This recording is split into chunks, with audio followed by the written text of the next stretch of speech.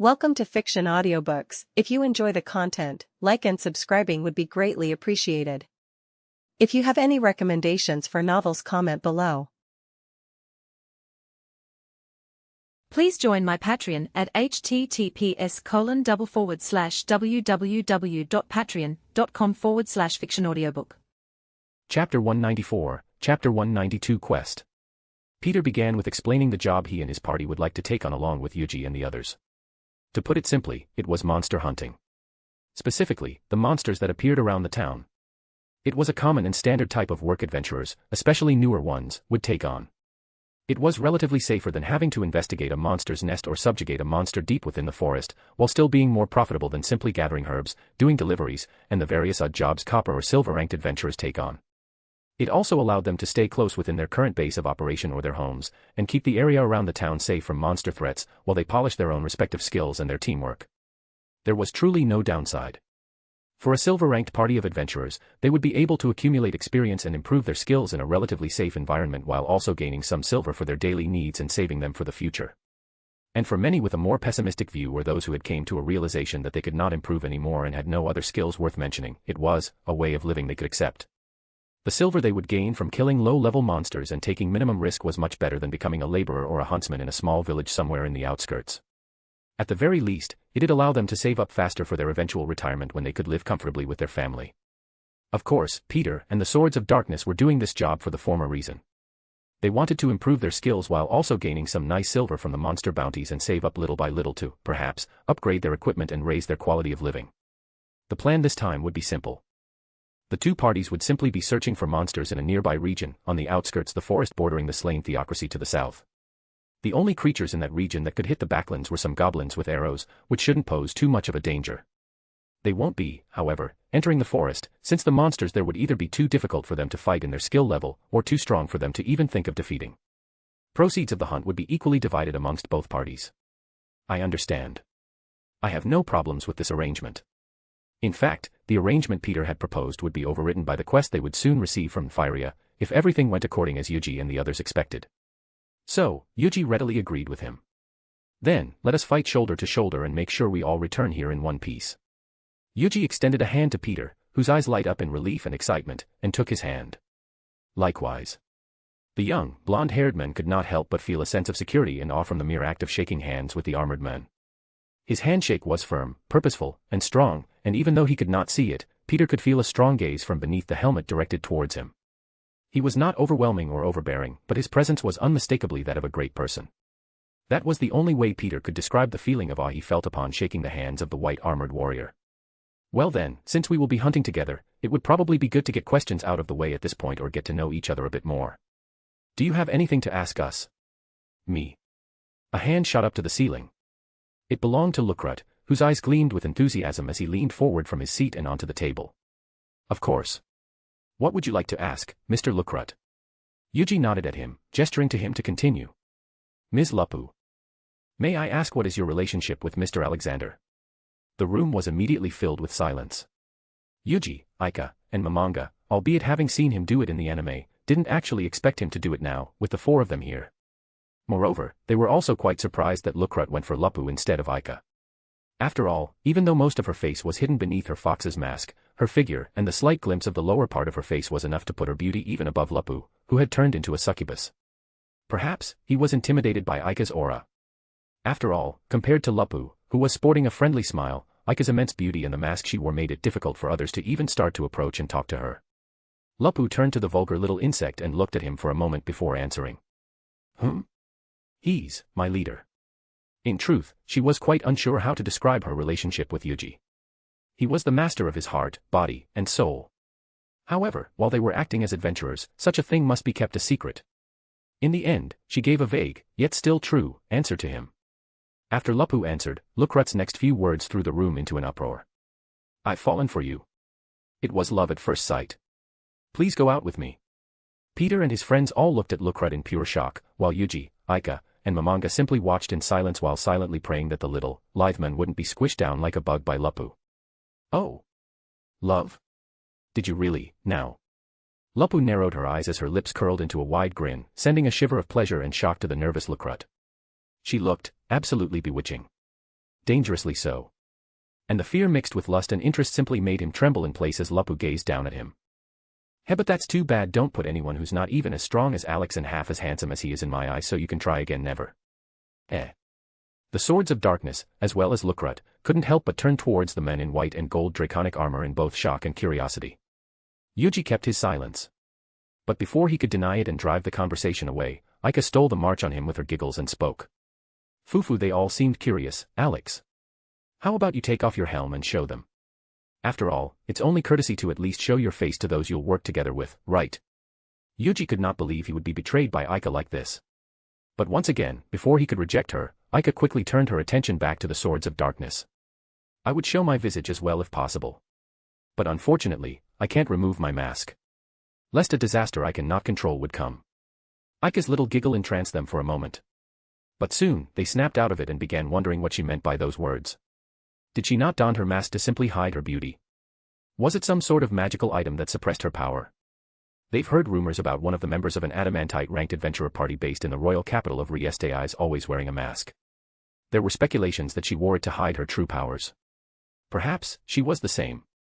Meanwhile, seeing their reaction, Aika began giggling inwardly. Yes, it would indeed be a massive disaster. A disaster for the guys who saw her, since they won't be able to love any other woman in their lives. Yuuji sighed helplessly at Aika's little shenanigans. But since she said it, it couldn't be helped. He raised his hands to his helm, and raised it, revealing his visage. He had turned back to his original human form, but his appearance still stunned the entire Swords of Darkness. Especially the lone female disguising as a male. Yuuji quickly put his helm back on and stood up. Well then, since our discussion is over, let us begin preparing for our trip. Yes. Peter was the first to snap out of his shock, and the rest of the guys followed suit, albeit still taken aback from seeing Yuji's true appearance. The last to snap out of it was Ninya, whose cheeks were blushing redly as her heart beat chaotically for the first time in her life. Upon returning to the guild hall, Yuuji noticed that the number of adventurers had increased. And their attention was focused on a certain, blonde-haired teenager before all eyes turned towards them. Yuuji, Aika, and Momonga recognized the boy instantly. He was the entire reason why Momonga did what he did yesterday. Nfiria Barrier, a talented alchemist with a relationship to Karn village with the talent for using any magical items. He was someone Yuuji would like to have under the Nazarick banner. The boy went to the receptionist, whose face slowly morphed into an expression of shock. Their eyes met, before the receptionist's gaze fell onto Momonga, and made her way towards them. Excuse me. Maman-san, there is a job asking for you by name. The girl said towards Momonga, and instead of Yuuji and the others, the Swords of Darkness were the ones shocked by the news. Momonga slowly turned towards Nfiria, most of his face still cloaked by the hood of his robe. Are you the one who asked for me by name? Yes. Pleased to meet you. I was the one who put out that job. The boy nodded slightly, and Momonga returned the gesture. I see. However, I apologize. My party and I have already made arrangements with someone else for a job, so we won't be able to accept your request right away. Yuuji nodded in agreement to Momonga's words. However, seeing their reaction, Peter and the Swords of Darkness reaction became much more intense. Maman-san. Alexander-san. He asked for you by name. From Peter and his friend's reaction, Yuuji could more or less understand the gravity of being requested personally by name by someone. They, of course, planned on accepting Nfiria's request. However, they were tiring to build an image of a righteous, powerful, and noble party of adventurers worthy of being called heroes. This was a necessary display. That may be so. However, I believe we should carry out the job we've been requested to do earlier. Don't you agree, Alex? I agree. The adventurers around them, who heard their conversation, nodded their heads in admiration. They couldn't help but look at the party in a new light. But, our job is hardly a request. If we don't meet any monsters, there won't be any pay to speak of. Peter's words to Momonga and Yuuji trailed off, and he sounded reluctant to speak them. Being hired by the boy with the famous grandmother was a far cry from wandering around the place trying to kill monsters. That was why Peter sounded like he wanted to give up on the job. Then show about this, Peter-san. We shall hold out any decisions until after Barrier-san tells us about the job's details, payment, time frame, and so on. I'm alright with that, of course. With that, the Swords of Darkness joins Yuuji's party, after his encouragement, and Nfiria to discuss the job he wanted to give them. Upon entering the same room they just came out from, Yuuji and the others, including the Swords of Darkness, introduced themselves to Nfiria, and vice versa. Then, he began explaining his request. I see. Bodyguarding. It was a simple request. To guard him as well as helping him harvest some herbs within the danger-filled forest. Compared to the usual amount, the payment will be dash. Please wait a minute. The task of bodyguarding suits the Swords of Darkness well. Peter-san, how about we take you on instead? If it is a job that involves bodyguarding and harvesting herbs, I believe it would be more effective with Lucrut-san being the ranger and Dine-san the druid. Oh, good eye, Alexander-san. As a druid, I can show my true ability in the forest. Perhaps even more so than Lucrut the ranger. The druid and ranger began arguing over their prided field of expertise. But in the end, both of them agreed. I'll take that to be an agreement, then. If we see any monsters on the way, we'll kill them and claim the reward when we get back to town. As for Barrier-san's payment, what if we divided it equally, Peter-san? If you're fine with it, then I have no objections, Alexander-san. Barrier-san, sorry for the wait. If it's all right with you, could you permit everyone here to accept the job that you just offered? I don't mind that. Then, I'll be counting on all of you. Ah, you can just call me Nfiria. Yuuji nodded. There was no more need for him to confirm Nfiria's strange action of requesting a mere copperplate adventurer personally whose names he only ever heard once before. It was obviously to get closer to them and specifically Momonga, who gave out the blood-red minor healing potion to the adventurer girl in the previous day. Everything went according to plan. And now, it was time to establish a close relationship with Nfiria, bringing him under Nazarick, while also stopping the conspiracy that loomed over the city of Irantal. And I hope you guys enjoy this chapter. Please comment your thoughts. I would love to hear what you think about it. Or buy me a coffee at buymeacoffee.com/verglax. Thank you. Chapter 195, Chapter 193 Holy Night. There were two routes leading northeast to Karn village from Irantal.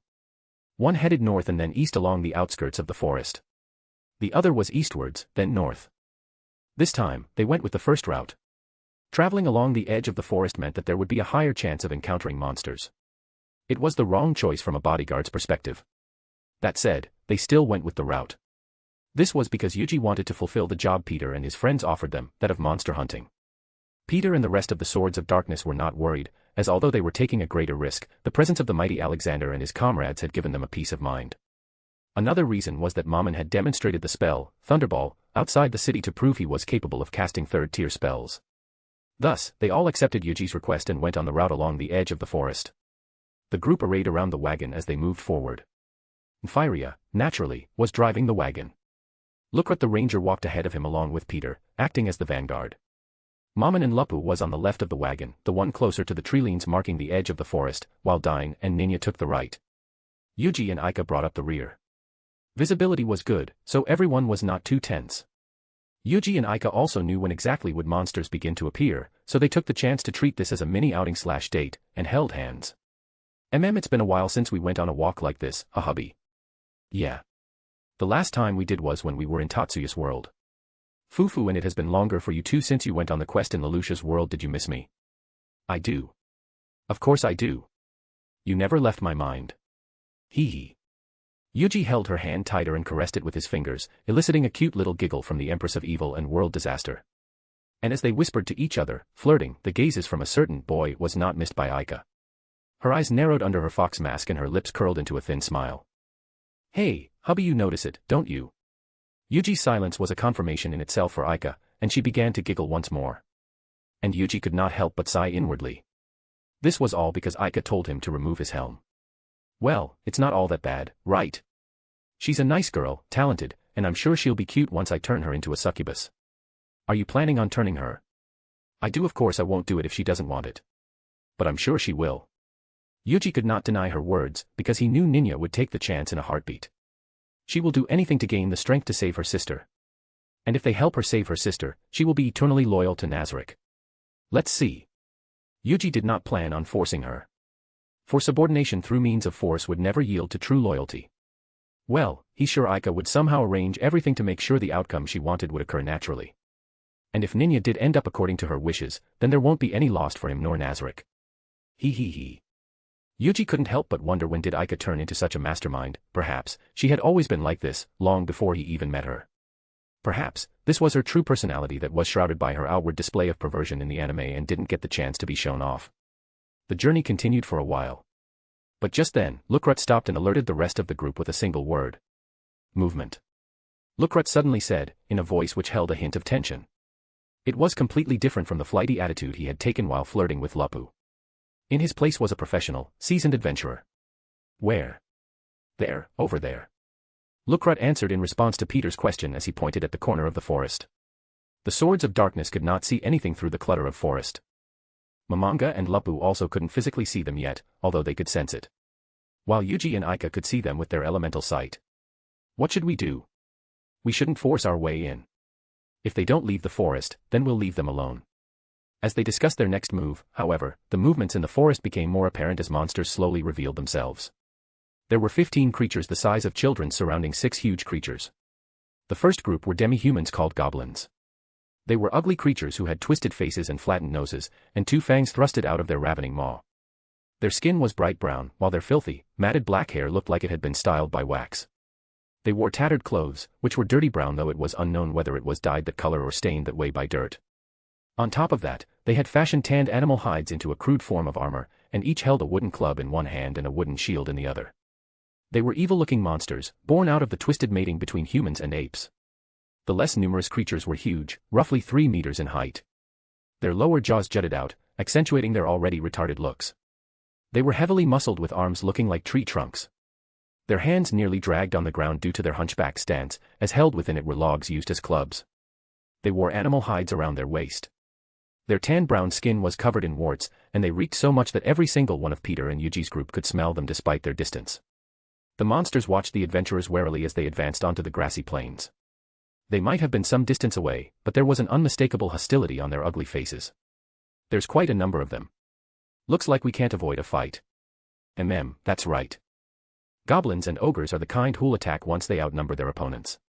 Or rather, I should say that intelligent beings would probably not judge their opponent's strength simply by their numbers. Peter immediately looked back towards Yuuji. Then, Alexander-san. Yes.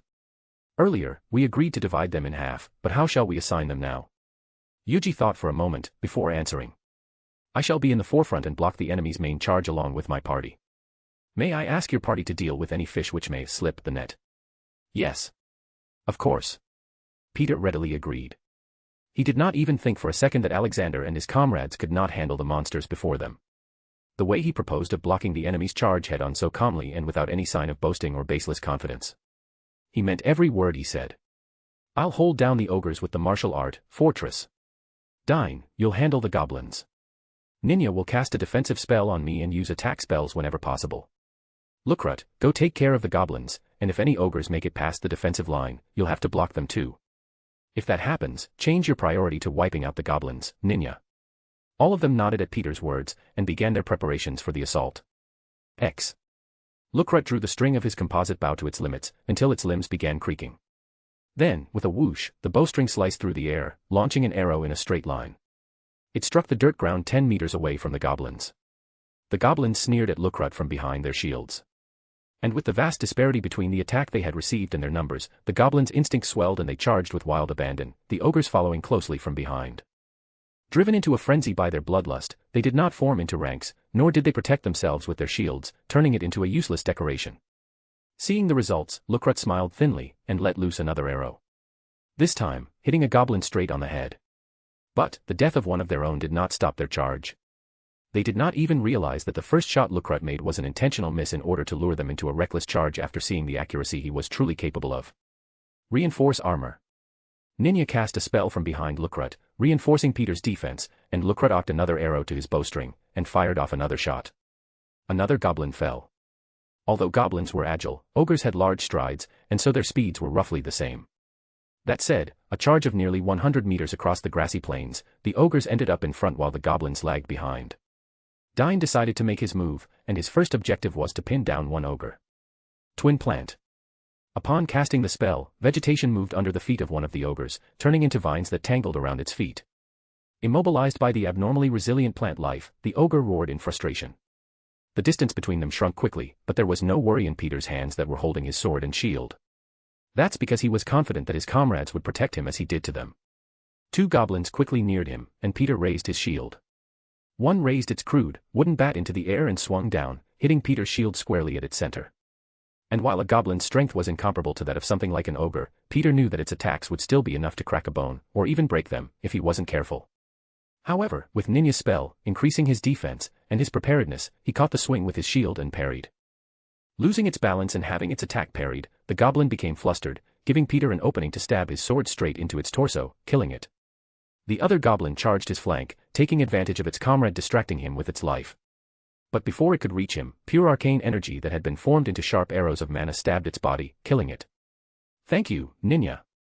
The immediate threat was over, but none of the swords of darkness let their guard down. The bulk of the enemies were still headed to their location. And just then, they all saw Yuuji, followed by Aika, Momonga, and Lupu, stroll leisurely forward and towards the creatures. They walked like they were simply taking a stroll, not standing fast against the charging monsters. At that time, Yuuji reached behind his back to grasp the hilt of his sword, and drew it. The brightly gleaming edge of a beautiful, white-gold sword shined as the light of the sun was reflected upon its surface. He held the sword up with both of his hands, and a wave of warmth emanated from him. His body glowed with golden light as his sword began to shine brighter and brighter, before a ripple of golden energy spread wide from around him. This. Aika, Momonga, Lupu, as well as Peter, Lukrut, Ninya, Dine, and even Firia, began to glow with a similar golden light. Like a comfy blanket, the light shrouded them with warmth, soothing their heart, erasing their fears, and energizing their bodies. This is so warm. I'm feeling energized. The slight tingle Peter felt in his shield-wielding hand from receiving the goblin's strike disappeared. The slight sting Lukrut felt in his fingers from pulling his bowstrings to its limits also faded. And Ninya, as well as Dine, felt their lost mana quickly recovered completely. Even the pain on their feet from the hours of walking had disappeared. They all looked with eyes wide in shock at the figure holding his sword up into the sky, shining with divine golden light. A phrase came to mind. Holy Knight. A divine warrior brought upon by the heavens to protect the weak, heal the wounded, and slay evil. Ninya had read many stories with the cliché of a knight in shining armor saving a princess. And now that she saw one right before her, she could hardly believe the true might of one such figure. Holy Aura, 2, Fortitude. A skill equivalent to Despair Aura that Momonga and Yuuji could unleash from his devil side, but its polar opposite. Instead of instilling enemies with fear or despair amongst many other debuffs, Holy Aura buffs allies with mental and physical fortitude, as well as restoring a slight amount of HP and MP, cleansing curses and disease, and slightly increasing their stats. It was a skill that Yuuji could unleash with his angelic side. Despite not having any deterring effects on enemies, even the unintelligent goblins were terrified by the sight of the shining holy warrior, their legs slowing from their mad dash. Only the ogres, who were too stupid to be afraid and who were supremely confident in their bronze, continued to charge towards Yuuji. As they closed in on him, the ogres raised their clubs. Yuuji's long sword, which size could categorize it as a great sword, was huge. But the ogres, with their massive great clubs, had a longer reach than him. Despite still being more than 2 meters away, an ogre swung down its great club. From its trajectory, it was sure to hit Yuuji. Alexander-san. Peter shouted, his eyes wide in shock and panic when he saw the man in white gold armor not moving from his spot. But before he could do anything, the ogre's club struck with a devastating impact, sending shockwaves all around them and winds to blow. Peter raised his shield to protect himself from the shockwave and winds. For a moment, fear struck his heart. As a frontliner, he had experienced being in the forefront of danger just like Alexander. He had his fair share of block attacks from various creatures and monsters. But none like an ogre. When against an ogre who had far superior strength, he would have been squashed to death even if he had Ninya's reinforced armor and an iron shield if he were to try and block against it. Just seeing it swung its club down and feeling the shockwave it created raised goosebumps all over his body. Peter wondered what happened to Alexander, who seemed to have directly received the ogre's swing. He didn't have a shield equipped, so perhaps, he managed to dodge at the last possible moment, or block it with his sword. While it was unthinkable for Peter to do so, he could tell that Alexander was no ordinary adventurer. The copper plate hanging down his neck was clearly unindicative of his true strength. So perhaps, he was capable of defending against it with just his sword. As the wind subsided, Peter slowly looked up from his shield, and his eyes widened in pure shock. What the? Before him, he saw Alexander raising his left hand up, clutching the ogre's wooden great club as it struggled to take it back. Every single member of the Swords of Darkness gawked at the sight. And for a moment, they all wondered if this was a dream. But then, a loud crack and shattering snapped them out of their daze. And when they looked, the massive wooden club Alexander was holding had shattered. Then, with speed almost imperceptible to Peter even Lukrut, Alexander swung the greatsword in his right hand upwards. The shining blade left a golden line afterimage in its wake as it cleaved through the air and the ogre before him in half. It was over in a single blow. The two halves of the ogre slowly fell down in opposite directions, allowing Yuuji to see the other ogre, frozen behind it. The ogre had been literally cleaved vertically in half. The battle was still going on, but both sides were motionless, staring at the awesome and harrowing sight. And before the silence broke, Yuji's sword, which he still held up high in the air, shined once more. Then, with a casual swing, a wave of brilliant golden light flew from its edge. Aura saber. The golden slash cleaved through the air, and hit the ogre in the distance. There was silence. And in the next moment, the ogre also split into two right at the center, and fell down with a disgusting plop as its entrails and blood spilled to the ground. It was an unbelievable sight. But little did the swords of darkness know, it was simply the beginning for them. And I hope you guys enjoy this chapter. Please comment your thoughts. I would love to hear what you think about it. Or buy me a Ko-fi at buymeacoffee.com/verglax. Thank you. Chapter 196, Chapter 194 Sulking Sword. Amazing. Someone muttered those words, which carried clearly across the silent battlefield. This is beyond mithril or orichalcum, this is the level of heroes, an adamantite. To catch the full swing of an ogre with a single hand, shattering its club, and cleaving it into two parts. This was an impossible feat of arms. A rare few exponents of swordsmanship or those bearing powerful magic weapons might be able to do it. But, it was common sense that one wouldn't be able to use one's full strength when wielding a two-handed greatsword with one hand, while the other held a giant club in place against an ogre's strength. Two-handed weapons were, as the name implied, intended to be wielded with both hands, using the weight of the weapons and the leverage of its length to do damage. They were not intended to be wielded by arm strength alone. However, from Yuji's movements, the possibility existed that his sword might be enchanted with magic beyond anything they've ever seen before, or that Yuji with one hand was stronger than a regular warrior with both arms. Moreover, that last strike. A slash that could hit targets in a range. It must have been a martial art, and an extremely powerful one too. Swordsmen had always been at a disadvantage when fighting against opponents with a longer range. Unless they could shorten the distance somehow, they would unilaterally be bombarded with arrows or spells. But this martial art allowed him to strike those even outside his range, allowing him to retaliate against archers or magic caster at range. Such martial arts. He'd be practically capable of killing any enemies in his range of sight. His range would not be limited to the length of his sword. Unbelievable. That was the only thing Peter could say, while the rest of his party members stood speechless at the silenced battlefield. His words were heard by Aika, Momonga, and Lupu as well, who were also impressed by Yuji's display of power. However, the person in question himself did not notice Peter, or any of the others' reactions, as his mind was filled with another voice. Master. You're such a cheater. Liar. Philanderer. Womanizer. How could you wield another sword when you have Est? Through their telepathic bond, Est has been grumbling since the moment he touched Avalon at the start of the battle for not keeping his word of not using any other sword aside from her. Est. I've explained it to you. I need to use another sword while acting as an adventurer. To keep his persona as Alexander Kyrie Light, the heroic, white-armored paladin adventurer, and Yuji, the supreme being of Nazarick, completely different, he had purposefully used a lower-leveled gear and equipment that he wouldn't be using otherwise.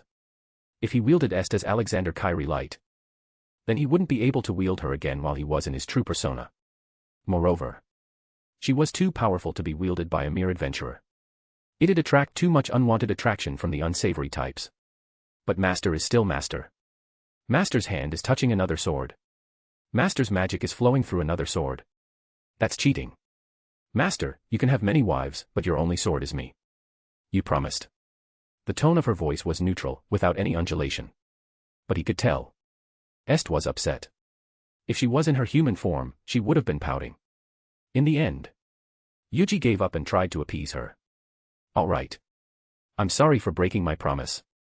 But, while I am Alexander Kyrie Light, I can't wield you.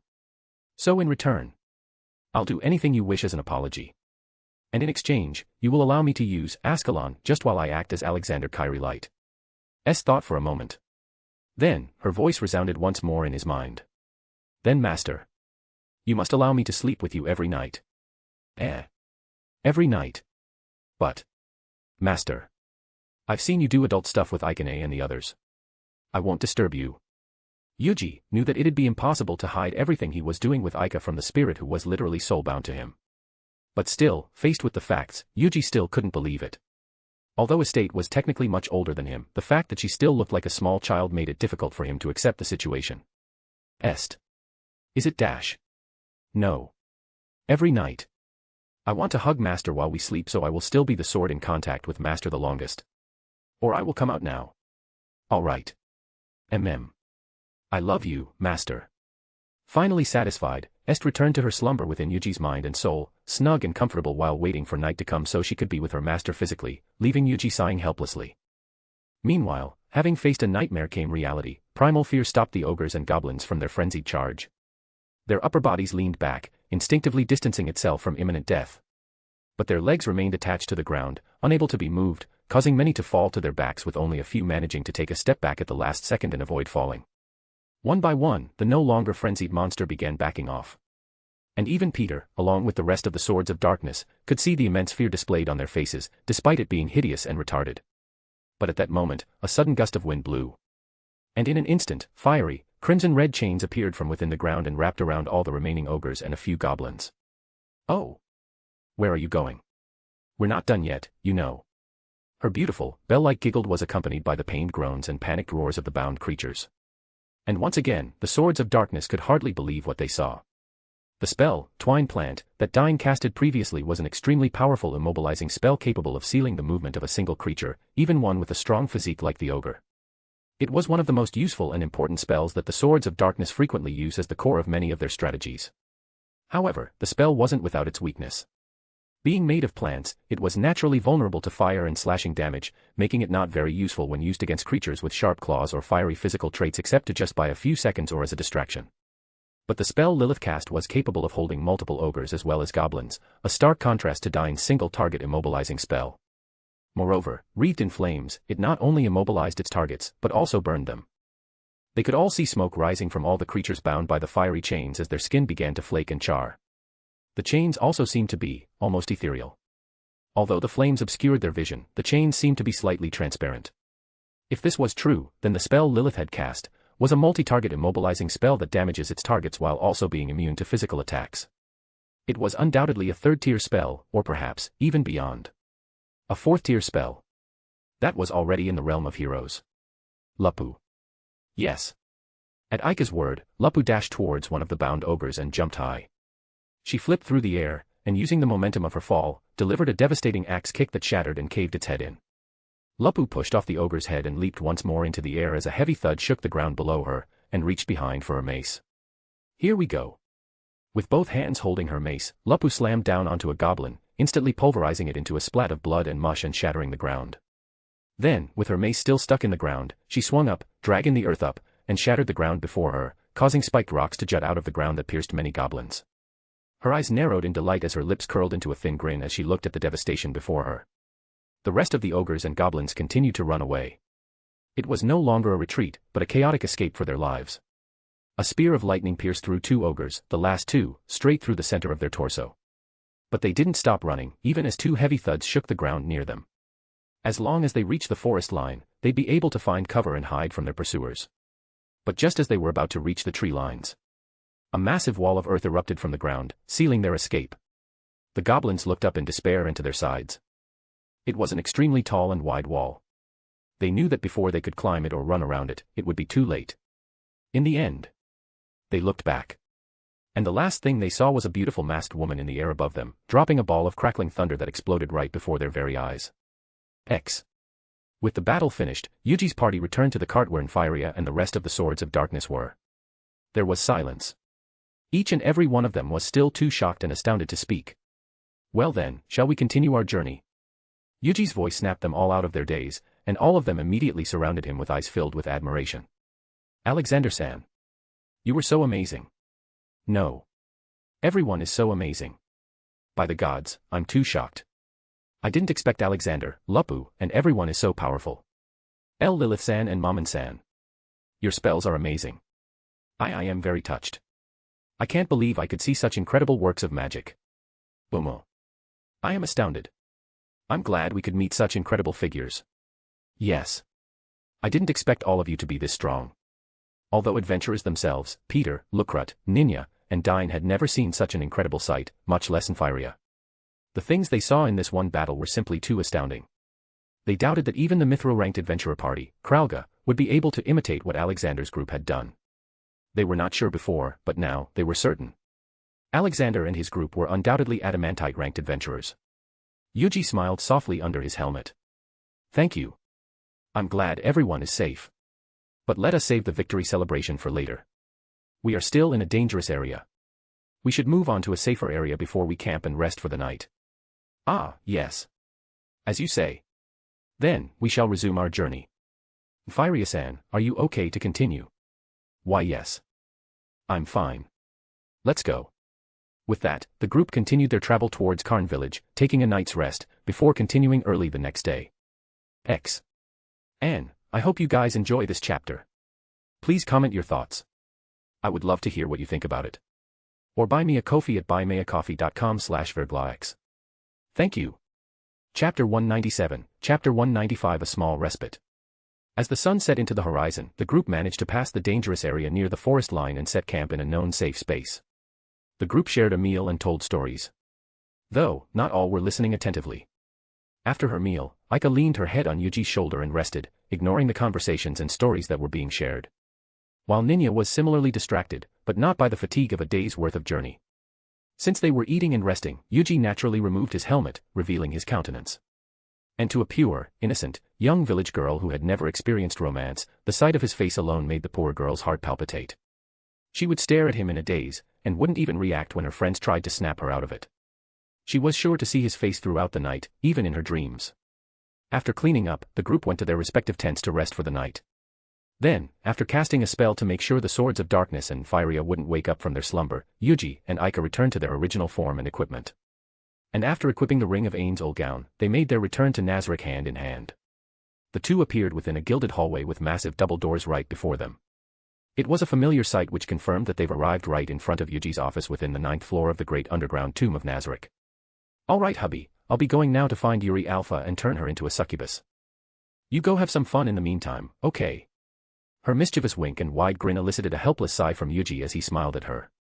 Before returning, they've sent messages about their return to Nazarick and what they intend to do. And Aika meant to say that last part as a double entendre, knowing exactly who he will meet in his office. You go have fun as well. I love you. Love you too, hubby mwatch. Their lips connected in a chaste, loving kiss. Then, Aika went her own way to meet up with Yuri Alpha in her own office. Yuji returned his attention to the door. A sense of anticipation, excitement, and longing for the one behind it filled his heart. He placed a hand on it, and pushed. The massive, mahogany double doors opened with little effort, despite its tremendous size and weight. And behind it, he could see the figure he had dearly missed. Welcome home, Yuji-sama. With a beautiful, sweet, loving smile on her luscious pink lips, Albedo stood with her hands clasped just above her womb.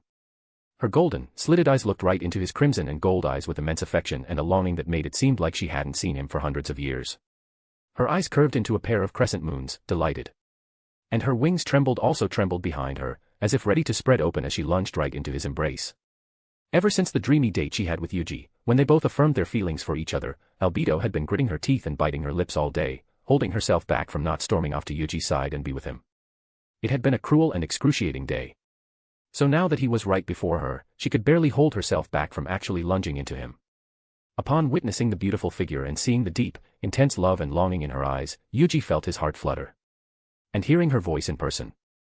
No matter how frequently he heard her through the messages they shared throughout the day and night they were separated or in person, he still preferred hearing her in person. Yuji approached her slowly, raised a hand, and caressed her cheek with it. And the simple touch sent a shiver of delight and euphoria through her spine. Her face reddened, and her lips curled into a delighted grin as her eyes shined with unconcealed lust. I'm home, Albedo. Yes. He offered his arm, which Albedo happily took and wrapped around with a delighted giggle, and walked to the couch. Yuji sat down, his body relaxing when he smelled the sweet, relaxing scent of jasmine tea wafting in the air as Albedo poured a cup of tea for him, and another one to herself. The menial task of preparing tea was normally done by the maids of Nazarick. However, Albedo especially instructed the current maid in duty, Decrement, to let her take over the task. She did not want anyone to disturb their private time alone. Moreover, by pouring him tea, she would be able to show her domestic side to him and appeal herself as a wonderful wife. Placing down the pot, she sat down by his side, and took a sip along with Yuji. The warm, fragrant liquid slid down her throat, warming and washing away her nerves, leaving only bliss and comfort for being by his side. Silence filled the room. But it was a comfortable silence as the two simply enjoyed each other's presence. A few moments later, Yuji broke the silence as he turned towards Albedo to speak. How was everything? Did anything happen during my absence? Everything is going as planned. We have begun sending doppelgangers posing as merchants and foreign nobles with shadow demons accompanying them to cities within Riestais and Baharuth Empire to start sowing seeds, establish an information network, and invest on key businesses within the two nations. While not excelling in combat, doppelgangers were masters of shape-shifting and impersonation, making them an ideal choice for spies. They were not only capable of copying someone's appearance, but they were also capable of using a form of telepathy during their shape-shifting to read the surface thoughts of the people they are speaking to and those around them in order to extract information related to the target they are impersonating and then apply it to their impersonation act. This made it so that people closer to the target will instead find it more difficult to see through their disguise, as they would have more information about the target to give the doppelganger, allowing them to act more convincingly as their target. With the shadow demons accompanying them, moving through the shadows to execute plans or collect information while the doppelgangers distract the rest of the populace, they would be able to collect more information and sow the seeds into these nations. Albedo then began her report, informing Yuuji of the detailed status of the current progress of their plans. She recited everything perfectly as she had memorized all of it by heart, not wanting to bring along her documents and files and ruin the atmosphere. And as she did, she could not help but feel proud, happy, and a bit shy as Yuuji stared at her with a soft smile. He seemed to be watching her in a daze, as if simply enjoying watching her work rather than actually listening to her, even though she knew he was capable of easily splitting his attention and focus on both things at the same time.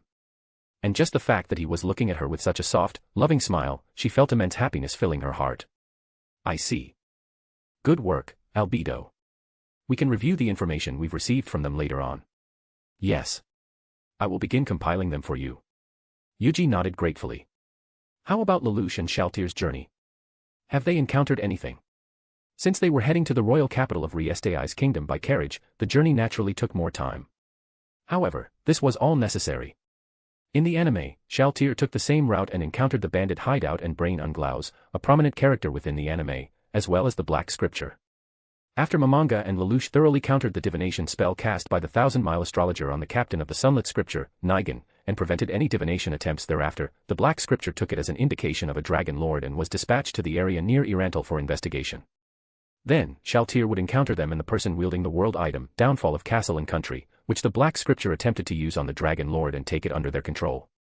This encounter was pertinent, as it would allow them to obtain a world item, clearing one of their missions, and have all members of the Black Scripture turned into their spies with Lelouch's Geas. This would be their basis for overthrowing the twisted and racist human-centric ideology of slain theocracy, and conquering them.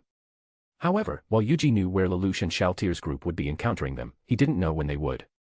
That's why he had tasked Solution to send them daily reports and inform them if something out of the ordinary happened immediately. The moment Solution sent in an emergency message, Yuuji, Aika, and Momonga, as well as all floor guardians and Pleiades would be prepared to go to their location at once and handle the situation. Fortunately, Albedo shook her head this time as well. No. I have not received anything out of the ordinary from Solution's daily reports. That's good.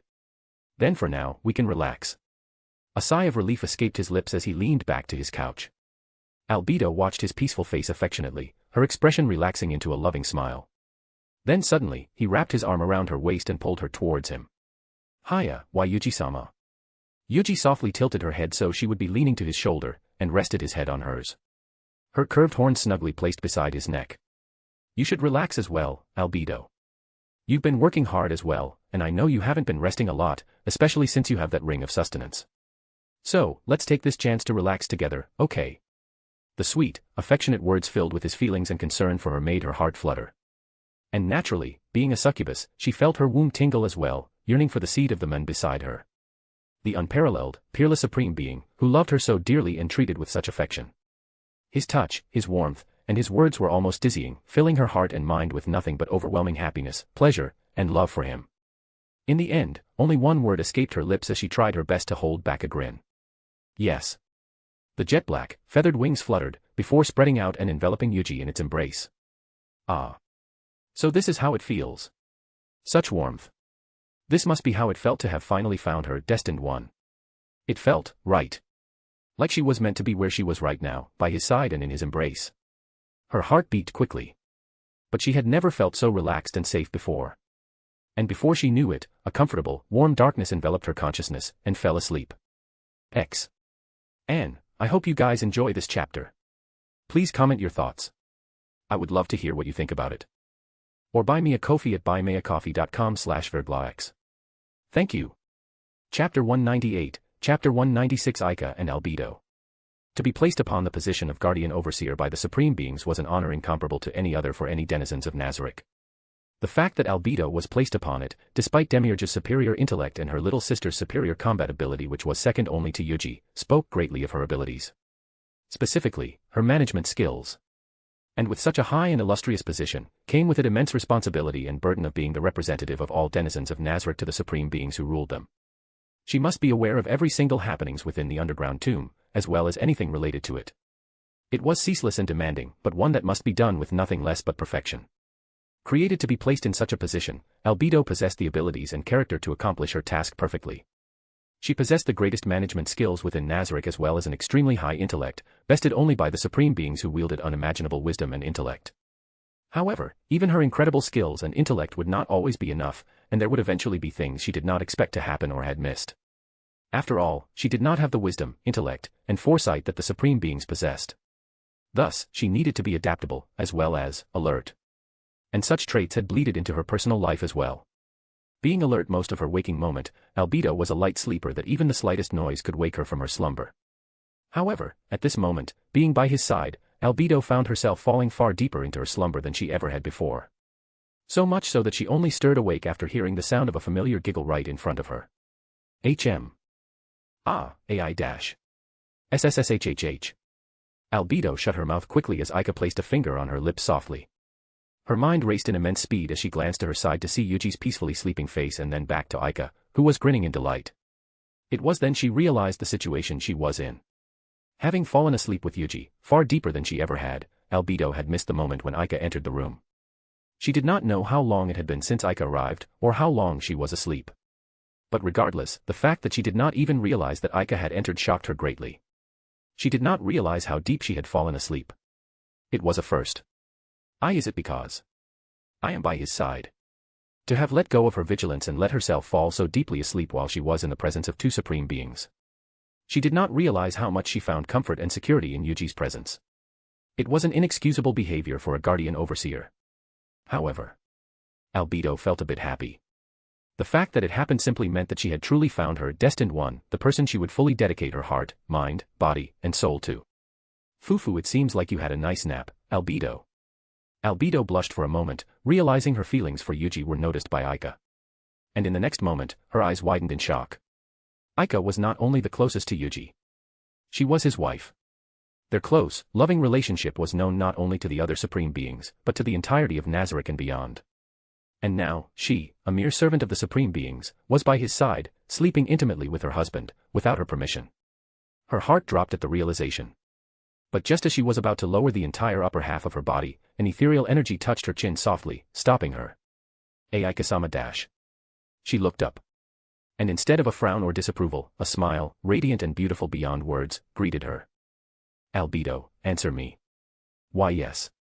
Do you love Yuuji? Her eyes widened at the unexpected question. But only for a brief moment. Yes. The answer came the next moment. Albedo steeled her heart and confessed her feelings for Yuuji before Aika.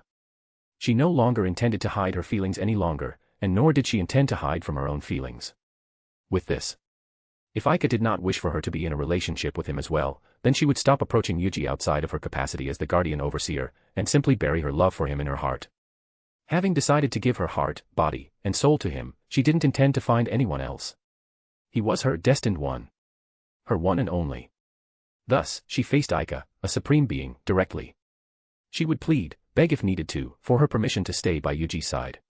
She would grind herself to dust to support Yuuji and make all of his wishes come true. Anything. There was silence. Not only within the room, but within Albedo's mind as well, as she received no messages yet from Aika. She was now simply staring at her, with lips curled into a thin smile. And before long, those tantalizing, pink, luscious lips widened into a bigger grin. Good, I like your answer. Albedo didn't expect Aika to respond in such a positive way. But before she could respond, Aika continued. Then from now on, you should take care of my hubby not only as the guardian overseer, but as his woman as well. Love him with all of your heart. Of course. I've decided to dedicate my heart, body, and soul to Yuuji-sama. I love him dearly. He is my destined one. Good. Aika nodded in satisfaction. Fufufu then, now that you are officially hubby's future wife, let me tell you all of hubby's fetish and the kind of clothes and underwear he likes for us to wear. You can use this as reference for your first night with him. Yes. Thank you very much, Aika-sama. Unknowingly to him, Yuuji had all of his sexual fetishes revealed to Albedo by none other than his first and beloved girlfriend. And Aika did not spare any details. She told Albedo about the size of his dick so she could prepare herself, the pleasurable spots on his dick and balls, his nigh endless libido and stamina, and even his love for her armpits and smell. Nothing about his sexual preference was spared. And with Albedo's intellect, such information would never be forgotten. Everything about him was revealed, all while he was asleep right by their side. Yuuji woke up to a warm softness on his lap and chest. It was a familiar sensation accompanied by a similarly familiar fragrance. He slowly opened his eyes, and before him, he saw Aika straddling his lap, pushing her soft, heavenly breasts he had fondled, massaged, and loved countless times before pushed against his chest. Her face, near enough for both to feel each other's breath. Their lips, only a few centimeters from touching. His eyes widened in surprise at the unexpected sight. He remembered having fallen asleep in his office room along with Albedo while Aika went to meet with Yuri and the Pleiades. And surely, he could see Albedo from his periphery, looking at them with flushed cheeks and a beautiful smile. Aika. When did you come back? And why are you sitting on me? Fufu, good morning, hubby, I just returned and now, after talking for a bit with Albedo, I'll be showing her how to properly kiss you and love you. His eyes widened slightly, confused and surprised. But before he could say anything, Aika kissed him deeply. Hubby, I've missed your lips. Aika. True to her words, Aika didn't hold back her hunger for his lips, saliva, and kisses, filling the room with her moans and the smacking and slurping sounds of their lips and tongues entangling in their deep, loving kiss. And Albedo watched intently, her eyes carefully observing and memorizing every movement of Aika's tongue and lips that had given Yuuji such great pleasure while also conveying her eternal, undying love to him. Yuuji was surprised at first when Aika suddenly kissed him in front of Albedo. But he quickly melted into her kiss and he began to wrap his arms around her in a tight embrace. *slurp *ncho. MNNCHH poha. Hee hubby, you love my lips and tongue too much. Of course. How can I resist my Aika's perverted lips and tongue? Fufu. A few moments after, Aika separated herself from their kiss and turned towards Albedo. MNNHH, and that's how it's done. Did you watch it, Albedo? Yes. I've memorized it. Great, then now, it's your turn. Aika. Yuuji looked at her in surprise. Just what was happening? Why was Aika suddenly acting this way? Why was she telling Albedo to kiss him? Noticing his silent surprise and confusion, Aika giggled softly and caressed his cheeks. Fufu, I just talked with Albedo just now, hubby, and asked her about her feelings for you. Yuuji turned towards Albedo as she shyly approached him and leaned forward. Her cheeks flushed redly as her lips quivered in nervousness. But Yuuji could see the desire, lust, affection, and excitement in her eyes. Yes. Yuuji-sama, I have made up my mind. I can no longer hold my feelings back anymore. Albedo. I love you, Yuuji-sama. With all my heart. My body. My very soul. So much. Yuuji looked at her and caressed her cheeks. Her body, reacting to even the slightest touch. Her lips widened into a beautiful smile. Her eyes filled with nothing but her genuine affection and love for him. Before such eyes, and knowing his own feelings for her, Yuuji threw out his plan to slowly ascertain and grow their feelings for each other before taking the next step to their relationship, and let his heart melt for her. I'm happy, Albedo. I love you as well. Yuuji-sama. Her face brightened into a wonderful smile. And seeing her, Yuuji couldn't hold back anymore and took her chaste, pink lips with his. MMNNHH. Her eyes widened in shock as her body twitched. But immediately, all of her melted into his kiss as she fell onto him. Literally. Figuratively. And utterly. And soon, their kiss began to turn into something less chaste, as Albedo, following her instincts as a succubus and her feelings, began to use her tongue to taste her beloved and her lips to suck on his lips. Mchu-ah. Yuuji-sama MNNH. Yuuji reciprocated her intense longing with his own as he wrapped his right arm around her waist, bringing her closer to him. Albedo. Yes, Yuuji-sama Mcho. You're mine. From now on. Yes. Everything. My very being is yours. His declaration for his desire to make Albedo his own. No words could describe the sheer happiness she felt. Her body trembled in ecstasy as pleasure traveled down her spine. Her mind filled solely with her desire for him. She could feel her womb begging to receive his seed as love juice flooded her crotch. Before long, she could feel her tongue slowly turning into an erogenous zone, as every little lick and suck from Yuuji made her body twitch with small sparks of orgasms. Ha! Ha! Yuuji-sama. A thin, transparent string of their mixed saliva still connected their lips together, though their lips had finally separated. Saliva dripped down the corner of her lips as her eyes were glazed in tears of happiness and ecstasy. And in her daze, Yuuji pecked her lips one last time, snapping her out of her daze. I'd love to continue. However, let's save it for a more opportune time. At that time, we shall enjoy ourselves to the fullest. A slight disappointment flashed across her eyes for a moment. But, they quickly turned bright once more as excitement and anticipation filled them. Yes, I look forward to the time when I can offer my body to you, Yuuji-sama. Yuuji nodded, and kissed her on the forehead, which Albedo received happily. Then, he turned towards the grinning, mischievous succubi on his lap with a helpless smile. He now realized that everything was driven by this cute, little beautiful devil all along. Let's return.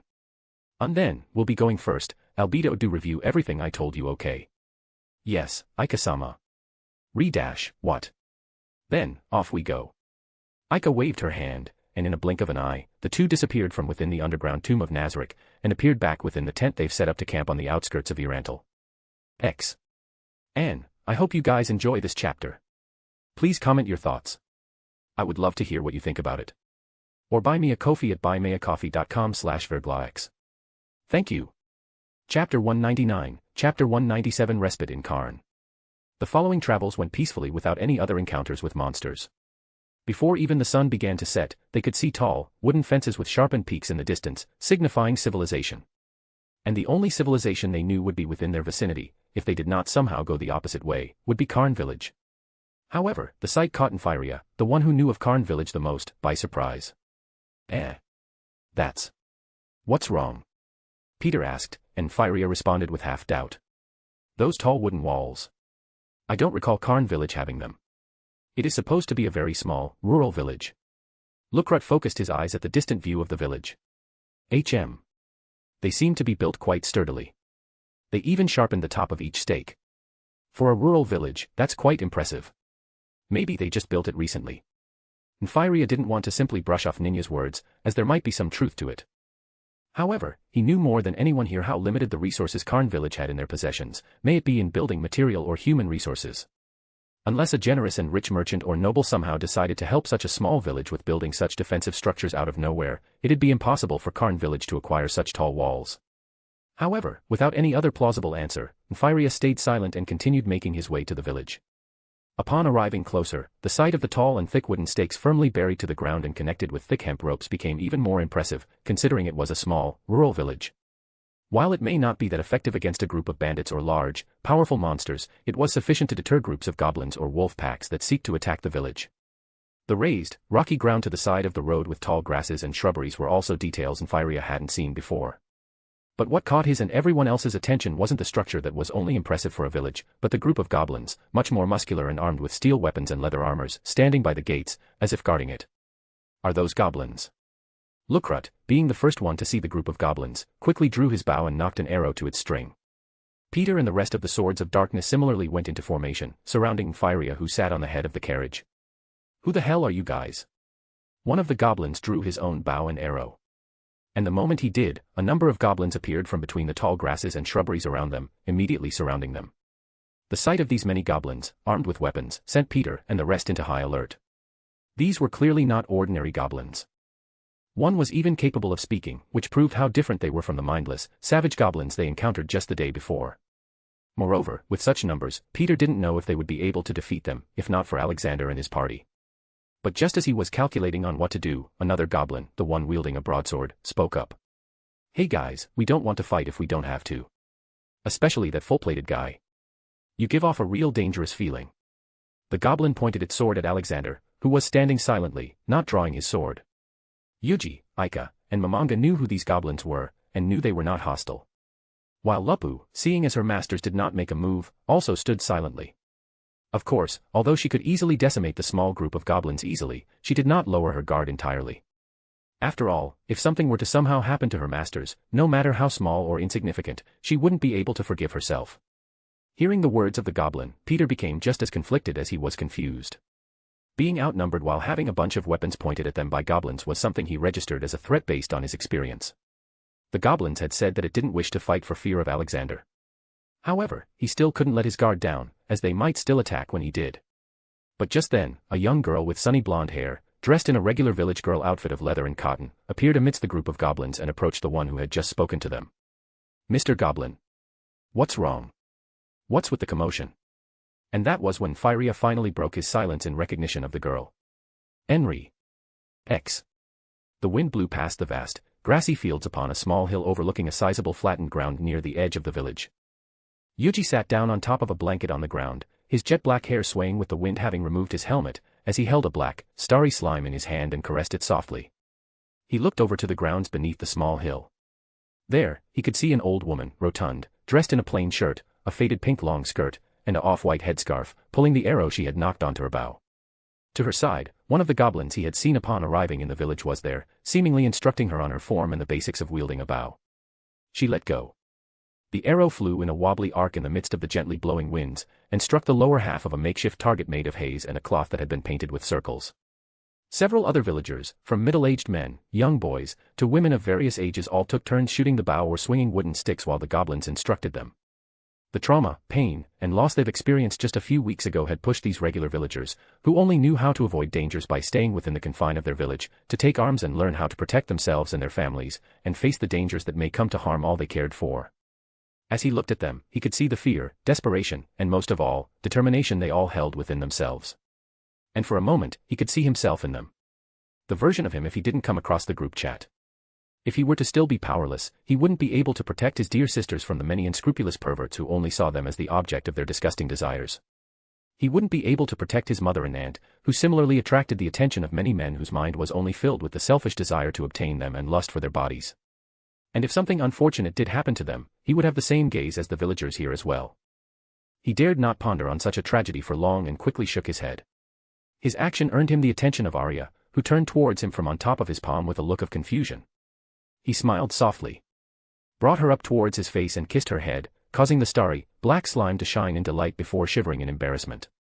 Aika asked what he's thinking. Yuuji looked up to her. The girl from beyond his universe. The girl who existed only in fiction as far as he knew previously. The girl who accepted his everything. The girl who gave him courage. The girl who loved him. The girl who changed his life completely. He wouldn't be who he was right now if not for her. With the sun behind her, Aika, though her countenance was covered by the fox's mask, shined so brightly and beautifully like none other. He smiled and shook his head. "I'm just thinking about how glad I am to meet you. Oh, you have such a sweet tongue, honey hee hee." Aika giggled and moved herself closer, nuzzling to him. The bright, white, rainbow-colored slime jumped down from Aika's head onto Yuji's shoulder and jumped up and down, trying to get his attention. "And of course, I'm so glad to have met you too, Alice." Arya. Yuuji kissed the adorable white slime on her head, and she began to shine even brighter as she jumped up and down energetically. Arya, who stayed in his hand, also began to fidget and began nuzzling to his hand as well. A gesture of affection. Yuuji tilted his head and rested it on Aika as the two silently enjoyed the gently blowing winds and fresh, natural air untainted by pollution and dust. In the distance, Momonga watched them with a small smile on his face. Seeing the two people he considered his little brother and sister, though they were both much more capable and smarter than him, so close warmed his heart. A warmth he wouldn't have been able to feel in his overlord form filled his chest and beating heart. A warmth he hadn't felt for years. Perhaps, decades. The warmth of a family. Solitary had always been the only companion Satoru had since, as far as he could remember. Although he had parents, their presence and attention, or lack thereof, only served to accentuate his loneliness. He was alone in his school. And loneliness continued to follow him to his workplace. The only time he wasn't on his own was when he's within Yggdrasil. That was the only time he had ever felt alive. But, even that came to an end. The pain he felt. And the realization that loneliness had never truly left him. Perhaps, it would have hurt less if he never knew such a life in the first place, if only to have it robbed from him once more. But then, a miracle came. People from beyond his own world came to his life, connected by an app beyond comprehension. And for the first time, he saw yet another light at the end of the dark, long, lonely tunnel. Apprehension, stemming from his fear of loss, closed his heart to them for a time. But these people. They knew him. They knew how he felt, his true feelings, his pain, his loneliness. And despite knowing all of that, they still chose to befriend him. To rid him of his loneliness. To be with him. They quickly get to know each other more, and grew closer. And they get to find out things even their stories didn't get to tell. Their bonds grew as they went through missions. They taught him how it felt to be cared for. The warmth of a family. And before he knew it, he had considered all of them his little brothers and sisters. But those lovebirds should learn the time and place for such PDA. He shook his head with a helpless smile. Just then, Momonga noticed his shadow shifting and began to ripple. What is it? A telepathic message came into his mind as the deep, wispy voice of a shadow demon resounded within. Momonga-sama. I have come to report. Tell me. We have spotted two beings within the crypt near Irantal accumulating a great amount of negative energy. It is as you have foretold, my lord. The shadow demon lowered his head in deep reverence over the omniscience his lord seemed to wield. Truly, it was the joy of his life to be of service to someone so great and wise as him. I see. Continue to monitor the situation within the crypt. Also, have the other shadow demon follow the golden-haired woman. Tell me if she comes to Irantal. As you command. Momonga let out a sigh as he thought of the busy next few days, when they will be hailed as heroes and move on to the next phase of the plan. Anne, I hope you guys enjoy this chapter. Please comment your thoughts. I would love to hear what you think about it. Or buy me a coffee at buymeacoffee.com/verglax. Thank you. Chapter 200, Chapter 198 Arrival at Karn. Great Forest of Tob. A massive, dense forest located at the edge of the Riestai's kingdom, immediately bordering the Baharuth Empire to its east, sat to the north of the small, yet developing village, of Karn. There was a large clearing in the dense forest about 100 meters away from the village, made by the villagers cutting down trees under the protection of the goblins for lumber to make logs. Previously, the villagers wouldn't even dare to think of taking lumber from trees so deep into the forest, due to the presence of monsters as well as it being within the territory of the legendary wise king of the forest. However, with the protection they've gained from the goblins summoned by the Horn of the Goblin General Enri received from Momonga, they were able to venture slightly deeper to the inner edge of the forest. As a result, new buildings and defensive structures were available to be built by the village. But despite their success this time, the villagers hadn't ventured deeper in fear of provoking the wrath of the more dangerous monsters within or the ire of the wise king. Even the goblins had advised them not to venture deeper, at least for now, which Enri took. On the brighter side, the part of the forest they will be entering now was part of the wise king of the forest's sphere of control. Thus, under normal circumstances, the chances of meeting monsters are very low. However, the group of ogres and goblins they encountered yesterday came from a place near the wise king of the forest's territory, which may suggest that something had happened within the woods. Thus, Nfiria implored his hired parties of adventurers to stay alert in case of danger. Nfiria's gaze rested briefly on Yuuji, or rather, Alexander, Lilith, Mammon, and Lupu after finishing his warning. The Swords of Darkness similarly turned to look at the four as well. Well, with Alexander-san and everyone here, we should be fine. Words of absolute confidence, to which every single member of the Swords of Darkness shared, flowed out of Peter's lips easily. He did not say it to shirk his and his party's responsibility towards their client, Nfiria's safety. Having led his life trying to uphold the virtue of honesty and fairness to the best of his abilities, Peter did not even think of such a thing. Pure confidence and admiration he had in these incredible individuals that grew from what he had witnessed the day before was the reason why such words easily flowed out of him. And Yuuji realized this fact, for with his insight proficiency, he knew as well that these young adventurers, though older than him, were the rare examples of people who held genuine kindness in their hearts within this world. I am glad that you rate my and my party's ability so highly. Then, in order to prevent the worst-case scenario from coming to pass, my party and I shall delve first into the forest and make sure no threats are present within the area Nfiria would be in. We shall return promptly to inform you of the situation. But if we do encounter the wise king of the forest and engage in battle, we shall send you a signal for retreat. At that time, please retreat as soon as possible. If the wise king of the forest is strong, then we shall face it with our full power, and as we would not want for you to be caught up in it. Nfiria nodded, and the Swords of Darkness similarly lowered their heads and nodded in agreement. But soon after, Nfiria seemed to be wavering between speech and silence. In the end, he made up his mind. Could you not kill the wise king of the forest, but send it away? A look of surprise immediately colored the faces of the Swords of Darkness members as Nfiria's words left his mouth. The sheer absurdity of such a thing. Nfiria, who had never participated in life or death combat, may not be too familiar with the sheer absurdity of what he suggested. He may think that it would only be slightly more difficult, which seemed to be true given his hesitation in bringing it up. However, the Swords of Darkness knew full well. To fight a monster, much less the legendary wise king of a forest, whose fully intent to kill while not having the same conviction was akin to fighting with their sword arm tied behind their back. It was simply absurd. But to their shock, Yuuji answered simply. I understand. What dash? Even Nfiria was shocked at his response. They all looked at Yuuji with eyes widened in disbelief. And what's even more surprising, his party members also didn't seem surprised at his response. Is it truly all right? Yuuji nodded. From the information I've received about the wise king of the forest and its location in relation to the village, I can tell that the territory of the wise king of the forest acted as a natural barrier against other monsters. If it is slain, then monsters would no longer be prevented from coming to its previous territory, and perhaps even seek to expand it by invading the village. Why yes. That's exactly it. Nfiria's eyes shined in admiration at Yuuji's sheer intellect and ability to come to such a conclusion from just the tiny bits of information he heard and the one encounter they had the day before in the place he was unfamiliar with. Very well. We will face it with the intention of driving it away instead of subjugating it. Then, we shall be going ahead. Yes. Please be careful. Yuuji nodded, and headed deep into the forest, followed by Aika, Momonga, and Lupu, as Nfiria and the Swords of Darkness watched their receding backs in shocked admiration. The very sight and his words filled not only with confidence, but the knowledge that they were fully capable of doing what they had said, raised goosebumps on the skin of their fellow adventurers. Even if your opponent is a legendary monster that's lived for centuries. Is this the sort of attitude that only the strong have? Judging by Alexander San's personality, he probably isn't exaggerating or bluffing. In that moment, they were reminded once more, the difference between regular adventurers and true heroes. After passing the boundary of the forest area where trees had been felled by the villagers, the scenery before their eyes slowly transformed into something like a green labyrinth. There were no landmarks in the forest, and it was impossible to tell in which direction one was moving in. The thick canopy of the forest only allowed a sliver of sunlight to pass through, darkening everything under it. As though being swallowed up, the massive, thick, skyscraping trees only served to intensify the sense of unease in anyone who entered the forest. In addition, massive roots, soft grounds, and various small insects, animals, and monsters' traps also served as a natural obstacle to anyone who'd enter such dense forests. However, Yuuji, Aika, Momonga, and Lupu felt no fear. The darkness did not impair their visuals in the slightest. No sense of unease filled their strong hearts. And no amount of petty obstacles managed to stop them in their tracks. They all calmly praised and admired the magnificent natural vista before them, especially Momonga.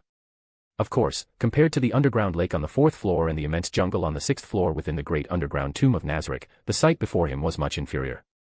However, having lived in a concrete jungle filled with polluted air and water, the grand vista of nature in all its glory, untainted by the result of human civilization, was still an immensely magnificent sight for him to behold.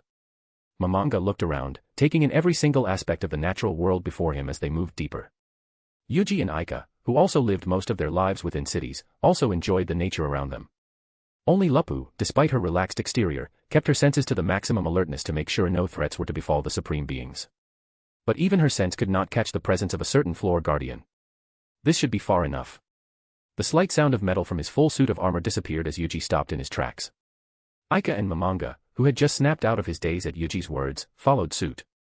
While Lupu looked at the supreme beings in confusion, and immediately became even more alerted, looking around at potential dangers that may have caused the supreme beings to halt in their advance. Yuuji then looked up and turned slightly to his right. I'm happy to see you again. Yes. I'm so happy to see you too, Yuuji-sama. Lupu immediately rushed in front of Yuuji with one hand grasping the mace behind her back and one hand stretched out, ready to cast a defensive spell. But her fierce expression immediately disappeared when she looked up and saw the familiar appearance of the floor guardian. Ora-sama. That scared me. I thought you were someone dangerous. Sorry. Ora grinned widely, before somersaulting down from the branch she was standing on with the height of 3-floor buildings, and landing with nothing but a slight thud. Momonga approached the elven child and smiled softly as Aika patted her head, eliciting a shy, but delighted grin, from her. Ora, have Albedo briefed you on your mission? Yes, Yuuji-sama. Good. Then, please investigate the Great Forest of Tab and report back on its geography, terrain, and the population of beings living in this forest. I understand, Yuuji-sama. Oh, may I also have the permission to tame some of the unique monsters I came by? Yuuji petted her head softly and responded. Of course. And don't kill more monsters than necessary, okay? Confusion and surprise colored Ora's expression as she tilted her head slightly to the right. Of course, as it was an order given by Yuuji-sama, she would adhere to it down to the last letter. But she didn't know why Yuuji-sama would put an emphasis on it. Seeing her confused expression, Yuuji smiled softly and explained. These monsters served as a natural barrier from foreign invaders. As Nazarick grows, the forest would be a place of abundant resources for us, and it would be easier to defend it if those beings were brought under our control, not killed. Oh, I see. I understand, Yuuji-sama. I will do my best and live up to your expectations. Then go ahead. Be careful. Yes. Bowing to the supreme beings, Aura disappeared into the forest without even so much as a sound. Yuuji, Aika, Momonga, and Luppu then returned to the place where the Swords of Darkness and Firia waited for them, and entered together to do their business for the day before making their way back to Irantal. The sun had set upon arriving at the fortress city, Irantal. The soft, orangish glow barely peeked out of the horizons as the sky now covered in twilight darkness. Yuuji, Aika, Momonga, Luppu, and Firia, and the Swords of Darkness stood in a queue to enter the fortress city. Before them, travelers, merchants, and villagers carrying a wagon filled with wheat, having just arrived to the city from their far-off villages, stood in line, waiting for their turn. And at the distance, they could see the soft orange glow of torch fire lighting up the gates for more proper inspections of the visitors getting into the city. Tired from the trip, the Swords of Darkness did not converse, and simply waited in line silently. Even Lukrut, who would strike up conversations, stood silently with his hands behind the back of his head, yawning once in a while. Meanwhile, Firia similarly felt the toll of the trip in the form of sleepiness. Yuuji, Aika, Momonga, and Luppu similarly kept their silence. While fatigue did not affect their bodies, Momonga simply had his social battery run low after having to socialize and converse with the Swords of Darkness and Firia all day. On the other hand, while not speaking verbally, Yuuji and Aika had been conversing through their telepathic bond. And Luppu, seeing as the supreme beings kept their silence, followed suit. In the midst of silence, Yuuji noticed a presence. He looked down, and saw, even in the midst of darkness, his shadow undulating ever so slightly. And in the next moment, another voice came into his mind. My lord. I have come to report to you. A deep, guttural, whispery voice resounded within his mind as a shadow demon attempted to converse with him stealthily. Is she here? Yes, my lord. It is as you have foretold. The golden-haired woman, Clementine, had entered the fortress city 2 hours before your arrival. Yuuji's eyes turned towards the city, its walls tall and broad, yet so weak and vulnerable that even a slight flick from Aika could tear it up like a piece of tissue. He was not surprised that someone who had the stealth ability akin to, in his eyes, a child using his comforts to hide himself and walk around the room could easily bypass it. All right. Keep monitoring her. And follow her back to her base. Yes. My lord. Yuuji shared glances with Aika, Momonga, and Luppu, conveying the information he had just received from the shadow demon, and they all nodded back in response. Around half an hour had passed before the group managed to pass the inspections at the gate and enter the fortress city. They immediately made their way to the herbal shop owned by Nfiria's grandmother. Nfiria led them through the darkened roads, lit solely but the soft, glowing oil lamps peeking out of the window slits of the houses around them. Soon, a sizable, wooden establishment with plants growing out of the ground around it, a filled garden, and many potted plants that could be seen behind windows, came into sight. Nfiria alighted from the wagon and headed to the door, knocking it a few times. Grandma. I'm back. A distant sound of an old woman responded back from within the building. A few moments later, the clanking sound of a latch being open resounded. Once. Twice. Until finally, the sound of a lock being opened was heard, and the wooden door opened, revealing a short, shriveled yet still lively, old woman with blue eyes similar to Nfiria and white, shoulder-length hair under a green head cover while dressed in a leather apron above regular cotton clothing appeared. Oh, you're back. That was quite a quick trip. I thought you'd only arrive tomorrow. Ahaha, I thought so as well. But, I've hired some great adventurers to escort me. Thanks to them, the trip went really smoothly. Nfiria's grandmother looked towards the Swords of Darkness, who stood nearest to Nfiria. Her eyes glanced down and saw the silver plate on their chests. Then, her eyes turned towards Yuuji's group, and widened. Not just in shock of the obviously expensive gear, but also at the out-of-place copper plates on their chest. You guys are. Peter smiled courteously and lowered his head. We are the Swords of Darkness, the silver-ranked adventurer party hired by Nfiria for his escort. And this is. It is a pleasure to meet you, Mrs. Barrier. My name is Alexander, and this is my party. We first came to this city around a week ago, yet, your reputation precedes you.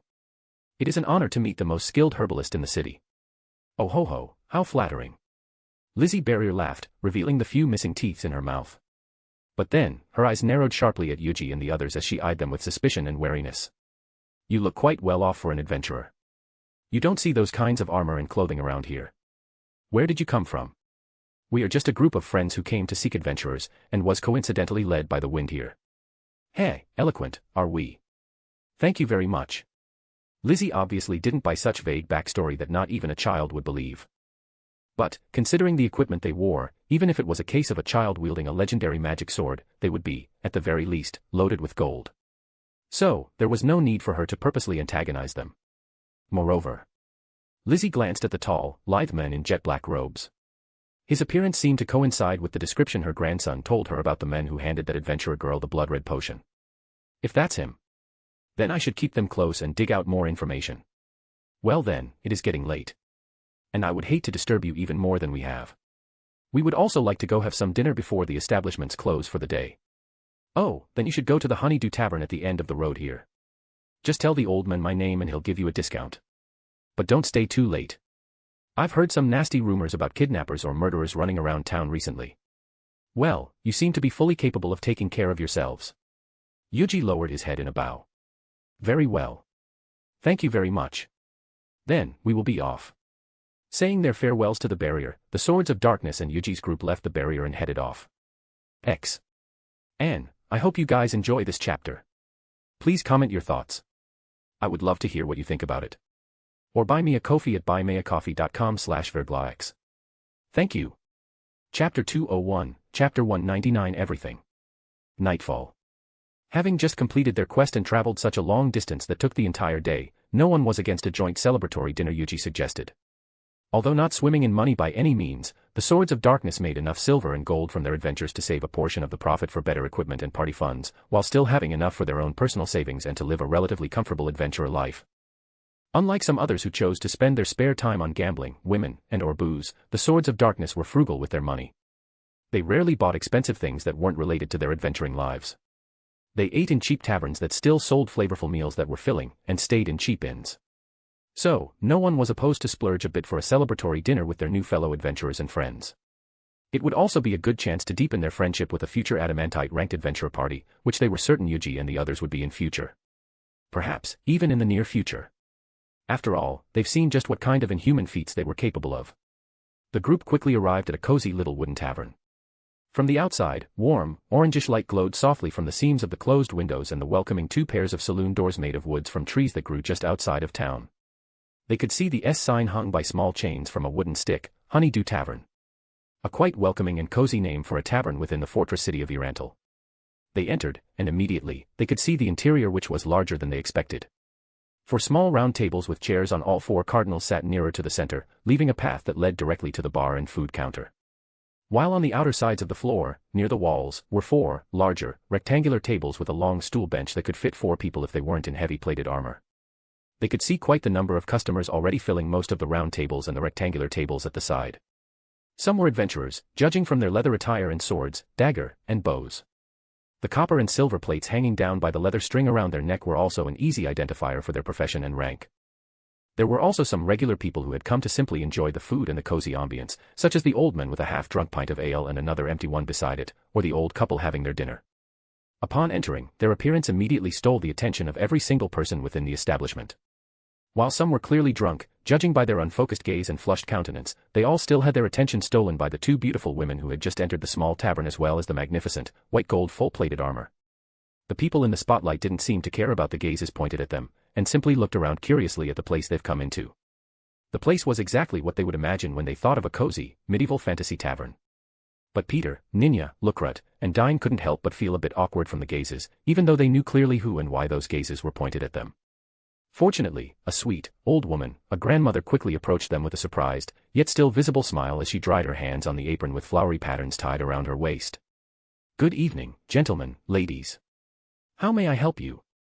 "Ah, good evening, madam. We came here on the recommendation of Miss Lizzie Barrier." Immediately upon hearing the name of the old herbalist, the surprise and wariness in her eyes disappeared. Her smile became genuine as the old woman seemed to brighten. "Oh really? That's lovely.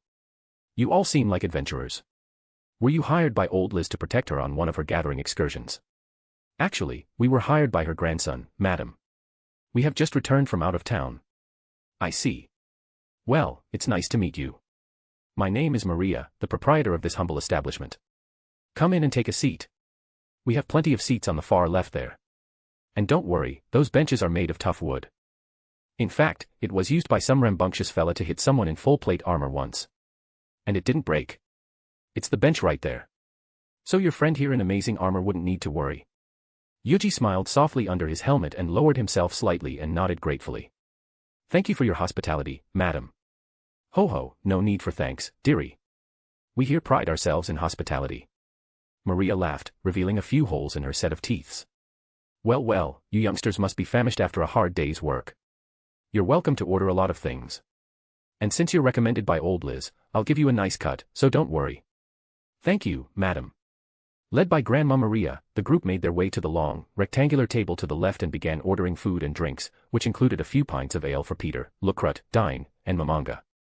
Although Mamanga would unfortunately be unable to feel drunk or even tipsy, the middle-aged salaryman part of him still yearned for the refreshing, carbonated alcohol that he'd sometime have after a long day's worth of work, torture, in his company. Yuuji also decided to order additional food for everyone to celebrate, which he would be paying for. The Swords of Darkness felt a bit reluctant at first. After all, although Yuuji and his group seemed to be well off considering their equipment, they were still a bit hesitant to have someone younger than them and technically their junior in adventuring to pay for their food. However, Yuuji insisted and persuaded them as convincingly as he could. After all, celebration wasn't the only reason why he wanted to order more food and drinks for everyone. It was timing. Although there was a low chance that the Swords of Darkness would return to the herbal shop late into the night, they could still come across Clementine, who was currently in this neighborhood to kidnap Firia. So until she left with her quarry, he wanted to make sure that the Swords of Darkness would not come across her path. There was no need for unnecessary bloodshed. Thus, the group ate and drank and celebrated into the night. Lucrut challenged Lupu to a drinking bout after she goaded him. And the results were to be expected. It was an unfair match to begin with. A man who was barely level 10 wouldn't be able to contest against the constitution of a level 75 werewolf/succubus. Meanwhile, the rest engaged in civil conversations. Mamanga conversed with Dine about each other's background, in which Mamanga had to mix up some lies with truths by changing the profession salaryman as court magus from some far-off country that he worked in before meeting Yuuji and the others. Aika chatted with Ninya, mostly about the myths and legends and stories she had read from the books she was fond of. And in return, whenever there comes a topic of romance, which was frequent in the kinds of fantasy novels Ninya loved, Aika would tell her episodes of her life with Yuuji. It didn't take long for Ninya to be immersed in Aika's stories instead. Finally, Yuuji and Peter discussed what sort of things they will be doing from here on out. And Peter expressed his admiration for him and his desire to continue to train and become stronger. This encounter with Yuuji and the others had broadened his horizons and reignited his will to improve himself, earn more money, and live up to the expectations of his friends and comrades. Haha. It's true, Alexander-san. You've helped us in more ways than you know. You helped us reignite our passion and determination for adventuring. Peter gulped down the last bit of his beer and placed the glass pint down to the table, marking his third finished pint. Honestly, it's been quite tough and monotonous for us to just go outside of town a little and scavenge for goblin ears, which would only give us a few silvers to be divided amongst 4 people. We've tried doing tougher quests, but we never challenged anything beyond our comfort zone since we're afraid of failing it and lowering our ranking, that is if we return alive. So, we've been stuck for quite a while here. But seeing you, Aika-san, Maman-san, and Lapu-san in action. It reminded us to look up at the sky when we've been busy looking at the ground.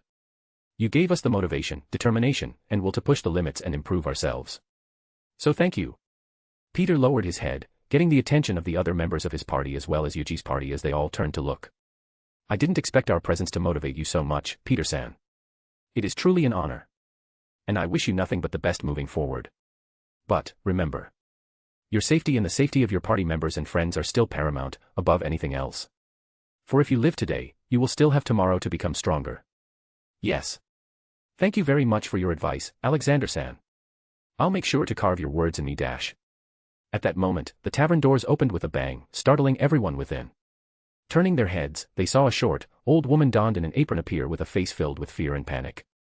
Hey Alexander-san. Please. I need your help. X.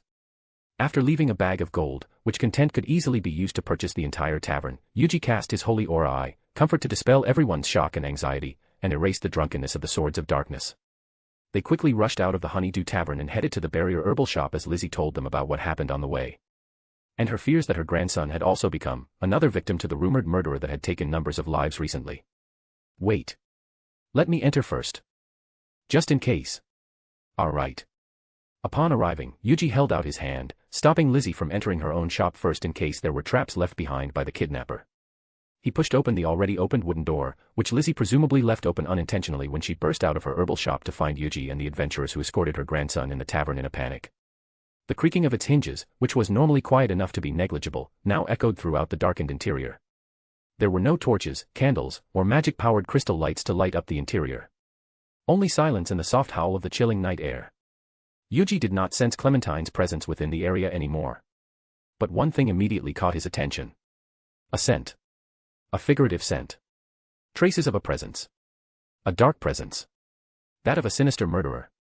Yuuji stepped into the dark, the sound of metal from his armor echoed throughout the wooden interior. Peter and Lucrut tried looking inside and past Yuuji's figure and readied themselves in case there was indeed danger. However, the darkness didn't let even Lucrut to see beyond the faint shapes of the objects within, much less Peter. There were no signs of struggle. The furniture was unmoved, and there were no signs of their drawers and cupboards being ransacked. Except in one place. On the large work table deep inside the room, all the various types of herbs and plants Infiria had harvested from their journey had been laid out neatly. And there was one area, near the longer side of the table, where herbs were scattered on the floor. Yuuji entered and continued walking in as he signaled the others to enter with his hand. Peter entered first, followed by Lucrut and Lizzie. Aika, Momonga, and Lupu entered last. Yuuji waved his hand and 4, brilliant, spheres of light appeared, lighting up the entire room. It was then that they could all see what had happened. He must have been taken while he was sorting the herbs he harvested. Yes. I was out in the garden at the back, picking up some herbs to make tea. That's when I heard a noise inside. Didn't think much of it. Though he just dropped something, I took my time. But when I came back in, he was gone. Seeing the scene of the incident once again, Lizzie's complexion paled once again. Cold sweat appeared on her forehead, slowly dripping down her wrinkled face, as she imagined the worst case possible. Her legs were trembling. The only thing barely keeping her standing was the slim hope of finding her grandson alive. Just then, a hand touched her shaking shoulder, and a warmth accompanied by the scent of fragrant rose and flowers wafted into her nose as she looked to her side. It will be fine. Since he was taken, not killed, they must need him alive. So at the very least, he'd still be alive for now. Yes. You're right. You're right. Lizzie took a few deep breaths before steeling herself and looked towards the warrior in the impressive white gold draconic armor. Alexander-san, I'll hire you and your friends. Yuuji turned and looked down towards the old woman looking up to him. Her reddened eyes shined with steel determination as faint tear marks still painted her face. Please. Find my grandson. Keep him safe. Bring him back to me, alive. And I'll pay you handsomely. There was a pregnant silence. All eyes gathered towards the white-plated armor warrior, waiting for his answer. Some filled with expectations of acceptance to the old woman's desperate request. Some simply waited for his answer with the intention to follow any decision he made. While some simply waited for the answer they've already determined to be spoken. After a few moments that felt like hours, Yuuji looked up, and turned towards Peter and the rest of the Swords of Darkness. Would you please notify the guards of this incident and secure the area? Surprise colored all of their faces. They did not expect Yuuji to suddenly address them instead of responding to Lizzie's request. Peter looked at him in shock. But soon, he slowly nodded. All right. Wah, Peter. Let's go, you guys. We need to notify the guards and get their help to track down the kidnapper. Oh oi, wait dash. Peter walked out without waiting for Lucrut, and the rest of the Swords of Darkness followed him out hurriedly, leaving Lizzie alone with Yuuji and the others. Lizzie looked at the remaining group perturbed and confused. And before she could say another word, Yuuji spoke up. Miss Barrier, as of now, we are the most powerful adventurer in this city, and the only ones who could bring your grandson back, alive. I am sure you are aware of this as well. Lizzie slowly followed Yuuji's gaze as he turned towards Momonga slightly, and realized something. If you wish to hire us, then we will accept. However, the price will be high. Higher than you may think. Because I am fully aware of how troublesome this would be. That's right. If it was you, who possessed that potion, and Firia's stories were real, then there's no doubt about your strength. I'll do it. How much will you be satisfied with? Everything. What? Lizzie froze in shocked angst as her body trembled violently. Any gold you have in possession would be a drop in the ocean for me. I have no need for it. But you, your knowledge, your skills, and your loyalty. That would be the price I would ask in exchange for the life of your grandson. I believe it to be a fair price. The old grandmother caught herself with a step back as she looked at the white gold holy warrior in shocked confusion. The juxtaposition between his holy appearance and the gentle tone of his voice, to the implication of the words he just said. His words were akin to the words of a devil offering a pact. Yet somehow, Lizzie felt assured. His words felt genuine. From that moment forward, the trembling stopped, and her anxiety disappeared. I'll do it. I'll give you everything I have. So please save my grandson. X. And I hope you guys enjoy this chapter. Please comment your thoughts. I would love to hear what you think about it. Or buy me a coffee at buymeacoffee.com/verglax. Thank you. Chapter 202, Chapter 200 Dead of Night. Shimmering magic. Brilliant cascading light. Auroras. Light of the myriad colors of the rainbow filled the room, blanketing it in protective arrays of anti-divination magic. The old herbalist, Lizzie Barrier, watched in shocked awe, her jaws slackened, as her eyes filled with a sight she had never witnessed before. Her ears, though still working quite well for her age, did not hear the series of spells Mamanga and Aika had uttered that created the scintillating wave of lights and magic. All right. This should be enough. Mamanga let out a soft sigh as though exhausted. However, given his physical prowess, which was that of a level 100 character which still held true in his human double-life form, it was more of a force of habit rather than true exhaustion from casting spells. A habit to sigh heavily that had stemmed from decades of the exhausting life he had led as a salaryman, both physically and mentally. He nodded to Aika, and Aika responded in kind. Then, she brought out thin air, the mirror of remote viewing, shocking Lizzie, the only regular mortal in the room, from the sudden appearance of the mirror. Now, let's see where the rat had brought little Nympharia has gone. The silverish, opaque surface of the mirror rippled from its center, like a still lake as a drop of dew fell on its surface. It was then that the image of a dark, moonlit crypt that lay abandoned outside of the city appeared on its surface. Meanwhile, Yuuji stood silently on the side. He took a step back and let Mamanga and Aika, who were much more skilled in such magic, to do what needed to be done. As he waited, he tapped into the power of the magic that resided within his ring and connected his mind with Albedo through the magic of telepathy. Albedo. Ah, my love. What a pleasant surprise. I've longed for your voice. So much. Yuuji smiled softly under his white gold draconic helmet and responded. Me too. It is nice to hear your voice once more. I've called to inform you that we are getting ready to proceed with eliminating the pest in Irantal. Understood, my lord. I shall have all agents within the city and within the capital city to begin spreading news of your, Aika-sama, and Mamanga-sama's might and heroism. Thank you. Then we will proceed as planned. Be careful, my love. Yuuji chuckled inwardly at the cuteness of the guardian overseer of Nazarick. She must have known very well that nothing, absolutely nothing, that existed within that crypt could ever possibly harm him, nor Aika, Mamanga, or even Lapu. However, despite everything, she still conveyed her worry for him, for no amount of assurance and trust could ever stop a woman from worrying for her beloved. I will. And I will return as soon as I can, before I go to Riestei's for the next phase of our plan. At that time, how about we spend the whole day together?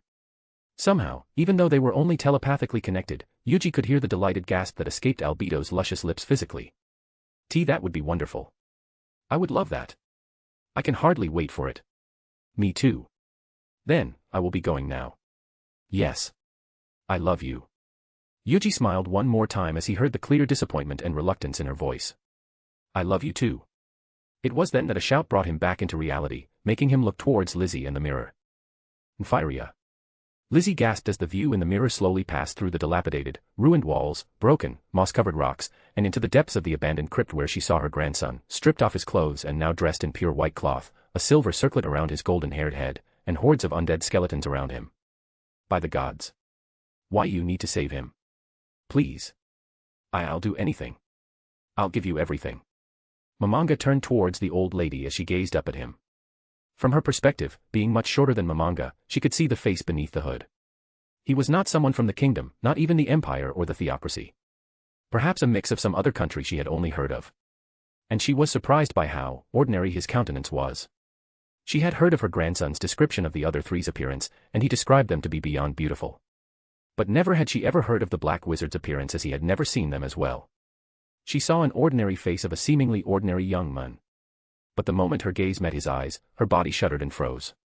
To be seen through so utterly and completely was a feeling she had never felt before. Even to her own grandson, the only living family member she had left, she was a grandmother to him.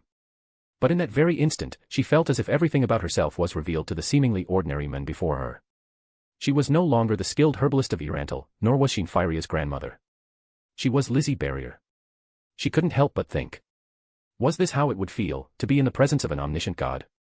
Mamanga stared at her for a moment, his geas allowing him to see her stats, backstory, skills, and various other information about her. And he could indeed see numerous skills related to potion making and herbalist and alchemic classes. Having her as an asset would allow Nazarick to create potions, new ones, and monopolize it for themselves. Mamanga glanced at Aika and Yuuji, and receiving their nods, he turned back towards Lizzie to give her his own. Very well.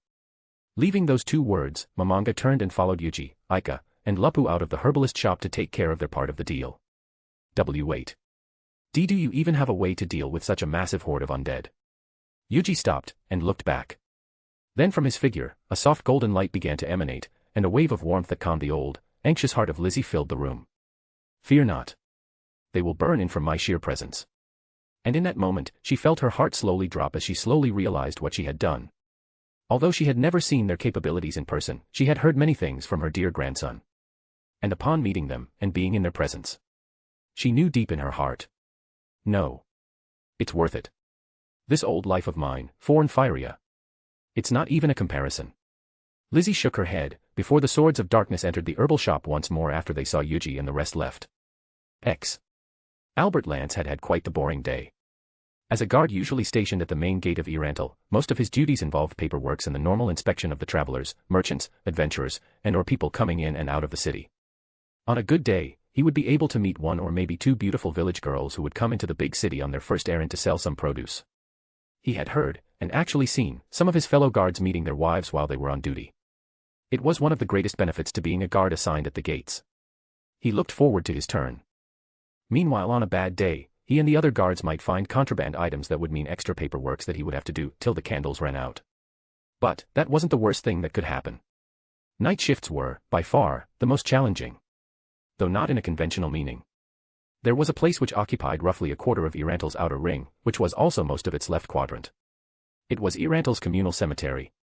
While other cities may have their own graveyard, none of them were as massive as this one. This was in order to suppress the spawning of undead. Although many things were unclear about the spontaneous genesis of undeads, these vile creatures were observed to spawn frequently from places where the living came to an end. And of these, people who died sudden, violent deaths and were not properly revered had the highest chance of coming back to unlife. Thus why battlefields and ruins tended to be infested in undeads. Moreover, there was another problem with the undead. If left unattended, the undead would spawn more powerful undead. This was why city guards and adventurers were often dispatched to patrol graveyards day and night to exterminate weaker undeads as soon as possible. A wall surrounded the graveyard. A wall that separated the realm of the dead and the living, and keep it that way. While it was only 4 meters tall and was not comparable to the city walls, it was wide enough for people to walk on top of it. The large doors set into its side, the one Albert was now standing behind on guard, were sturdy and could not be easily breached. There were staircases to the left and right of the doors, and watchtowers along the length of the wall. The guards would take turns observing the graveyard below them as they yawned from the watchtowers, in shifts of 5 men at a time. Their yawns were infectious, but Albert could not blame them, else he would be a hypocrite. This was why night shifts were, by far, his least favorite duty. At first, the atmosphere of the place simply gave him the creeps. After all, a massive graveyard, mostly ruined, where skeletons would sometimes just pop out of the ground or zombies with rotting flesh barely hanging onto broken, yellowed bones, and begin attacking the living was something that came literally out of a horror story book. But after a while, it was the drowsiness that stemmed from hours upon hours of seeing into the dark, creepy land of the dead and ruin that made him hate this duty. After being assigned to this duty a number of times, he had long since been desensitized by the creepiness of the graveyard. In fact, if he could, he wished he could feel it again. At least, the alertness would keep him awake and prevent him from having his pay cut by his boss when he found him nodding off. Another quiet night. Albert nodded half-mindedly at his fellow guard, John if he remembered his name correctly, before letting out a sigh. Yup, there were only 5 skeletons earlier, right? That seems a lot less compared to the past. Could it be that the souls of the dead were called back by the 4 guards? That would be pretty lucky for us if it were true. Albert simply hummed while thinking to himself how much less boring it would be if it wasn't true. He wasn't asking for much. Maybe 10 instead of 5 would be nice with an even mix between zombies and skeletons for variation. The other guards, drawn in by the topic, began to speak up. Well, if it's just skeletons and zombies we can deal with them. Though, taking out a skeleton with a spear is a pain. I think the most troublesome ones are the wights. For me it's the skeleton centipedes. I'd be dead by now if the adventurers standing guard nearby didn't chase them away from me. A shiver went down Albert's spine, just imagining what it was like to suffer his fate of being chased by such an abomination. Skeleton centipedes. I heard that the powerful undead only show up when you let the weak ones get away. So all you need to do is kill them all when they're weak and the strong undead won't appear. Yes, that's right. The captain chewed out the squad patrolling the graveyard last week. While it's nice to have them by around for us, I'd rather not have to go through that sort of thing again. Still, when I think about it, I've got a bad feeling about the lack of undead right now. Albert looked at the one who just said that and raised a brow. Why's that? I don't know. Just feels like we missed something out during our watch. He shook his head dismissively. You're thinking too much. They aren't that many undead normally. They say they only pop up frequently when they bury the corpses of those who died while fighting the Empire. So on the flip side, this is what happens when there aren't any big wars, right? Hearing his logic, the other guards nodded in agreement. Certainly, they've buried human corpses in their own villages, but they've never heard of undead appearing that often. That means Katsa Plains must be crazy, huh? Yeah, didn't they say something about an unimaginably strong undead creature showing up? It was a place where the Empire and the Kingdom often clashed in fierce battles. Infamous for the amount of blood the dirt there drank up and the amount of corpses laid bare, it was a place known for the proliferation of its undead. Adventurers hired by the Kingdom and Imperial Knights would often go there to hunt down the undead. It's important enough that the Empire and Kingdom Support Corps had to build small towns nearby to support their personnels. I heard. John, who was about to speak, suddenly shut his mouth, prompting Albert to raise a brow in confusion. Looking at him, John seemed genuinely alerted as he tried to listen into some sound beyond the gates. Oi, don't scare me. Quiet. John looked straight at the graveyard, as if he could see through the darkness. But, curious by his actions, Albert and a few other guards also turned to look at the graveyard one after another. Didn't you hear it? Were you imagining things? Though I didn't hear the wind blowing or the grass moving. I think I can smell dirt. Didn't they dig a few graves just now? It smells just like it did then. Come on, don't joke about this sort of thing. Eh? Ah, oi. Look over there. The other guard pointed to the graveyard, and everyone else looked toward the spot he was pointing at. There, they saw two guards sprinting for the doors. Both of them panting heavily, their eyes bloodshot, with sweat-slicked hairs stuck to their foreheads. Immediately, Albert felt his heart dropped as a sense of dread filled the depth of his rapidly beating heart. Guard patrols in the graveyard moved in groups of at least 10. So why, in the name of the four gods, were there only 2 people there? Open up. Hurry up and open the doors. No weapons could be seen on them, and judging by how they were running for dear life, they must have panicked and fled. Immediately, John ran down the stairs and let them through. And before the gates could even swing fully open, the 2 frantic guards had forced their way in before collapsing onto the ground, but still scrabbling on. Klaus dash. Close the gate. Quickly. The sheer horror and terror of his voice and the strange behavior sent a chill down the spine of all the guards. But, working together, they still quickly pushed the gates shut and barred them. What happened? What about the others? The moment Albert asked that question, a haunted look appeared on their frightened faces. They were eaten by the undead. His eyes went wide, and he quickly turned to another guard. He was a junior of his, having become a guard just a few weeks ago and still learning the ropes. A young man of 18 with short, spiky wheat-colored hair coming from a village nearby to the city to make it big so he can marry his childhood sweetheart who's waiting for him in the village. Randy. Go upstairs and look. Why yes. He rushed and climbed the stairs. But halfway up, he froze.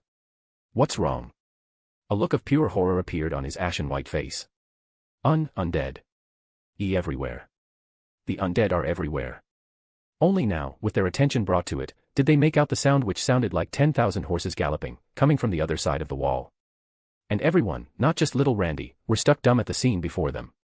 A field of undead, their quantity so great as to render all who saw it speechless, approached the gates of the graveyard. Why, in such numbers? It's more than 100 or 200. There should be 1,000 of them, or more. The magical lights illuminated countless undead, like shadows writhing in the dark, and it was difficult to get an exact count. And in a way, they did not want to count either. For even if they could, the result of it would only serve to make them despair deeper. Wreathed in the scent of rot, the shambling mass of undead pressed in toward the gates like a wave of death. There were not only zombies and skeletons down there were also a few rarer and more powerful undead, ghouls, ghasts, wights, swell skins, corrupt dead, and many more. It was a scene of death. And although they've worked near it frequently, seeing it right on their face made them shiver and froze. It was not simply the fear of dying to it. Some undead could turn their slain victims into others of their own kind. If things went poorly, they might end up becoming undead themselves and attacking their fellows. And while they had not seen any flying undead yet, they had a bad feeling that if they did not wipe them all out, a flying undead creature would end up spawning sooner or later. Frozen in angst, they watched as the wave of death came near. And soon, the undead tide washed up against the side of the wall. Doom. Doom. Without a sense of pain or self-preservation, the swarming, mindless creatures of unlife banged wildly against the gate. It was as if they knew that they could attack the living if they broke down the doors. Doom. Doom. They did not need siege rams. The undead, who did not care if their bodies were destroyed by their non-stop battering, were siege weapons in their own right. Ring the bells. Ask for help from the barracks. You too, go inform the other doors about this. The captain, who had recovered his sense by now, continued to give orders. The ones behind, take your spears and stab the undead getting close to the doors. Albert and the rest of the guards snapped out of their angst and remembered their duty as they heard the orders. Immediately, they strengthened their grips on their spear and started thrusting savagely at the undead below them. The undead covered the land like a flood, so any thrust, no matter how skillful or unskillful, equally found a home in undead flesh. Tainted blood and rotted flesh spilled over the ground, and the guards' noses were soon inured to the stench of death and decay. Filled with adrenaline and the fear of death, they repeated the same motions over and over with equal amounts of savagery and panic. Several undead fell before their spears, but they were quickly replaced by countless more as they were trampled to paste by the ones behind them. However, with the undead's almost non-existent intelligence, they did not strike against the guards stabbing at them with their spears. Repeating the same simple actions eroded the guards' sense of danger. Even Randy, who was the most scared and panicked out of all the guards, began to think that he could live through the night at this rate. And then, as though aiming for that moment of negligence and hope, Ueawa. A scream pierced the air. The other guards turned to look, and they saw something long and wriggly curled around Randy's neck. It was a slimy, dark pink object with some parts that had become slightly yellowish from rot, an intestine. The creature that had shot forth this length of intestine was an egg-shaped undead creature with a huge cavity on the front of its body. Within it, several people's worth of internal organs, churning and wriggling like parasites. The undead creature was called an organ egg, and it was using its writhing interesting to pull on Randy. Ayaha. Randy. Before Albert could save him, Randy wailed and fell. Save me. Someone save me. Ayaakeg. Mariaya. His screams filled the air. The screams of a boy, barely came of age, echoed as the sound of groans, moaning, and bashing of undead played in its background. Every guard saw the terrible fate of their junior, eaten alive by the throng of undead.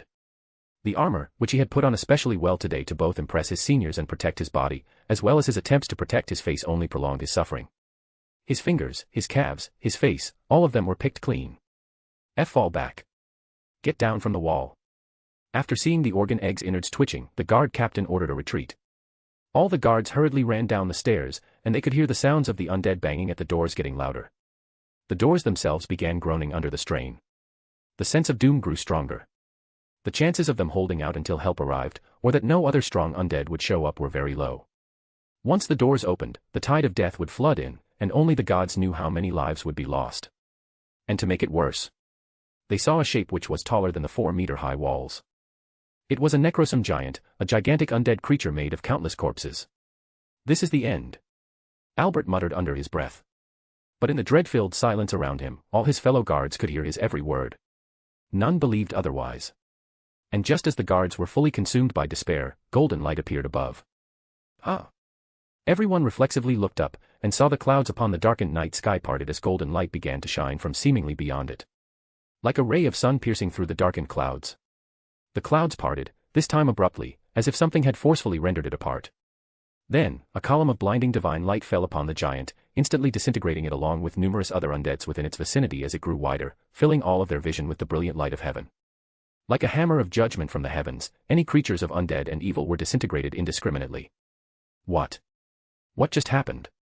No one could explain what had just happened. Was it truly heaven's judgment? A miracle? Just as they were all stunned in silence, they heard a clattering of metal. Everyone reflexively looked to the source of the sound. Before their eyes was a warrior in full-plated white gold armor holding a beautiful sword that emanated a golden glow as wisps of gold floated up and disappeared into thin air. Beside him was a pair of women with heavenly beauty and a magic caster dressed in jet-black robes, who seemed completely mismatched to the other three. At first, all they could do was stare in shock as they wondered who these people were. But in the next moment, as they approached closer, they could see the metal plate dangling from the warrior's neck. An adventure. However, that ember of hope was snuffed out when he saw that it was a copper plate. Adventurers of the lowest class could not possibly deliver them from this dilemma. In this state of panic, their minds had no reserves to connect the dots between the heavenly miracle that had just saved their lives and the copper-plated adventurers.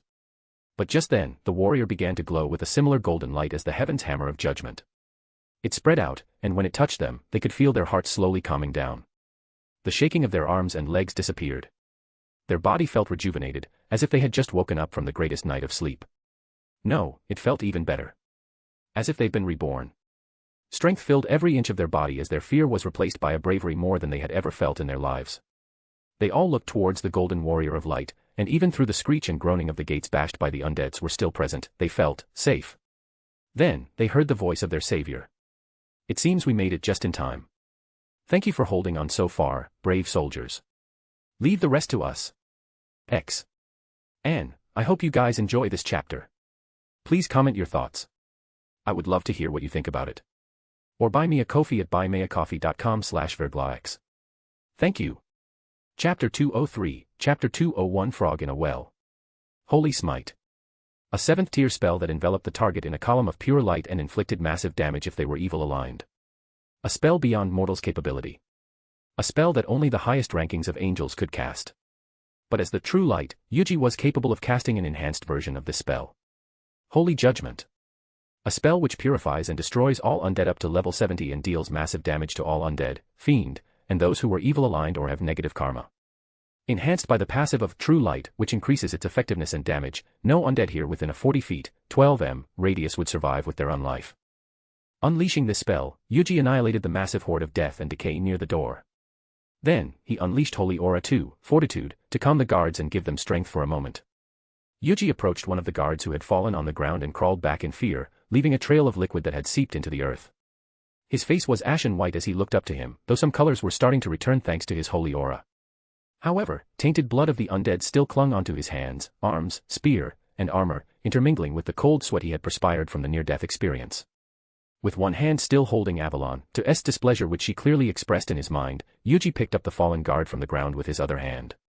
A look of shock spread across the guard's face when he was suddenly lifted up from the ground so effortlessly, as if he wasn't an adult man with weapons and armor. It seems we made it just in time. Thank you for holding on so far, brave soldiers. Leave the rest to us.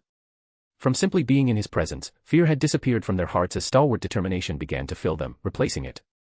Like a ray of light in the midst of a harsh, unending winter blizzard, the warmth and assurance his presence had brought made even some of them shed a tear. Thank you for saving us, great adventurer. Yuuji simply nodded his head. However, to Albert and the rest of the guards, the simple gesture of accepting their gratitude but refusing any further praise as if it was only natural for him to save them reverberated deep in their heart. Indeed, this was how a true hero they've only read in storybooks or heard in legends should react towards any praise for their heroism. With humility and grace. Yuuji looked towards the door. With the massive horde of undead annihilated by his spell, the situation was safe for now.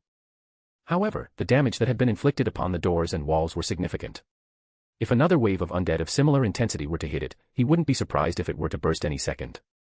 In fact, even now, without any external forces acting upon it, its hinges were already groaning and its metal parts creaking as it was about to collapse from its own weight.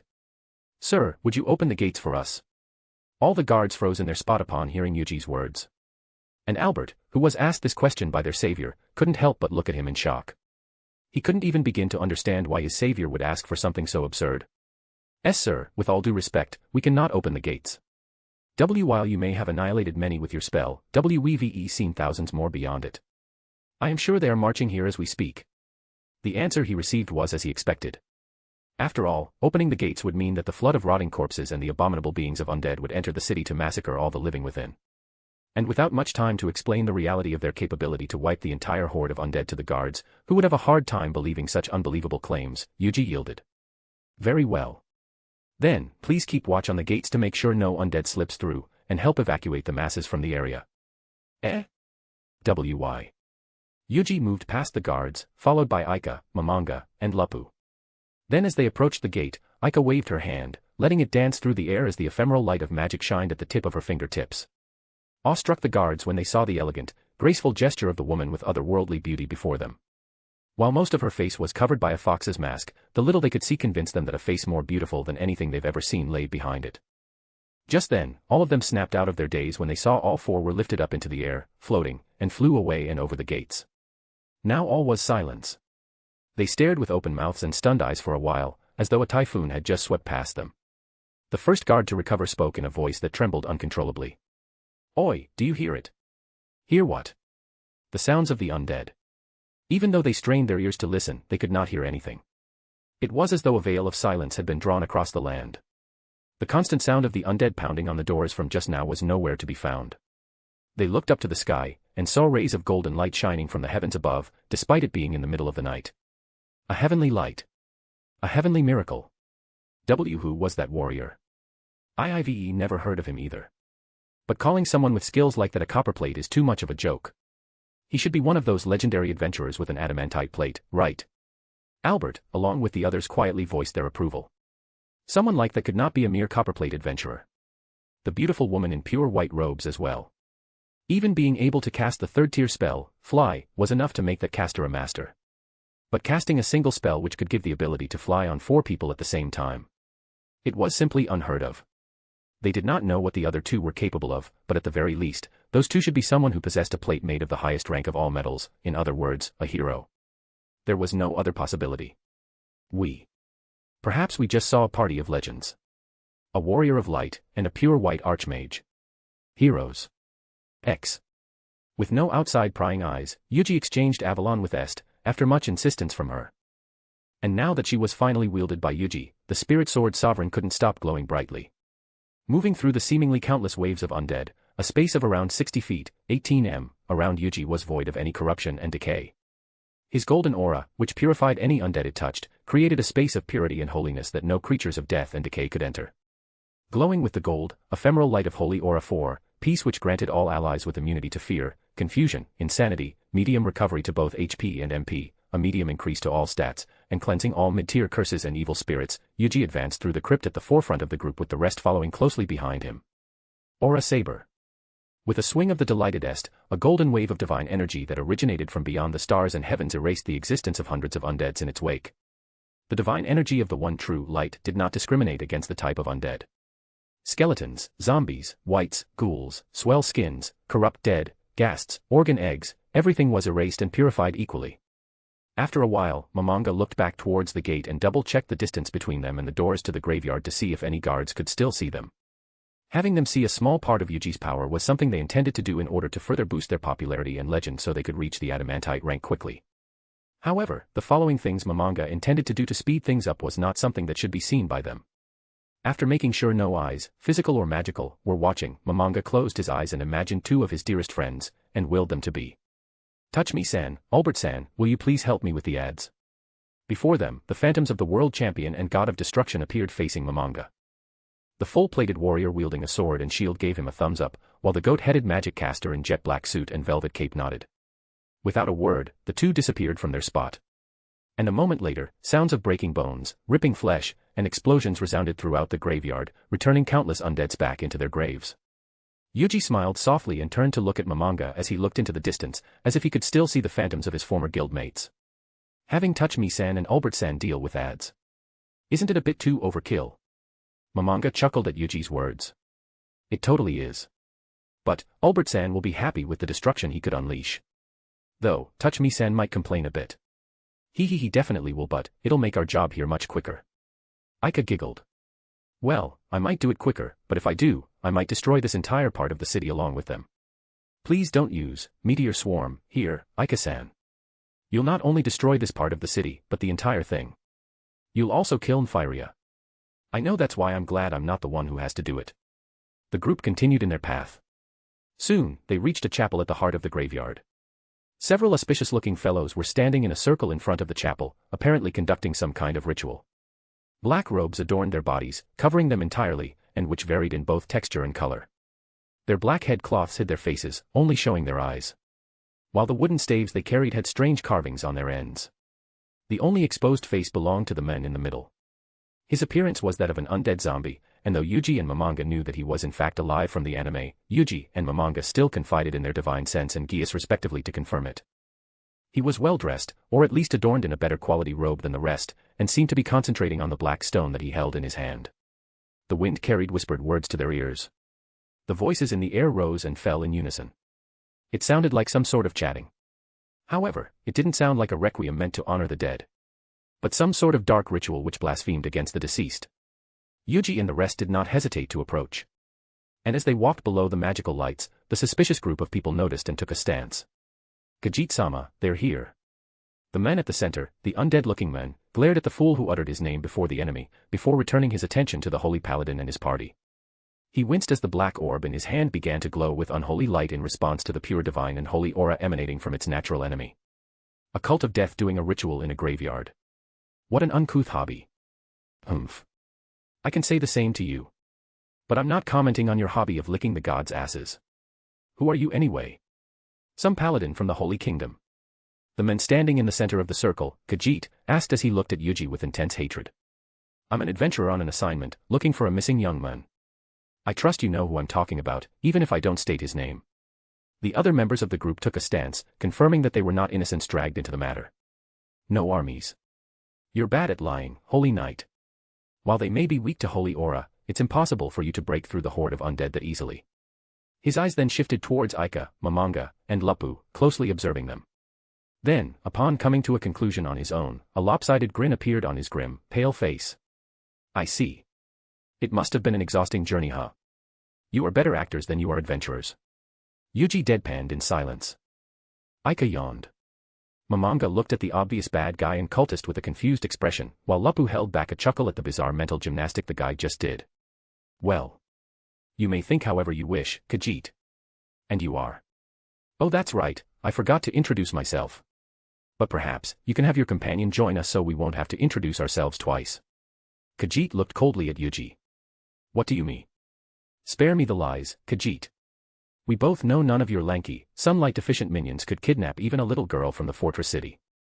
There should be someone proficient in stealth amongst you. Though, I guess they must be hiding because they're cowardly by nature. Fufu, oh my, your praise honors me, your holiness. Suddenly, a female voice rang out from the chapel. A young woman, clad in robes, with short, golden hair slowly emerged into the light, and every step she took was accompanied by the clattering of metal against metal. You. Ah, they found me out already, so there's no more point in hiding. Speaking of which, I only hid because I can't use the conceal life spell. The woman grinned, in response to the somewhat angered Kajjit. While she was beautiful, the psychotic grin that reached her blood-red eyes could easily scare grown men away. Yuuji, Aika, and Momonga could recognize who she was, even without using Momonga's geas. She was the one who once held the position of ninth seat in the Black Scripture, the strongest army and elite force of the slain theocracy, and stole the crown of wisdom from one of the 6 Miko princesses of the theocracy before going rogue. May I know your name? Ah, I'm Clementine. Pleased to meet ya. Likewise. My name is Alexander. And these are my comrades. Lilith, Mammon, and Lupu. I've never heard that name before. How about you? I haven't heard of it myself, and I've gathered information on all the high-ranked adventurers in the city, so how is it I've never heard of a Mammon among them? Still, how did you know it was here? A gathering of cultists. A massive dark ritual. Where else would someone need a person who possesses the talent to use any magical items desperately enough to kidnap them? Silence fell. But before long, Clementine's scoff echoed through the silenced night. Puffed. Ahahaha, you gotta give that to him, Kajjit. It's true, after all you sure didn't think this through, huh? Damn you. Clementine narrowed her eyes, ignoring the glare of the old man, and looked towards the white gold paladin. She threw open her coat, revealing what looked like scale mail which individual plates had mismatched components.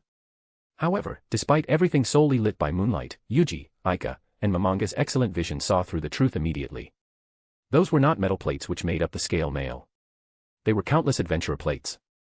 Platinum, gold, silver, iron, copper, even mithril and orichalcum. All these were the proof of all the adventurers Clementine had been killing, the trophies taken from her hunts. The innumerable vengeful groans seemed to haunt the metal plates clinking. Now then, we all know where this is going. So, who will accompany me for a little game tonight? Fufu, how cute. X. Anne, I hope you guys enjoy this chapter. Please comment your thoughts. I would love to hear what you think about it. Or buy me a Ko-fi at buymeacoffee.com/verglax. Thank you.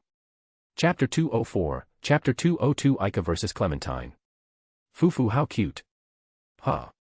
The former member of slain theocracy's greatest elite force, holding the position of ninth seat within the Black Scripture, could not believe what she had just heard from the female magic caster who just stepped up to face her. Was she insane? A feeble magic caster. Voluntarily facing her, one-on-one. Hey darling, this girl is pissing me off, so I'll be playing with her, it'll be fine, right? Sure. Hold on a minute. Are you insane? Did you got some screws loose when you're making your way here? Getting a magic caster to face me? If you want to dump your girlfriend, you can just say it instead of having her killed, you know. Clementine's expression froze when she saw Yuuji stayed silent and Aika smiling at her in the distance. Crack. Then, something inside her broke. While the draconic helm and fox's mask obscured their eyes, Clementine could feel their belittling gazes at her. Ha. Ahahaha. Don't be silly, you slut. How could a measly little magic caster beat me? It'll be over in 2 or 3 blows. Just like how those proud magic casters all fall under my blade. Oh really, wow, you must be so good with your little needle. You. Clementine's eyes narrowed, and for the first time, she had a look of annoyance on her face. There's only 5 people in this country who can give me a good fight. Gaze F. Strunoff. Gagarin of Blue Rose. Lusenberg Albalion of Red Drop. Brain Unglaus. Also, the retired Vestia Croft D. Lofen, though none of them could beat me even if they went all out. Not even I was without the magic items from my country. Clementine smiled at Aika. A disgusting mix of hatred, pride, violence, perversion, and anger of a smile. So slut, be grateful that I, Clementine-sama, one who's left humanity behind and stepped into the realm of heroes, will carve you inside out personally and let you experience a living hell for daring to go against me. Time stopped. The world became silent. And the space, the very air seemed to have frozen over in an instant. Clementine, Kajjit, and all the cultists could not move even a single strand of muscle. No, they were not allowed to move a muscle. They were not allowed to even tremble. All they could do was slowly, ever carefully, shift their eyeballs, which was the only thing they could move, and saw darkness. A pitch-black darkness, voided of all life and matter, except for the white gold warrior at its center. The holy knight, whose very appearance was meant to inspire hope, bravery, kindness, and heroism, could not appear more opposite to them. What did you just say? Like thunder, his voice shook the very core of their minds and hearts. Yuuji had not cast any spell. Nor did he intend to emanate the immense pressure that seemed to stop time and freeze the world for them. But in his rage at Clementine's words, the aura he had carefully sealed and concealed, erupted. Not even Clementine, who was truly one of the beings in this world who had entered the realm of heroes, could bear the sheer intensity and mass of his presence. Hubby, calm down. But just as suddenly, the pressure disappeared, as if it was but a dream. They all snapped out of their daze and wondered what had just happened. No, was it even real? Such a thing. It must have been their imagination, right? They looked towards the white gold warrior, and saw the white-robed mage placing a hand on his shoulder. Fufu, you're so protective of me, hubby, I love it, but you need to calm down, okay? Her words mean nothing. Sorry. I lost myself a bit there. A heavy sigh escaped his lips. And as Clementine was trying to assess what just happened, she felt their gazes land on her. Like a prey eyed by a predator, the natural, primal instincts that were still embedded deep within the human psyche, her survival instinct immediately activated, screaming and begging for her to run. Run as quickly as she could. And ran as far, far away as she could. Her mind and logic hadn't been able to process everything. And her pride stopped her from running away at a moment's notice. But in the end, her survival instincts broke through all her pride and logic, and forced her body to move. Her leg muscles tightened, and she made a dash instinctively. Stop. A calm, beautiful voice reverberated throughout the area, and Clementine stopped in her tracks. She did not intend to stop. Her survival instinct was telling her to run. And her mind was now forcing her body to do the same thing upon understanding the sheer gravity of the danger she was in. Her whole body trembled. Every single muscle it needed to use for movement was flexing strongly so she could move. Even her jaw muscles were flexed, clenching her teeth as she tried her best to move. But she didn't. She couldn't. Clementine could immediately tell that it was magic. However, what sort of magic could possibly bind her to this extent? Similar spells had been casted upon her during her escape from the scripture. However, not even that cold bitch's ice, infinite magic, could stop her, much less the other spells casted by those lesser filth and that chain bastard, divine chain. Even if one successfully landed on her, her body's natural resistance to magic that she had built over decades of battle would have nullified it. If not in a moment, a few moments after. But this. No matter how hard she tried, she couldn't even move an inch from her very spot. Kajjit and his subordinates all watched with widened eyes as the beautiful, white-robed woman with a fox's mask approached Clementine, before stopping a small distance away. Follow me. Let's take this somewhere more private. Aika walked away, and to their shock, Clementine followed. What? What the hell is she thinking? Kajjit could not understand why the psychotic bitch would follow the words some chick told her. Is it magic? No, that's impossible. Although I hate to admit it, that woman has such a high resistance to magic that even I can't affect her with my orb of death. It's impossible. The notion that Clementine was compelled and forced to obey some random magic caster's words was simply unbelievable to him. After all, even his charm person, a third-tier spell, was broken by her after a few moments, and gave him multiple stab wounds that took quite a bit of death energy to recover from. So, the only reasonable explanation was that Clementine was, once again, playing with her food and simply followed her words for her sick little games, just as usual. Ha! How annoying. Well, I don't care what she does, as long as she keeps helping me with what I need. Kajjit shook his head. The thought of dealing with Clementine, on top of everything he was planning, simply gave him a headache he'd rather not have right now.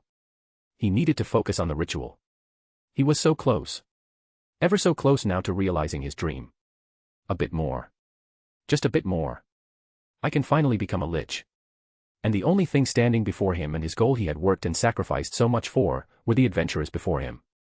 Kajjit shook his head and focused on the holy knight, the fighter woman, and the robed magic caster.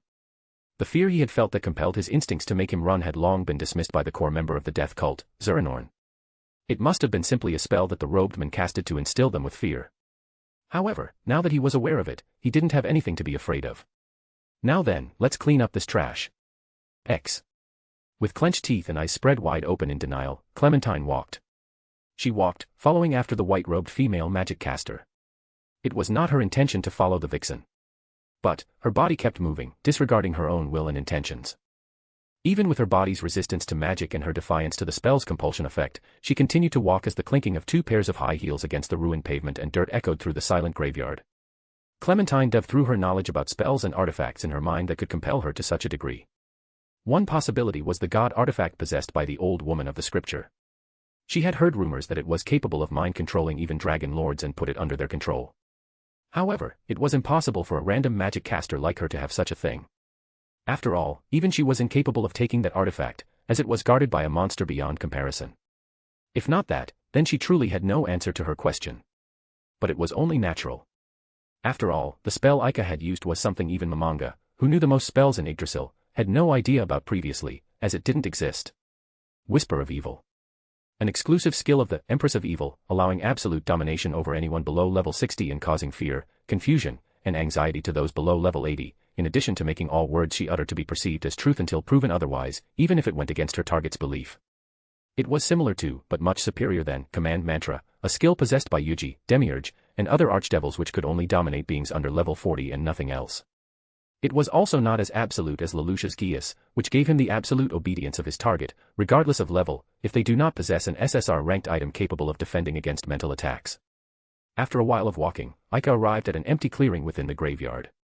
A few headstones, ruined and in disrepair, laid around them. There were only a few still standing, as most had already turned into rubble and mixed with the broken stone pavements and debris. She stopped and turned around. Clementine similarly stopped a few distance from her, just as Aika had willed. Just then, in the distance, golden light shone brightly from above, illuminating the night sky in its divine brilliance, before a loud rumble of explosion reverberated, shaking the air and earth. She smiled proudly and lovingly. And although his figure was no longer in her sight physically, she was still watching him through her elemental sight, and saw how cool he was while beating up the ugly half-dead old man and the skeletal dragon. Her eyes shifted back towards Clementine, who still stood still at the place she had ordered her to stop, unable to move a muscle without her express command. Her smile disappeared, and a cold disposition replaced her usual, sunny expression.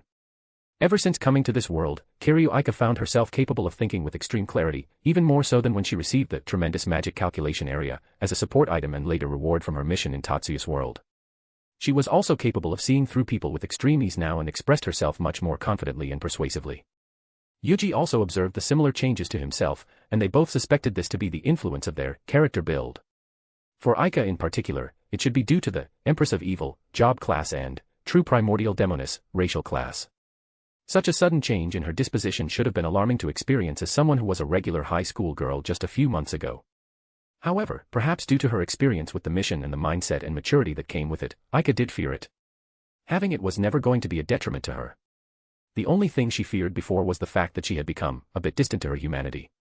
But even that was expelled due to Yuji's words. "I'll be here to remind you." Those words of promise alone was enough for her to embrace this change without fearing losing her humanity. For he will be there to correct her if she ever strayed from the right path, just as she would for him. However, the woman before her. Given everything she has done and might do in the future, she shouldn't deserve such humanity. You know, Miss former ninth seat of the Black Scripture, You actually haven't done anything to us, aside from kidnapping Firia. Clementine's eyes widened in shock, and this time, her body tensed and froze even without the effects from Aika's whisper of evil. Her past. How was she aware of it? How could she know she was a member of the Black Scripture? Knowledge of her position within the Scripture and subsequent betrayal should not have been something anyone outside of the Scriptures be aware of. Was she a part of the Scripture? No. That's impossible. She didn't reek of those fanatics.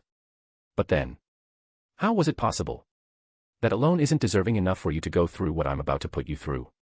After all, it's really a no biggie. But, your existence alone is a nuisance for us.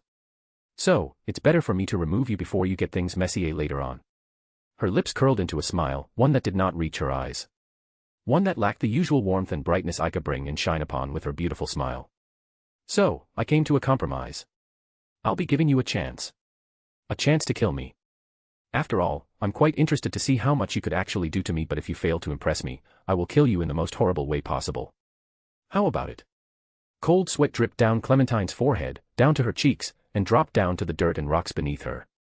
The primal fear she felt before. It wasn't an illusion after all. These people. No, these monsters. They held power beyond anything she could even begin to comprehend. Run. I need to run. Run as quickly as I can. Oh, and you can forget about running. Hellfire wall, dimensional lock. A wall of jet black flames, the flames of hell itself manifested in the world of the living, surrounding everything within Clementine's range of view. There was no heat that she could feel physically. The temperature of the air around them did not increase. But instinctively, as someone who was still a part of the living, she knew instinctively. One touch on the flames of hell, and her soul is forfeit. As the jet black flames appeared, the space around them seemed to twist and bend before returning back the next moment, as if nothing had changed. But now, the space around them was sealed. Any teleportation and transfer magic, in or out, cast by anyone but Aika and those she considers allies would be unusable. She had completely and utterly sealed the space around them with magic. And now, she would have no way of physically or magically running from her demise. Alright now, let's start the fun. You can do anything, everything you can to impress me, and remember, if you don't, you'll die a horrible death. Clementine slumped as she took a step forward, catching herself from falling as the effects of Aika's whisper of evil disappeared. Her eyes, still widened in horror, looked at the white-robed vixen. This time, there was no mockery, ridicule, calculation, nor pride. Before a power beyond her comprehension, only fear, despair, and the desperation for survival remained. Aawa. Pace of the wind, ability boost, greater evasion. Brandishing her stilettos, Clementine charged as a myriad of colors lit up around her body upon the activation of her greatest martial arts. She was no longer the deft warrior who dashed towards her opponent. She was a beast, a cornered beast charging at her predator in desperation for the final gamble of her life. Stab. Thrust. Stab. Stab. Thrust. Heart. Head. Shoulder. Heart. Throat. In a mere fraction of a second, Clementine unleashed a barrage of stabs and thrusts of her stilettos towards Aika's fatal points. However, none managed to even graze a part of her robe or mask. And even as she dodged, with seemingly no effort, Clementine noticed that her smile never left her face. Aawa. Die. Flow acceleration. In an instant, her speed exploded.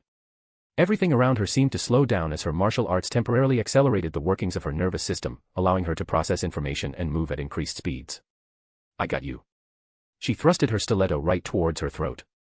That white, smooth, lithe, unprotected throat. She knew, from experience of fighting against mages, that the throat was not only a lethal point, but also a crippling one. Without the ability to speak, a magic caster would not be able to chant. And without the ability to chant, they won't be able to cast any spells. A magic caster incapable of casting spells would be no different than a dead person. But in that slowed world, just as the tip of her stiletto was about to pierce through her throat, Aika suddenly moved even faster. She felt hands gripping her arm, and her vision suddenly turned upside down as the dark, starry night sky appeared in her sight. Invulnerable fortress. A life-saving martial art, capable of blocking physical attacks from monsters beyond her comprehension.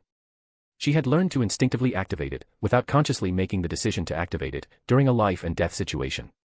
It has saved her plenty of times in the past. And this time, it had saved her once again, as the rocks and ground beneath her caved in. The impact of being thrown by Aika created a massive crater and spider cracks large enough that it was as if a building had fallen out of a sky and slammed down. Oops, that was a bit too hard, huh? But that was pretty good. You used invulnerable fortress right before you impacted. But you can do more, right? Come on, stand up, you're not done, right? Clementine slowly stood up in a daze. Her legs trembled. The damage that would have snapped her spine and pulverized her innards was nullified by her martial art. It was the fear, the trauma and shock that made her tremble like she had never been in her life. Die. Please just die. The warrior who had stepped into the realm of heroes was no longer there. She was simply a slightly above average beast, desperate, flailing around in fear of death. Lightning. Fireball. Mind control. The 3 spells enchanted onto her stilettos that had stolen the souls of hundreds were now cast without finding a target. It was inevitable. Even when she was focused on stabbing Aika, she could not even graze her. And now, wailing around in desperation as tears, snot, and drool dripped down her eyes, nose, and mouth, she had no chance of even hitting her. Alright, I guess this is enough. Aika caught the lightning-clad stiletto with her left and the flaming stiletto with her right hand, and snapped them. Goofuk. Then with a knee to the gut, she launched Aika into the air, before slamming her down into the ground. This time, having learned the extent of her strength through the first throw, she did not deepen the crater she had made. But without her invulnerable fortress, Clementine felt the air forcefully ejected from her lungs as her entire body rocked from the impact. And before she could catch her breath, Aika stepped on her chest. Since you can't impress me, I guess then it's the hard way to go for you. A torturous death for you it is. A pair of crimson and pink light shone through the slits that made up the fox's eyes on Aika's mask. And that was the last thing before Clementine fell into darkness. Nightmare.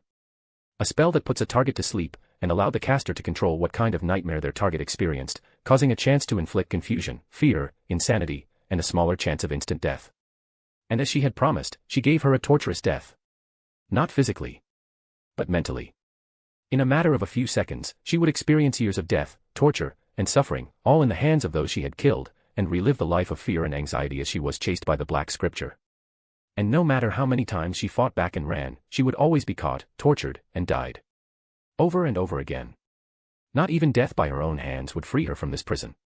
Aika didn't know how a level 100 player from Yggdrasil would deal with this Empress of Evil exclusive skill. She guessed that even if they could not fully resist it, they won't suffer from the more annoying insanity debuff or suffer the instant death.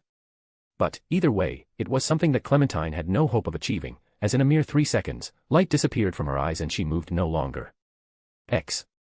And I hope you guys enjoy this chapter. Please comment your thoughts. I would love to hear what you think about it. Or buy me a coffee at buymeacoffee.com/verglax. Thank you. Chapter 205, Chapter 203 Heavenly Judgment. Maman, I'm sorry. I thought of letting you handle this, but... Yuuji stepped forward as he held Est by his side. Kajjit tensed as his followers also got into a stance. It's fine. I don't plan on doing it anyways. I'll go into the crypt to find Nfiria. Be careful. Lupu, go with him. Yes. Lupu felt her heart and her whole body tremble in ecstasy when he gave her an order in his cool, dominating, majestic voice. Even her crotch was dampened by the sheer aura he had just emanated for that instant. The werewolf maid had always been the one who found happiness and glee in teasing and tormenting others. And her sadistic nature only intensified upon her transformation into a succubus. But now, she felt a desire from deep within her heart and an urge from deep within her womb to be dominated instead by him, and him only. To be pushed down to the ground, made to go on all fours like the bitch that she was, held tightly to the point of suffocation by his strong arms, and have her obedient, slutty, battle-made pussy made for the sole purpose for pleasure the supreme beings be pounded by his majesty. Yuuji-sama. All the urge and desire that she had been holding back ever since she turned into a succubus and started her journey with Yuuji. She could no longer hold them back. She wanted to be his little fuck toy. His cum dumpster. His breeding slut. She wanted to be with him, be within his embrace, and receive his blessings deep inside her. Her heart raced as both excitement, lust, and a foreign feeling called love manifested within her. If Aika hadn't turned her into a succubus, she wouldn't have been able to feel these emotions towards Yuuji-sama with such intensity and devotion. Could it be that turning her into a succubus was so she could experience such bliss? To be able to feel such intense love? Was this her way of giving her the ability to experience what Aika herself was experiencing and live a life filled with bliss? Ahaha, how wonderful, Aika-sama, thank you for letting me feel such bliss. Momonga walked straight towards the chapel behind Kajjit, unbothered by the fact that cultists that were supposed to be his enemies were there. Lupu curtsied towards Yuuji, or at least, did the motion without actually lifting up her maid's skirt as she was currently in her adventurer outfit. Yuuji nodded, and cast protection from good and evil towards her. A warm golden glow emanated from Lupu's body, and the warmth it brought almost pushed Lupu off the edge and caused her to ruin her short leather pants. Thankfully, she managed to bite the inside of her cheeks and prevented herself from moaning and coming, humiliating herself before her beloved. "Thank you very much, Alexander-sama." Ah, how she wished she could utter his true name instead of his mere pseudonym. Be careful. Yes. She beamed a bright smile towards Yuuji and followed after Momonga. As the two approached them, Kajjit could not help but twitch in rage. Was this their plan? To mock him and anger him on purpose? You damned freaks. I'll show you why you should never look down on me. Stop th. Mass hold species.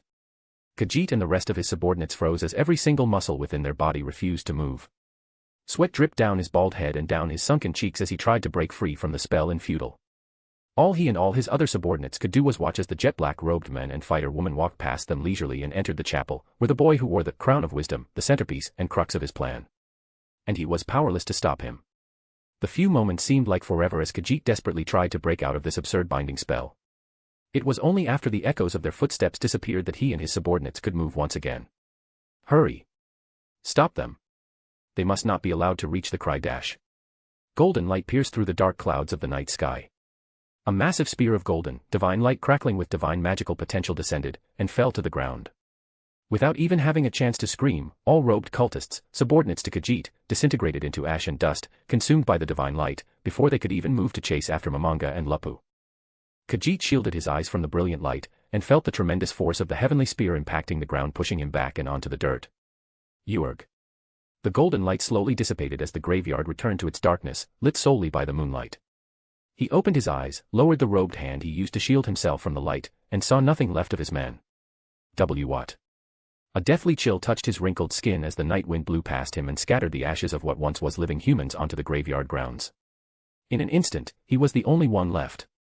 His body trembled.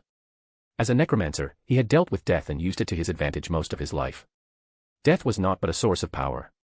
To reach greater heights. To accomplish his dreams. But now, he felt fear. A fear of death, his own death.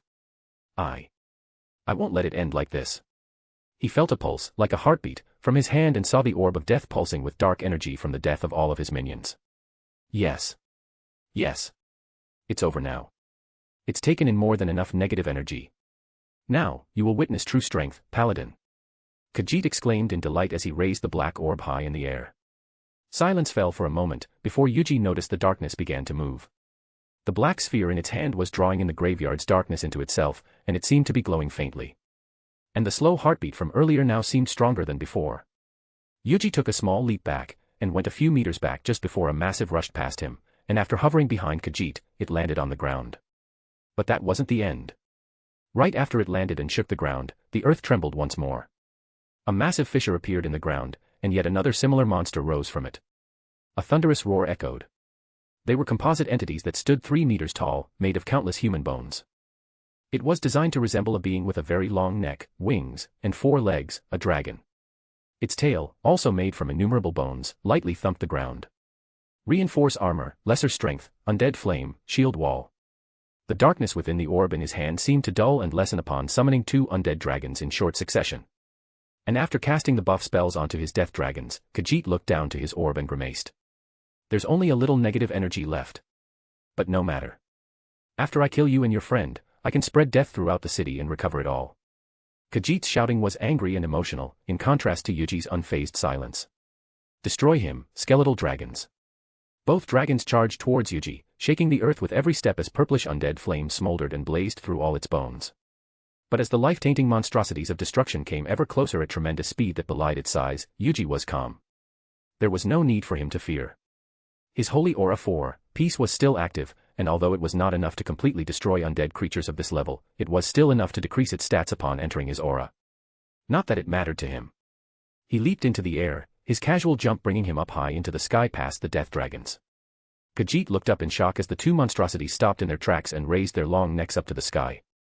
With the night sky as his background and the full moon behind him, he raised his sword. Terminus Estate, the Spirit Sword Sovereign, glowed brightly. With a swing, a wave of brilliant white energy, glittering beautifully, flew in the shape of the arc of the sword. The sheer pressure from the simple swing of his sword shook the ground and the air. The wave of brilliant glittering light reached one of the two death dragons and went through it. A moment passed, and nothing happened.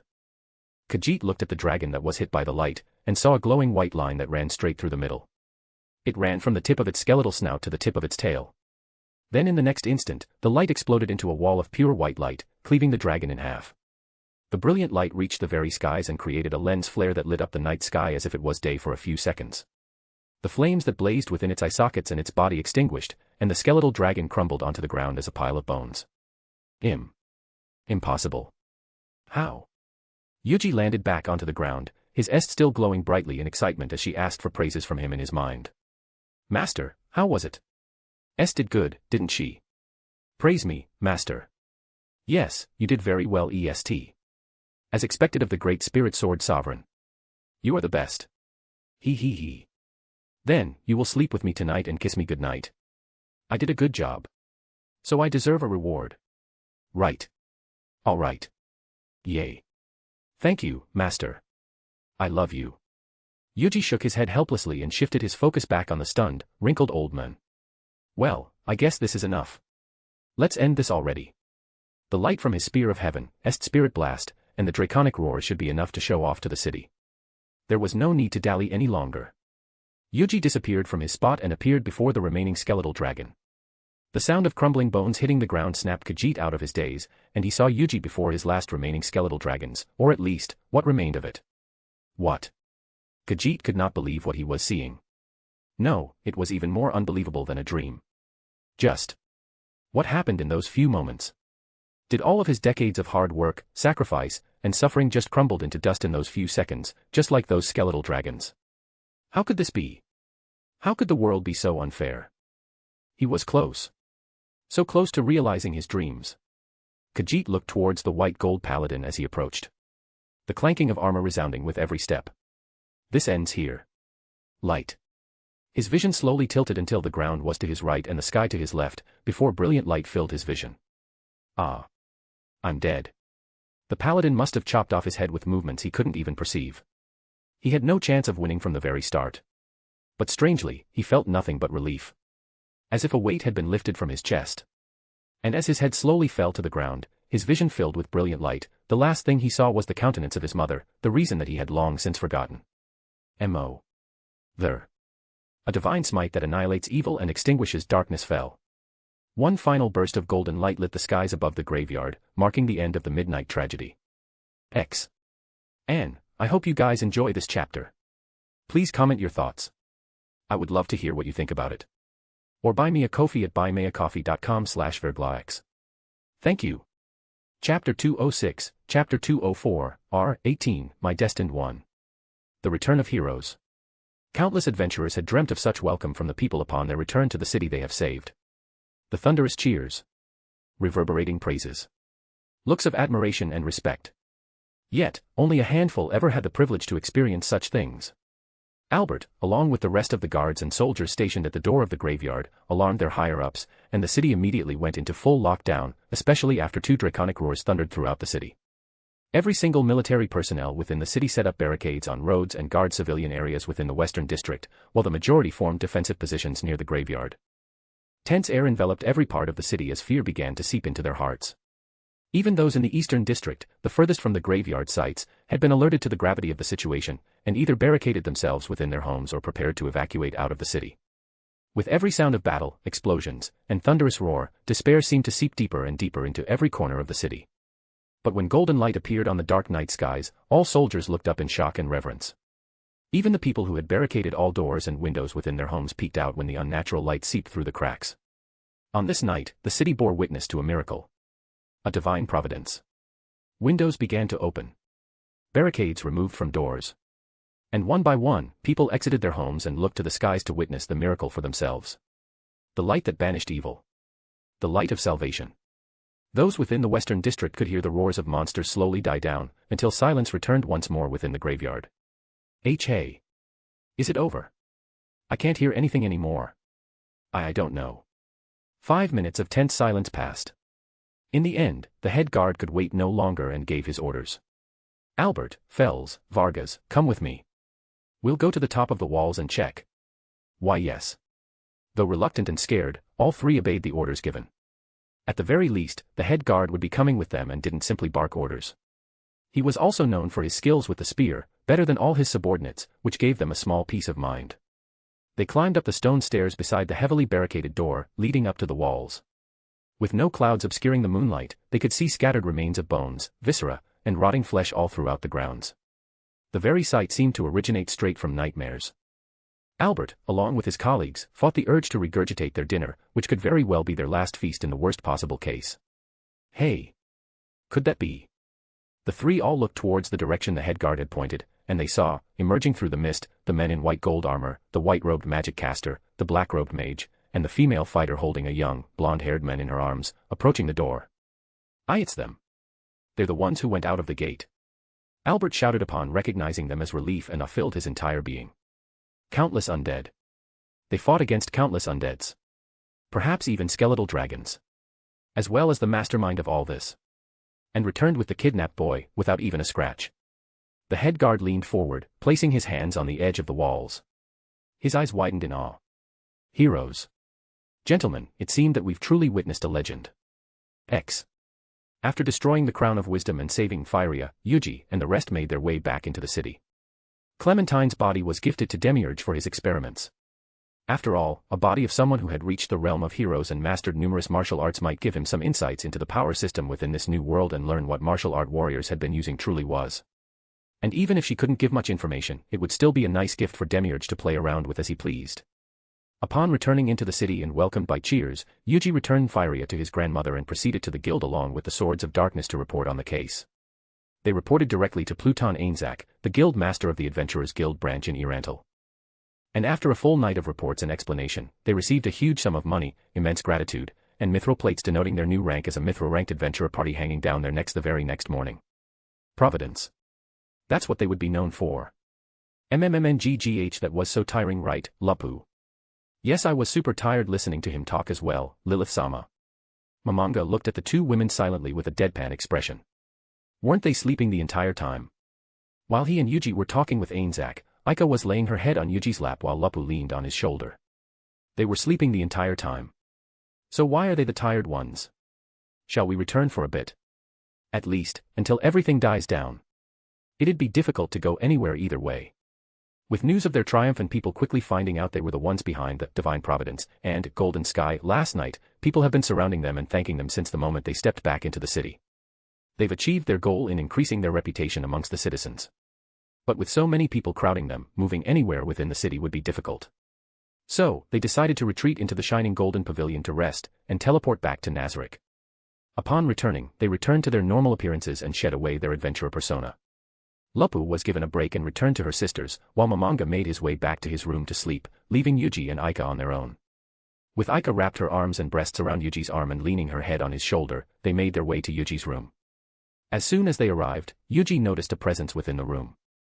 A presence he was extremely familiar with. One he wouldn't mistake for anyone else. He looked towards Aika, and saw her looking back at him with a mischievous smile as she raised her eyebrows up and down. He was speechless. Was this planned? Did Aika planned everything with her from the start? Just when? And how? How did he not know any of this? Aika. He have fun, hubby then, I'll be turning Entoma into a succubus now and hang out with the maids. I'm looking forward to the threesome. Aika kissed his lips, and skipped away before disappearing into thin air, using her ring of Ain's old gown to teleport to her destination. With a helpless sigh and a small smile, Yuuji turned back towards the door to his room, and pushed it open. Within the familiar darkened room, lit dimly by soft, candle-like orange-red light from magic lamps hanging from the walls, a goddess with pure white horns stood.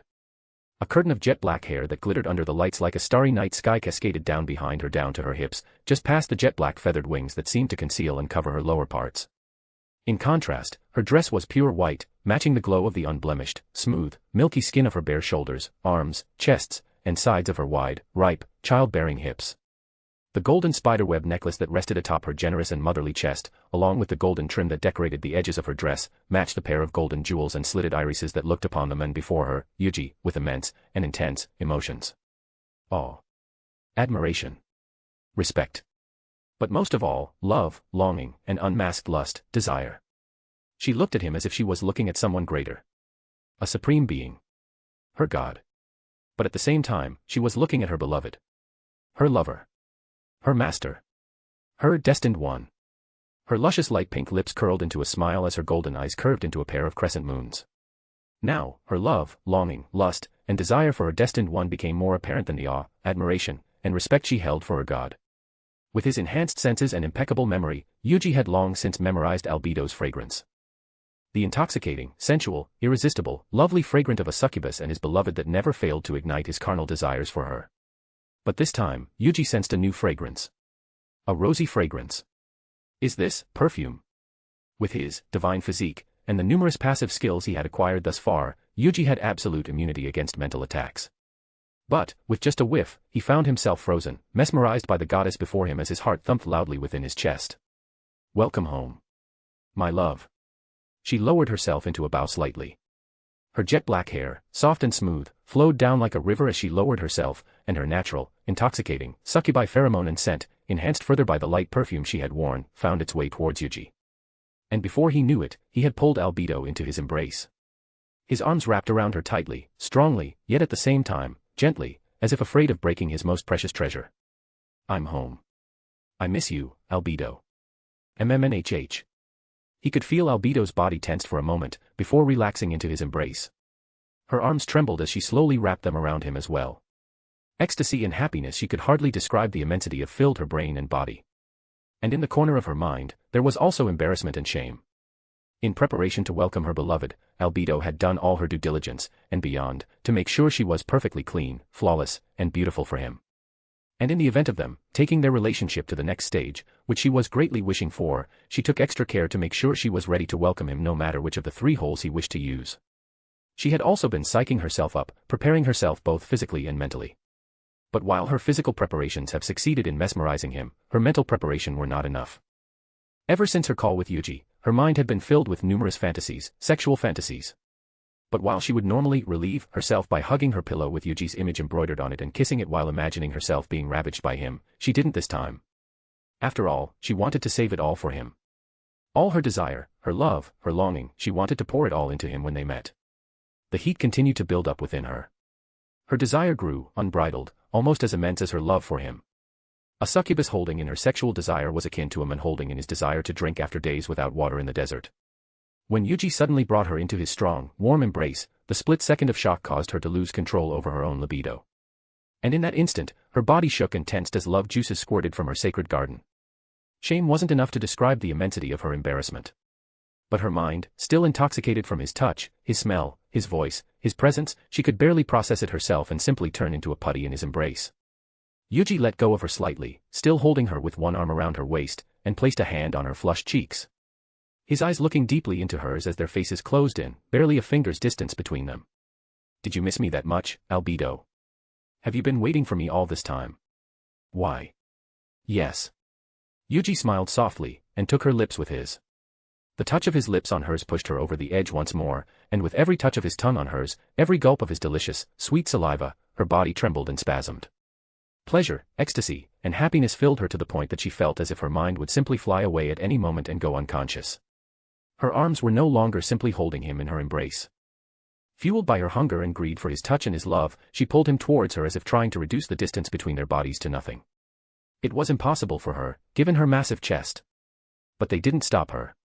Her enormous pair of milky white breasts pushed and squished against his hard chest with immense pressure that simply brought even more pleasure to both of them. The room was filled with the sounds of smacking lips, slurping, and moans intermingled with words of love.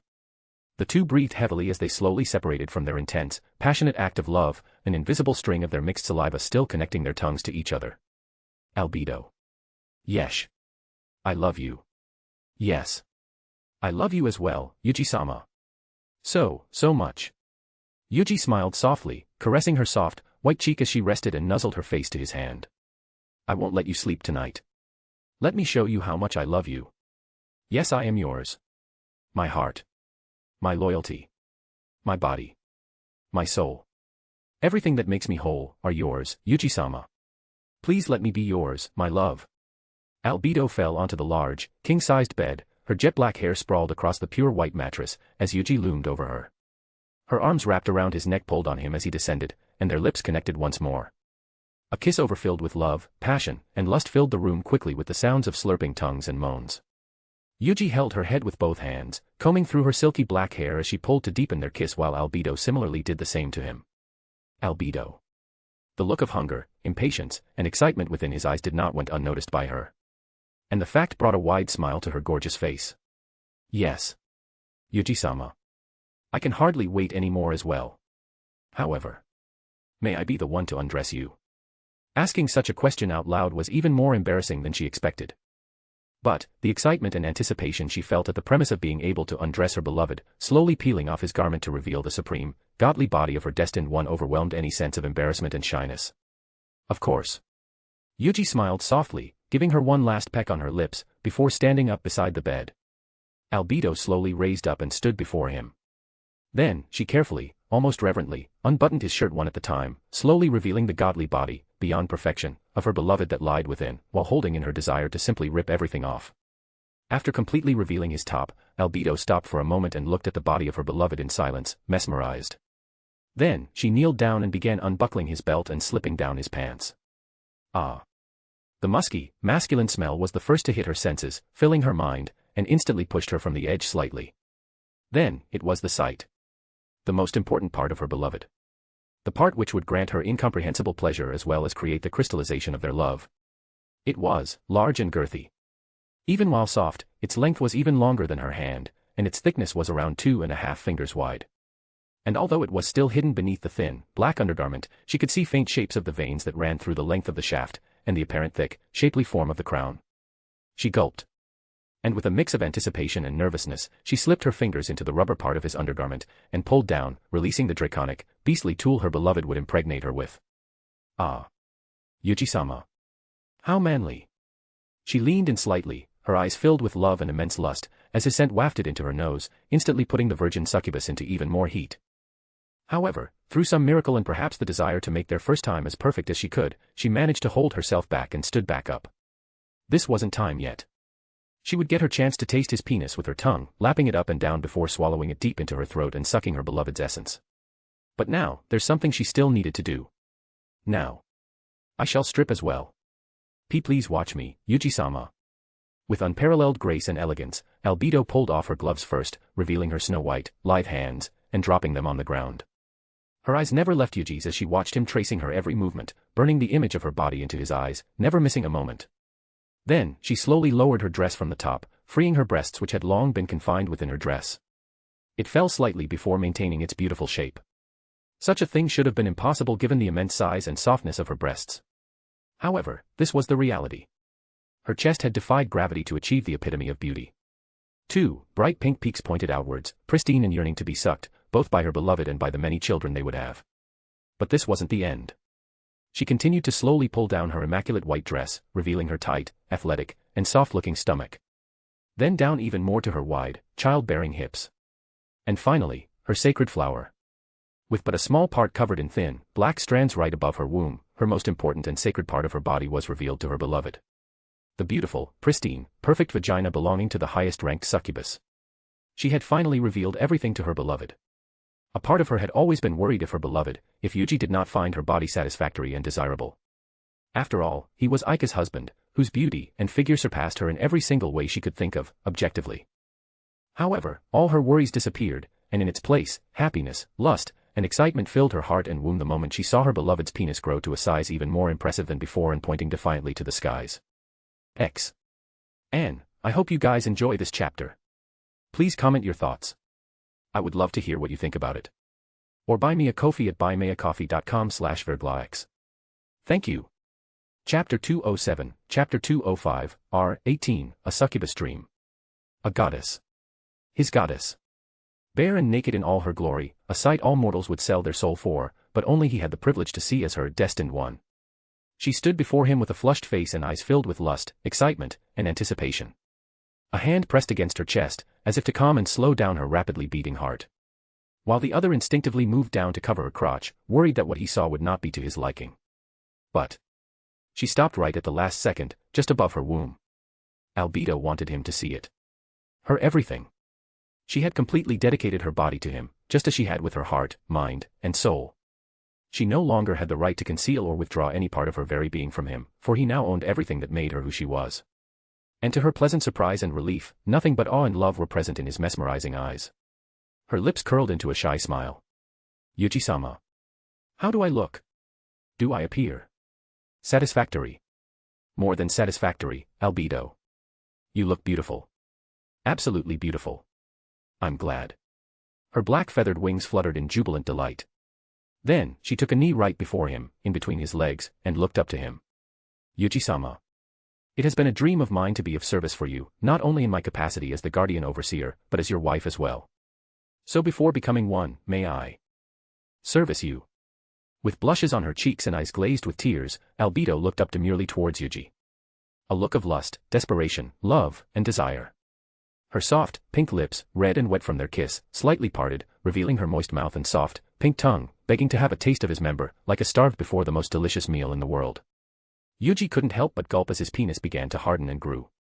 While he had expected Albedo to be an alluring enchantress, this was beyond his expectations. She wasn't simply an alluring enchantress. She was a bewitching succubus hungry for her beloved's penis and essence. An insatiable beast of sex, on par with even Aika. Seeing her this way, there was no way he could hold back. Albedo watched as her master's cock slowly grew harder and harder, rising up to the heavens, towering over her face majestically, as if proclaiming its dominance over her very being. And of course, she did not miss the two precious, hanging jewels as large as ping-pong balls below his shaft. The precious parts of her beloved that produced the seed that would impregnate her and create their children. Her lips parted wider, panting, as a clear flow of saliva began to escape from the corners, dripping down her chin. The musk and sight of his penis simply whetted her appetite for his seed and essence even more. Almost unbearably so. She tilted her head slightly to the side to meet his gaze once more. I would love that, Albedo. But there's no need to force yourself.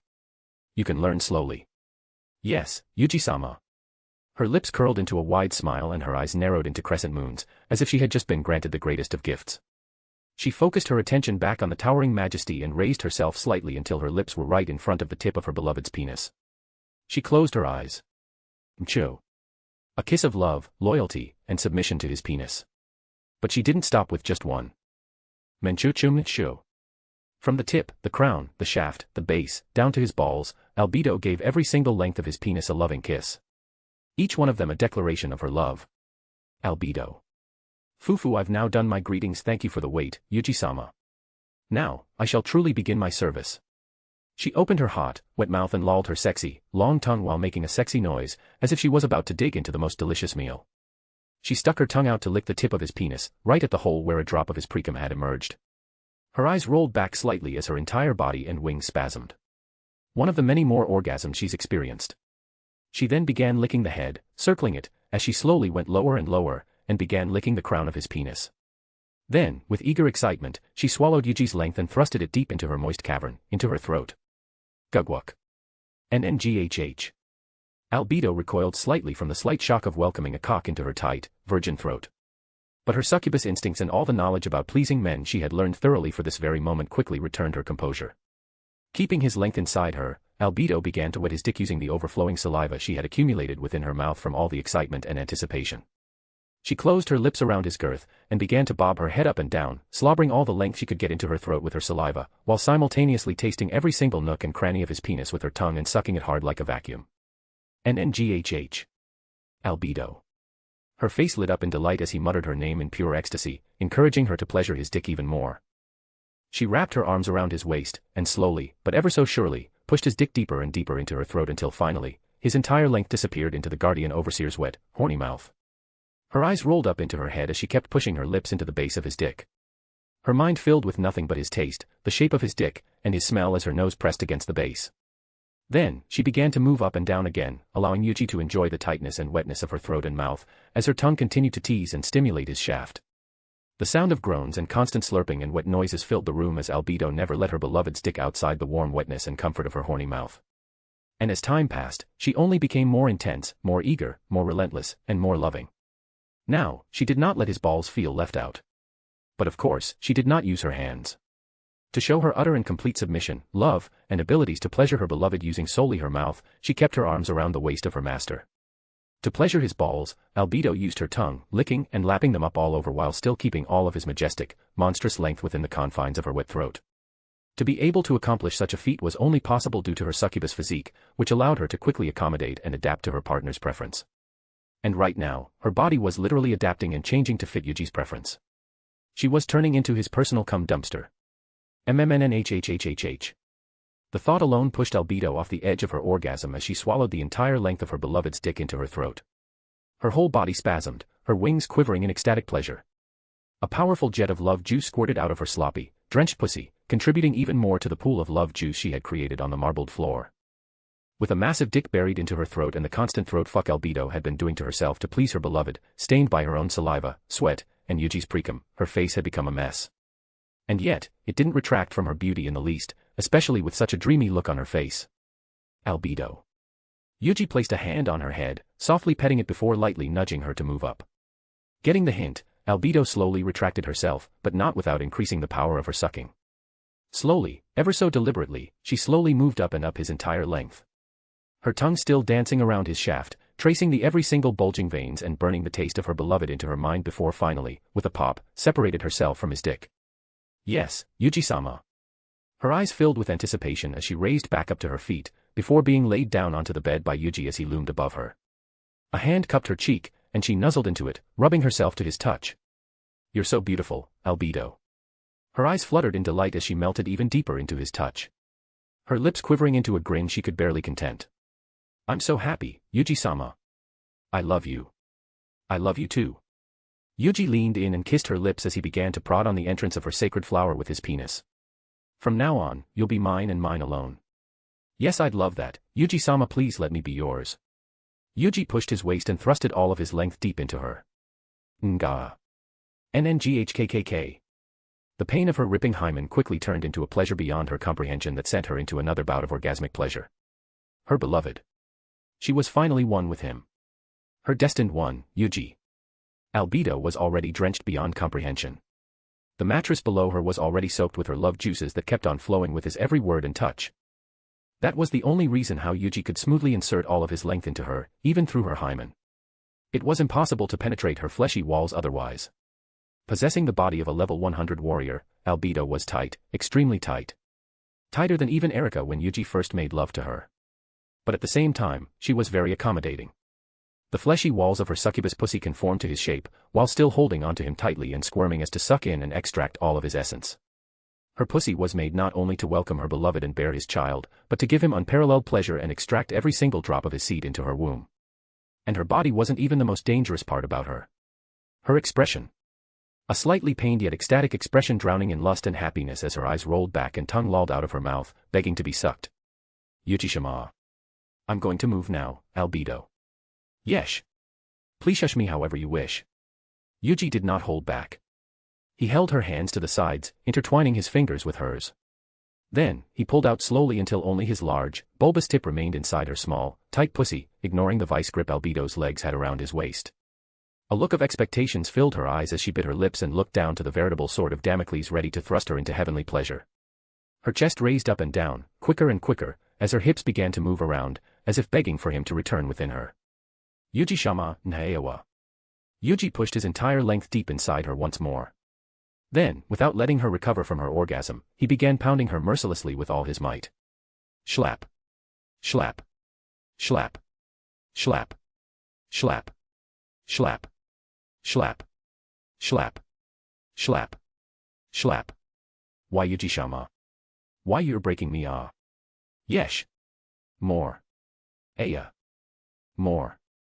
Unrestrained moans, sounds of wet flesh hitting each other, and shouts of begging for his dick filled the room as Yuji slammed his dick down into her pussy over and over. He held up both of her hands with one hand above her head, letting her massive, soft breasts bounce wildly with each thrust he delivered. He caught one of her breasts and squeezed them tightly, her soft flesh overflowing from between his fingers, and she moaned right into his mouth as he sealed her lips with his. Nchu mnghh ah. Yuji sham, oh ho. Mnnghhh. Chu. Rero rero rero rero. He was relentless and merciless, striking her G-spot over and over the moment he found it, which was soon after the first few thrusts, and never letting her rest. Her drenched pussy had been squirting over and over. Her body had never stopped orgasming ever since he first ripped her hymen and penetrated her womb. Yet, he never stopped. And she didn't want him to. Asking him to stop was never in her mind. She belonged to him. Her mind, heart, soul, and body belonged to him.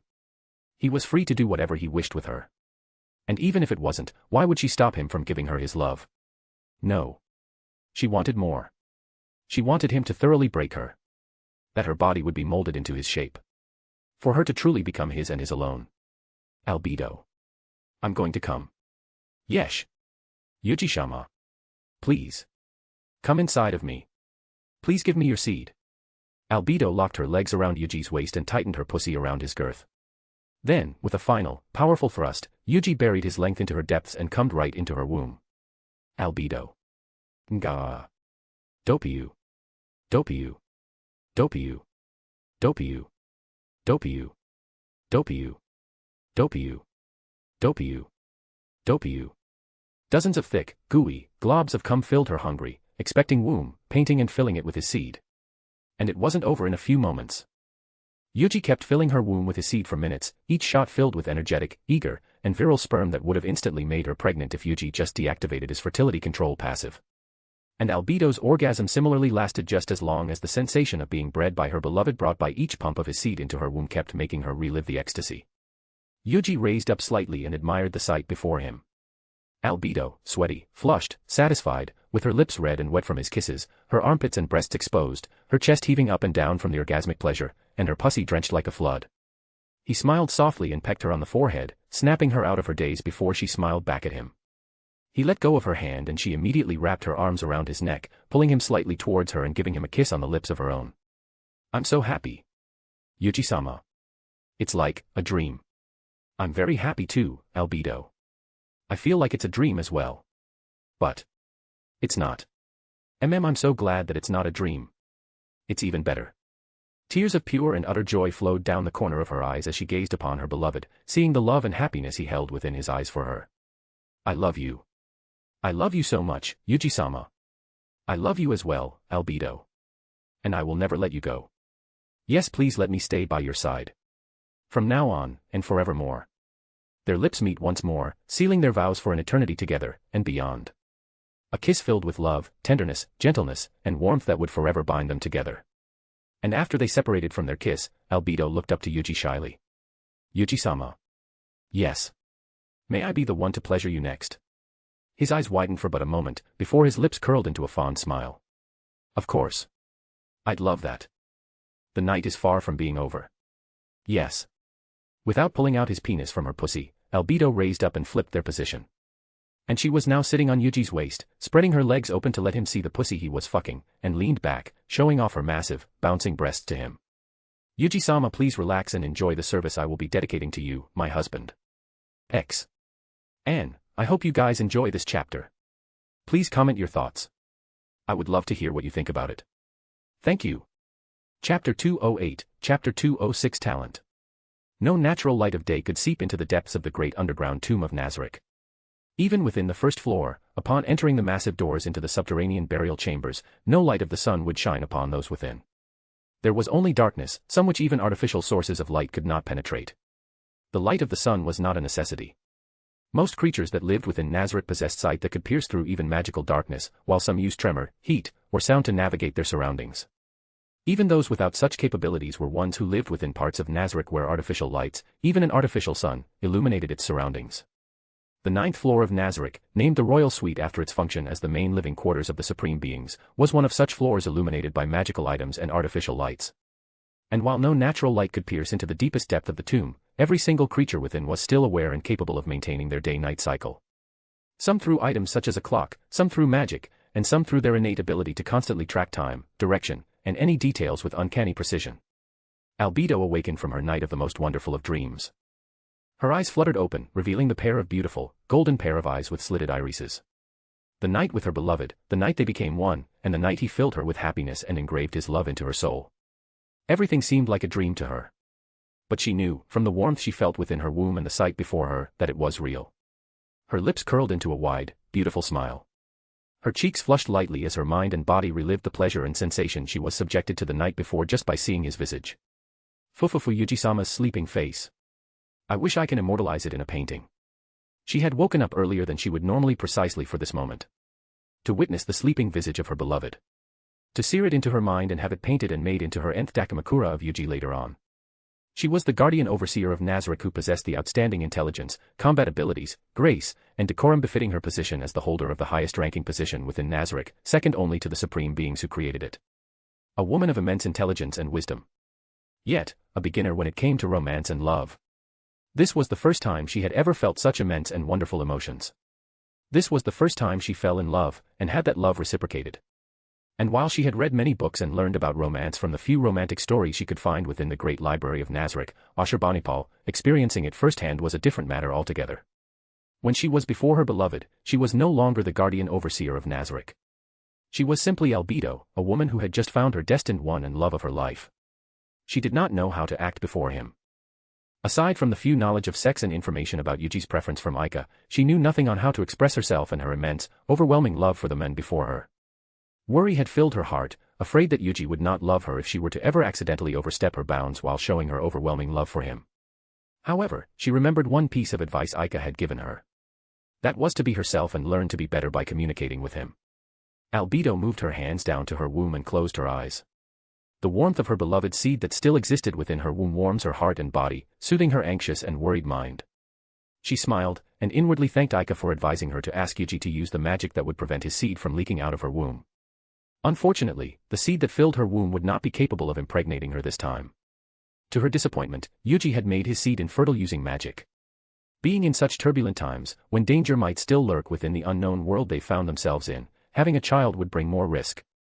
She would not be in optimum combat capabilities during pregnancy, and the stress from the duties and responsibilities she must uphold as the guardian overseer of Nazarick during such turbulent times might affect their child negatively.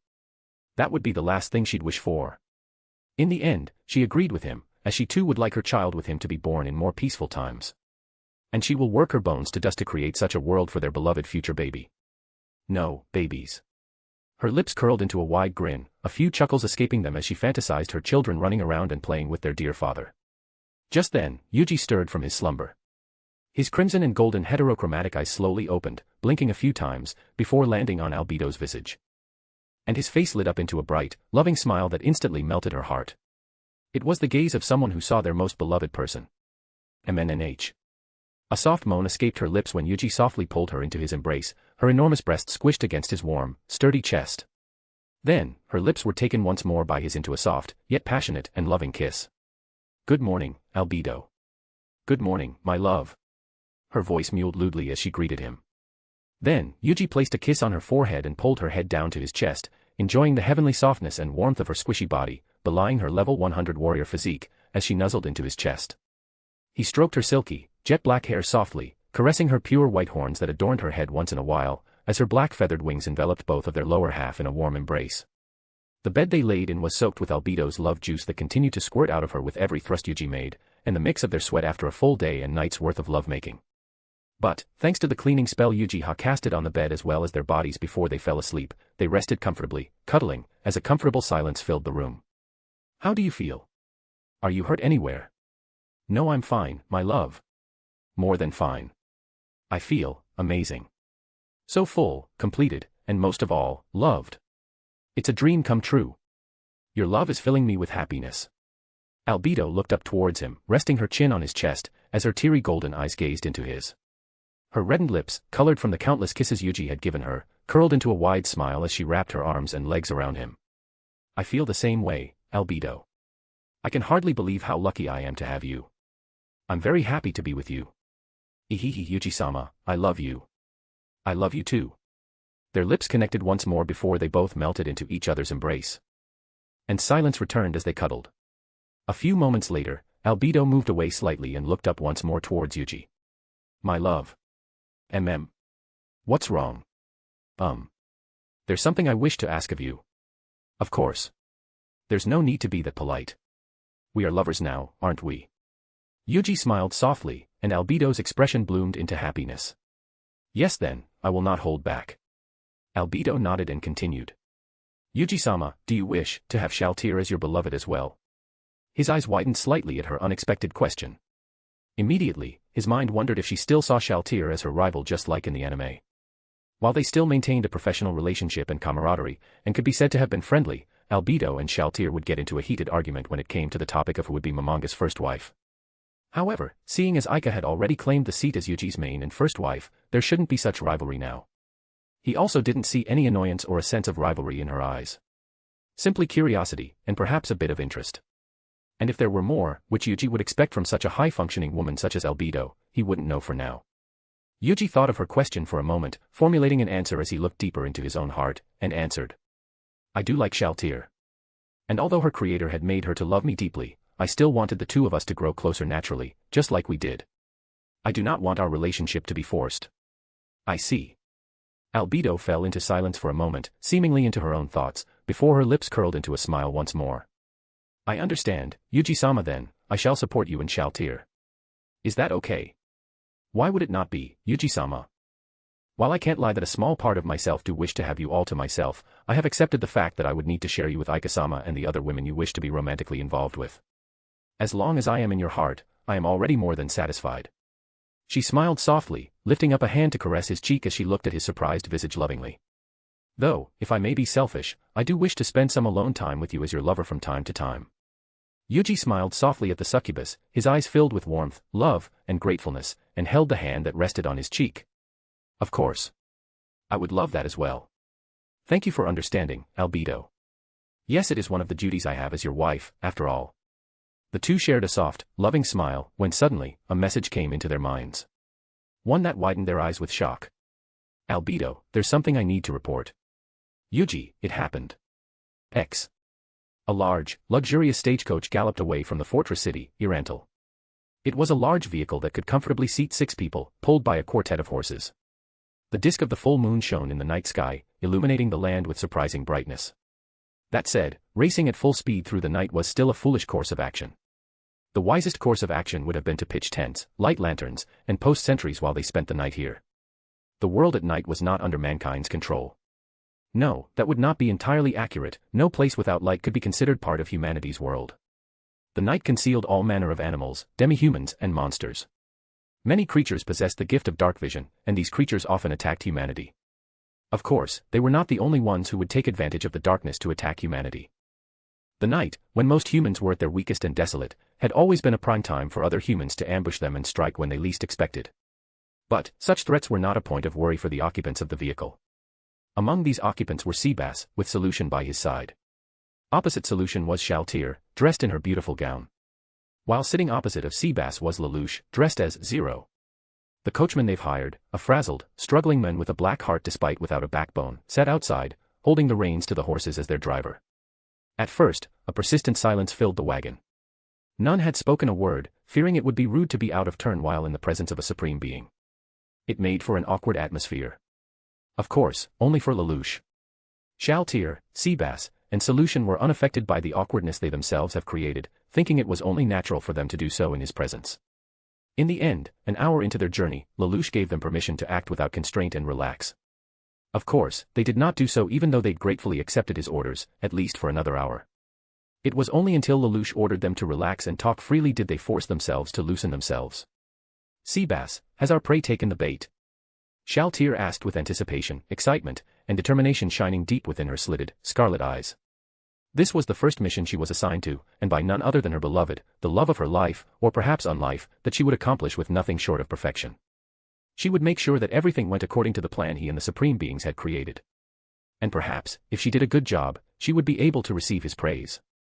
Perhaps, even a word of love or a loving touch. Shaltir dared not wish for something beyond them. Yes. Splendidly, as Yuji-sama had predicted. Seabass answered. I see. Yufufu, that is good. It would be great if we could find the type of magic or martial arts user that Yuji-sama wishes for. Her lips curled into a smile as she lifted her hands up in front of her. Her pure white nails, that she had filed to perfection, shining from the lights of the magical lanterns illuminating the interior of the wagon. To appear perfect at all times was the minimum for her, for there was no telling when and where she would be summoned by her beloved, Yuji-sama, to be of use for him.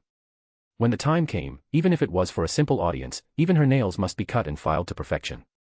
Thus, she required a special filer that would perfectly shape her nails and make it appear as smooth as possible. Moreover, given the nature of her nails being a part of her natural weapon, her filer must also be an extremely powerful magic item capable of whittling down her extremely strong nails. The one she was using now was one of the many magic items given to her by her creator, Perorancino, long ago. It was given to her along with various other beauty-enhancing items, lingerie, dresses, cosplay outfits, collars, chains, lubrication, sex toys, and many other items meant for her to use to please Yuuji with. Her eyes, however, were not on her own nails, but rather, on the beautiful, shining ring of telepathy she had been given by her beloved and worn on her ring finger. While it was not an engagement ring or a wedding ring meant to symbolize his eternal love for her, it was a ring that symbolized his care and wish to always be connected to her in spite of the distance between them. It was through this ring that Shaltir never felt alone and always be in the presence of his warmth. It had also allowed her to hear his voice asking for her well-being and giving her encouragement every night. That alone was enough for Shaltir to care for the ring immensely and swore to protect it even at the cost of her own unlife. She closed her eyes, brought her hands to her enormous, padded chest, and pressed her lips softly on the ring, just as she would every day and every night since she had received it. Ah. I miss you dearly, Yuuji-sama. The thought of him alone filled her no longer beating heart with an impossible, yet immense warmth, and longing. She wished she could complete this mission as soon as possible and return to his side. Shaltir sighed inwardly, her eyes looking at the ring with obvious longing. But, she quickly steeled herself and regained her determination, before turning towards Lelouch. Lelouch-sama, there is something I wish to inquire about. May you please enlighten me to the type of magic or martial arts that Yuuji-sama wishes for? Lelouch pulled himself from immersing himself in the documents and reports he had received from Albedo and Demiurge.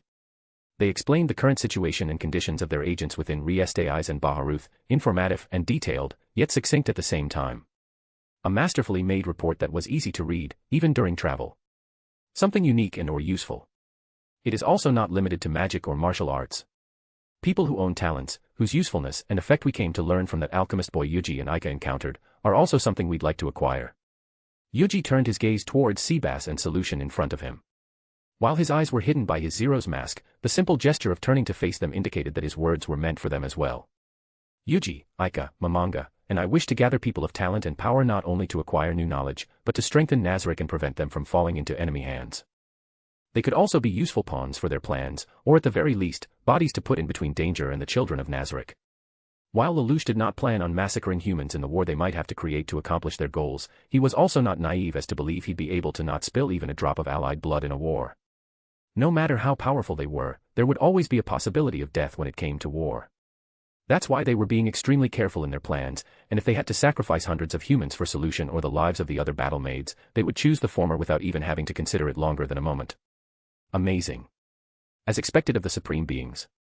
Your foresight goes beyond comprehension. Shaltir looked at Lelouch in awe, a look shared by Seabass and Solution, as they listened to the wise words of the most intelligent supreme being and grand strategist of Ain's Olgaun. And of course, they did not miss the kindness and how much the supreme beings cherished the children of Nazarick from his words. The overwhelming love and kindness the supreme beings had given them. They must repay it in full and beyond through their loyalty and actions. I am enlightened. Thank you very much, Lelouch-sama. All three of them bowed. Just then, the coach shuddered, and they heard neighing from the horses which drew the vehicle. It seems we have stopped. Indeed. Shaltir, lost as she was in fantasies of just how much Yuuji cherishes and loves her, returned to her senses. Her lips curled into a different kind of smile, like a girl who had just thought up a wonderful prank to play. Seabass too was stroking his mustache as he smiled, while Solution licked her pink, luscious lips as her eyes narrowed dangerously. Shaltir raised up from her seat and curtsied towards Lelouch, followed by Seabass and Solution.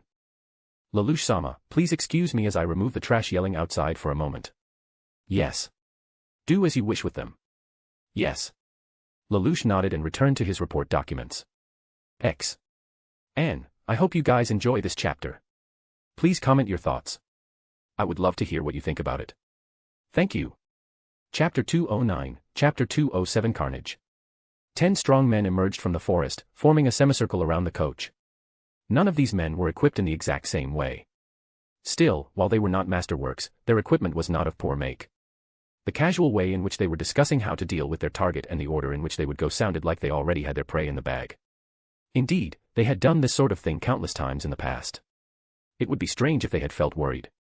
They brandished their weapons so their prey could see if they so peeked through the curtains covering the windows. It was a wordless warning, if they do not come out quickly, they would be in trouble. In but a few moments, the coach doors slowly opened. And a girl who might be considered little showed up, revealing herself. Her silvery hair gleamed in the moonlight, and her dewy, crimson eyes held a seductive radiance. The bandits could only gasp at the sight of such beauty, unable to so much as muster up the words for praise. In this moment, even their bestial lust shrank away in the face of true beauty. They were hoping to find some beautiful lady of nobility, a high-class one at that given the information they've gotten from the coachman, Zach. And they seemed to hit the jackpot. They've never seen a woman more beautiful than this before. They doubted that even the Golden Princess, who was rumored to possess unparalleled beauty, would hold a candle to this girl before them. All of them stood in awed daze, except for one. While he was also shocked at her beauty, something more important took his attention. Who was she? Zach had never seen this beauty before. However, the coach was very familiar to him, and the contrast between the two plunged Zach into confusion and left him speechless. Shaltir smiled lewdly as she bathed in the enthralled gazes of the men. It was simply natural, after all. She, who was created to belong to Yuji-sama, should possess an awe-inspiring appearance, worthy of becoming his plaything, his cum-dumpster, and his beloved. She advanced unguardedly before them and said, "Gentlemen, thank you for coming all this way here for me. May I know who your leader is? May I negotiate with him?" All the bandits looked towards the same person, giving Shaltir the answer she wanted to know. This only meant one thing: everyone else here was expendable. "What do you want to talk about?" The man who became the center of attention seemed to have come to his senses after his close encounter with such a beauty. He strode forward. Please forgive the misunderstanding. What I meant by negotiations was just a joke for me to learn what I needed to know. Who are you? Shaltir looked to Zach, who asked that question. You must be that Zach fellow.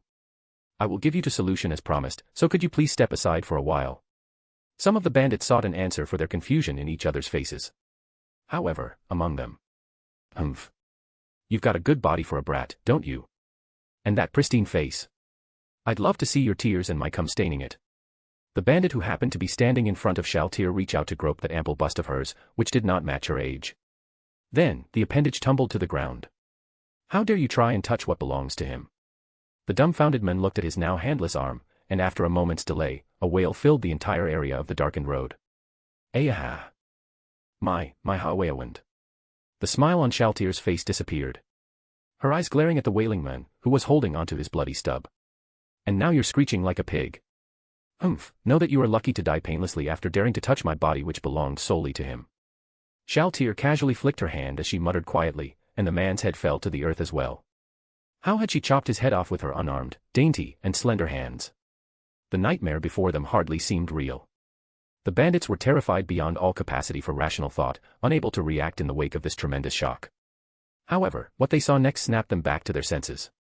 The fresh blood spurting from the severed portions of the body moved as though it had a will of its own, gathering above Shaltir's head and forming an orb of blood that eclipsed the moon in the sky. Shaltir and those within the coach knew this was the effect of the skill called blood pool.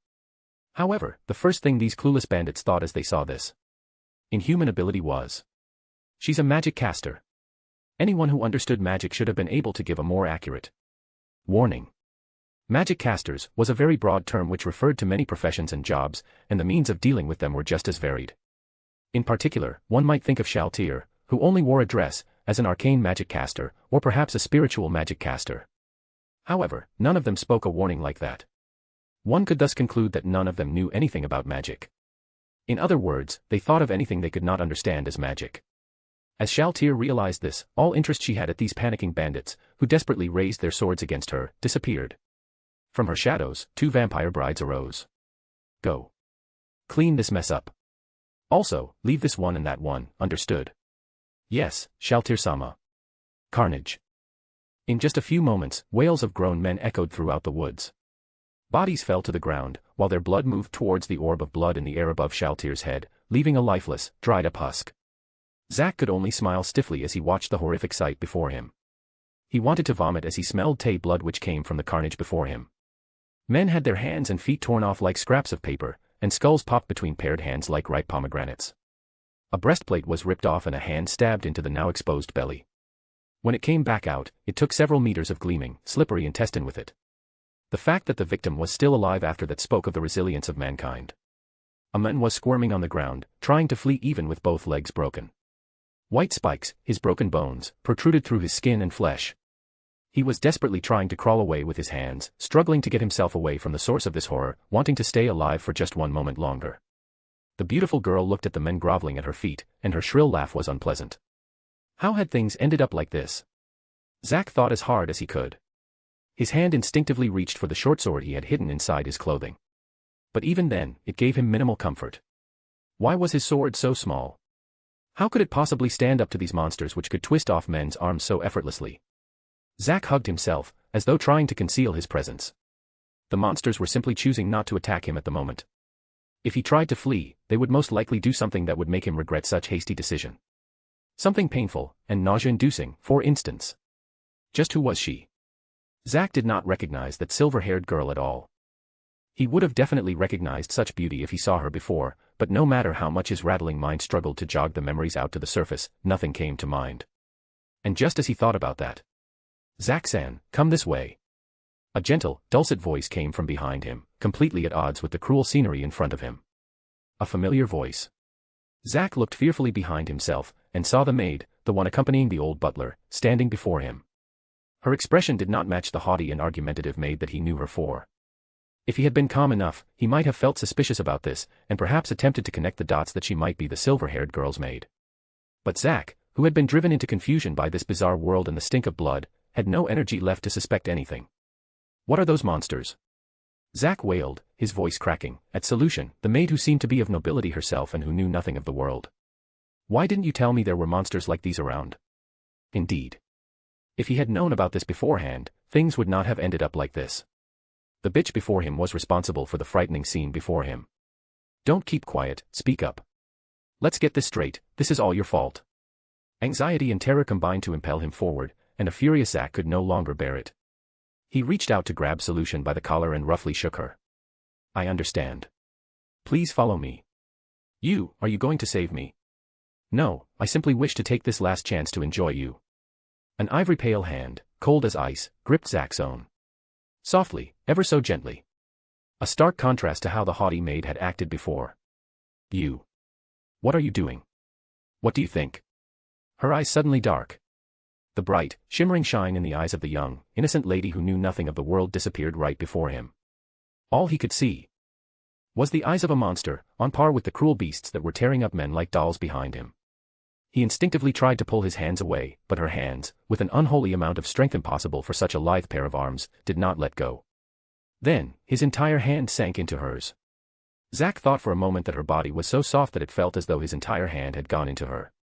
But as he looked at his hand, he realized that this was not the case.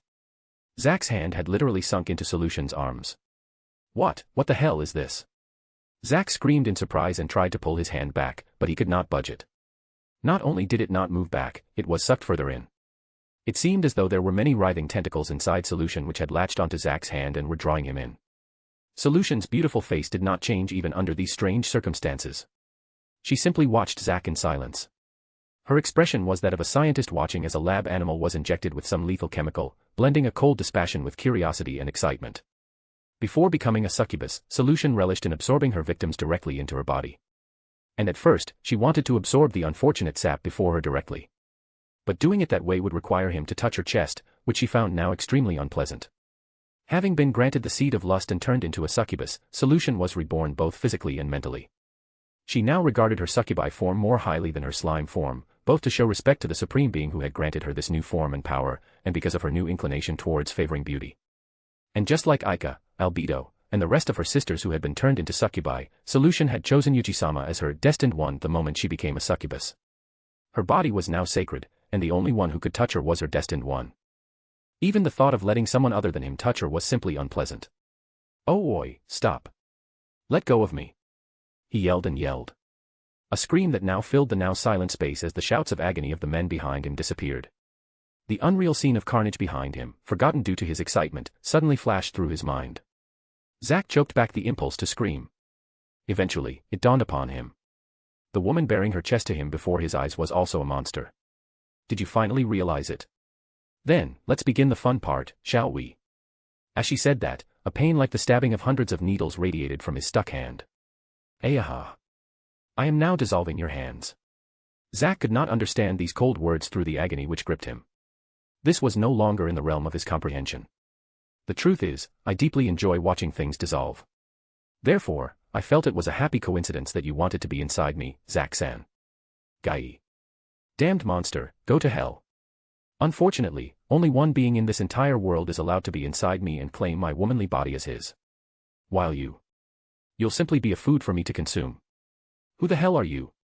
The agony in his hand was slowly spreading up the rest of his arm, but the fear of impending death overrode his pain, and Zack asked his question even as tears brimmed in his eyes. However, the answer made him want to stuff his fingers in his ears to deny it. I am a predatory slime. And a succubus as well. However, that side of me is only for him. Now then, since time is limited, I will need to swallow you up. Zack's arms were pulled into Solution's body. So forceful was the suction that Zack could not resist it, even if he were capable of doing so. Stop, stop, stop, stop, stop.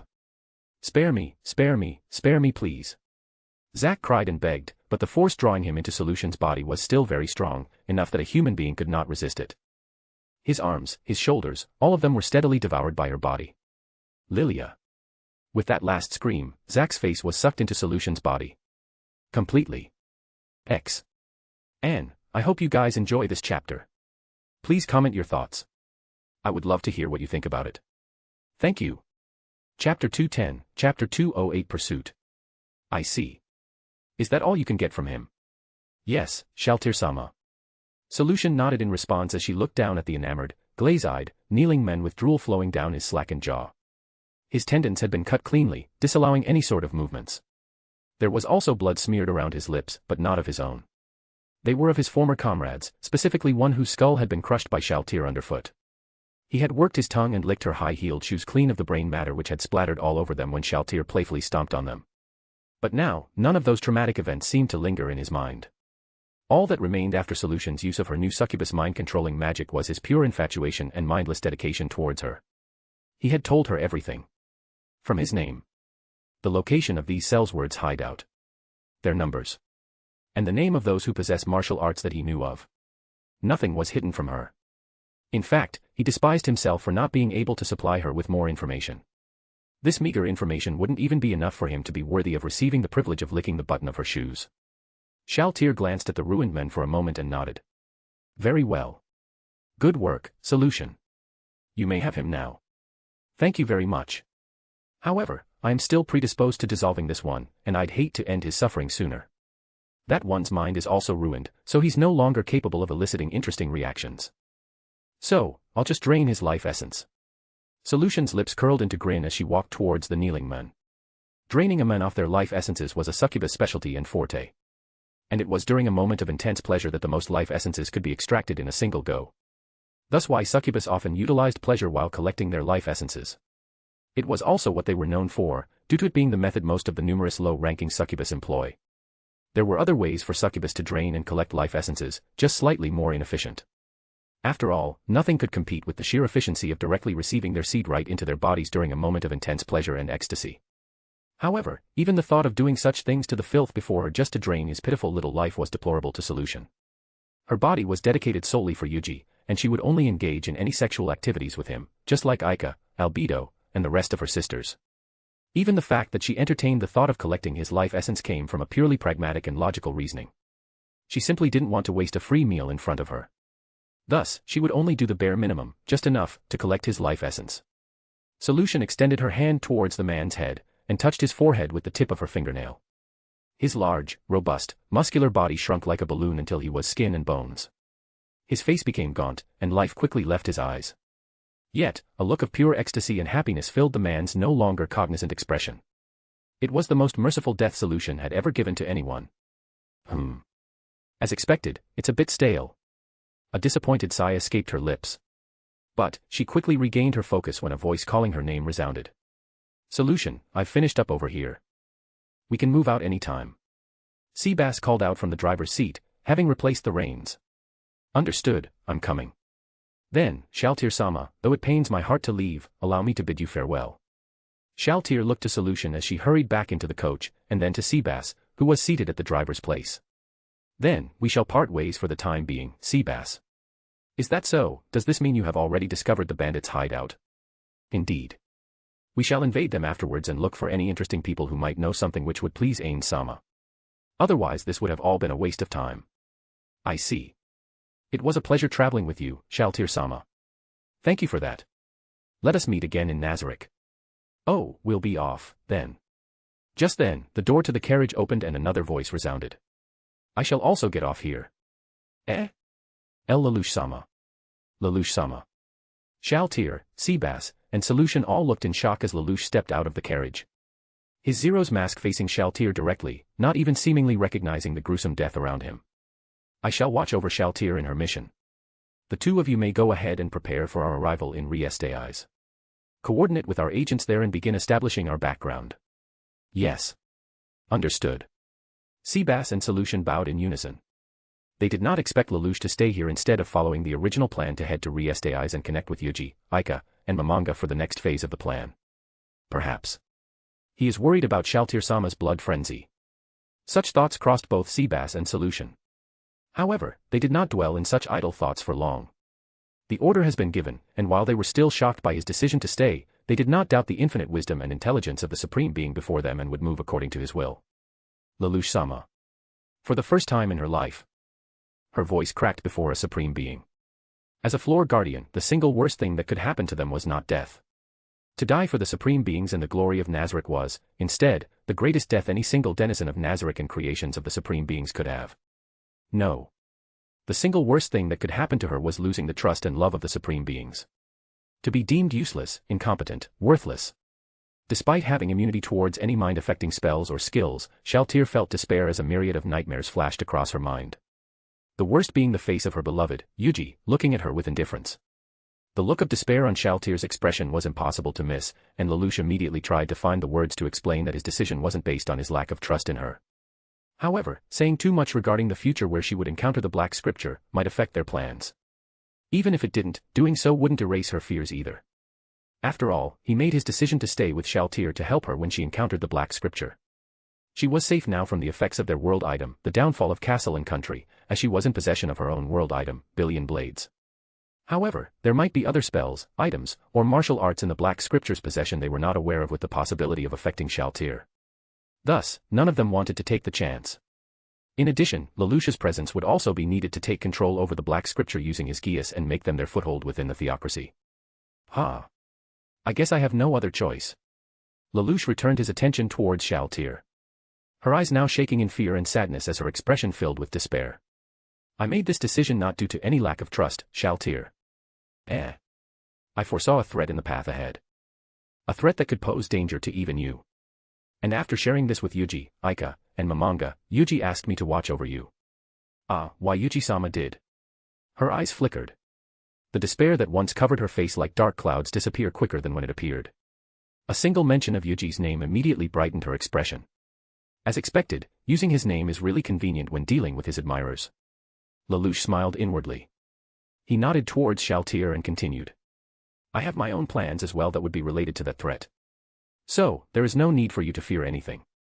Shaltir nodded back, her smile returning to her lips.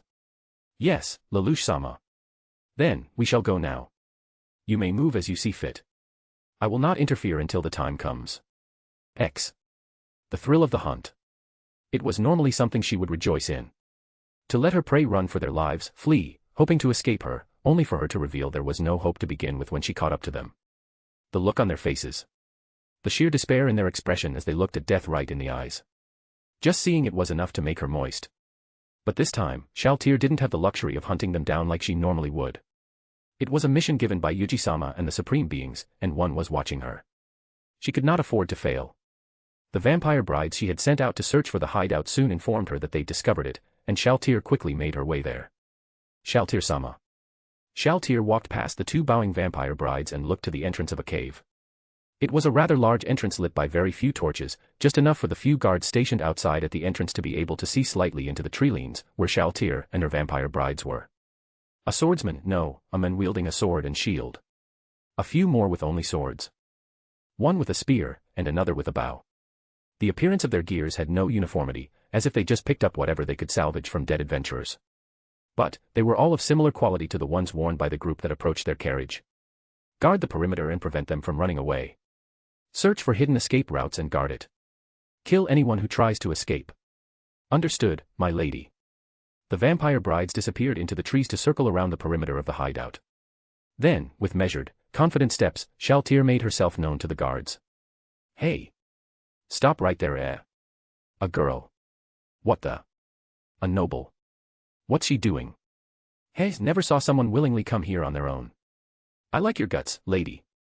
A large man, muscular, strapped in leather armor with nothing underneath and wielding a large claymore strapped behind him, walked up towards Shaltir. You lost, young lady. Come here, let me take care of you. I'll make sure you have a good time. His lips curled into a lopsided grin as his eyes lasciviously scanned Shaltir's figure from head to toe. Excitement couldn't help but bubble in his heart and pants. She was beautiful beyond any noble women or adventurers he had ever seen before. Even more than any sluts they've turned into their slaves and sold off or killed. And even better, despite her small stature, she was rocking a massive pair of tits, bigger than most adult women. She's a real catch, and he wanted to be the first one to taste her. The men stopped near the silver-haired beauty. Not too close, but still within the range of his claymore. She stopped. He couldn't see her expression well when she hung her head down, but he could still see her shoulders trembling. Oh. Are you scared? Don't worry, I'll plow your little holes gent. Disgusting. Huh. The man froze all of a sudden. The rest of his comrades all looked at him, confused. The man had a short fuse. Coupled with his violent tendencies and powerful body, anyone who dared talk shit to him wouldn't be long for this world. They all expected him to immediately wail on the little girl. But soon, their eyes widened in shock horror when he suddenly split in half, and plopped to the ground with a disgusting, gory thud. Then, the blood that came out of his cross-section began to move unnaturally, before flowing upward. Towards the orb of crimson-red blood that hovered just a few distance above the little girl. She's a magic caster. Attack. Don't give her time to cast any spells. The swordsman and spearman charged with a battle cry. It was not meant to simply lift their fighting spirit, but loud noises and battle cries were also often used to disturb a caster's concentration, delaying or perhaps disturbing their spell casting altogether. As the swordsman charged, the archer loaded an arrow into his strings, aimed, and fired.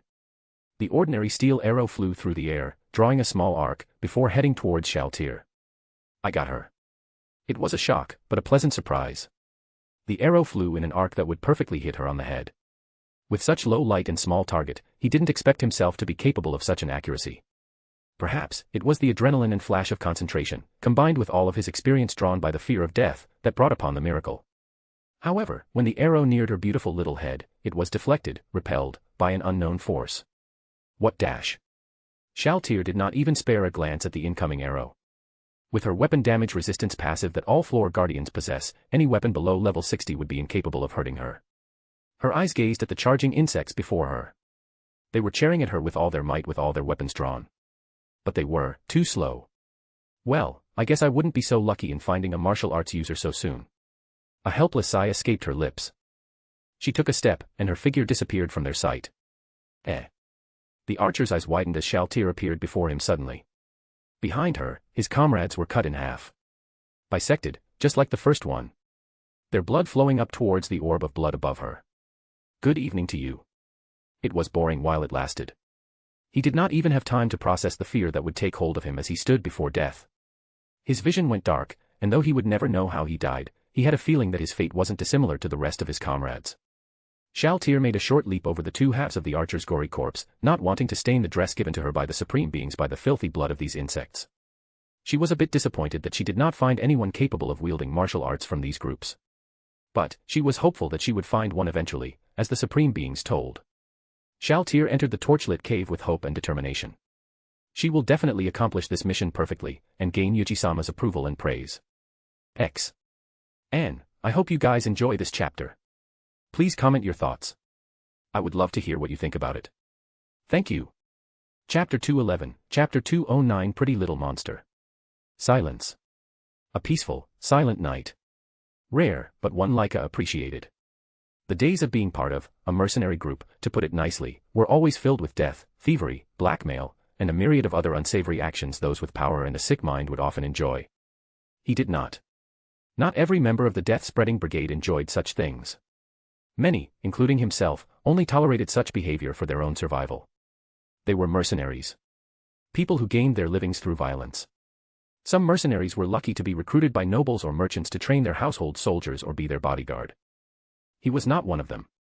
Through unfortunate circumstances, a series of poor decisions forced upon by the situation, and his lacking judgment in people, he, along with many others, were forced into this quagmire, filled with psychopaths. He never took pleasure in robbing people, especially regular villagers and commoners. He knew they were simply trying to make it day by day, just like himself. He never took a life, unless necessary for his own safety. He never touched those who had surrendered.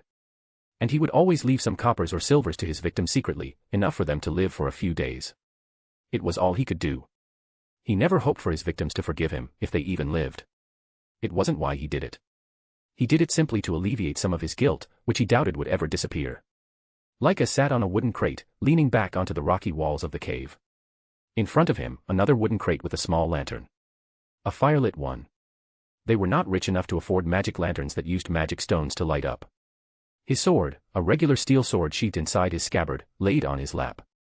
It was a sword he had used since before the mercenary group was reduced into a group of bandits. It was old, but it was of quality made, and one he was most familiar with. It was a gift from an old friend. The last gift he had received from him before an arrow pierced through his forehead in the war with the Empire. His dark brown eyes stared at the ceiling, watching the flickering shadows of the lantern dancing on its uneven surface, as he reminisced the good old days. A woman. Just then, a soft voice echoed, followed by a heavy thud. It was the voice of someone he knew. The one stationed just a few distance away for him to guard the path into the main base. Aika immediately stood up and held the hilt of his sword, ready to draw it at a moment's notice. He focused his senses. Though already in his 40s, his battle-trained senses and instincts were still sharp enough to detect anomalies around him. They were even sharper than most of the younger ones, who still lacked experience. The first thing that reached his senses was the smell of iron. No, it was something even more familiar. It was the scent of blood. His body immediately tensed. An attack. How were they this deep without alerting anyone? He was guarding the section of the cave which was quite near the center, where most of the mercenaries and supplies were gathered to rest or relax. If they've reached here without alerting anyone, then they must be powerful enough to kill all the guys before him and sneak by. In other words, they were most certainly stronger than him. He took a step back, readying himself to flee and alert the others. It was then that his senses picked up yet another thing. A sound. The sound of footsteps. It was nothing like the sound of heavy boots. It was light, but still unlike anything he would have expected. It was echoing, something he wouldn't expect from someone trying to sneak into a lair of bandits. And it sounded like they were wearing heels. The kind those noble women would wear to look fashionable and taller. They were like fancy slippers, but with a thin support that raised their heels up to make them be on their toes. He heard a similar sound when some of the others forced a captured noble lady to enter the cave. It was the last time he had ever seen her. It then clicked. He heard the guy in front of him say woman, which would coincide with his guess. The invader must be a woman in heels. But, it still sounded light. And, small. Aika quickly shook his head. He didn't want to dally any longer. He knew something was wrong the moment he smelled blood. And the fact that he's almost certain that the one causing it was a woman in heels made his alarm ring even louder. He immediately fled inside, hoping to alert the others. Oi, what's wrong? Soon, he found one of the best people he could have met in such a situation. The strongest member of the group. The man who once fought and barely lost against the famous Gazef Stronov in the biggest tournament of Riestais, Brain Unglaus. He was one of the better ones in the group, never intentionally seeking bloodshed or torturing those they robbed. He's just here to find those who could match his skills and overcome them. Brain. Something's happening. I think it's an attack. Ah. An attack. Yeah. I haven't been hearing from the guys outside. I heard the guy guarding the post in front say woman. Then the moment after, I smelled blood, and I heard the sound of footsteps and heels. I think someone's sneaking in and killing them off. The dirty blue-haired man fell into thought. His muscular arms crossed in front of his wide, broad chest. A long katana strapped on his waist. An attack. It should be an adventurer. And if it's a woman who could reach this far before alerting them, Brain could only think of a few that could accomplish such things, and they're all in the adamantite-ranked adventurer party, Blue Rose. In a small cave with a little space, he doubted they'd send the massive warrior Gagarin. They also wouldn't send the twins to possibly be facing the death-spreading brigade's vanguard, nor would the spellcaster. A more effective use of them would be to search for their escape routes and deal with patrols outside silently. That leaves only one. The leader of the group, Lockhughes. Brain shook his head. These were only his speculations. There's no way to confirm it, given the lack of information. It might even be someone from the Rising Star Adventurer Party that just made a name for themselves. The one called Providence. It's a pretty fancy name. He didn't know how good they were. So if it was them, he might be in for a treat for once. All right. Go in and alert the others. Just guard the inside well. Yes. Brain kept his gaze forward as Aika run past him. Then, he began to stride forward, his senses engaged, anticipating how high the wall he would soon come to face and overcome. There was silence. Then, the sound of footsteps. As the guy described to him earlier, it indeed sounded like the clacking of heels against the dirt and stone ground. Brain clutched onto his katana to the side of his waist. He stood casually, but his center of gravity was lowered, ready to charge or fall back at a moment's notice. The sound of heels matched the pace of his beating heart. And the familiar smell of iron, blood, reached his nose. Soon, the figure finally appeared before him, and his eyes widened in surprise. What? A little girl appeared before him, dressed like a noble lady in a beautiful, clearly high-quality gown. She was beautiful, beyond anyone he had seen, and she had pale white skin. Her small pink lips curled into a small smile as she walked forward with calm, confident strides, as if she was walking in the halls of her own household mansion. But, his gaze quickly moved towards the orb of swirling red liquid that floated above her. The source of the bloody scent that permeated the air. A spellcaster. No. A vampire. The lack of armor and visible weapon indicated that she might be a spellcaster. But given her pale white skin, doll-like appearance, and blood magic, another possibility came to mind. A vampire. And a pretty high-ranking one, he presumed. Perhaps, one of those legendary vampire lords. He had heard about one of them before. The one who earned the title Landfall for destroying a nation. She was no longer a simple being who brought destruction. She was equated to a natural disaster, an unstoppable, merciless, and destructive force of nature. But stories and legends had also told of the tale of the 13 heroes defeating the abomination. Meaning, even if she was a vampire lord, she must not be invincible. And the realization brought a grin on his expectant face. A worthy wall to overcome. Excitement filled his heart. Seems like you're the one making a ruckus around here. Shaltir tilted her head, her beautiful smile never leaving her cute, childish, yet beautiful face. Like an immortal, beautiful doll. Oh. You're not running like the rest. You must be confident. Don't put me on the same level as those guys. Sure, they're skilled. But I'm just built different. Brain tightened his grip on his katana's hilt and lowered his stance, slowly shifting into a drawing stance before brandishing his blade. The name's Brain Unglaus. After Brain identified himself to this mighty foe, the girl reacted in a surprising way. She quirked an eyebrow at him. Oh, so you're Brain. I didn't expect you to be like this. Shaltir pursed her lips as she touched it, confused. Wasn't he too normal? Why would the supreme beings utter his name and proclaim him as one of the targets with martial arts that she should capture? Feeling somewhat uncomfortable by her words, Brain asked the girl. You know me? Oh, no I don't. I've just heard of your name before. An uncomfortable silence came to pass. What is your name? Ah. You wanted to know my name. Cositis might have gotten it right away, but I've never looked at people like that before, so it took me a while to get it. My apologies, but you should have just asked me directly. The girl took up the hems of her skirt and curtsied elegantly, like a dancer at a ball.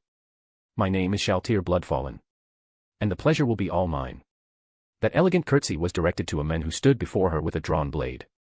He was unsure if she knew she would not be attacked, or if she was confident of dealing with any attack that did come.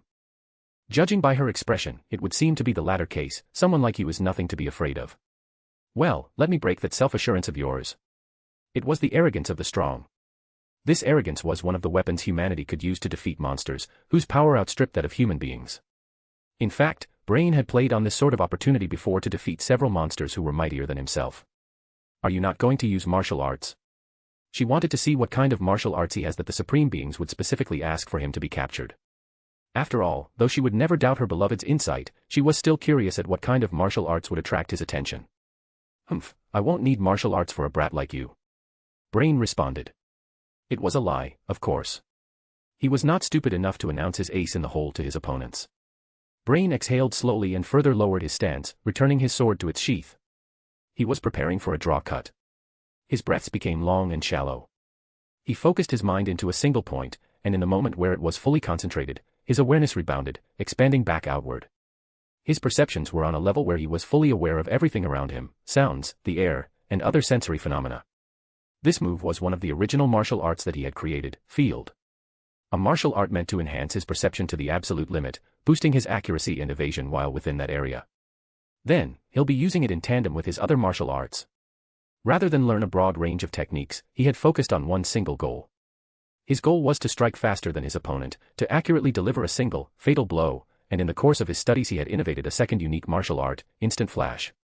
But he didn't stop there. In his unending quest for perfection, he trained like a madman until he had once more birthed a new technique. He could cut his foe so quickly that blood would not even stick to the blade. Feeling that he had reached the realm of the gods, he named that technique, God Flash. Once he combined these two martial arts, the field, which guaranteed a hit, and the God Flash, that struck at divine speed, there was no way anyone could avoid being slain in one blow. His strikes were aimed at his opponent's vitals, specifically, their necks. This was his secret move, the Magribu. Are you done preparing yet? As she looked at Brain, who stayed silent and did nothing but breathe, Shaltir shrugged in boredom. I'm ready to make my move, so if you have any last words, feel free to say them. Thump. Then let the trampling begin. Shaltir strode forward with that cheerful pronouncement. Are you kidding me? We'll see how calm you are after your head hits the ground. Brain did not say that. He felt that doing so would break his concentration and waste his effort. Shaltir's steps were unguarded, seemingly defenseless, as dainty and casual as if she were heading for a picnic. I'll finish you off in one hit. One more step. And then. Your head is mine. With that mental declaration, Brain struck with all his might. Who? He expelled a short, forceful breath. His blade cleared his sheath, slicing through the air at Shaltir. There was a single word to describe the speed of this movement, lightning. By the time one saw it, one's head would have fallen, so quickly did it take place. After practicing millions of times, it was truly a divine flash. I win. As Brain thought that. He stared in shock. The blow had missed. The strike into which he had poured his entire being had been evaded. If that had happened, he might have been able to admit that he had met an unimaginably powerful opponent. However, Shaltir had caught it with her fingertips. She had caught Brain's lightning-fast strike. In addition, she held his blade gently, like one with the wings of a butterfly. Brain could not help but pant heavily, as he felt the air seem to freeze around him. I'm impossible. Those nearly inaudible words accompanied each gasp he made. Although she appeared to be gingerly grasping the blade, with hardly any effort at all, Brain could not budge his sword backward or forward, despite pouring the full strength of his body into his exertions.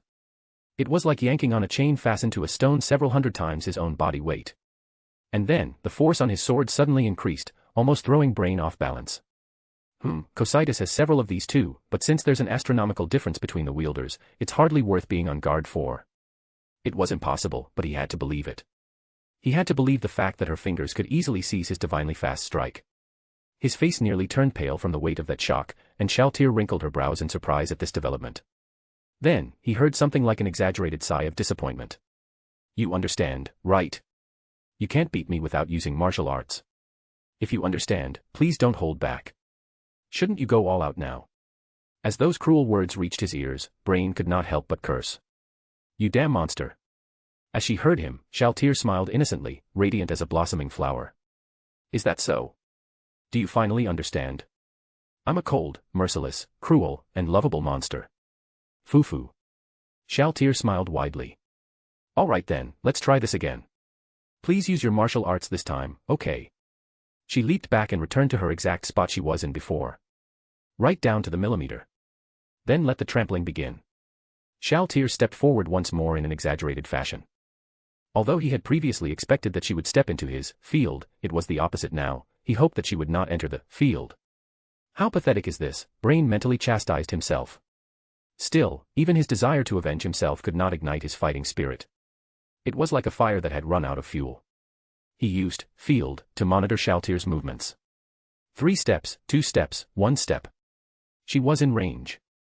As Brain stared at Shaltir's neck, he noticed her mocking expression out of the corner of his eye. His target was the right ankle she was putting forward. He swung down with his katana, using his body weight to further hasten his blow. As he cast his stress aside, he was certain that this swing was faster than the previous one. Even he had no way of defending against a strike of that speed. I can do it. Just as he was about to slice off the girl's delicate ankle that revealed itself from beneath the hem of her skirt, the hilt of Brain's katana slid from his hands. Brain's line of sight did not move, and he had no idea what had happened. However, the special sensory abilities granted to him by Field made him acutely aware that his beloved katana was now on the ground, trod under a high-heeled foot. It was impossible. Yet, it was an undeniable reality. The reason Brain's katana had slipped was because of the shock transmitted into his hands when that high-heeled shoe had stepped on it. There was only one reason not to believe this. That reason was, despite heightening his focus to its limit, he still had not sensed his opponent's movements. Yes, not even within the field of which he was so proud. She was close enough that if she reached her hand out, she could touch him. Shaltier's disdainful gaze landed on Brain from such a short distance. The startling pressure it generated threatened to crush the air along with Brain himself. Brain's breathing grew chaotic. His sweat flowed like rain, soaking his entire body. His field of vision trembled and an intense feeling of nausea came over him. He had been through several risky encounters before, so desperate situations were a common sight for him. However, those encounters were little more than child's play compared to his present predicament. "Are you done preparing yet?" Exclamation point. The third repetition of those words filled Brain with an incomparable sense of despair. Could it be that you can't use martial arts? That voice, filled with pity and surprise, made Brain draw a sudden breath. He could give no reply. No, to be precise, he did not know what to say. Perhaps he could playfully reply like a clown, I used them just now, but you defeated them easily. Biting his lower lip, Brain retrieved his katana. Could it be that you're not actually that strong? I thought you were stronger than those chaps at the entrance. Sorry about that, I measure strength in meters, so I can't discern differences of a millimeter or two. He had worked so hard and for so long. During the showdown with Gazef, he was overly confident in his natural abilities, so he had not trained and lost to someone who had. As a result, his defeat had turned into his motivation. The mindset he had developed, of standing up again from defeat, of earnestly honing his skills to produce results, was nothing but foolishness to the monster before him. This can't be happening. All along, I've been slaying those monsters who scorned me and mocked me for being weaker than them. As those thoughts rose through Brain's mind, he struggled to press them down, and in their place. With a great shout, he made his move on Shaltier. Brain swung at Shaltier, who had a puzzled look on her face as she watched him attack, with all the force his body could muster. His blow, which marshaled all the muscles of his entire body, could easily cut an armored human being in half. Even so, Brain's katana had still been deflected by the little finger of her left hand. Yoo! A roar issued from Brain's throat. No, it was not a roar, but a cry of despair. Horizontal slash, parried. Diagonal slash, parried. Frontal slash, parried. Diagonal cut, parried. Vertical cut, parried. Horizontal cut, parried. No matter the angle, no matter the direction in which he made his attacks, all of them were deflected. It felt as though his katana was being drawn to that nail, and in that moment Brain finally understood. His opponent was truly powerful.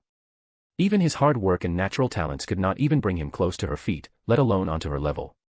Era tired already. Though, come to think of it, this nail clipper is pretty dull. Brain stopped swinging as he heard those surprising words. All right then, if you're being difficult and don't want to show me your martial arts, then I'll have no other choice. Her eyes glowed as her mystic eyes of charm, skill activated, instantly bringing her under his control. Do you have martial arts? Yes. Shaltier's eyes widened, not from the fact that he indeed possessed martial arts as the supreme beings had stated, but from the fact that he didn't use it despite her insistence. Did he truly believe he could win against me without using it? For the first time, a frown appeared on her expression. Then why did you not use your martial arts? I used them. This time, a look of surprise appeared. I used Field and God Flash, my two strongest martial arts. Shaltier could not believe his words. But she knew he was incapable of lying to her while within the effects of her mystic eyes. Then that means, he indeed used it. She simply didn't realize that he did. As she said before, she was unable to discern the differences of a millimeter or two. Shaltier fell into a thought. If he indeed possessed martial arts, then she should bring him with her for the time being. She would let Lelouch-sama decide what happens to him. All right. Then, follow me for the time being. I still have to hunt the others. Yes. And, I hope you guys enjoy this chapter. Please comment your thoughts. I would love to hear what you think about it. Thank you. Chapter 212, Chapter 210 Predator. A cold wind blew through the main hall, slipping through the gaps in the barricade and washing over the last 42 surviving men of the death-spreading brigade. The main hall was the most spacious part of the cave system, so it was commonly used as a dining area. However, it was now an emergency stronghold. This series of caves, the Cellsword's hideout, was centered around this long and narrow hall. Several smaller caves radiated off along its sides, and they were used as personal rooms, armories, and food storage. They had appended their crude tables and stacked up boxes to form a simple barricade. After that, they had strung up several chest-height ropes between the entrance to the main hall and the barricade, in order to ward off anyone who might try to charge the barricade. Once the enemy ran into the obstacles, the defenders could avoid being drawn into a melee. Almost everyone was arrayed behind this defensive formation, holding their crossbows as they waited in the center, left and right wings. It was a simple battle array, but it could hold off an enemy force larger than them. It would be sufficient, it had to be. Then, disquieted looks began appearing on their faces. Their chain shirts quivered along with them, producing the rustle of links sliding over other links. Just now, peals of laughter had rung from outside. And due to the echoes within the cave, it was transformed into a shrill, sexless laughter, which was what had chilled them to their bones. They believed that since the strongest men in the death-spreading brigade, Brain Unglaus, had sortied, there was no need for them to build a barricade or the like. That laughter had shattered their conviction. The fact that someone could fight Brain and still laugh like that could only mean one thing. Everybody knew it, but nobody dared to say it. All they could do was look silently at each other. The eyes of everyone gathered here went wordlessly to the entrance of the hall, in the direction of the rest of the cave. The tension in the air thickened, and then a girl appeared from the shadowed darkness. A beautiful little girl. Her long, silver hair, though shrouded in darkness, glimmered from the little light illuminating it. She walked gracefully, each step resembling that of a dignified lady of nobility who embodied grace and elegance. Nobody spoke as the click and clack of her heels echoed harrowingly throughout the jagged stone walls. Their eyes widened in shock as a wave of heart-stopping coldness accompanied sight. For they had finally realized who produced the harrowing laughter. "Good evening, everyone. My name is Shaltir Bloodfallen. Oh, but please don't mind remembering my name, for none of you will live much longer to remember it either way." She giggled merrily, seemingly amused by this. Shaltir lowered her head and laughed. She laughed, and laughed, and laughed, her silver hair shrouding her face. As the mercenaries gasped at the sight before them, Shaltir's laughter grew ever louder. Ah-hey-ah-ha-ha-ha-hey-ah-ha-ha-ha. Her full-bellied mirth echoed through the hall as the girl slowly raised her head again. And it was then that they saw the face that made them feel like their hearts were being crushed in their chests, and that ice water was filling their veins. That face was no longer beautiful. The color flowing out of her pupils had dyed her eyes completely red, and the two neat rows of white teeth in her mouth now resembled a set of delicate syringe needles, like a shark's gaping maw. A lewd pink glow leaked from her throat as transparent saliva drooled from her mouth. Ah-ha-ha-ha-ha-ha. Shaltir bared her fangs and grinned, so wide that the corners of her mouth almost touched her ears. She laughed several dozen times, like the tolling of an off-key bell. Whimpers of despair filled the air of the hall. Though they were in a cavern, it seemed as though even the air could not bear it and joined in with the resounding echoes. A girl. A monster. A fiend. It was none of them. This was terror incarnate. Despite the distance between them, they could scent blood on her breath. Due to the intensity of the stench, it seemed as though even the air was turning red. Uea. Ah-ha-ha-ha-ha. Shaltir laughed, and a vile, predator's snarl appeared on her face. She took a step forward, and then she leapt. The ceiling was about 5 meters above the cave floor. The girl jumped high enough to reach out and touch it easily. She sailed gracefully through the air and landed on the other side of the barricade. She turned towards the mercenary nearest to her, his face pale as if blood had drained out of every orifice of his body and his sword hand trembling like an old tree branch in the middle of a typhoon. She stepped forward, and punched. She did not even put her back into it. It was simply a casual punch. However, it possessed extraordinary speed and its destructiveness was beyond all of their comprehension. Her hand pierced the body of the mercenary she had punched, sending him flying into the barricade. With a heaven-shaking crash, the wood of the barricade disintegrated, spraying splinters everywhere. Only the silence of wood chips falling to the ground could be heard in the silence that filled the hall. The stunned mercenaries all froze in angst, staring dumbly at Shaltir, unable to move a muscle out of sheer fear and shock. Shaltir stuck her index finger into the mass of blood floating above her and drew out a strand of blood, which turned into a character before her. It looked like a Sanskrit character or a similar symbol, and it was called a magic rune. Shaltir possessed a class called Blood Drinker, and this was one of its skills, Blood Pool. This orb of enchanted blood could store the blood of victims for various purposes. It could also drain mana from the blood, so one could use skills that augmented spells without consuming extra MP, penetrate magic, implosion. After casting this 10th tier spell, which was of the highest tier of magic, the bodies of 10 mercenaries began swelling up from inside. There was no time for them to cry out. All they could do was watch their bodies expand inexorably, looks of ignorant terror on their faces. Then, in the next moment, their bodies burst, like balloons popping. Ha ha ha ha ha ha. Fireworks. How pretty ie. Shelter pointed to the spraying blood, applauding and cackling as she did.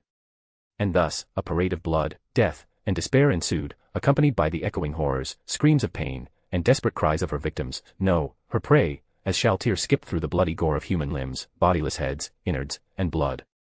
Standing near the entrance of the main hall of the cave, Brain simply stood silently, watching. His eyes gazing at the carnage, the butchering of his fellow humans. Unfazed. Unfocused. He watched as Shaltir threw the final man lightly at the ceiling. After a brief period of weightlessness, he felt the pull of gravity dragging him down again, and then his hand struck the ground, sending a gout of pain through his body. Wah.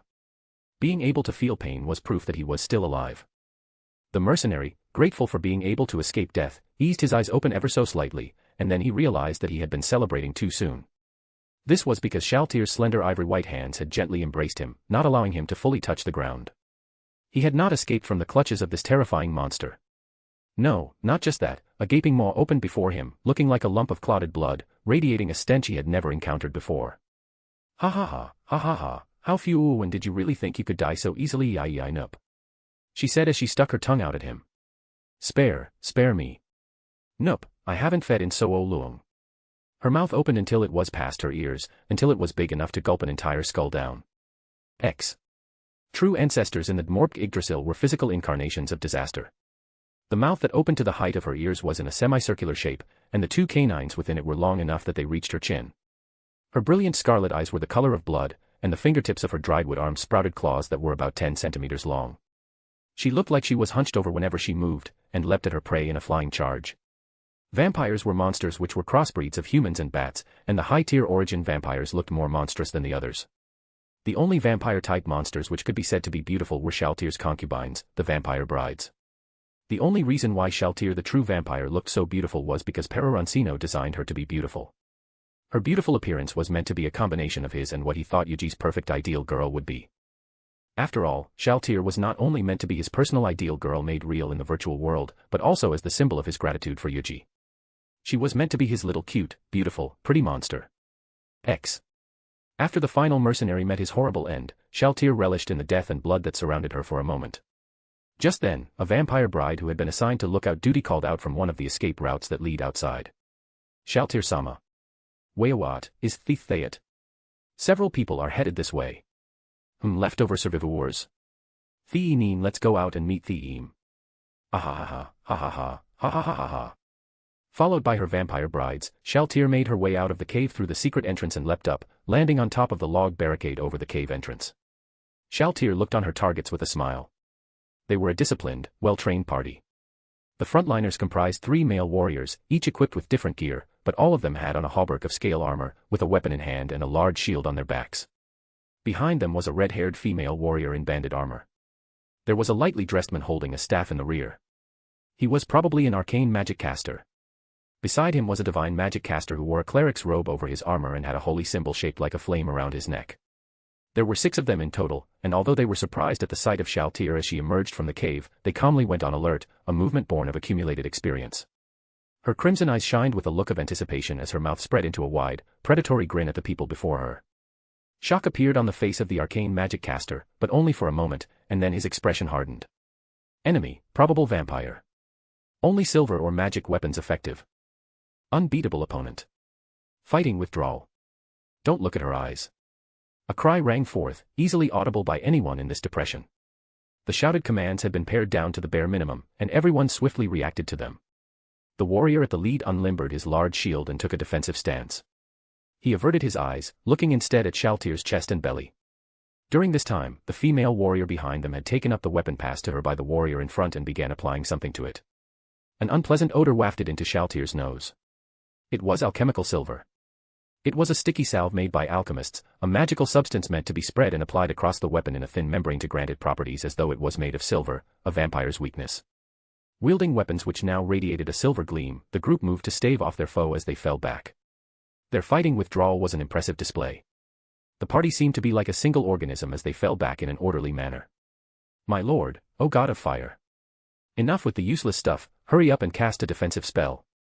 The arcane magic caster restrained the cleric, who was planning to raise his holy symbol, and then began casting a spell on the frontliners. The cleric followed suit.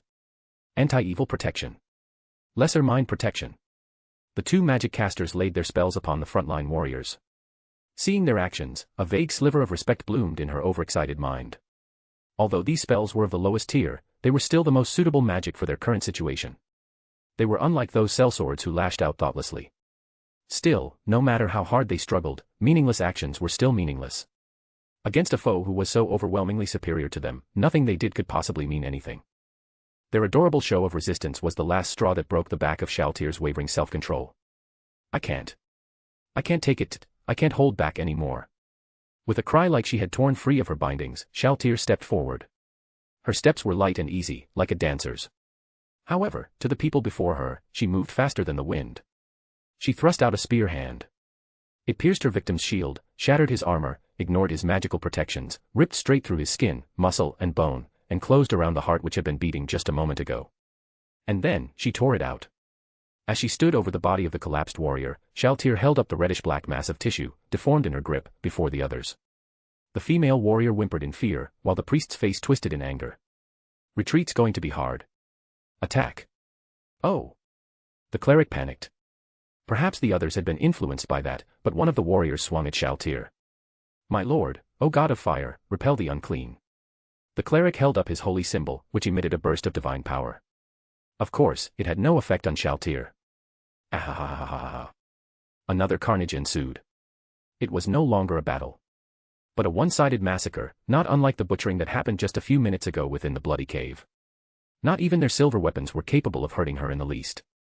Soon enough, only her dessert, the female warrior, was left. She was flailing wildly at Shaltyr's body with her sword while she wasn't paying attention. It did not hurt or even bother Shaltyr, and it was a meaningless gesture. The only effect it had was opening up holes in her clothes, but as long as Shaltyr herself was fine, the magic clothing would automatically restore itself. Now Thireen Desiiriurt. Let's it. As the female warrior met Shaltyr's crimson gaze, the female warrior realized that she was the sole survivor, and stumbled back, eyes glistening with tears. She scrambled at her waist pouch, fishing around inside for something. Shaltyr leisurely savored the blood-dimmed world before her. She seemed curious about what the woman was doing. Soon, the female warrior pulled out a bottle and threw it. Shaltyr narrowed her eyes at the bottle tumbling through the air, and smiled coldly. Although the female warrior had hurled it with all her strength, the speed at which the bottle traveled seemed almost unbearably slow to Shaltyr. She could have easily dodged it, but her pride as one of the strong did not allow her to avoid it. In addition, she wanted to see the look on the woman's face when her final trump card crumbled before her eyes. Having made her decision, Shaltyr swatted aside the flying bottle. The force of swiping at the bottle caused the crimson fluid within it to spill from the bottle's mouth and splash on Shaltyr's skin. And then, there was a faint stinging pain. The insides of Shaltyr's mind went white for a moment, and her bloodlust was instantly extinguished. She looked at the place from which the pain had come, which was the hand which had batted the bottle aside. An acrid odor and a wisp of smoke boiled up from the place where the liquid had touched her. Shaltyr turned to look at the fallen bottle. Its mouth was open, and a faint, sweet scent came from it. Shaltyr was very familiar with that container. It was a potion bottle of the kind commonly used in the Great Tomb of Nazarick. The liquid within should have been a low-tier healing potion. Since healing items could damage the undead, it was probably why Shaltyr's skin had been slightly dissolved. Impossible. Her roar shook the very air. She grabbed the slender throat of the female warrior, holding back tremendously as to not accidentally crush her throat and windpipe. She pulled her towards her face, her eyes glowing red as she activated her mystic eyes of charm, skill, and brought her under her control. Tell me about this potion. Who did you get it from? X. Anne, I hope you guys enjoy this chapter. Please comment your thoughts. I would love to hear what you think about it. Thank you. Chapter 213, Chapter 211 Downfall of Castle and Country. Tell me about this potion. Who did you get it from? The red-haired female adventurer, with eyes glazed over, responded calmly, contrasting Shaltyr's agitated state. A man in black robe gave it to me at the inn. Shaltyr looked at her confusedly for a moment. What about it? The female warrior's answer seemed to leave that unsaid, and Shaltyr's body froze over. No way, no, this can't be, but, where, in which city is this in? It wasn't located in Irantal. A gasp of shock escaped her lips as she felt the world spin. This was because she had a rough idea of who the black-robed man actually was. If her guess was correct, that only raised more questions. Why did this woman have this potion? That person would not give out potions for no reason. Could it be? Had that person given the female warrior an order? Or perhaps he had given it to her in order to strengthen their good relations. Shaltir recalled the figure of the absolute ruler of the great tomb of Nazarick. The unease she felt at possibly having ruined one of her master's plans filled her with limitless frustration. Why did you come here? What was your objective? Shaltir was no longer in the mood to dance around the topic. She had to find out as much as possible, and so she stared at the female warrior with eyes that were now bloodshot for a completely different reason. Yes. Our job is to protect the city, so we came to investigate when we heard there was a bandit's nest nearby. In the end, we found something strange, so we split up our team. Our party was responsible for a reconnaissance in force, which brought us here. You split your team? Yes. We didn't know how many bandits were present, so we decided to split up and draw the enemy into a trapped area the other party was setting up. So there's another team. Shaltir muttered, then clicked her tongue as she realized that this meant more trouble for her. Then, how many of you came here? There were 7 people including me, and then. Wait, 7 people. Not 6. Shaltir counted the corpses around them. 3 warriors, 1 mage, 1 cleric, and this woman. The numbers did not add up. The female warrior's answer to Shaltir's doubt-filled gaze was direct and to the point. Yes, there was also a ranger. He said that he would hurry back to Irantal for help if an emergency occurred. Say what? The arcane magic caster's voice had been very loud, loud enough that everyone in the depression could hear him. Coo. Eyes wide open, Shaltir charged up the sides of the lowlands, faster than the wind. She leapt over the edge and looked around, but even her dark vision-capable eyes could not penetrate the depths of the forest, and though she listened carefully, she could only hear the wind blowing on the grass and trees. Shaltir did not possess any detection abilities or divination magic. Under these circumstances, finding a single person in the entire forest would probably be impossible. Son of a bitch. He had escaped, she had been too careless. Shaltir ground her teeth as she realized that she had let 2 of her prey slip away. Familiars. Shadows wavered into existence near her feet. The shapes of a number of wolves appeared, their fur black as night and their eyes radiated with a malevolent crimson glow. They were vampire wolves, simple level 7 monsters summoned by one of Shaltir's skills called Household Summons, which allowed her to call forth various monsters. The wolves were the ones best suited for tracking and pursuit. Hunt down and kill everyone in the forest. Upon hearing the shouted order, the 10 vampire wolves surged into the woods as one. Oh. Yuuji-sama. Will he be disappointed in me? Shaltir muttered so softly that nobody could hear, grabbing her head in agonized thought. If only I didn't have this blood frenzy, no, saying that would be disrespectful to my creator, Peraransino-sama. But if only I could control this blood frenzy. The disappointed visage that would appear in Yuji's countenance in her imagination filled her mind with agony and twisted her heart. But it was too late for any regrets, and no matter how she dealt with this woman, it seemed a scolding would be inevitable. The question now was how to minimize the damage which had been done. Worse was still better than the worst.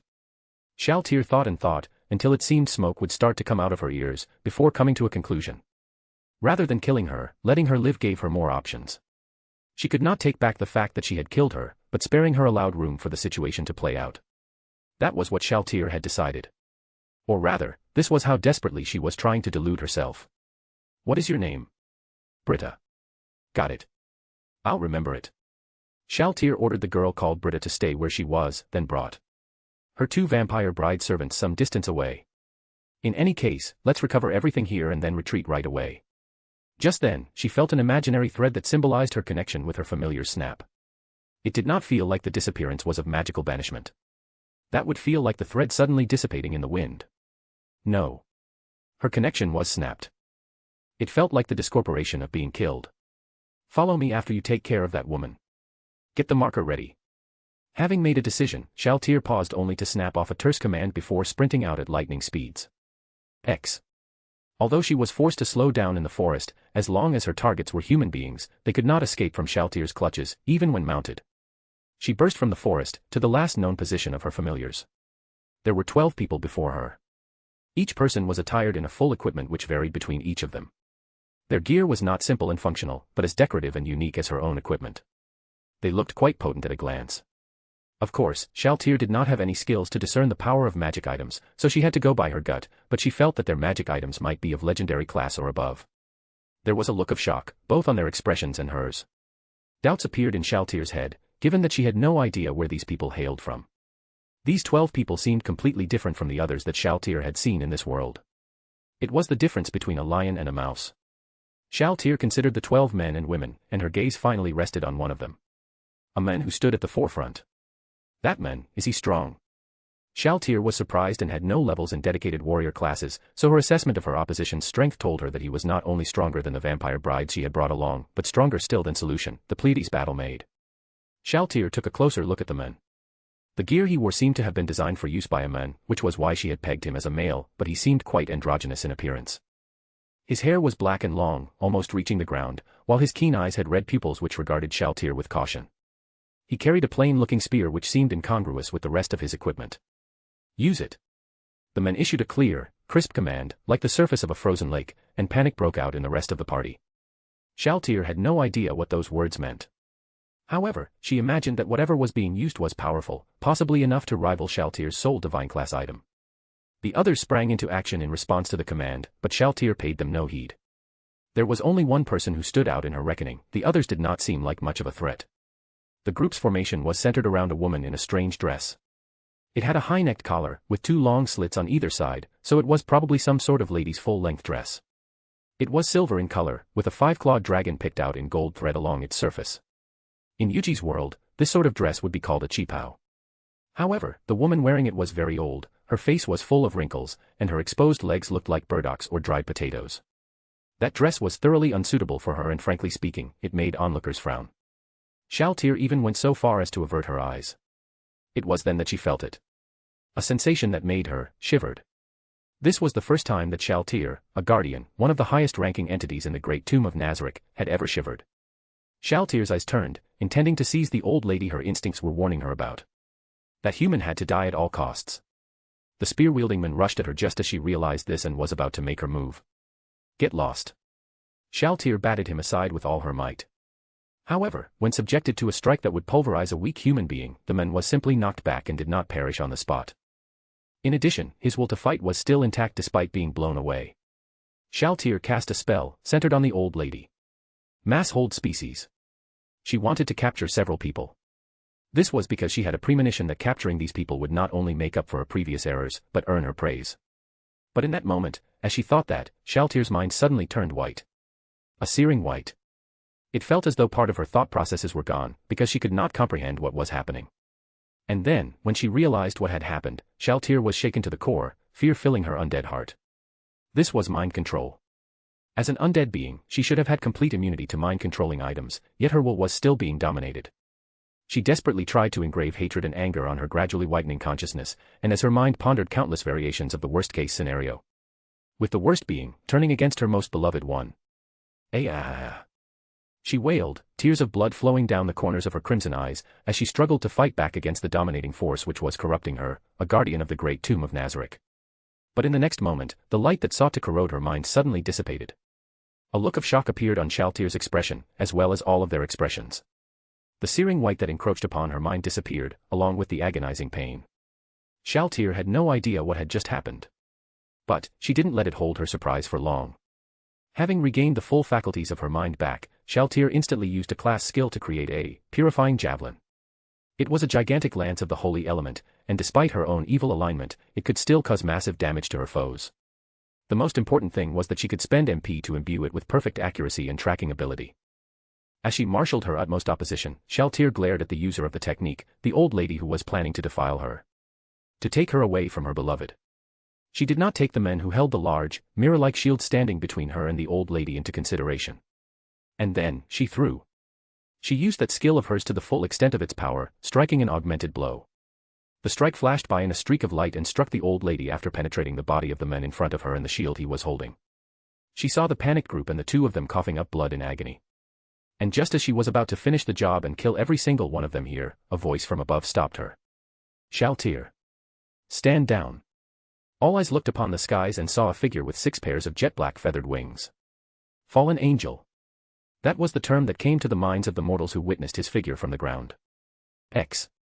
Anne, I hope you guys enjoy this chapter. Please comment your thoughts. I would love to hear what you think about it. Thank you. Chapter 214, Chapter 212 Fallen Angel. In Yggdrasil, angels were magical beings that were summoned from another realm and a race a player could choose to be. Yuuji, himself, possessed the angel race as well as its advanced evolution, archangel and seraphim. In the New World, most people considered them as simply monsters summoned from another world. While some, such as the citizens of the slain theocracy or those who believed deeply in their teachings, believed them to be the messengers of the gods. And those who were given access to ancient knowledge through scriptures, tomes, or possessed divine items left by the six great gods, such as the one who held the title of First Seat of the Black Scripture, knew that their beliefs were much closer to the truth. There were many types of angels, and they could be divided into several ranks. Each possessed a different appearance as well as the number of wings, which signified their power and station within the heavens. An archangel flame was a low-ranked angel that most priests within the scripture were capable of summoning. They possessed one pair of wings and were proficient in melee combat and magic, in addition to having the ability to fly and reducing the damage they would have taken from unenchanted or special weapons.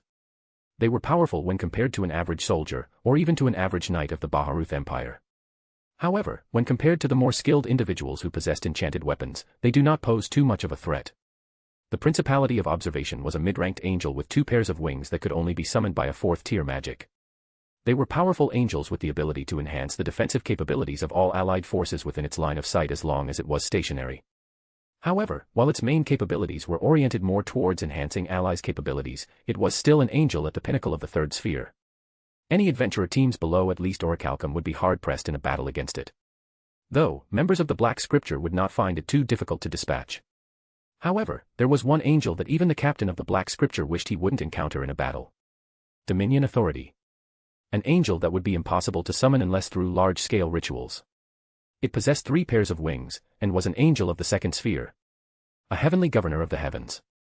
The manifestation of the gods' will and might.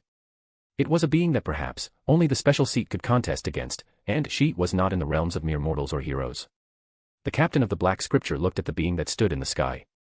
His mind raced through the decades of knowledge he had been granted by the theocracy in hopes to identify the being before him. But, while his knowledge may have helped him before, he only dug himself to even deeper despair. The being that stood on the skies above, with not 3, not 4, but 6 pairs of jet-black wings on its back. None of the ancient scriptures, tomes, or divine knowledge bestowed by the 6 great gods had ever mentioned an angel with 6 pairs of wings. Nor had they ever mentioned an angel with jet-black wings. Moreover, while the summoned angels were humanoids, they do not resemble humans so closely. But the being before them appeared human in every way aside from his jet-black wings. It wore a tight, purple dark with golden stripes, long wrapped sleeves, and a frilled white cravat. And worn over it was a black and gold cloak with crimson lining the inside and an enormous black cape enriching the head. Judging from its attire and the physique that rippled from beneath the obsidian fabric, the figure appeared to be a man. However, his true appearance could not be ascertained as his face was covered by they couldn't really tell his true appearance as his face was covered by a spiky black and indigo mask. The being looked down at them. Despite its eyes obscured by the mask, every single one of them could feel it. They were exposed before him as his gaze bored into them. An indescribable pressure pressed upon them, before he shifted his gaze towards the vampire, and the pressure disappeared. You did well, Shaltir. There is no need to worry about the ranger that got away. He would serve nicely as a catalyst for our plans. Why yes. I understand. Thank you very much, my lord. The Black Scripture all froze when they heard the words uttered by the vampire called Shaltir. At first, they thought that the fallen angel was her comrade. A being of equal station and power. But the realization of their mistake sent chills down their spines. He was not her equal. He was above her. Her lord. The vampire alone had resisted the effects of the divine treasure left to them by the 6 great gods, killed Cedron and Beaumarchais, and injured Lady Care in a few moments. By the 6. Just what kind of monster could lord over such a monster? Escape. That was the only thing he could think of now. They could not win. They could not even win against the vampire. Now with her lord here, only death awaited. His mind raced once more, concocting a plan to escape the 2 catastrophic monsters and bring the injured Lady Care and his 2 dead comrades back to the theocracy. Running away physically would be impossible. He knew they would not be capable of running away from the 2 monsters, especially with added literal dead weight. Their only option was to escape magically, through teleportation. The captain of the Black Scripture glanced at the beautiful golden-haired woman, her feathered green hood that normally decorated her head now long gone, blown away by the powerful winds created by the vampire's rampage. Without the need for words, just a look of fear, desperation, and hope, the captain conveyed his will to the holder of the 4th seat of the Black Scripture, Divine Chant. With her magic, she would be able to teleport most of them out. They'd only need to buy time until she could finish her chant. But before they could even attempt it, the fallen angel spoke once more. Your attempts to teleport or call for help would be pointless. I have cast Dimensional Lock to prevent any form of teleportation and an anti-divination barrier to prevent your friend from looking here. A bluff.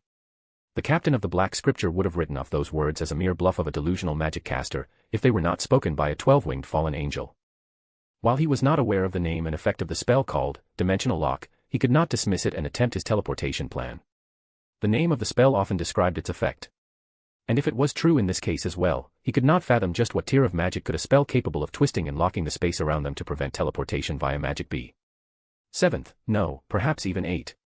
A realm even he only ever heard in legends and ancient scriptures. Then, his attention quickly shifted to the second part of his words. Could he, no. Was he aware that the 1,000-mile astrologer would periodically look over them during this mission? And he even has the ability to obscure divination spells. If all he said was true, then there was no other path to escape except running physically. And he was sure they would not be able to outrun the two monsters with literal dead weights in their hands. Not against the monsters, who each of them would be at the very least on par with the extra seat. Oh, Black-Winged Angel.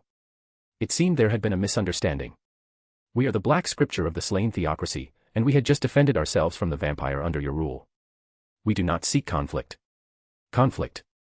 The 12-winged fallen angel muttered, but his voice was clearly heard by every single living member of the Black Scripture as they looked up, clutching onto their weapons or whatever symbolic items they had for comfort. Indeed.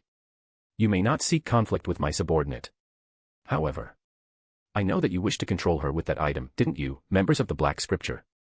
Though no words were uttered, Lelouch could easily take their silence as confirmation. Their eyes were widened in shock. Every single one of them. Well, it would have worked. Unfortunately for you, however, that divine item you consider absolute is not. He even knows about the downfall of castle and country. If it was silent before, it was now a vacuum. The Black Scriptures could not believe it. How could he know about the most powerfully guarded secret divine treasure of the slain theocracy?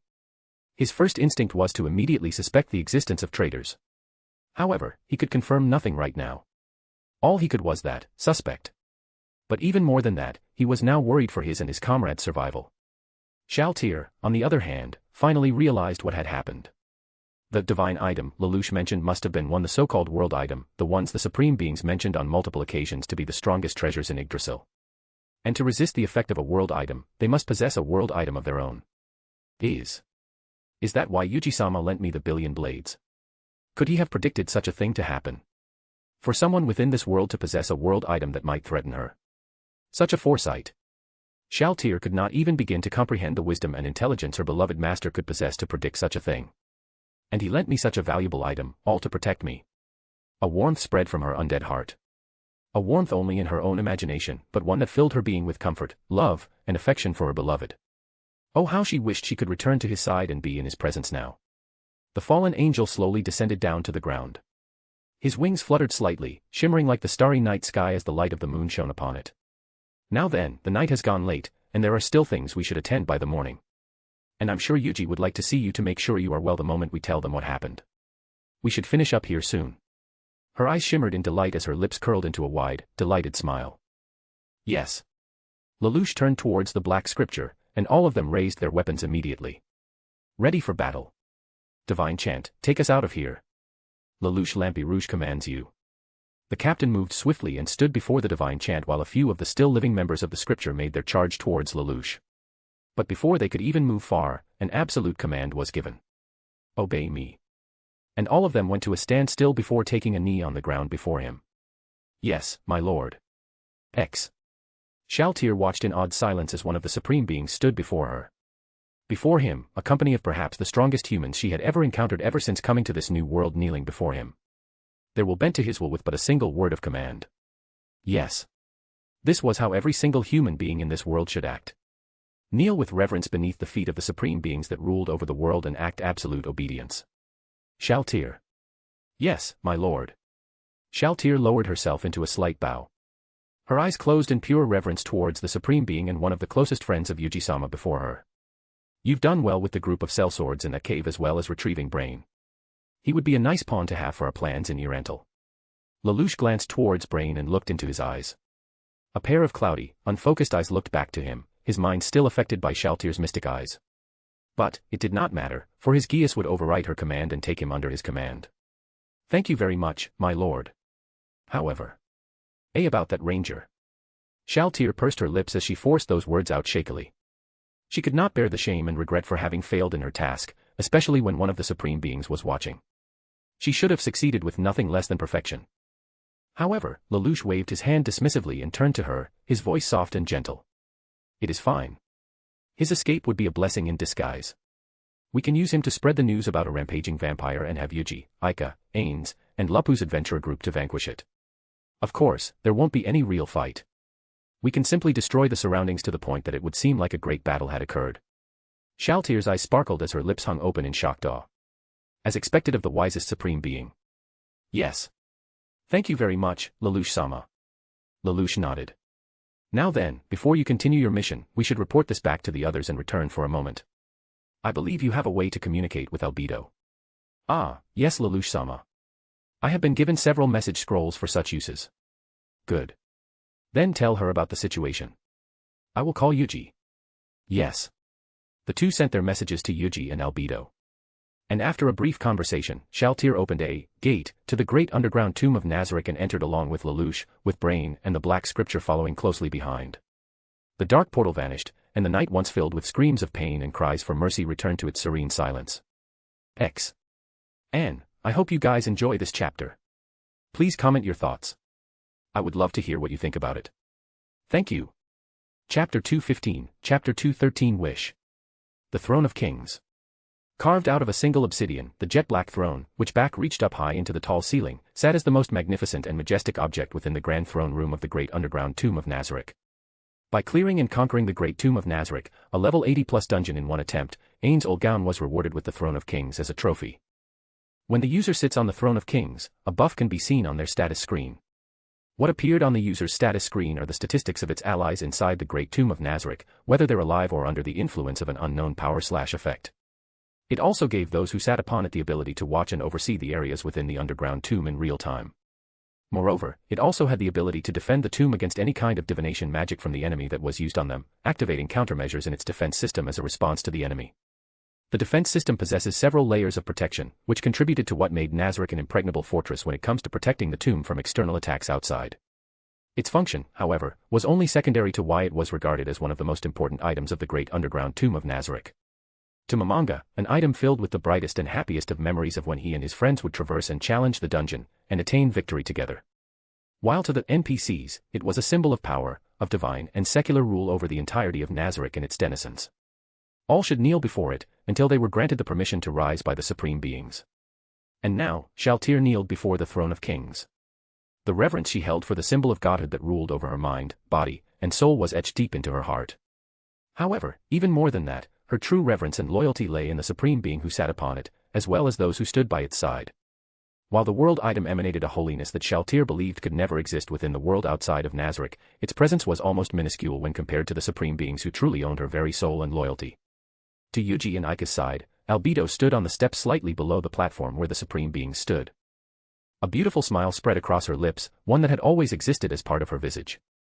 However, something seemed a bit different from the brief glance Shaltir saw of her. Her familiarity with the succubus allowed her to notice the minute differences in her otherwise perfect, masked expression.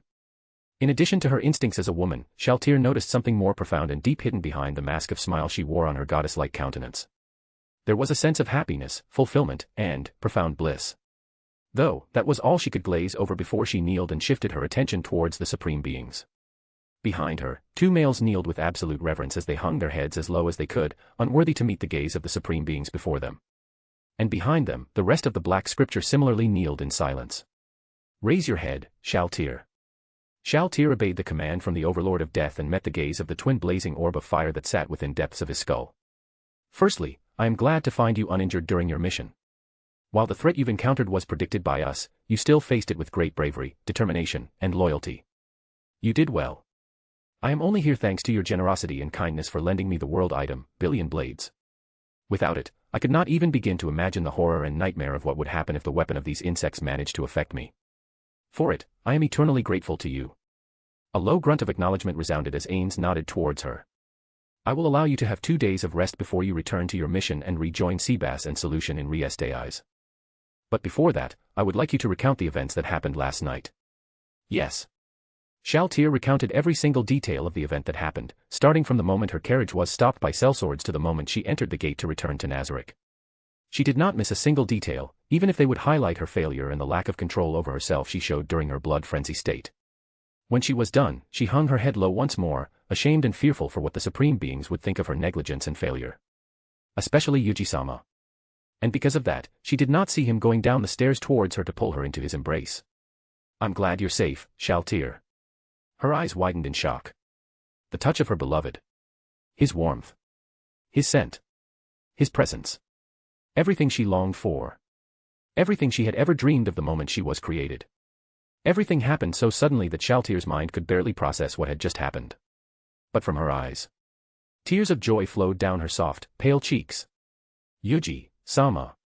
The god of heart separated himself from her and looked into her crimson, vampiric eyes with a gaze filled with relief, happiness, and affection. His hands reached up to her cheeks, cupping it ever so gently, and wiped the tears off it with the utmost care and love. "Are you hurt? Are you affected by any sort of spell?" Shaltir wanted to shake her head and reassured him. After all, none of these insects and whatever they could do from the powers given to them by some inferior beings parading to be gods could affect her in any way. Even a world item would be impotent against her, as she was in possession of the world item he and the supreme beings granted her. But no matter how hard she tried, her body was still frozen stiff, as if rigor mortis had somehow taken hold of her undead body. And before she could, words that could bend the very reality of the world itself were spoken by the greatest supreme being before her. "I wish, for any and all harmful and negative conditions caused by spells or any other means that were not present upon her creation to be dispelled, and for all her wounds and physical injuries to be healed." The words he uttered. A wish upon the one true light.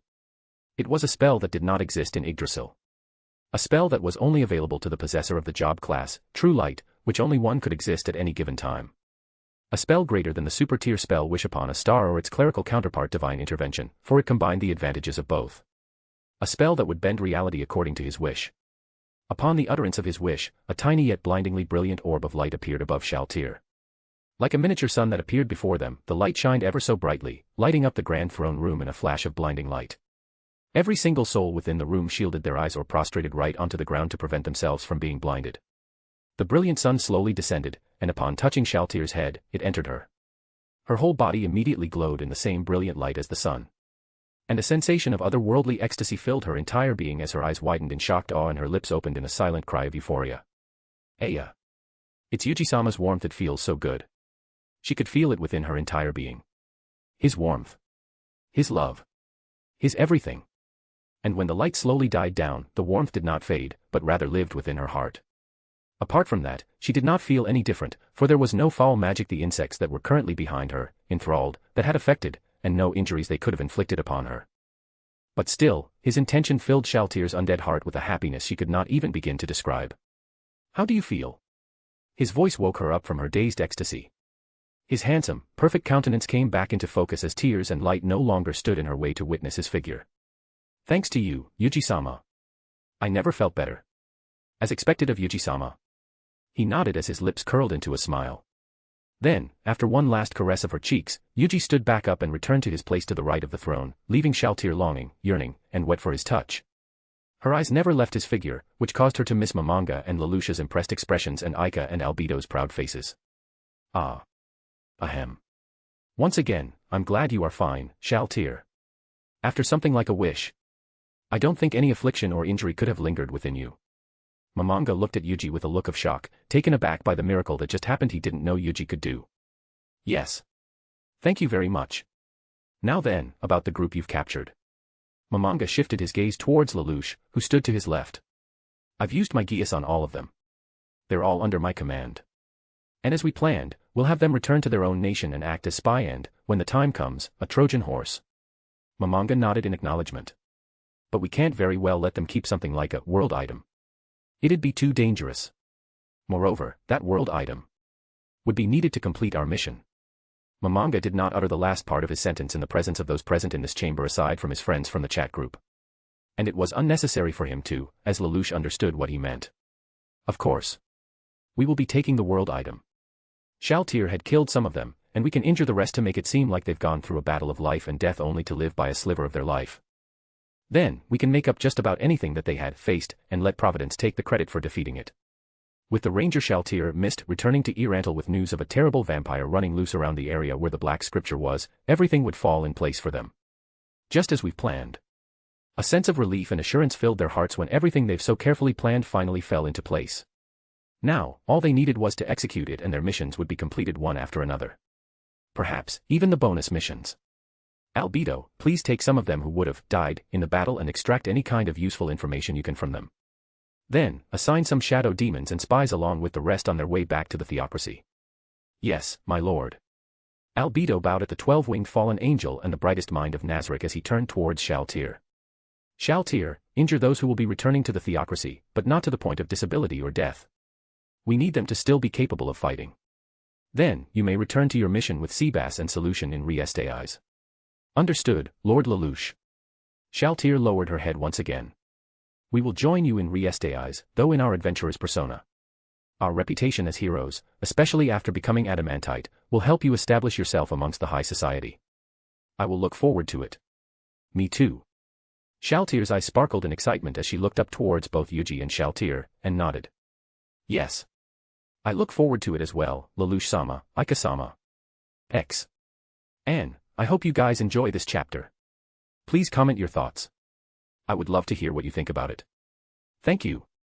Chapter 216, Chapter 214 Change of Plans. A comfortable silence, accompanied with the occasional ruffling of papers, filled the office of one of the supreme beings.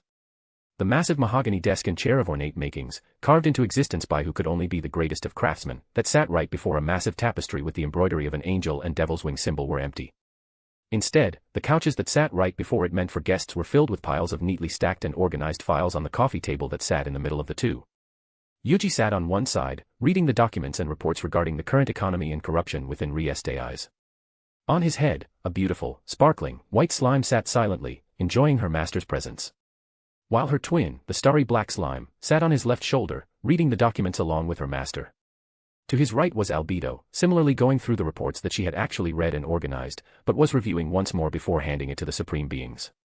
Meanwhile, resting her head on his lap was Aika. The temptation to sleep after a whole night's worth of lovemaking, in addition to the calm, soothing silence and her beloved's warmth, was simply too much for her to resist. And lastly, sitting on the other side of the table was Lelouch, similarly with files of documents in his hand. My love, Lelouch-sama. There's something I would like to show you. Both raised their heads from their documents and took the copies of the reports Albedo handed to them, and began to read. This is HM. A thoughtful look appeared on both of their visages as Albedo began her explanation. These are reports that the doppelganger agents we've sent to the Empire had gathered regarding a certain individual. She came from a line of family of talents, each with varying degrees of usefulness. This one, in particular, possesses the talent to see through the highest tier of magic one is capable of casting. She also seemed to be talented in the ways of the arcane, at least as regular humans do, and was taught by the Empire's greatest magic caster, Flutter Paradine. Yuuji and Lelouch immediately recognized the name written at the top of the page as well as the painting of the person attached to the documents. Archie Eeb Ryle Furt. A genius young magic caster who once ranked at the top of the Imperial Magic Academy, only to be reduced to a mere worker due to the collapse of her noble household that happened during the purge of the Bloody Emperor. A girl who worked her hardest and putting her very life on the line to gain money for her little sister's livelihood, only for her delusional parents, who refused to accept reality, to squander her hard-earned silver and fell into massive debts. In the anime, she met a tragic end within Nazarick after taking part in the raid and plunder Ains and Albedo had set up to test Nazarick's defensive system and establish the Sorceress Kingdom, in hopes to gain enough money to get her sisters out of the unfortunate lives under her parents. However, perhaps this time, we may have some use for her. Lelouch muttered under his breath, his thoughts escaping his lips unconsciously as he began formulating plans in his mind, enough for everyone to hear it within the silence. Yuuji nodded in agreement. Yes. She's talented and her character seems decent. And with her situation, she would be loyal to her savior. I agree, my love. I've also taken the liberty to investigate the members of her party. They seemed better than the rest of the workers within the Empire. Albedo handed the two a few more files, each containing descriptions of Archie's party members. Yuuji, can I have Seabass and Solution go to the Empire instead? The sudden question caught Yuuji and Albedo by surprise, for it meant changing their plans that had been set into motion. However. All right. We can have them go there. My love. Yuuji turned towards Albedo and smiled softly. Seabass's character and appearance is the most appropriate to establish a relationship with her. And their background as a well-established, rich, foreign noble would be perfect to attract the attention of her delusional parents. In fact, it might hasten her displeasure towards her parents, and Seabass would be able to save her more quickly. Yuuji watched fondly as Albedo's brilliant mind processed his words and its implication that was left unsaid. And as he expected, it didn't take long for a look of realization appeared, and her smile widened. I see, as expected of Yuuji-sama and Lelouch-sama. Very well, I shall prepare for the change appropriately and inform Demiurge as well. Her lips curled in delight with a tinge of mischievousness as she lowered her head in a respectful bow before the brilliance of the supreme beings. A myriad of plans appeared in her mind one after the other, each capable of bringing an entire kingdom fall into the hands of the supreme beings in less than a year. Yet, she kept the grace and elegance that would be expected from the guardian overseer of Nazarick and did not let her excitement overtake her. We'll have Providence take care of the 8 fingers along with Blue Rose. With the increasing amount of deep-rooted corruption within the kingdom, and Providence's recent achievements with the undead tragedy and vampire attack, the king might use them to invite us to the castle under the guise of granting us rewards, and make the request to eliminate the 8 fingers then. Lelouch nodded. All right. I will handle things over in the Empire in the meantime. Albedo, please relay this to Seabass and Solution. I will open a gate to the Empire for them. Have one of your agents there to prepare their accommodation there. Make sure it's an impressive one and near to the Furt household. Yes, my lord. Lelouch raised from his seat with a few files in his hand, and Albedo followed suit before bowing towards the supreme being. I'll be going now. Tell me if you have any updates on your side. See you later. Their fists bumped each other and Lelouch left the office, leaving Yuuji with Albedo and the napping Aika, along with the 2 adorable twin slimes. Albedo, please have Intoma prepare herself to accompany Shaltir as her maid to the kingdom. I believe Aika has given her the seed of lust, so her appearance should be more human-like now. I will be informing Shaltir of the change in plans. Yes, my love, with pleasure.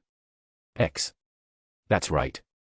I heard they leveled a massive area of the outskirts in Irantal. Really? From a battle? That's unbelievable. They were fighting a vampire that wiped out the death-spreading brigade and even a Mithra-ranked party. I heard they had to blow up some sort of artifact to kill it. Maybe that's why there's so much destruction. Hey, I heard it looks like a Katsa-plane. It's all barren with any kind of life. Just what kind of battle happened there? I guess we'll have another adamantite adventurer party now. I mean, they should be right. I think so too. They've killed 2 skeletal dragons, a notorious adventurer killer, and a vampire lord. I heard they're even invited to the castle by the king to receive rewards. Eh? Then are they coming here? 2 adamantite parties in one city. Well, that's something you don't see every day. Shaltir walked through the hustling and bustling streets of Riestai's royal capital. Many eyes shifted towards the beautiful, crimson-red dress she wore that spoke not of her obvious riches, but of her elegance and class. She seemed young, given her lithe and short stature, which was only slightly uplifted by the red heels she wore. They could not see her face clearly, as it was covered by the crimson-red parasol she held with her lithe, white hands. But they could see her luscious pink lips and soft, white cheeks that tapered into a perfectly shaped chin that invited a second and third look for a chance to see the beauty beyond the veil of mystery. With that, and her pale, jade-white skin that was matched solely by her icy silver hair, the best description that came to mind upon seeing her figure would be a beautiful, sheltered noble young lady. Their theory was further reinforced by the figure following closely behind her. She was a young, doll-like, beautiful young girl with dark purple hair tied up into 2 buns on either side of her head. Her crimson-red eyes shined like deep red rubies. Her cheeks flushed with a healthy red, and her lips naturally luscious and pink. She was dressed in a maid outfit, but not one conventionally found within the kingdom nor the empire. Her petite body was covered in a modified maid's outfit with propped-up collars covering her neck completely, white frills, and a big red ribbon tied around her waist. And aside from her face, she did not show any skin at all. The walk through the dirty streets with filthy blood bags and insignificant insects scuttling around left and right was one she never truly enjoyed. It was a boring and unpleasant experience. Only her orders and the thought of finally being able to meet her beloved Yuuji would normally prevent her from letting the urge to slaughter take control. This time, however, the smile Shaltir often wore on her mask of a demure, graceful, lady of nobility curled slightly more as she listened to the words spoken by the adventurers walking on the streets that were either making their way to the Adventurers Guild, or away from it. Hearing stories about the might of her beloved master and seeing these insects showing reverence and awe towards him, as they should, lifted up her mood. Welcome to the shining golden pavilion, my lady. May I show you to your table? Shaltir did a slight nod towards the server who had welcomed her the moment she arrived before the entrance of the most luxurious restaurant within the royal capital of Riestai's kingdom. She followed the young server towards her usual table, located deep enough to allow for a personal space, but still within view of most of the highly wealthy and noble patron of the establishment. She had frequented this establishment quite a bit as it would be the place where she would meet her beloved, giving the excuse of having just moved in and finding the meals here appealing after her first visit. And after 3 visits and spending generously for food and tips, she had quickly become one of the most valued customers of the establishment. A week has passed since she arrived in the royal capital of the kingdom along with Entoma and acquired a massive, luxurious mansion within the upper district with funds given personally by Yuuji himself. It has only been recently that they've been transported into this new world, and yet, her beloved master had taken deep roots within the economy of both the kingdom and the empire, quickly wrapping his fingers around many of the most lucrative and successful businesses within the kingdom. She had also heard from Aika's stories that he had also gained a lot through confiscating assets belonging to the Cancer of the Kingdom, an underworld organization called the 8 Fingers, and slowly shaving and cutting off their roots and tendrils. And now, they're starting to panic. All as Yuuji-sama planned. Reports given to her by their doppelganger agents and Entoma's insects showed increasing number of murder, kidnapping, and the illegal distribution of black powder, a highly addictive drug capable of corrupting even the sanest minds into their slaves just for the chance to get a whiff of it. These, in turn, created a turmoil within the palace as pressure for the crown to take action increased exponentially by the day from nobles to extinguish the flames of corruption they were stoking behind the scenes. A marvelous, self-made spiral of corruption, despair, and chaos that would leave the kingdom ripe for the taking by her beloved master. Fufufu, this is splendid. Really? I think the food here is trash compared to our home, Shaltir-sama. Entoma tilted her head confusedly. Her sweet, adorable voice. A complete juxtaposition to the words she uttered, mirroring her absolutely adorable and beautiful appearance to her true nature. Oh, of course. But I wasn't talking about the food. Is that so? It is. I'm simply looking forward to the day we see his plan come to fruition. Ah, me too. I will do my best so I can receive his praises. Good, do your best. X. And I hope you guys enjoy this chapter. Please comment your thoughts. I would love to hear what you think about it. Thank you. Chapter 217, Chapter 215, whatever it takes. Archie walked through the hallways of her home. She had just returned to the mansion, and she did not bother washing off the grime and sweat she had accumulated from her work. She did not even bother changing, despite the red shirt under her leather armor having changed color and sticking to her body, her leather gloves holding her magic staff stained with red, and cloak stained with red and mud. Her appearance was a stark contrast to the clean, beautiful crimson-red carpet under her feet, the thick, smooth curtains that hung before tall windows, sparkling chandeliers made of magic stones lighting up her path, and antique paintings hung up on the walls she knew they couldn't afford that should be better off sold for food and paying off their debts instead. As a young lady of noble birth, raised in luxury and opulence, her own filthiness should have disgusted her. But after many years, she had gotten used to it. It did not even enter her mind to change or wash off. At least, not for now. There was only one thing in her mind right now, and that was to head to the dining room, where she knew her parents would be considering the time of night. Her dirty boots continued to step onto the clean carpet as she made her way when she suddenly stopped. She turned to her side, and her eyes widened in disbelief when she saw what hung upon the wall. It was a painting of massive clouds above a city, and a long dragon with a girl on its neck flying through the skies. It was unfamiliar to her. It was a new one. And her hand holding a small leather pouch containing the coins she had gained from her work tightened and began to shake. That bastard bought a new one. He bought it with my money while I was out putting my life on the line. Although she didn't have her mother's talent to determine its exact worth in gold through touch, Archie was not completely blind to the worth of luxury items, having been raised in nobility herself. And she knew this single piece of painting was worth more than the 20 gold she had risked her life for that were currently in her pouch. This painting. It could have let her and her little sisters live with full bellies for, at the very least, a whole year. That bastard. His father must have squandered her money that she earned through her jobs as a worker she intended for necessities. Or worse, he borrowed even more money from those shady moneylender just to be able to buy that useless piece of canvas. That's it. Enough. This will be the last time. She quickened her steps, and when she finally reached the dining room, she slammed the massive mahogany double doors open. What the dash? Archie. Have you no manners? How could the young lady of the Furt household act in such an uncivilized manner? A man shouted at Archie from the top of his lungs. His shirt and suit that clung tightly onto him did very little to hide the jiggling of his body as he slammed the dining table. And sitting by the Lord of House Furt's side, she could see her mother, a middle-aged woman with still a reminiscence of beauty she once had in her youth, frowning at her breach of manners. But Archie simply could not give a stretch of a damn about such a thing. Her eyes shifted onto the dining table, where a cheese board, 2 half-filled glasses, and a bottle of wine sat atop of it, a luxury she couldn't believe she would see in the situation they were in. I was out there risking my life to gain gold, and you're here relaxing with a bottle of wine. She could feel her entire body shaking. Her hands clutching her staff slowly turning white under her leather gloves. But instead of realization and self-awareness, they looked confused. As if her outrage was unfounded. Did you waste the money I earned on useless things again? What? What do you mean? We did no such thing. How could you accuse your parents of such things? Then what is that painting outside? I've never seen it before.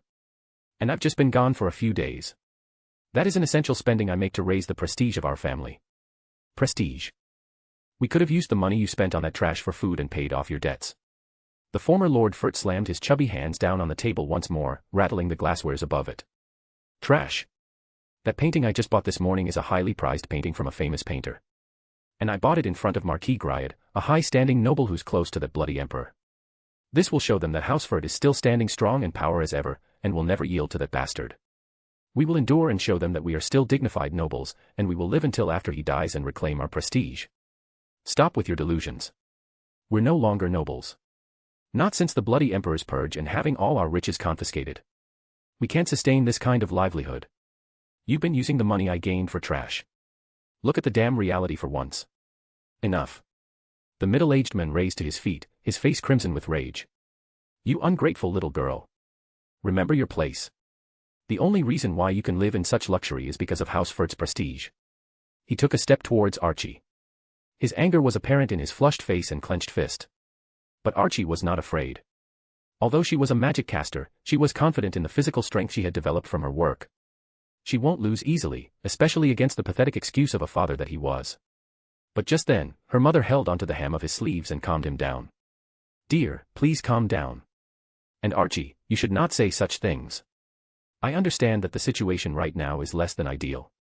However, everything will be fine once we gain some gold and reclaim our dignity as nobles. Her words stopped the raging ex-lord, as she had intended. But to Archie, her words simply riled her up even more. How? How could we save up when you two are wasting it on useless things? We found a way. A way to get out of this predicament, right dear? Huh. Shock, and then suspicion began to surface within her heart. If it was a few months ago, when she still held on to the hope that her parents were not lost causes, she would have believed their words. But now, she could only think of the worst possible cases. Perhaps, her father found another loan shark willing to give him money for some stupidly high interest, or worse, at the cost of her or even her sisters. The man nodded and crossed his arms with a harumph. The act itself seemed more taxing than it should be as he panted from his previous outrage. Someone bought the mansion next door. The extremely luxurious and prestigious mansion of the late Duke. It was a man, old but refined, with quite the robust physique. Archie kept her silence, waiting for his next words. Though her eyes still looked at him with suspicion and disbelief. And either he did not notice or did not care, her father continued. Anyone capable of buying that mansion must be extremely rich. So, it's time for you to fulfill your duties as the young lady of House Furt. Her mind and body froze for an instant, before the implication of his words hit her. What? He was accompanied by a beautiful maid with womanly curves. But, you still have a chance. Although your body might be immature, use the elegance and grace we've taught into your bones since birth and your noble blood to entice him. With his riches, we'll be able to reclaim our glory and prestige as a great noble household family. Something broke within her at that moment. And the outrage at thought she would have unleashed turned cold. She simply stood there in disbelief, looking at her parents. To think, they would actually go this far as to sell her off. She wanted to refuse. But then, another thought hit her. One worse than the previous. No. If not me. Then it'll be them. Her teeth clenched as she looked down. Her whole body shaking, trembling with a rage she could barely contain. Then, a pair of lithe hands fell upon her shoulders as her mother leaned down slightly towards her. Archie. It is the only way. You must fulfill your duty as the eldest daughter of a household of nobility. It's for everyone's sake, including Euryrica and Kudarica. She flinched at the mention of her little sister's names. As expected. They're also considering using them as chips.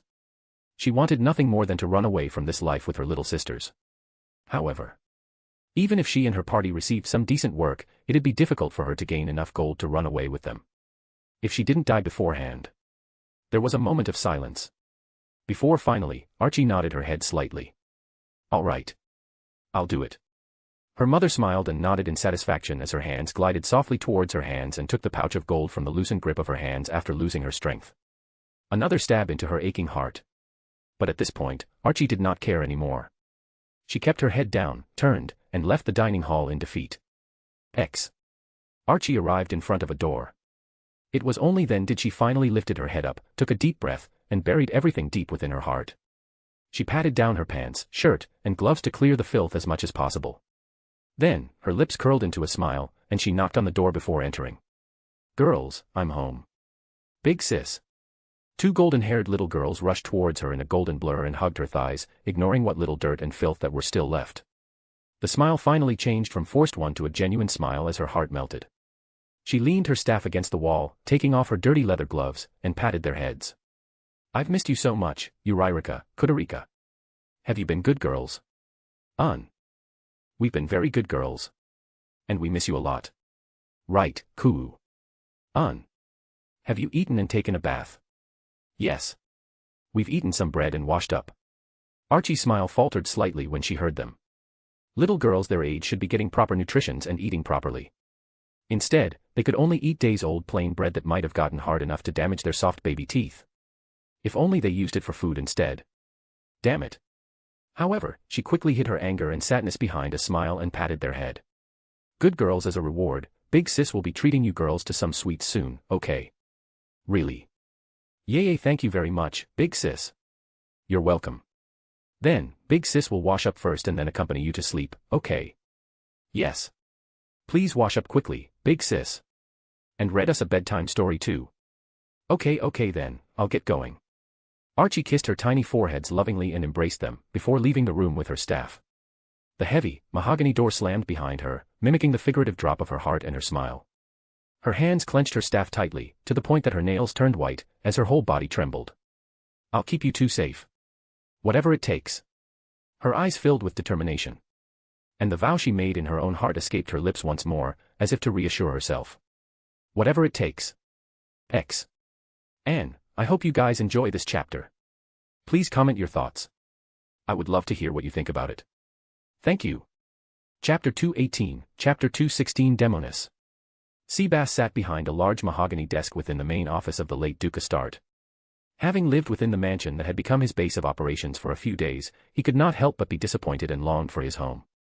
The mansion itself was a grand and luxurious estate second only to the royal palace. Built upon the blood, sweat, tears, and gold of the people that he had gained through rampant corruption, the estate was a shining model of splendor and grandeur, hiding the darkness it created within the darkest confines of its cellars and basement. Compared to the majesty and divine architecture carved by literal gods, however, the building, and all mortal creations for that reason, paled far in comparison.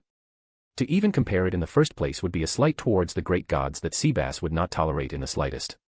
That said, for the standard of this world, this mansion was something not just any nobles or wealthy merchants could buy.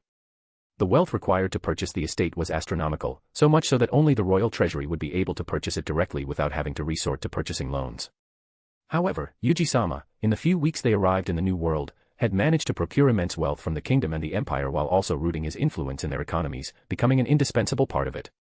With it, Yuji bought two high-end mansions to be their base of operations within the two nations. One within Arwintar, the royal capital of the empire, for his use, and the other within Riestais, the royal capital of the kingdom, for Shaltir's use. Seabass could not help but feel immense respect and admiration for the one known as the greatest supreme being of all. To be able to conquer nations without even lifting up a sword was something truly only a supreme being could achieve. Seabass mused in his mind as his eyes were locked onto the magic scroll in his hand. On the desk were many more scrolls that he had bought from the Mages Guild within Arwintar. Most were first tier, with a few being second tier, the highest tier sold to the general public. Such low-tier magic would normally be spared from his attention. However, one of the missions he had received was to see if he could find any new, interesting, or useful magic they did not possess. In Ain's and Lelouch's words, they might be utilized in ways they could not expect or be developed into something better. The comfortable silence within the office persisted. That was, until a knock came on the door and a familiar voice resounded from behind it. "Seabass-sama. May I come in?" "Yes. You may enter." The door opened to reveal the beautiful, golden-haired maid who served as his assistant in this mission, Solution. "I have come to deliver a letter for you." Solution placed a letter with a wax seal onto his desk before stepping a few steps back, and waited as Seabass reached for it and examined it. It came earlier than expected. They are getting desperate, after all. And it is all thanks to Yuji-sama's mechanism. Solution's beautiful smile turned into a sadistic grin as she mocked the owner of the wax seal. But just as quickly, her expression turned radiant and full of affection when she mentioned the greatness of her beloved. Seabass nodded his head in agreement, his admiration for Yuji's brilliance doubling once more. He broke the wax seal and opened the contents of the envelope, and began to read. As expected. It is exactly as he foresees. Solution's lips grew into a wider grin, and now, there was a tinge of pride within them. Pride for loving such a great being such as Yuji. Then, shall we move on to the next phase, Seabass-sama? Solution suggested with excitement, anticipation, and a sadistic pleasure lacing her every word. However, to her disappointment, the heat butler of Nazarick shook his head. No. We shall make them wait. Their unease and desperation will make them easier to persuade. When they were truly on the edge, that would be when we extend the olive branch. Very well. Seabass could hear the obvious disappointment in her voice, which he had no doubt stemming from her enthusiasm to accomplish her mission perfectly and return to his side as soon as possible. However, he appreciated her obedience to his words and nodded once more. It will not be long. Then, we shall return to Nazarick to report the result of our work to the Supreme Beings. Yes, I understand. Solution's smile returned to her face as she bowed and left the room, allowing Seabass to return to his silence. Albedo stood with her arms folded under her plentiful chest, which had grown even larger thanks to her beloved's divine essences and touches, towering over the prostrating Princess Renner, listening to what she had to say. By her side, Demiurge similarly stood with his hands behind his back, listening in silence. And when she finished explaining it all, and what she intended to do to provoke her foolish eldest brother, Albedo and Demiurge could not help but acknowledge the power of the mind subservient to them. Albedo's luscious pink lips curled into a slightly wider smile. Everything was just as her beloved had said. The princess was truly an asset worth keeping. Well done, keep this up and you won't need to worry about anything. We demons are extremely particular with contracts. Deception in all things, but where your oath is given. You and your beloved puppy shall be safe when my master reigns supreme. Simply by being in her presence, the princess could feel the heat of damnation radiating from the monsters before her. Particularly the demoness with world-shaking beauty and jet-black feathered wings. She felt even more powerful and dangerous than the men who appeared and seemed like the devil himself. Just what kind of monster is this being for these devils to serve it? Renner asked herself, but even with her vast intelligence, observation, and deduction skills, she could not find an answer that was not itself unthinkable. But truly, listening to his words, even through you, has been an aggravating experience, more than I expected. But at least, his foolishness did have some uses. Having you serve refreshments instead of maids would prevent information from spreading like a disease. Albedo snorted softly, which Renner followed suit almost immediately. I agree, my lady. The contempt that dripped from her lips spoke volumes on how she felt about the arrangement as she recalled how her eldest brother had her serve tea for him because she should be playing the role as a woman. Very well, continue to push the fool towards idiocy for now.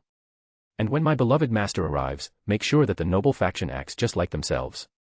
Albedo let out a cruel, mocking laugh with a crystal timbre, which Renner joined. Of course. And my lady, will I be allowed to meet your master beforehand? I must admit, from the many stories you have told of his overwhelming power, majesty, and your romance, I admit I am curious to behold the majesty of such supreme being for myself.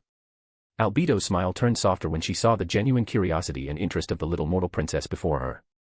She recalled her having the same expression whenever she would ask her stories of her romance as a reference for the princess's own romantic pursuit. Of course, even the golden princess herself knew the futility of attempting to place her pet in Albedo's master and most beloved's place. However, hearing such a beautiful love story from a being such as Albedo was more interesting than whatever gossip and shallow love the idle maids and young ladies had for their excuse of romance.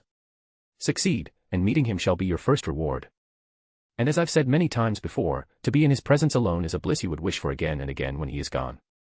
Then, I look forward to my success, Lady Albedo, Lord Demiurge.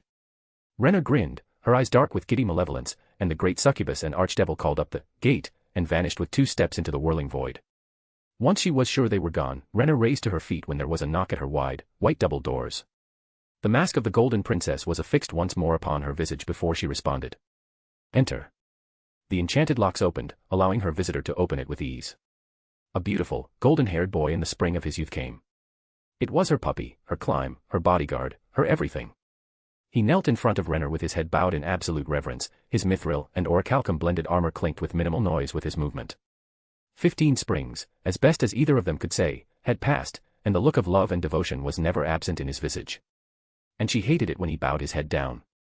Raise your head. She commanded as a princess should, and he obeyed, as a knight. My princess, do you wish to inspect the city again and grant your blessings unto the populace? Yes, my climb, yes. And you will protect me, won't you? She asked with innocent blue eyes. No matter the cost. He cried out inside of his mind, losing his gaze into the endless clear pool of radiant blue. But aloud, he answered. Of course, my lady. He did his best to keep the overwhelming love he had for her, her ideals, her character, her appearance, her everything from seeping into his spoken words. How well he did, he hoped it was well enough to not let his innocent princess perceive the inappropriate feelings a knight shan't ever have towards his princess. He quickly distracted himself and spoke out his concern regarding her wish. My lady, I understand your generosity and love for the less fortunate populace of the kingdom. However, for your safety, I must still suggest additional bodyguards to protect you. It is no secret that you ending the slave trade had put you in sights of the Eight Fingers, and with them running more and more rampant as of late, being out in public with only me to guard your body may be dangerous. This was the nth time he had suggested such a thing to her. And again, she shot him down. I understand, but I accept the risk. And most of all, I believe in you. So, please try your hardest. She gave him a soft, radiant smile that thrilled him to the core, and the matter was closed. The princess' trust in him fueled his determination more than what he had for himself. Are the chest of copper coins and bread slip papers ready? Yes, my princess. Everything has been arranged and the carriage is ready for your immediate departure. Good. Then, we shall head out immediately. X. Anne, I hope you guys enjoy this chapter. Please comment your thoughts. I would love to hear what you think about it. Thank you. Chapter 219, Chapter 217 Blue Rose's Impression. A massive building stood a few distance away from the nobles' district near the center of the royal capital, Riestais.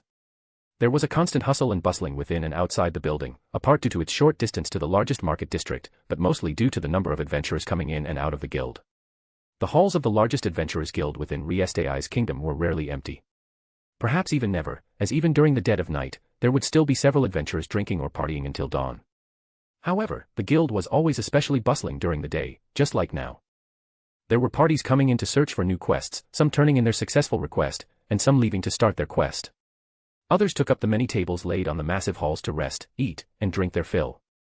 It was rowdy. The words spoken were mixed with occasional laughters and a myriad of other sounds, blending into an incessant noise that filled the hall. Unless one possessed enhanced hearing, it would almost be impossible to make out anything if they were not close enough. This was the exact reason why high-ranking adventurer parties with the prestige and gold to afford reserving a seat near the back of the room away from the busy halls for as long as they were in the city did so. Blue Rose was one of such parties who had a table reserved for them near the back of the halls. It was the best table within the halls of the guild, far enough from the busy halls that they could converse comfortably without being disturbed, but still close enough to the kitchen so they could order foods and drinks easily and have them be delivered quickly. Cool. That hits the spot. A massive glass mug of ice-cold, frothy beer slammed down upon the wooden table, followed by a satisfied sigh of a towering, muscular woman. By her side, her sisters sat with their own preferred drinks. The golden-haired twins held a glass of juice. The blonde-haired woman had a glass of fruit-flavored water before her. And the last, a small masked girl in a red hood had a simple glass of water in front of her. They were all dressed in casual civilian clothing, though visibly slightly more well-dressed than the average. It was their usual outfit while not on duty. After the recent swig, it was then did the large woman bring up something that piqued her interest recently. Hey, I heard the Adamantite ranked party is coming to town. You girls heard anything about that? No. I've only heard from the princess that the king has invited them to grant them a reward for their achievements. Lacuse responded. Achievements, EY. Saving a city from hordes of undead and 2 skeletal dragons controlled by a highly skilled necromancer. Eliminating a notorious adventurer killer who was once a part of the Black Scripture and capable of killing even mithril-ranked adventurer parties. And recently, killing a rampaging vampire lord that killed almost 100 bandits and adventurers in a single night. Their battle scarred an area the size of a large village just outside of Epespel, completely voiding it of greeneries and life. Damn. That's quite the achievement, all right. Gagarin knew not of the intimate details of what the new adventurer party had achieved, only that many were shocked, awed, and some skeptical about their rapid advancement to the pinnacle of humanity. The list of achievements Tina and Tia had just recited were something Gagarin would simply laugh off had it not been told by her dear and trusted sisters. Such things. They sounded more like legends which facts had been long lost to history and often exaggerated by those they've saved and considered heroes. She could hardly believe that they were all done by a group of adventurers who simply appeared seemingly out of thin air. Perhaps, they were hidden legends who simply chose this moment to appear and save a city from danger. She could not know. And nor would she receive an answer anyway if she thought about it. What do you think, Shorty? It is certainly difficult to believe. But, from the information Tia and Tina had gathered, they all seemed to be true. I guess, we'll just have to wait and see to find out the truth. Gagarin voiced her agreement with a deep grumble before taking a swig of her cold beer once again. Just then, her eyes inadvertently shifted towards the massive double doors of the Adventurers Guild that had just opened. Heh, I guess we won't have to wait that long, huh? The rest of Blue Rose all turned towards the direction Gagarin was gazing at and saw 4 obviously remarkable figures entering the guild hall. A tall, lithe man dressed in an expensive, jet-black wizard's robe. A beautiful, crimson-haired female with a massive, jet-black, gold, and silver scepter that could easily break a man with a single swing. A ravishing beauty with womanly proportions distinguishable even through her large, flowy white gold mage's robe. And finally, a holy knight. That was the first impression Blue Rose had of the men in pure white and gold armor before them. He was not terribly large physically, slightly above average compared to regular men but still smaller than Gagarin. But the aura and presence he commanded completely engulfed the entire guild hall, capturing all attention and silencing all noise the moment he entered. Yet, it was not oppressive or overwhelming. Instead, it felt somehow warm and comforting. Like a radiant sun gently shining upon the earth and all that lived upon it, giving it life and warmth. Even Evil Eye, who had fought against calamities and demon lords alongside literal legendary heroes, had never felt such an incredible presence from a person in her long, undead life. And upon a closer observation, it wasn't only him whose presence was remarkable. The other 3 were similarly astounding, though they were still slightly overshadowed by the sun. Damn. Lockhughes, Tina, Tia, and Evil Eye were silent, but they still agreed with Gagarin's remark. A legendary party. That was the impression all members of Blue Rose shared. The crowd of adventurers parted, clearing a way for Providence to enter the halls and made their way towards the reception table. All eyes focused on them, some on the adamantite tag that hung from their neck, some on the impressive armor and equipment they adorned, and some on the obvious, seductive curve of the white-robed magic caster and fighter. The male receptionist bowed deeply and welcomed the adamantite-ranked adventurer party. There was a brief conversation between the white-armored leader of the party and the guild staff, but they were quickly drowned by the murmurs and whispers of the adventurers around. Hey, didn't expect them to be this impressive. But I wonder why they're here. Aren't they supposed to head to the palace? Lockhughes observed the members of Providence one by one. She was impressed by the presence they exuded upon first impressions. But now that she observed them more closely, the awe she felt before only increased. It was not a performance.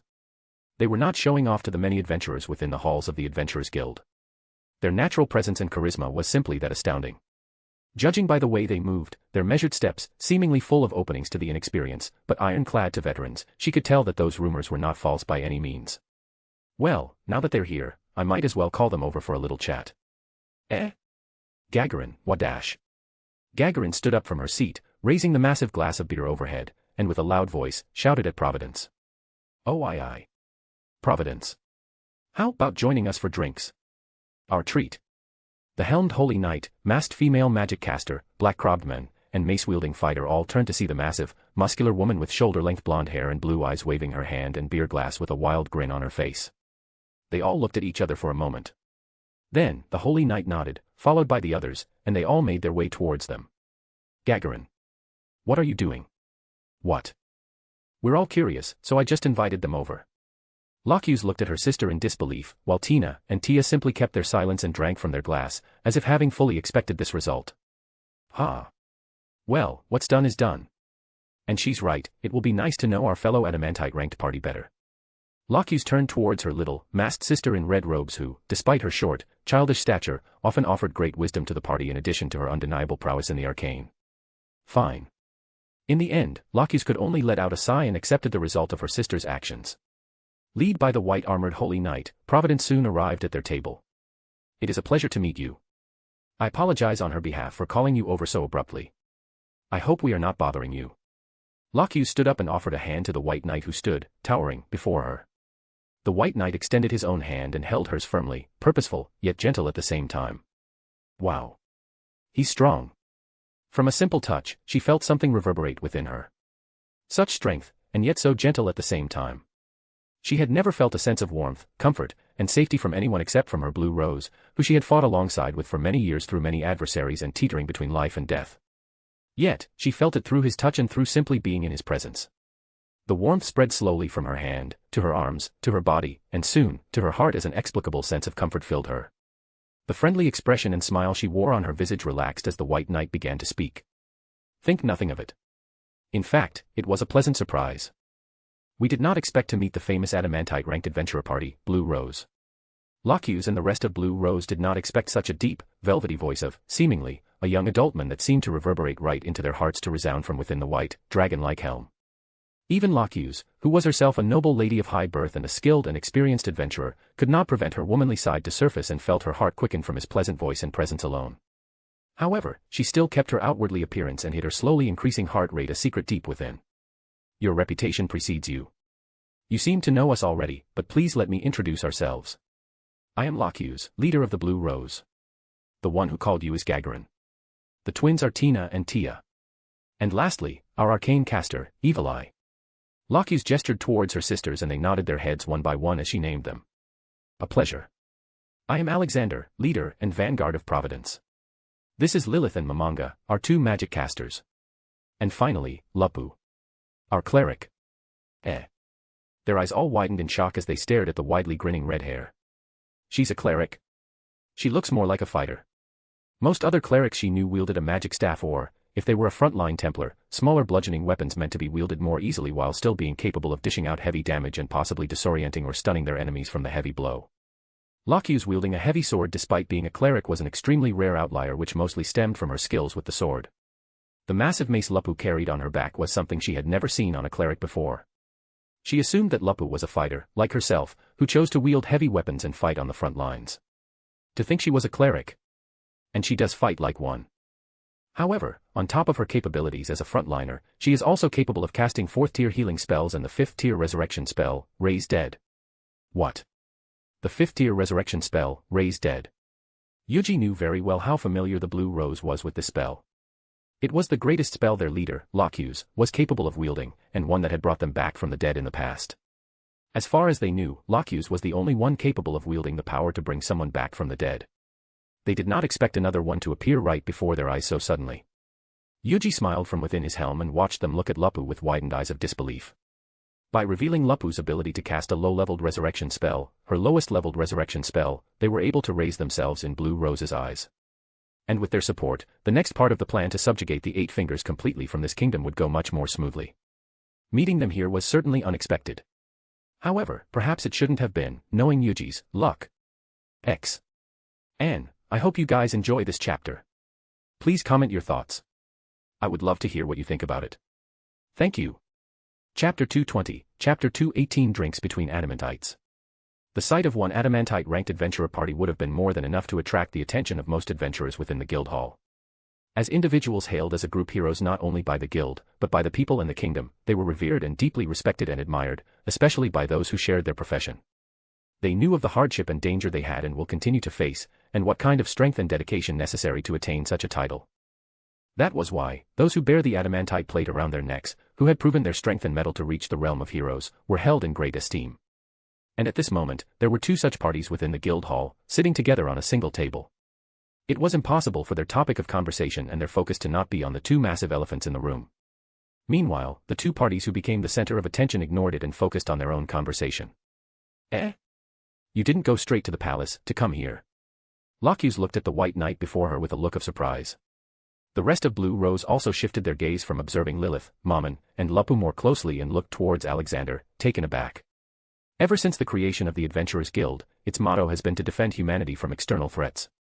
Thus, there was an unofficial rule that the guilds would never take part in interhuman conflicts, else the guilds would not be able to cooperate with each other in different countries when an enemy of humanity came to threaten.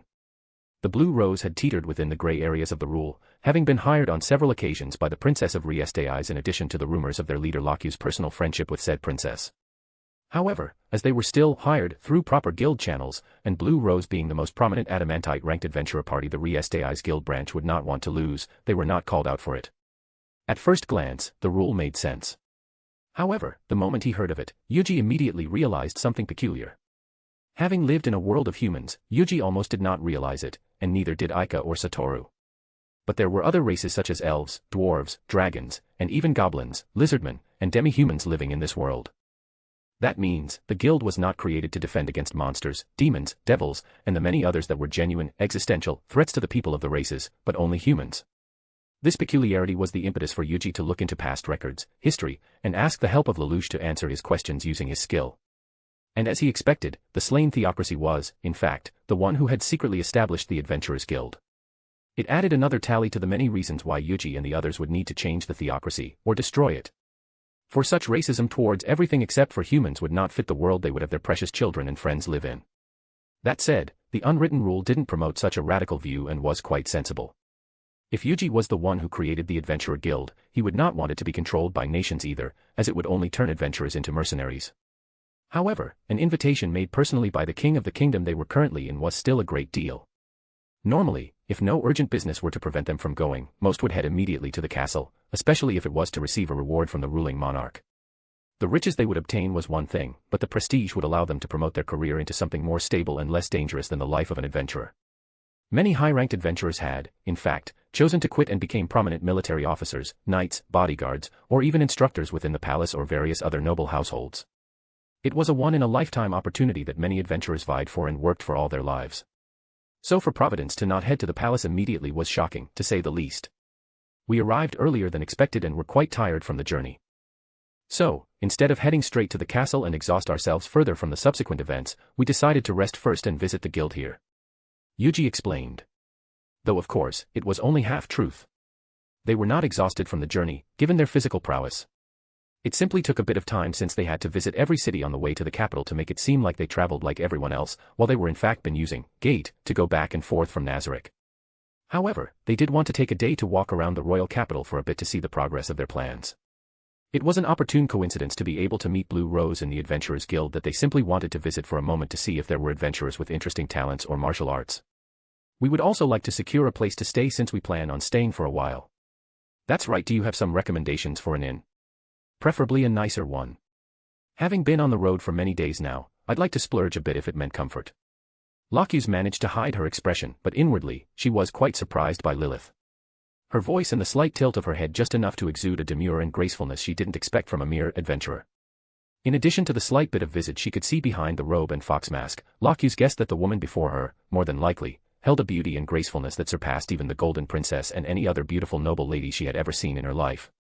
Was she a princess from a foreign country? Was the other members of Providence, in fact, her guards disguising themselves as fellow adventurers? Her wild imagination ran off for a moment, before she quickly realized her own daze and responded. I see. Then perhaps the shining golden pavilion would be what you are looking for. It is a bit pricey, but it offers the greatest comfort and amazing food that puts it as the best high-end inn in Riestes, in my opinion. Aika's lips curled into a smile, and her eyes hidden behind her mask narrowed slightly. Thank you very much, Locuse will definitely visit it later. You are welcome, Lilith. Locuse returned her smile, while Aika was already lost in her planning. Fufu, it's about time we have a lowly vampire in our bed. X. So it really was a vampire lord, huh? I didn't expect one to appear out of nowhere. There were silent nods and a groan of agreement from members of Blue Rose in response to their leader's words. The gravity of the situation finally sinking in. Only one was silent and unmoving throughout the story of their encounter with said vampire Lord Providence was sharing. Us as well. We expected to find a regular vampire. But everything went south fairly quickly and we only managed to destroy it by using a relic that held a high-tier magic. That was what caused the destruction. And we wouldn't be here if not for Lilith and Momonga's barrier. There was a heavy silence. Though they've had their fair share of experiencing desperate battles of life and death, the Blue Rose could only imagine just the kind of battle they must have had against a legendary monster like a vampire lord. To use a relic item, which was meant to be a truly last resort in a life or death situation, showed just how devastating and desperate it must have been. Moreover, judging by the scale of destruction, it must have been a truly devastating spell that even they would be in grave danger. For them to use it must have meant that they had truly no other options. It was either use it and destroy the vampire lord, along with the risk of it taking their lives along with the vampire, or die and have a rampaging vampire lord kill thousands of lives within the kingdom.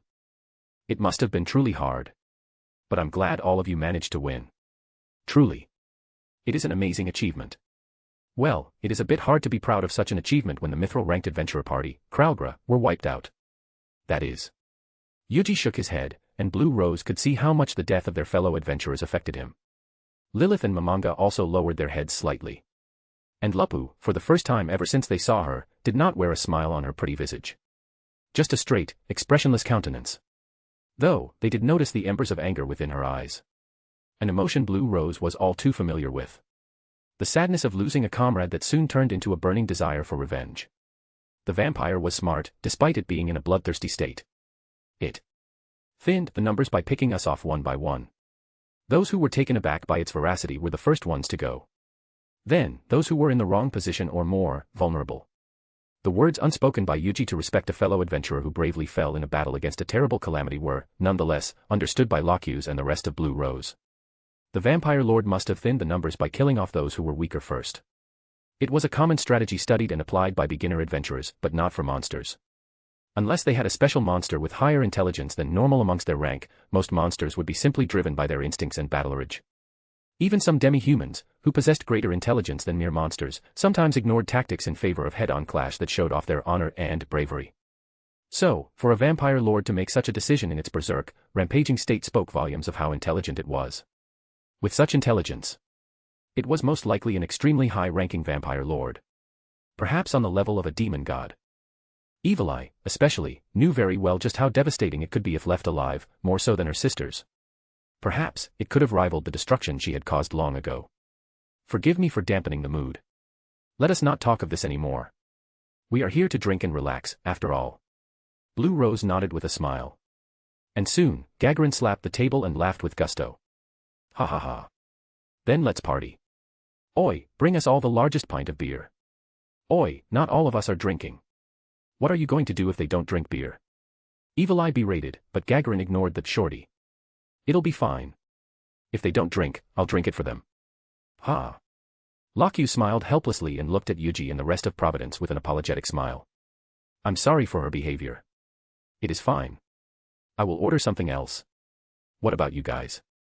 I'll order something else too. Aika responded. I'll try one. Me too. I want to try one. Momonga was genuinely curious about the taste of beers in this world. Moreover, it has also been years since he could last have a pint of cold beer. Such a delicacy was too expensive for him in his previous world. While Lupu simply joined in to get along with the members of the Adamantite-ranked adventurers, just as ordered by the supreme beings. She doubted the beer here could even be compared to the drinks in Nazarick. But, alcohol has always been a great tool to loosen people up and get closer to them. This Gagarin person seemed to be especially easy to befriend, and seeing her fondness for alcohol, it'd be easier for Lupu to close the distance quickly if she joined in drinking. Then, we'll help you order. There are some drinks here that are quite nice and refreshing. Thank you, then we'll take you up on your offer. Soon, glasses upon glasses of drinks arrived at the table. Then, to friendship, health, and everlasting peace. Cheers. Cheers. Locke's raised her glass, followed by the rest, and cheered. Yuuji took off his helmet, placing it on his lap, and drank his glass of lemonade. The refreshing taste of lemon and cold water, combined with the surprisingly light and gentle sweetness of the honey filled his mouth before going down his throat. It was a surprise. It was better than he expected from the new world. Though, compared to the food and drinks in Nazarick, it was akin to a week-old stale lemonade with ice. Yuuji placed his still half-full glass back down onto the table, and only then did he notice the Blue Rose's stare. They all looked towards one direction, him, with eyes wide and a look of surprise on their faces. It was also his first time ever seeing any sort of emotions from Tina and Tia. He could even feel Evil Eye's gaze through her mask. Whistle. Who? Didn't know you're such a looker. Ahahaha. I've never seen anyone like you. Wanna let me pop your cherry, huh boy? Gagarin smirked widely, eyeing the surprisingly handsome young man before her, before Lupu suddenly placed a hand on her shoulder and slammed down her pint of beer on the table. Ahahaha. Better luck elsewhere, big one. Do you think he's a virgin with that look? Well, worth the shot. Ahahaha. Locke's, despite having met numerous well-bred young nobles and heirs, was taken aback, speechless. His appearance was perfect, checking off every single one of her checkboxes. He looked elegant, graceful, masculine yet not overly rough. And his eyes. There was something magnetic in his eyes. Firm and unyielding, but at the same time, gentle and soothing. He was everything she imagined to be the ideal partner. And she wasn't the only one with such thoughts. I didn't expect you to have such an appearance. Are you perhaps a foreign noble? Yuuji gave a courteous business smile, a gentle and sweet smile to the four dazed girls, and answered. Thank you, but I'm not a noble. My past is, a bit unique, though not in a good way. It's complicated and it will only serve to bore you. But as you expect, he's super popular where he's from. All the girls who saw his face fell in love at first sight. And he has never broken a heart, since all of them are still vying for his love. A genuine playboy. I'm not a playboy. He seduces girls with his presence alone. I've seen several girls fall helplessly in love with him firsthand. Manga. Satoru recalled his time in Lelouch's world, when Karn and C.C both ended up falling helplessly in love with him even when he's hiding his identity. And of course, he also knew a fair number of girls in the Black Knights who had fallen in love with Mordred. In fact, there was a fan club of him within the Black Knights. He found out when he was using his geas on members of the Black Knights to vet them for being traitors or informants of Britannia. Yuuji did not expect such betrayal from Satoru, his best friend and someone he considered an older brother. He thought, amongst those within this group, he would be the one defending him. But he was wrong. Satoru, without even intending to, betrayed him by proving Aika's point. Yuuji turned and saw Blue Rose looking at him with shock and, from Lockhue's, a slightly disappointed expression. It's a misunderstanding. I've never played around. I've only been a serious relationship. He. Yuuji quickly denied the allegations and looked at Aika with narrowed eyes. He'll definitely punish this mischievous, sexy gremlin in bed tonight. And, I hope you guys enjoy this chapter. Please comment your thoughts. I would love to hear what you think about it. Thank you. Chapter 221, Chapter 219 Eventful Night. Providence exited the guild after bidding their farewells to Blue Rose. They came in the morning, only to leave at dusk when the sun had almost set, barely peeking out from the horizons of the orange-red sky. They did not intend on spending so much time in the guild. However, Gagarin suddenly challenged Lupu to a drinking contest to see who could drink the most before knocking out. As a result, they could only leave after the big lady was down on the table. Yuuji looked to his side, towards Lupu's flushed, grinning face, and smiled softly as he held her up and wrapped her arm around his shoulder. Alcoholic beverages of this world could not affect Lupu due to her resistance towards poison. Even if she were to drink a couple more barrels of ale, her body would simply treat them as if they were water. She was clearly acting to get along with Gagarin and Blue Rose, as Yuuji had told her.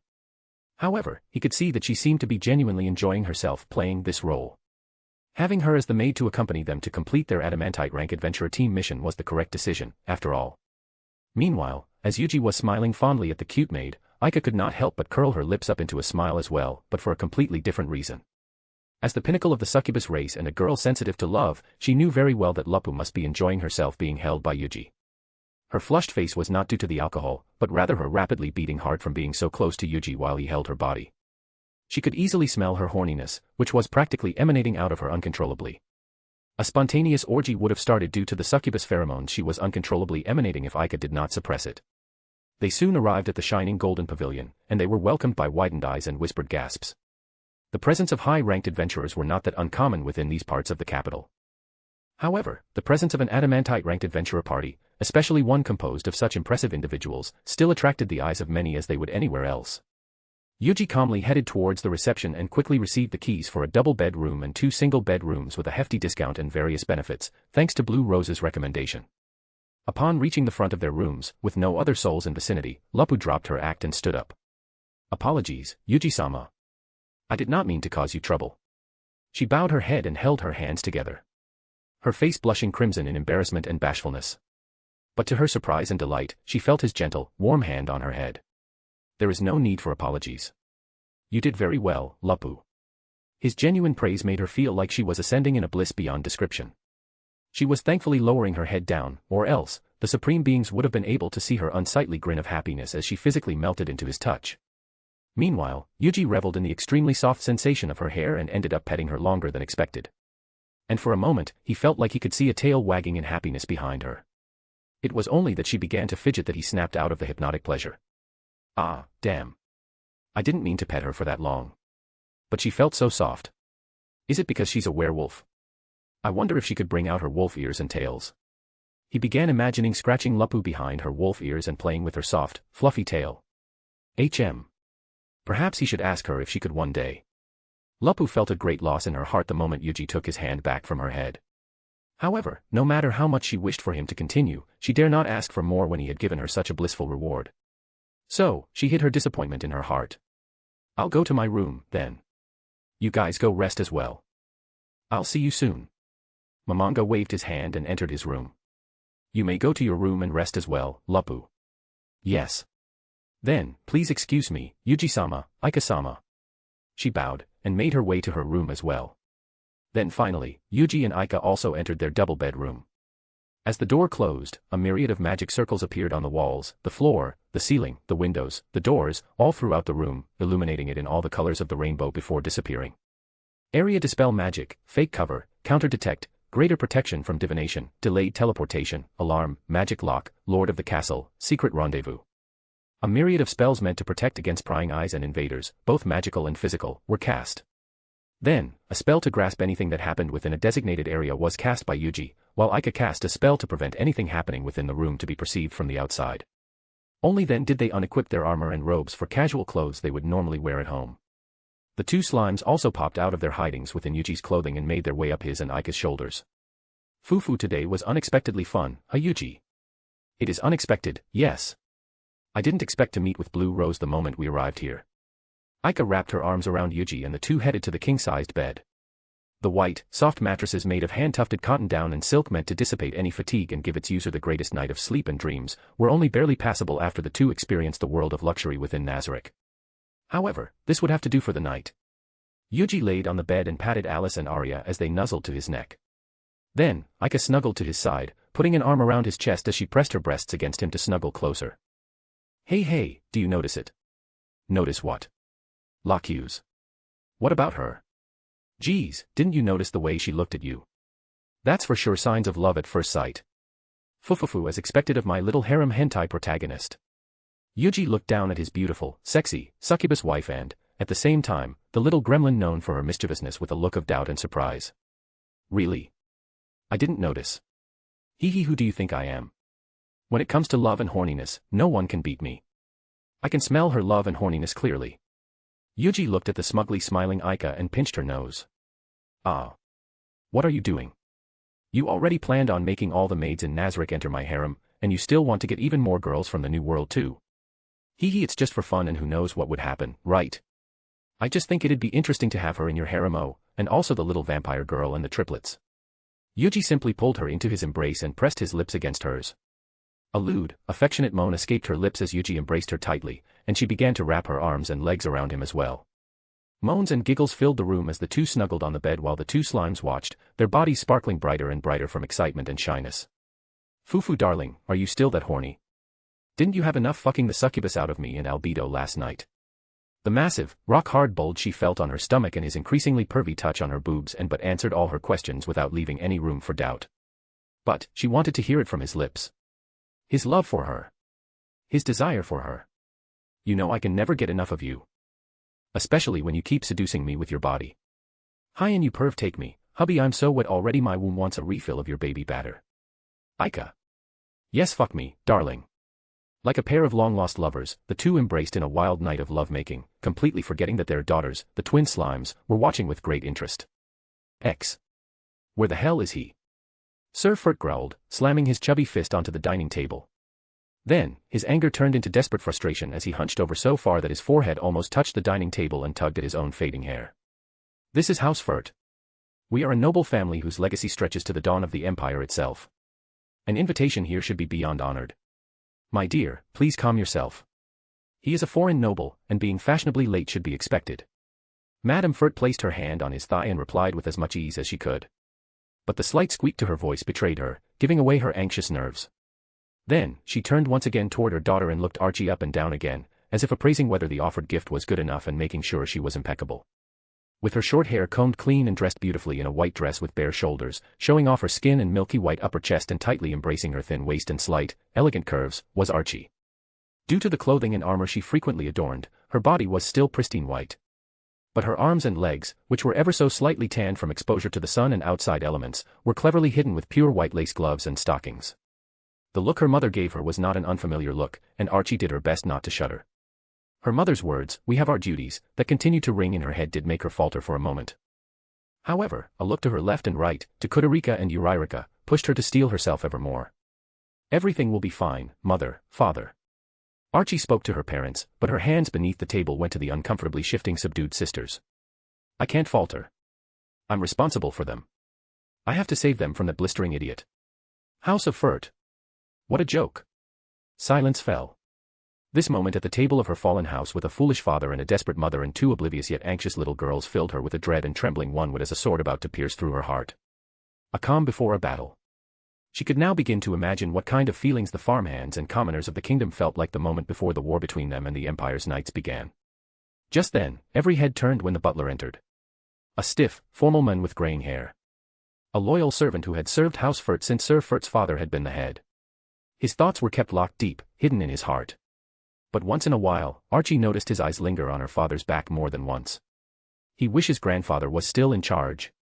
Or perhaps some sort of miracle to awaken the idiot from his delusions. Though as of late, that seemed to have disappeared too. Announcing Lord Sebastion. The butler's dignified voice rang throughout the room, and Sir Furt immediately composed himself, giving a light tongue on his deep ultramarine vest he wore and clearing his throat. The waif-thin butler stepped aside and Archie got a first look at the man she was supposed to seduce. Old enough to be my grandfather. She could see it immediately, yet the old man was the very definition of a man carved out of steel. Wearing richly embroidered shirt of golden thread patterns that seemed to contour and accentuate the muscles rippling out through even his thick, luxurious fabric, the man was the epitome of high fashion. His neatly trimmed white beard and full around square jaw, in addition to his straight back and stable, firm stance, lended him a distinguished air that screamed noble ancestry. Thank you for having me. Sebas inclined his head politely as the butler ushered him to his seat next to Archie. It is our pleasure to welcome and have you as the neighbor of our nob, ancient house of Furt. Her father said with such politeness and trained elegance that belied his earlier frantic state. Then, he extended his hand across the table to each of the trio in turn. This is my wife, Madame Furt, and my daughters, Kudarica, Uriarica, and their oldest sister, Archie. The women at the table, down to the youngest two, stood as they were introduced and curtsied to their esteemed guests before seating back properly.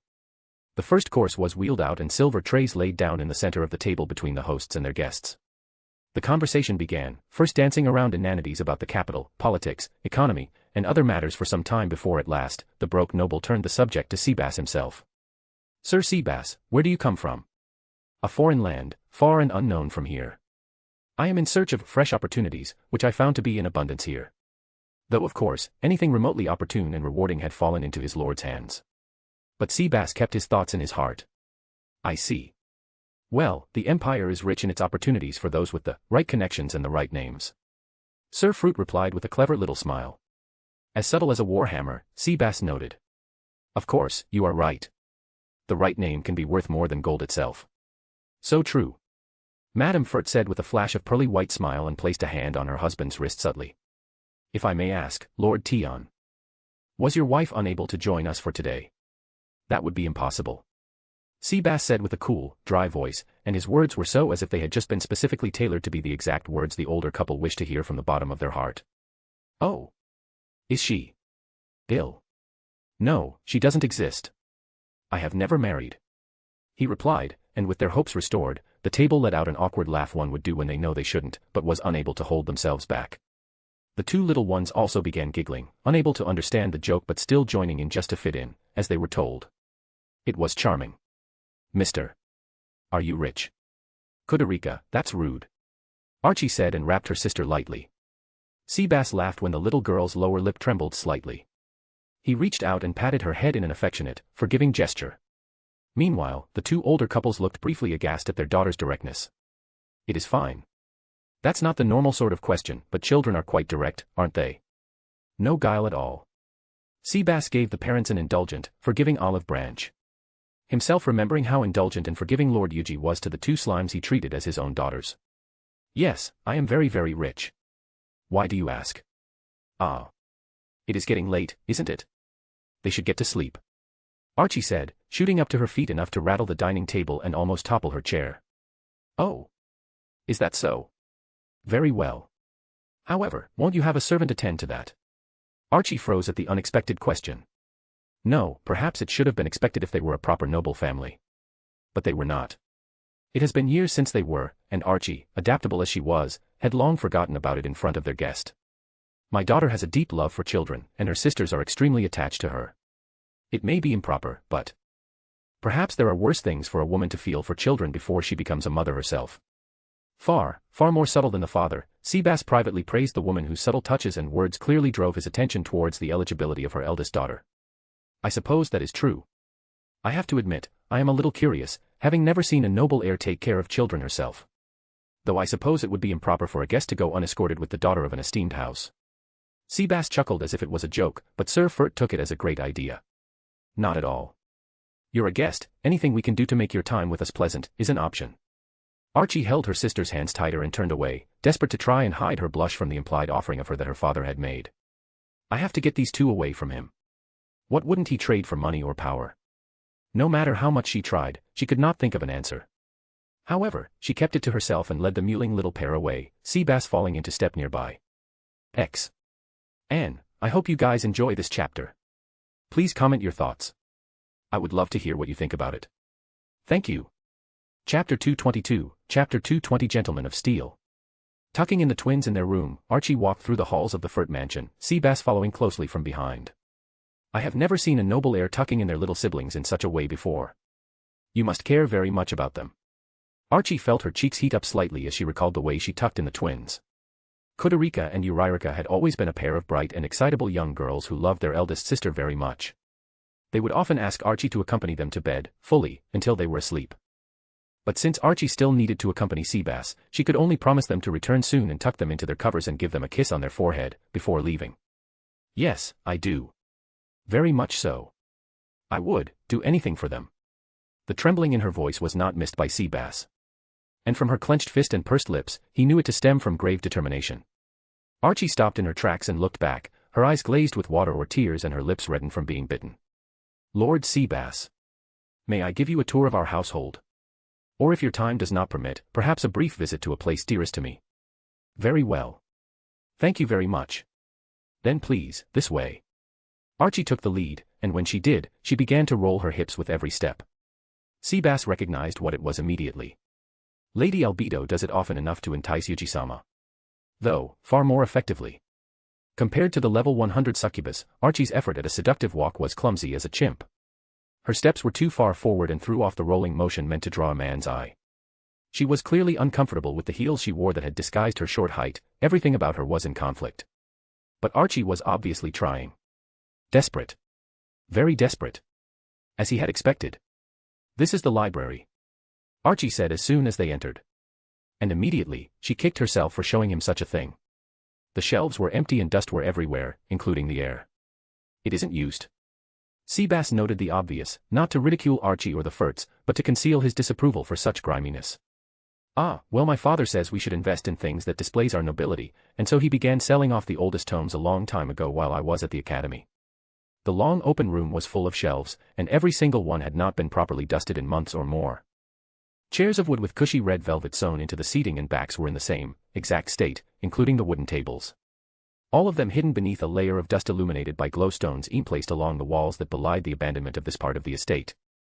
I see. Seabass responded and looked down at her, and Archie could feel his gaze physically. You disagree. A good noble's daughter supports her father's goals. Finally, she turned around, and Seabass felt like he had seen the real Archie for the first time this evening. But I disagree with him. I learned a lot in the academy. I studied magic there. Everything that I know, all that I got for myself, I got it because I studied. What did you study? He asked with feigned curiosity as they began to head towards the door. This way to the solarium on the top floor. My dearest place, especially at night, which is ironic given that it's supposed to be for sunlight. Archie said with genuine enthusiasm. Very well. Seabass replied. I studied magic, Lord Seabass. I had a full scholarship there, and I am very good. Really? You're quite young, aren't you? Seabass inquired. I'm 17, I know, I'm a little short, but dash. Archie clenched the hem of her dress as she bit her lips, trying to appeal to the lecherous instinct she felt sure must be beneath the steely, calm surface. The women in my family, we always look much, much younger than our years. She could not feel a single ripple in the watching eyes behind her. I'm failing. I need to step this up another notch. The moon, the stars, a man and woman alone, lots of wine. Archie felt her own will falter, now having realized what she was about to go into without being able to turn back. But her mother's admonition hit home once more. What will become of your sisters when the debts get called in, or if you go on a quest and don't come back? The simple question haunted Archie so much that simply remembering it asked made her wish to bawl and throw up. However, like the worker that she was, she steeled her resolve and carried on. No hesitation. Everything. I will do everything and anything for them. That is fortunate. Seabass responded with a neutral voice. Why yes, I think so. Archie responded and pointed down the long hall, it's just this way. Please don't let him be a lullicon, or maybe that would work in my favor. Archie thought, her desperation whispering to her in the back of her mind, only to be snapped out of it by Saba's voice. So you studied magic? Seabass asked, and Archie's ears pricked up at the hint of interest. Yes, I can use up to the 3rd tier, and my master thought I had potential to learn more. I studied under Flutter Paradine, the greatest magic caster of the Empire, if you're not familiar. Her voice was filled with obvious pride, and she felt the first stirring of interest in her from the gaze on her back. Is that so, then you graduated? Seabass asked, and Archie held back a relieved sigh when she reached the door she sought and could replace her answer with a simple, "Here we are." The door opened to a very short hall, which in turn led to another door. The hall was wide enough for only 2 to pass abreast, and gauging their path, Seabass guessed they were near the back of the estate. The room she opened up to him had a few small couches and seats, but it was utterly surrounded by windows. The room was large enough for no more than 6 to fit comfortably, and it was clearly meant to be intimate. Archie led him to the table before she made her way towards the shelves and cupboards. Then, she bent far forward and began to bob her legs a little while she pretended to rummage for just the right bottle. I never thought I'd be praying to the gods that a man old enough to be my grandfather would be checking out my ass. She bit her lips in frustration. Kudurika and Euryrica are on the line, she said to herself, like a mantra to encourage her faltering spirit, and opened her legs a little more. But to her disappointment and relief, she didn't feel a hand reach out to touch her. Instead, she only heard him take a step within and seat himself on the couch. Arwentwar has some beautiful nights. Yes, it does. Archie agreed. Cursing her failure, she drew out a bottle and a pair of glasses. And as Seabass reached for a silk rope, Archie stopped him. No need to pull that and wake a servant. I'll pour for us both. She broke open the narrow bottle and poured the red wine into the clear glass. Slowly, every so gently as she leaned forward towards Seabass, giving him ample time to witness her pure white chest and bare, lithe shoulders. She handed him the glass and sat on the couch as close to him as she could, so that his arm naturally fell behind her on the polished dark wooden rim of the seat. The soft cushion gave under her slight weight, and she held out her glass. Do they toast where you're from, Lord Seabass? Archie asked. Yes. Seabass said, and in his heart, guilt began to grow as he let her continue her desperate attempt. Then, may we toast to new beginnings? It's a favorite toast of mine. Archie replied. As you like, to new beginnings then. Seabass said. To new beginnings. Archie echoed and clinked her glass to his, the faint tink noise followed by them both taking a sip. So your parents must have been proud of your performance at the academy. I imagine you must have graduated near the top of your class. Not many magic casters ever reach the 3rd tier, let alone greater. Seabass said, and Archie mentally cursed. I didn't graduate, she said in a small voice, before looking up at the stars. I chose to put my talent to use. Talent. Finally, something Seabass was waiting to hear. To confirm the talent her lord had somehow divined. Yes, I can immediately detect the tier of magic that someone or something is able to use. It's a particularly unique and powerful gift. Archie's humility gave way to pride again. The women in my family. We've always had children born with talents. My mother always knew the exact value of anything she touched. Her mother was always able to know exactly how to get where she wanted to go. Her brother was able to block any blow. Archie's voice was briefly enthusiastic, and then she had to look away to the night beyond the windows again when she felt the old man's eyes boring into her. The first time she ever felt his gaze with anything but empty politeness and manners. A line of talent holders, how interesting. My master wants useful servants, and I think I may have found just the one. I can arrange for Flutter later, but for now, this one. Seabass thought as he memorized every word. Archie felt hope, finally, as Seabass continued to drink his wine and their distance began to close. Just a little more. It's now or never, and then when I'm damaged goods, he'll have to marry me to make up for tainting a house, even if we are fallen nobles. However, before she could do anything, Seabass had already decided. All right, this has gone far enough. Let me show you how hospitable the Furt house is. Enough. Seabass said in a voice of command that brooked no disobedience. At his words, the totality of her situation slammed down on her like the crack of a broken glass that mirrored all her hopes. I failed, humiliated myself for nothing, and now it's all over. I can keep being a worker. I can, maybe make enough money, run with my sisters, then what? No. Archie's legs grew weak, wobbled, and she fell to her knees in front of the men as the reality of the situation fell upon her.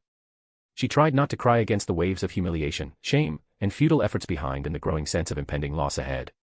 But the dusty floor beneath now received their first moisture and water in years in the form of her tears. That was, until. I have a proposal for you, Archie Ryle Furt. She froze, and looked up. Tears streaming down a pair of widened blue eyes that looked at the men before her as he spoke with an unexpected gentle calm. Anne, I hope you guys enjoy this chapter. Please comment your thoughts.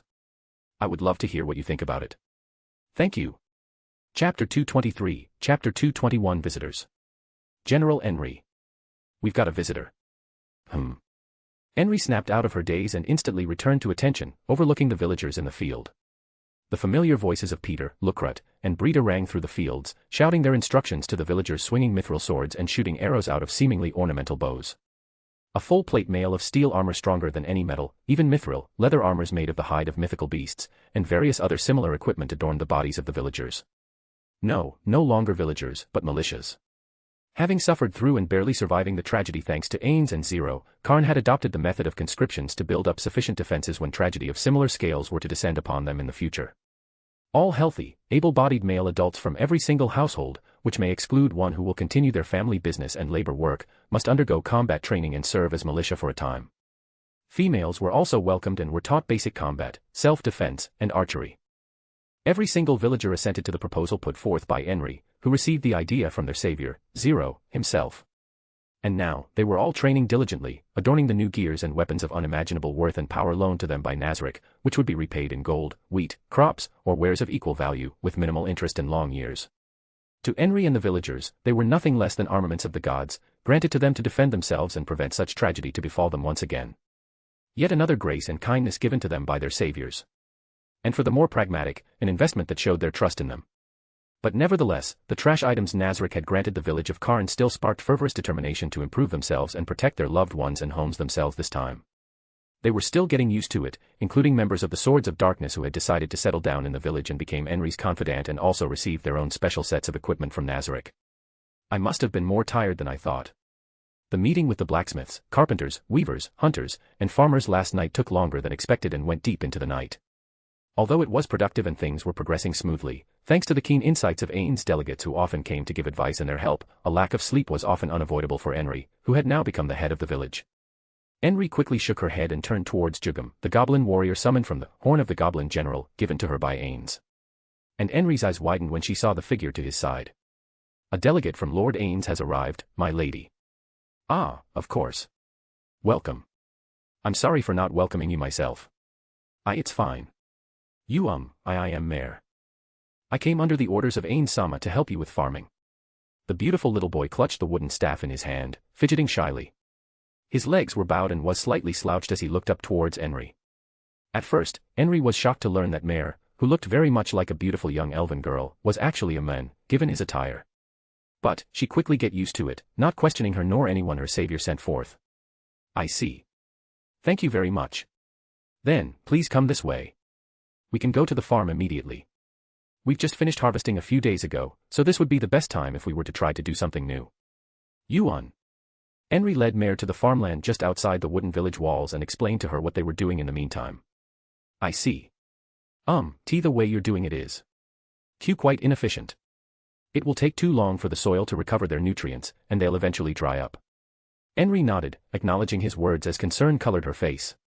In fact, what Mare had said was exactly one of the biggest concerns the farmers had brought up in last night's meeting. They've noticed that the wheat had been becoming harder to grow and the quality had also decreased over the years. Our farmers had also said the same thing. What do you think we should do, Mare-sama? I will plow the land and revitalize it for now.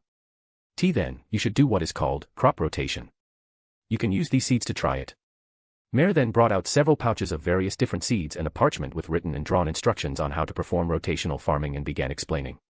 And Henry, though a bit confused, still nodded nonetheless. I see. Well, I might not understand it fully, but if that's what Ain-sama says would be better, then he must be right. That's right. Everything he says is always correct. Henry smiled as Mare, for the first time, looked at her with bright shining eyes and excitement.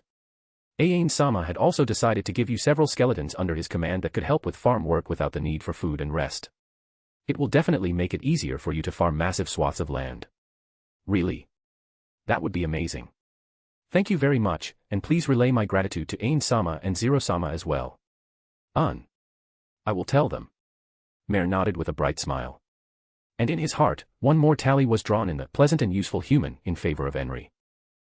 Henry. Oh, I'm sorry. Were you in the middle of something? Henry and Mare both turned to the voice and saw Ninya, along with the rest of the fully armored swords of darkness. Behind them were a couple of wagons filled with the freshly harvested wheat and vegetables, with a few farmers there on the driver's seats, holding the horses' reins. With the peace and security that came after the tragedy thanks to their saviors, and the enchanted hoes and farming tools speeding up the farming process and increasing their yields. For the first time, the village was able to fill up their barns and warehouses with still a couple of wagons to be traded for coppers and silvers. And the village's morale and gratitude to their benefactors raised to the skies. Ninya, recognizing the young elven girl and her attire, immediately thought of her as one of the delegates of Lord Ains, and quickly lowered herself in a bow to apologize.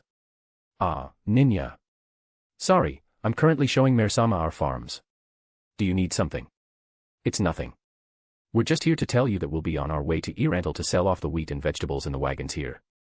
We'll also be selling it to the villages on the way, so we might be gone for several weeks.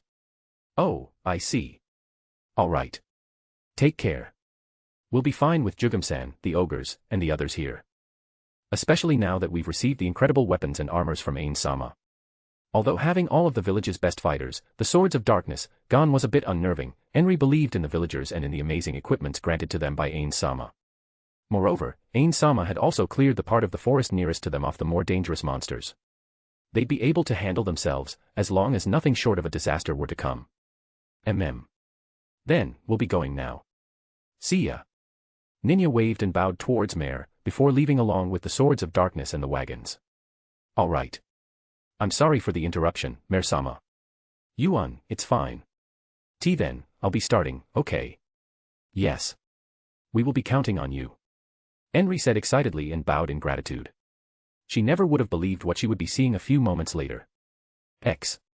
Lustrous and gleaming under the clear skies of the royal capital, a beautiful jet-black carriage, drawn by 4 massive, muscular stallions, rode through the streets of Riestais, attracting the gazes of passers-by. Within the spacious, decorated interior, a tall and massive figure of a man clad in luxurious black gold robes sat on the velvet couch. Sleek black gloves covered his hands and a crimson mask hid the neutral expression of a human man behind it. The villagers of Karn who witnessed his figure a few weeks ago would have recognized him in a heartbeat. The figure of their savior, Ains Olgaun, the mighty spellcaster and generous benefactor who they owed their current livelihood to. But the figure within the carriage was not him, but a doppelganger. A level 100 greater doppelganger, created by Momonga himself. Pandora's actor sat in silence, his brilliant mind, on par with even the most intelligent of the guardians, Demiurge and Albedo, recalling the words of his dear Fata. Extract as much information as possible. And commit to nothing unless it is in line with our plan. The stage is set, and everything shall fall into place. The spreading corruption within the kingdom, thanks to the doppelgangers and succubi led by Demiurge and Albedo. The toy princess they've secured nudging the royal family to a favorable position. The intensifying activities of the underground organization, 8 Fingers, pushed by Yuji-sama's master plan in the shadows. And the imminent upcoming war with the Empire. The stage has been set, and everything shall fall into place one way or another, as her dear Fata had said. The kingdom had no other choice, except the ones the supreme beings had foretold. The fact that the king had personally invited Providence and Ains Olgaun to the palace to reward them for their achievements, was proof that everything had gone according to their plans. Such a grand, yet meticulous master plan that could only be designed by intelligence beyond comprehension and a divine foresight of a supreme being, how truly magnificent. The world was aboard to them. Everyone and everything within it, its pieces. And they, the masterminds who moved kingdoms, countries, and empires to their will. We grossartig. How blessed am I to be created by such a god. To call him Fata. He cheered and praised within his heart. He could hardly wait to see all the plans of the supreme beings become reality, inevitably. Before long, the carriage came to a stop. He could hear voices outside. It was the doppelganger who acted as the coachman conversing with the guards. And soon, the door to the luxurious carriage opened, allowing Pandora's actor to alight. Before him, 2 rows of royal knights stood in salute, and the royal guard captain himself, Gazef Stronov, stood to welcome him personally. It is an honor and pleasure to meet you once again, Lord Gaun. Stronov Dano. Likewise.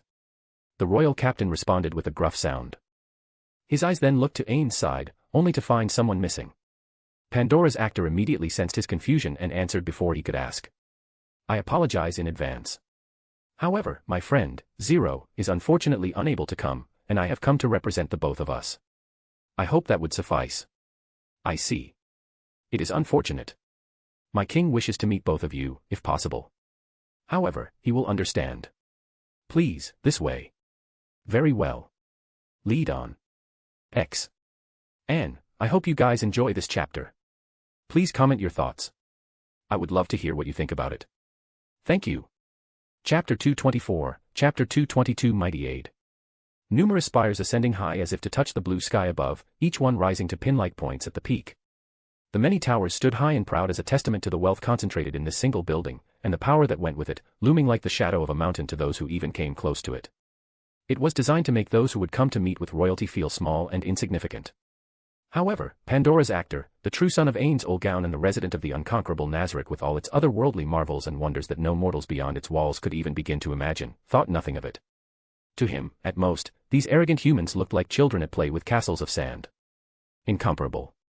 He walked with his head held high, the tapping of his staff visibly sending shockwaves through the guards, the pair of them in full plate armor holding long halberds across their bodies and wearing long swords at their sides. But not the royal guard captain, whose steel resolve and heart were tempered through countless battles and ridicule. The two guards reached for the tall, white and gold-gilded double doors at the same moment. They pulled, and the doors groaned their objection, but gave way before the royal guard captain and the honored guest of King Remposa. A long red carpet led straight to the heart of the palace. And as they treaded slowly, Pandora's actor could not help but notice the many paintings hung on the walls, depicting the likenesses of the kings and queens of the past, and their many children. Below it, on the golden wooden frames of each painting, a little bronze plate indicated the date of their birth, rule, and death. Pandora's actor looked at the paintings, noticing the resemblance of each pair of father and son, square-jawed, muscular, and heroic in their mannerism and expression. Some, he noted, even seemed to puff their chest even more, as if trying to overcompensate for something. So it was, all the while to the last, where the painting of the current King Remposa and his family showed something unique. The second son bore very little resemblance to his father. Curious. The eldest son inherited his physique, while the second son inherited his intellect, though nothing noteworthy. Pandora's actor considered. Having read the intelligence reports that Albedo and Demiurge had gathered, the second son was vastly superior in terms of intellect when compared to his elder brother. Though that was easy, considering how dysfunctional the first son's brain was. To Pandora's actor, the second son was hardly remarkable. The princess, however, was certainly interesting. This is as far as I can guide you, Gaundano. I must return to my king's side and welcome you from the other side. In fact, I should have not gone and welcomed you personally. That is fine. Go be where you belong. I shall see you soon, Stranoff Dano. Pandora's actor waved his hand in a benevolent and kingly gesture. Gazef nodded deeply in place of a bow that he would have done if not for the two guards that came along. He turned, and left. Shall we proceed? Yes, my lord. The guard Pandora's actor looked to straighten up, as if forced by the sheer charisma and majestic presence he exuded. Even the other guards similarly stiffened at his words, and they proceeded to the throne room. Before long, they arrived at the large double doors where a herald stood in front of it. A young man, barely past his teenagehood, it seems, dressed in white doublet and a black gold vest. There was a short dagger at his side, but his main instrument was a long brass horn held at the ready, resting on his right shoulder and held in his right hand. Name, my lord? The herald asked, his voice intentionally lowered to appear more mature than his true age, which was obvious. I am Ains Olgaun, here at the invitation of King Remposa. The herald lowered his head upon receiving his name. He turned to the door, opened it, and brought up the horn to be held by his left and right hands, brought the thin funnel to his lips, and blew. The loud trumpeting announcement called the court's attention to the door, in great mass. The dozens of courtiers ceased to converse and turned their eyes towards the entrance. Announcing, Ains Olgaun. Guest of the king. The herald proclaimed in a ringing voice. Pandora's actor approached with a slow, stately step befitting that not only of a noble, but a ruler, a monarch of his own domain. Each step of his foot drew him closer. Each flutter of his outrageously expensive jet-black and gold-embroidered cloak drew the gasp of amazement from the rich onlookers. And the staff of gold tapped over the marbled floor and was the only sound until he stood within courtesy distance of the king. Remposa sat on his throne, back straight and with a steady, serious look befitting a true king. Pandora's actor could a glimpse of the powerful and majestic warrior king he must have been in his youth who had now been reduced to an old, tired ruler with heavy weights on his shoulders and heart. At his right hand stood Gazef Stranoff, clad in enchanted armor and bearing a great sword at his side. Pandora's actor gave a slow and steady bow. The most courtesy he would ever give to a human, king or not. Your Majesty, King Remposa.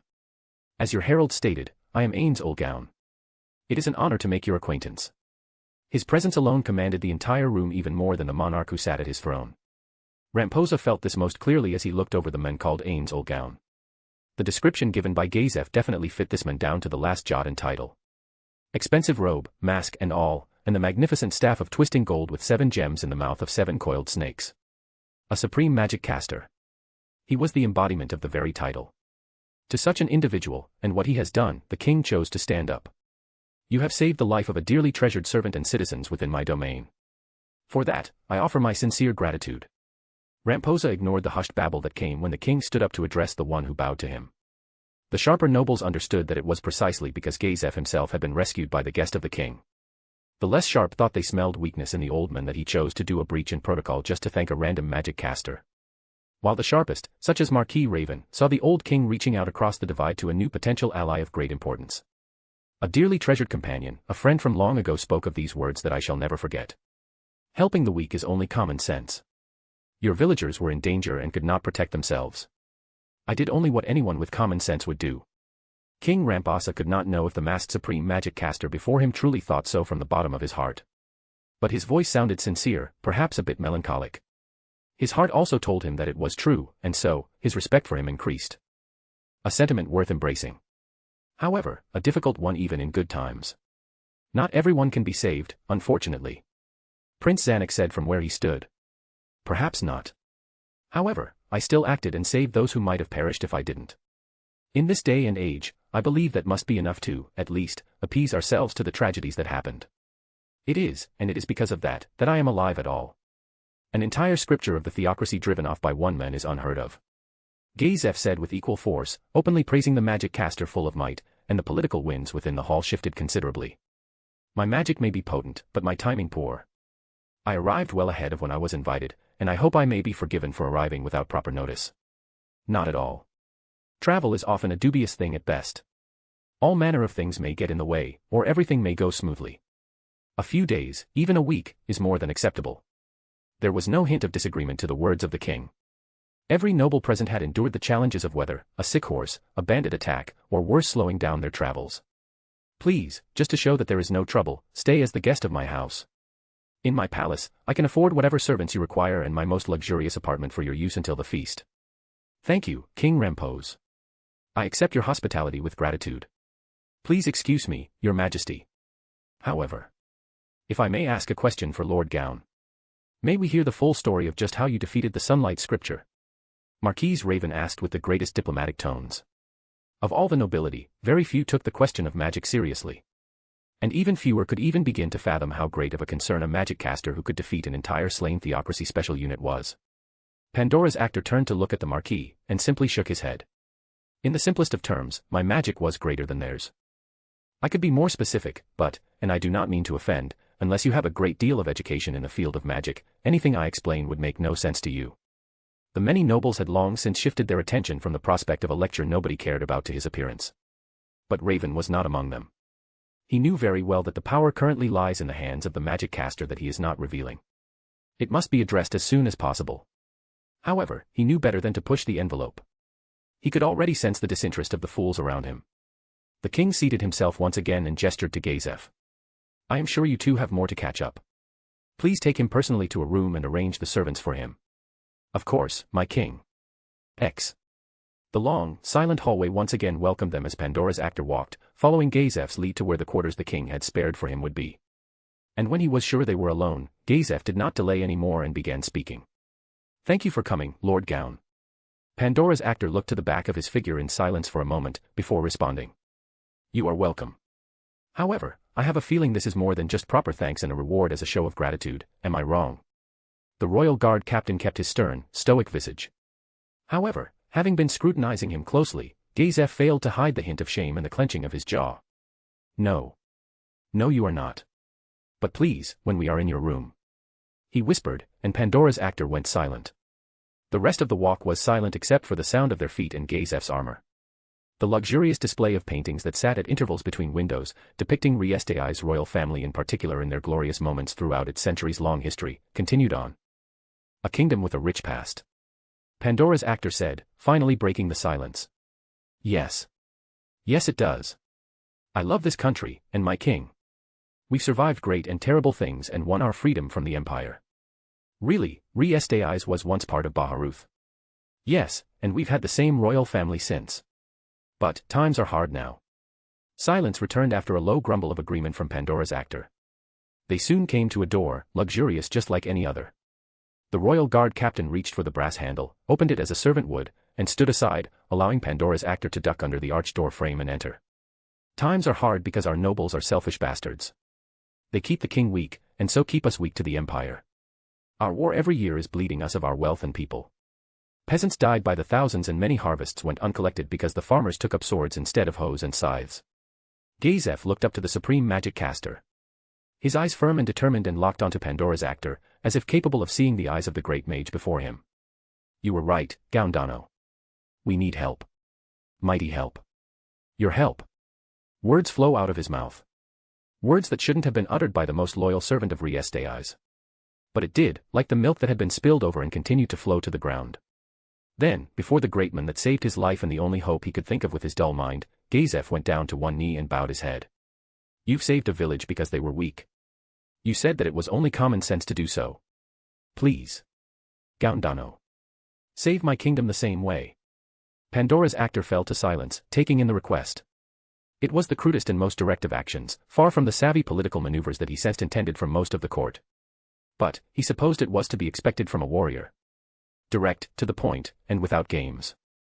Out of all of those present in that throne room, I did not expect that you would be the one to surprise me, Stranofdano. I had to admit. I expected some attempt to harness my magic. But your directness still takes me aback. I know. But my kingdom, my king, has no time for games. The annual war is going to take place in a matter of months, and when it does, thousands of my people will die. And many more, starve to death. Even though we will win, as we always do, we ultimately lose. We will be weaker and they will be stronger. All this war does is push my kingdom one step closer to its destruction. The kneeling royal guard captain tensed every rippling muscle, his head kept down, and his voice, graver than ever. It is shameful. That much I understand, even with my peasant background. But that is precisely why I must beg for your help a second time, despite my rank. Only a peasant like me could beg for this without disgracing my king. I will consider your request. However, you will forgive me for not giving you an immediate answer. It is not a matter I can decide right in this moment. I can ask for nothing more. Hope is good enough for now, as it is more than I had this morning. Gazef raised up to his feet, and his eyes stared deep into the masked visage of his benefactor and the possible benefactor of his kingdom. Thank you, Gaundano. He said and exited the room. Anne, I hope you guys enjoy this chapter. Please comment your thoughts. I would love to hear what you think about it. Thank you. Chapter 225, Chapter 223 A Warrior's Request. Dear Fata. That is all. However, I do suspect they will come to request your might again soon. Of course. I shan't disappoint you. Yes, dear Fata. Guten Nacht. Pandora's actor, still adorning his form of the tall, massive figure of the supreme magic caster, that in his opinion, barely captured the greatness and majesty that his father had, bowed grandiosely into thin air, with a hand in his chest and the other spread opened, as the message ended. The soft moonlight illuminated the darkened room through the windows. But any one or thing that would attempt to see into the room, physically or through magical means, would be disrupted. The caster would suffer from psychic damage, and Pandora's actor, the caster of the protective array, would be informed. The scrolls Demiurge had been able to produce, with the resources given to him by Yuji-sama, were truly potent and useful. They've been extremely helpful during missions. Pandora's actor walked towards the windows and looked out into the courtyard of the castle and the cityscape that beheld him. A peaceful night of tranquility. No attempted assassinations, yet. No one asking me to help overthrow the king or soliciting me into a faction. The Golden Princess did an excellent job. He praised his colleagues, Albedo and Demiurge, for finding such a useful tools for the advancement of his fata and the Supreme Being's goals. Though perhaps this too was all according to the Supreme Being's plans. He heard from Albedo that Yuji-sama was the one who informed her of the Golden Princess's usefulness. Truly, what incredible minds. Their wisdom was truly beyond comprehension. He thought to himself, until the tranquil silence of the evening was disturbed by a knock on the door. Yes. Ah, it is Clem. I am Princess Renner's bodyguard. Please, my lord, may I come in? The broken voice of a boy nearing manhood carried through the thick wood. The expected visitation came, and so he rose, went to the latch, and opened the door. The boy entered, but not alone. There was a second figure, hooded and cloaked, and stooped over like an old woman, held over the back and at one arm by the young blown knight. Thank you, Lord Gown. Thank you. Clem said with his eyes down at the stooped figure he held onto. The master of disguise himself, Pandora's actor immediately saw through the disguise, blinked, and gestured to the table. You are welcome. And please, King Remposa. Take a seat and make yourself comfortable. The stooped figure rose up straight and gestured to his escort to let him go. Then, the old king threw back the hood that concealed his face, revealing an astounded expression with a helpless smile to the magic caster. What spell did you use to tell who I was, Lord Gown? I consider myself well versed in magic, at least as non-magic casters go. But I've never heard of a spell that gave a man's name. The king had dropped all formality in that moment, and Pandora's actor felt like he was seeing another man altogether. For an instant, he could see what he must have been like in his youth. A powerful leader who commanded great respect from his warriors. A king who led not from the rear, but at the very front, personally leading the charge. May it be in the field or in the castle. The ever-changing faceless phantom simply chuckled and snapped the lock shut over the closed door. No magic, King Remposa. Just a simple glance to young Clyme here who looked very much like he was holding a tiger by the tail, and closer look to the figure beneath the loose and heavy clothing. Forgive me, your majesty.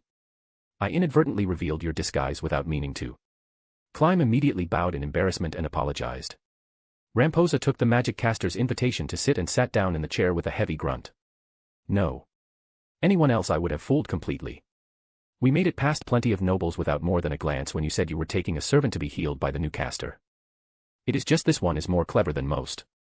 King Remposa raised a respectful chin towards his guest and smiled at the young knight. Thank you, your majesty. Clyme expressed his gratitude for the forgiveness.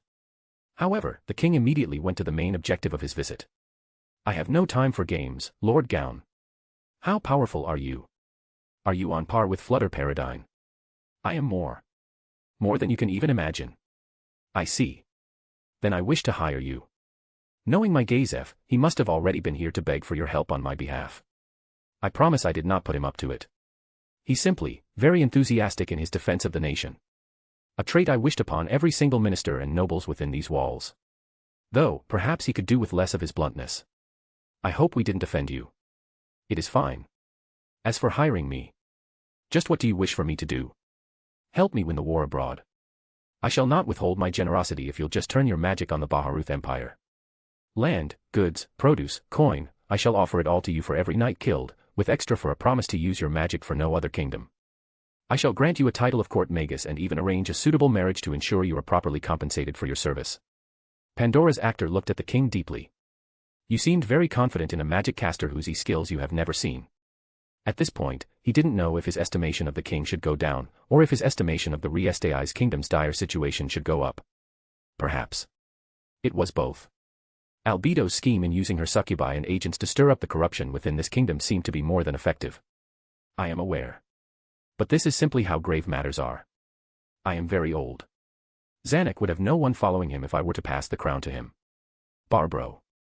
He will destroy the loyalty given to him. My daughter. My dear Renner's only value politically is for marriage, despite how much wiser she was than anyone credits her. From the corner of his eyes, he could see Clyme losing control of his face and his mouth formed a sudden O shape, surprised, before he forced it to close again. A man should know his children, regardless of their sex. And a father should believe in them more than anyone else. I did believe her, but perhaps, it was still not enough. She is far more clever than most, and I only came to fully understand it once Baharuth began adopting some of her ideas that we ourselves rejected, and benefited from doing so. If I use my magic for your cause, you won't even need to raise an army. But that won't change anything inside your borders. Pandora's actor continued to probe, to gain insight on the king's plan. To confirm if he would move as his father, Yuji-sama, and Lelouch-sama expected. Wouldn't you be weaker? This war seems to be a good opportunity for you to proof your leader and provide unity and power under your banner. What good would it do if you have me win it for you? King Remposa looked at him for a long, good while. A true genius beyond even my imaginations. To see so deeply into the subject. He smiled. A tired, helpless smile that came with the realization that he must show his cards to gain his assistance. I already have a plan for that in the works, Lord Gown. I can't ask for your help in that affair, but I already planned on turning to another for help. For now, can you tell me your answer? Pandora's actor folded his hands together and closed his eyes as if in thought. His words, though vague, confirmed everything. And he could not praise the supreme beings once again. You are asking more of me than you know. However, your proposal is tempting. Let me consider it deeply. I shall give you an answer at the conclusion of the feast. Will that be acceptable, your majesty? A few days is nothing. It is more hope than I had this morning. I look forward to your response. For the first time since he had seen him, King Ramposa smiled brightly, as if a bit of the weight weighing down his shoulders and heart had been lifted. He raised from his chair, donned the hood, and exited along with Climb, and acted just like how they came. Morning the next day. Yuuji, Aika, Maman, and Luppu made their way to the palace on their horses. The now familiar constant clip-clop noise of hooves against the ground accompanying the peaceful morning. Soon, they arrived at the palace of the king and leapt down from their horses with practiced ease and unity.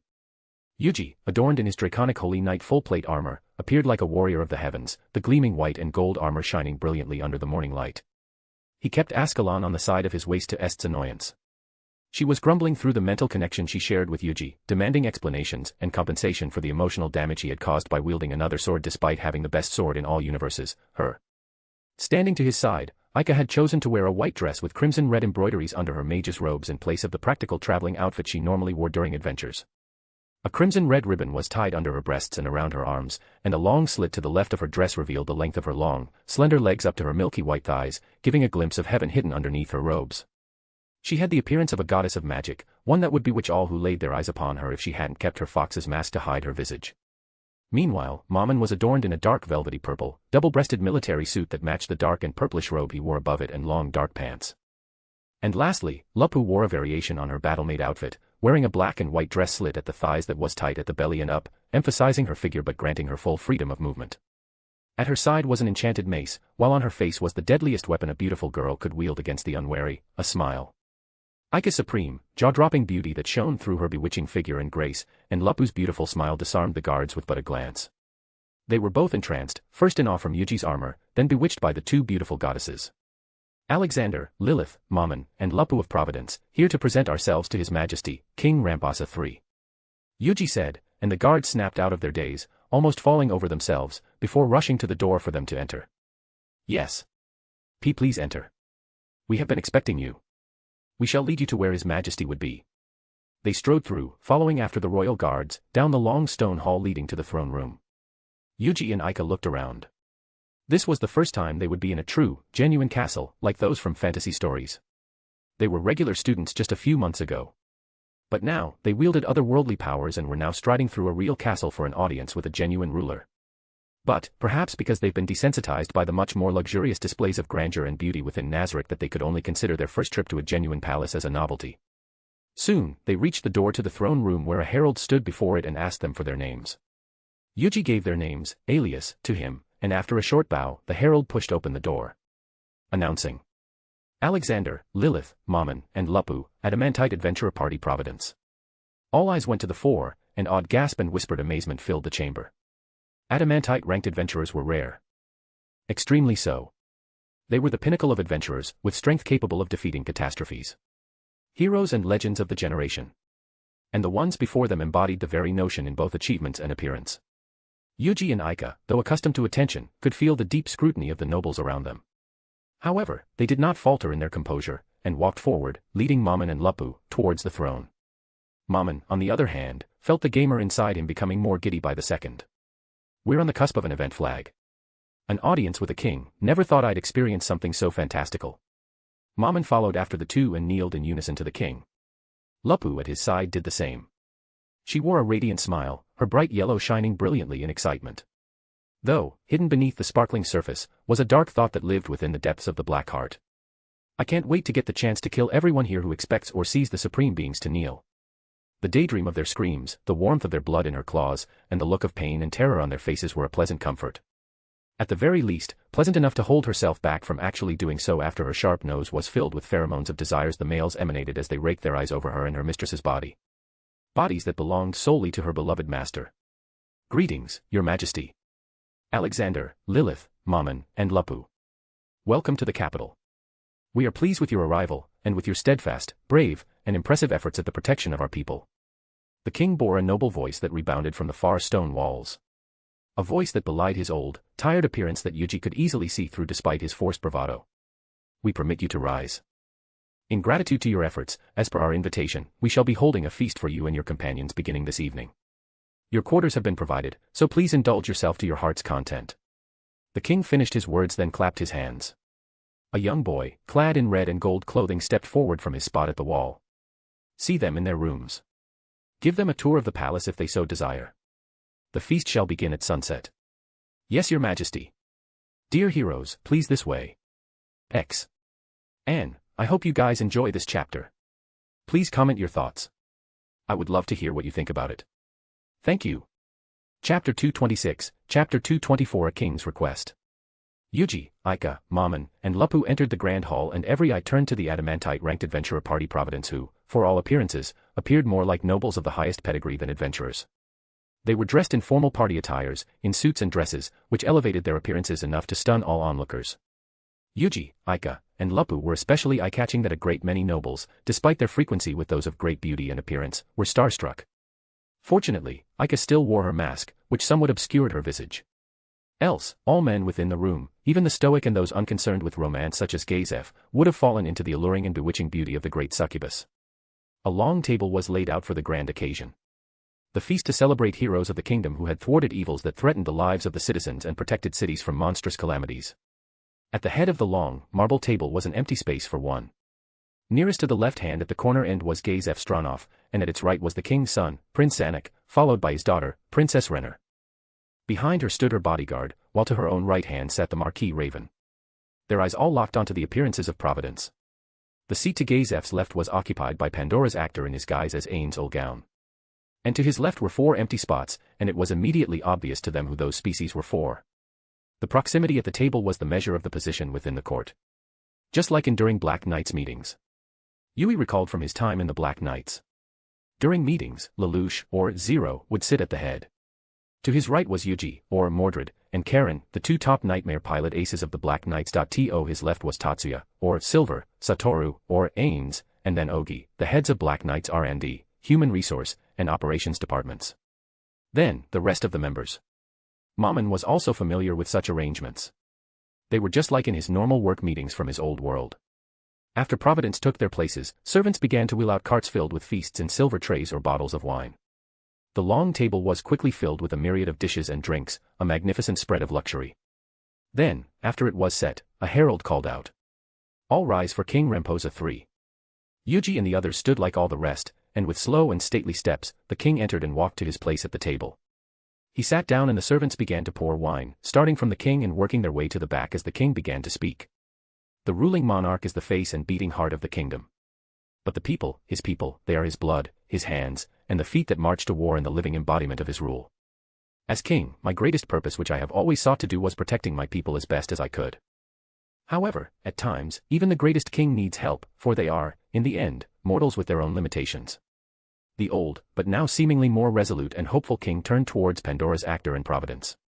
You embodied what it means to do just that. Ain's old gown crushed the raiders that threatened not only my people, but our royal head warrior as well. Providence took it upon themselves to protect a city from not 1, but 2 skeletal dragons, and destroyed a Zuranon enclave within Irantal, saving the city from turning into a land of the undead. They have, even if they hadn't knew it, embodied the true will and desire of my rule. And for that, King Ramposa took his silver cup, which had been filled by the servants, and raised it. I thank you, each and every single one of you. Hail to the heroes of the kingdom. Hail to the heroes. The court cheered, having raised their glasses after the king. Then they drank as one. Now, you may be seated. Eat, drink, and be merry. That too, is the will of your king. Now, the feast has finally truly started. But questions and conversations with the heroes seem to attract the interests of some of the sharper ones more than the magnificent feast before them. Marquis Raven, for one, would love to dig deeper and get to know the figures, heroes, before him. If they were to be potential allies, or perhaps, threats. However, chances for doing so directly were hard to come by as the Adamantite party seemed to be more interested in conversing with the supreme magus who managed to best a whole scripture of the theocracy. And in the end, Raven could only listen and tried his best to piece together a general profile of the members of Providence and the magus Ain's old gown through their conversations. The table grew steadily drunker as the evening went on. The occasional sound of toppling of a body or a loud thud when one had fallen face first onto the table punctuated the sound of the remaining conversations as servants had begun helping some of the nobles away from their tables to sleep it off in various guest quarters. It wasn't lost on Renner and the king, however, that neither Lord Gown, Alexander, Lilith, or Mammon seemed to engage much in drinking. Though, Lupu seemed to enjoy herself as she frequently cast cure poison to start anew every time she began to feel drunk. Finally, only the king and his immediate circle remained both conscious and present, along with their honored guests. And the king rose to his feet. "Providence, Lord Gaun, walk with me," he said, and in that moment, Gazef and the rest put their hands on the table, about to push themselves to their feet to join him, only for the king to hold up his hand to stop them. "No, I wish to speak with the heroes alone," the king said with haste, and left with Providence and Ains Olgaun following behind. Pitch darkness welcomed them when the king led Providence and Pandora's actor to the gardens in the back of the castle. However, despite the darkness, seeing wasn't that difficult. With the absence of clouds, the tapestry of darkness that was the night sky shone and glimmered with moonlight and twinkling stars. Satoru stared into the evening sky, mesmerized by the splendor of nature and the beauty of the world he could never see in his previous world. No matter how many times he had enjoyed it when he arrived in this world, he still never got tired of it. Tranquil, isn't it? A rare peaceful moment, especially at times such as now. The king took a deep breath, his eyes still locked on the moon, and breathed out with almost a sigh. The path crunched under their heels as the king led them down the garden path, and soon, they could hear the sound of water. He led them to the center of the garden, where a beautiful marble water fountain stood. Then, he turned towards his guest. First towards the handsome young man before him, perhaps the most handsome man he had ever seen, and leader of the new adamantite-ranked adventurer party. "Sir Alexander, I have promised to reward you and your party, and you will receive it no matter your answer. My request for you is simple, and one with abundant compensation to be had." Yuuji and Providence turned and looked at the king. "I want you and Providence to take down 8 fingers. Hunt down their leadership, which was made up of adamantite or nearly adamantite killers. They are the rot of the kingdom, like a terrible disease or perhaps termites in unprotected wood. They've eaten their way into the structure of the kingdom, threatening to bring it down little by little. They've recently faltered, and I was going to use that chance to break them. But they instead doubled down on their atrocities and strengthened their death grip. This will not be easy and it would pose a great risk. But if you take down the big fishes, then my personal guards and the royal guards can take down the rest. That is, quite the request indeed, King Rampasa. Simple, as you said, but not easy," Yuuji said, pretending to be surprised, and glanced towards Aika to his side. Aika held his hand and looked up to him. Her lips, which were visible just below her mask, curved into an enchanting smile as she nodded. Then, he turned towards Maman and Lupu, who nodded and winked respectively. "What are you offering?" "Lordship of any lands you choose I have available to give you. If everything goes well, then even lands equivalent to one of the great nobles is also a possibility." Yuuji thought for a moment. Lands were one of the things he had expected the king to give as compensation. And at first, he was indeed quite interested. But soon, he realized. Why would he waste his time lording over a city while they would be conquering nations and kingdoms? Moreover, he wouldn't have the time to manage it anyway since he'd be busy with things over in Nazarick and his world. But, perhaps Albedo or Demiurge could use it. Perhaps as a place to start spreading Nazarick's influence subtly through economy, social, and culture within the kingdom. That is acceptable compensation. Very well. We can discuss which land after the job is done, and how far out that land should go. I trust you will accept my word when I say I will be generous. King Ramposa replied, his piercing eyes held firmly up to the eyes of the young, yet extremely sharp adamantite adventurer. He could feel it. His instincts told him that the young man before him was no mere powerful adventurer. In fact, from the moment he saw him, he felt like he was looking at a foreign monarch rather than an adventurer. He had no proof. But, he trusted the instinct he had honed over decades that had saved him countless times from many cunning schemes and terrible conmen. So, he wouldn't look down upon him. I do. I accept your terms. All that you've asked shall be done. I will begin tomorrow. Rampasa nodded deeply. That was one weight off his shoulders. Then, he turned towards the supreme magic caster. Lord Gaun. I've learned that magic casters are prickly lot as a rule. What I am about to request of you is even greater than what I asked of Sir Alexander and Providence. Will you, also, do as I have asked, and what will you ask in return for your aid? Pandora's actor responded accordingly to the plans thought up by the supreme beings, Albedo, and Demiurge. I understand your desire to have a strong magic caster in your service, King Ramposa. However, I am far older than I appear, and I dislike serving. I emerged from my studies only to help people I found in sudden distress by chance.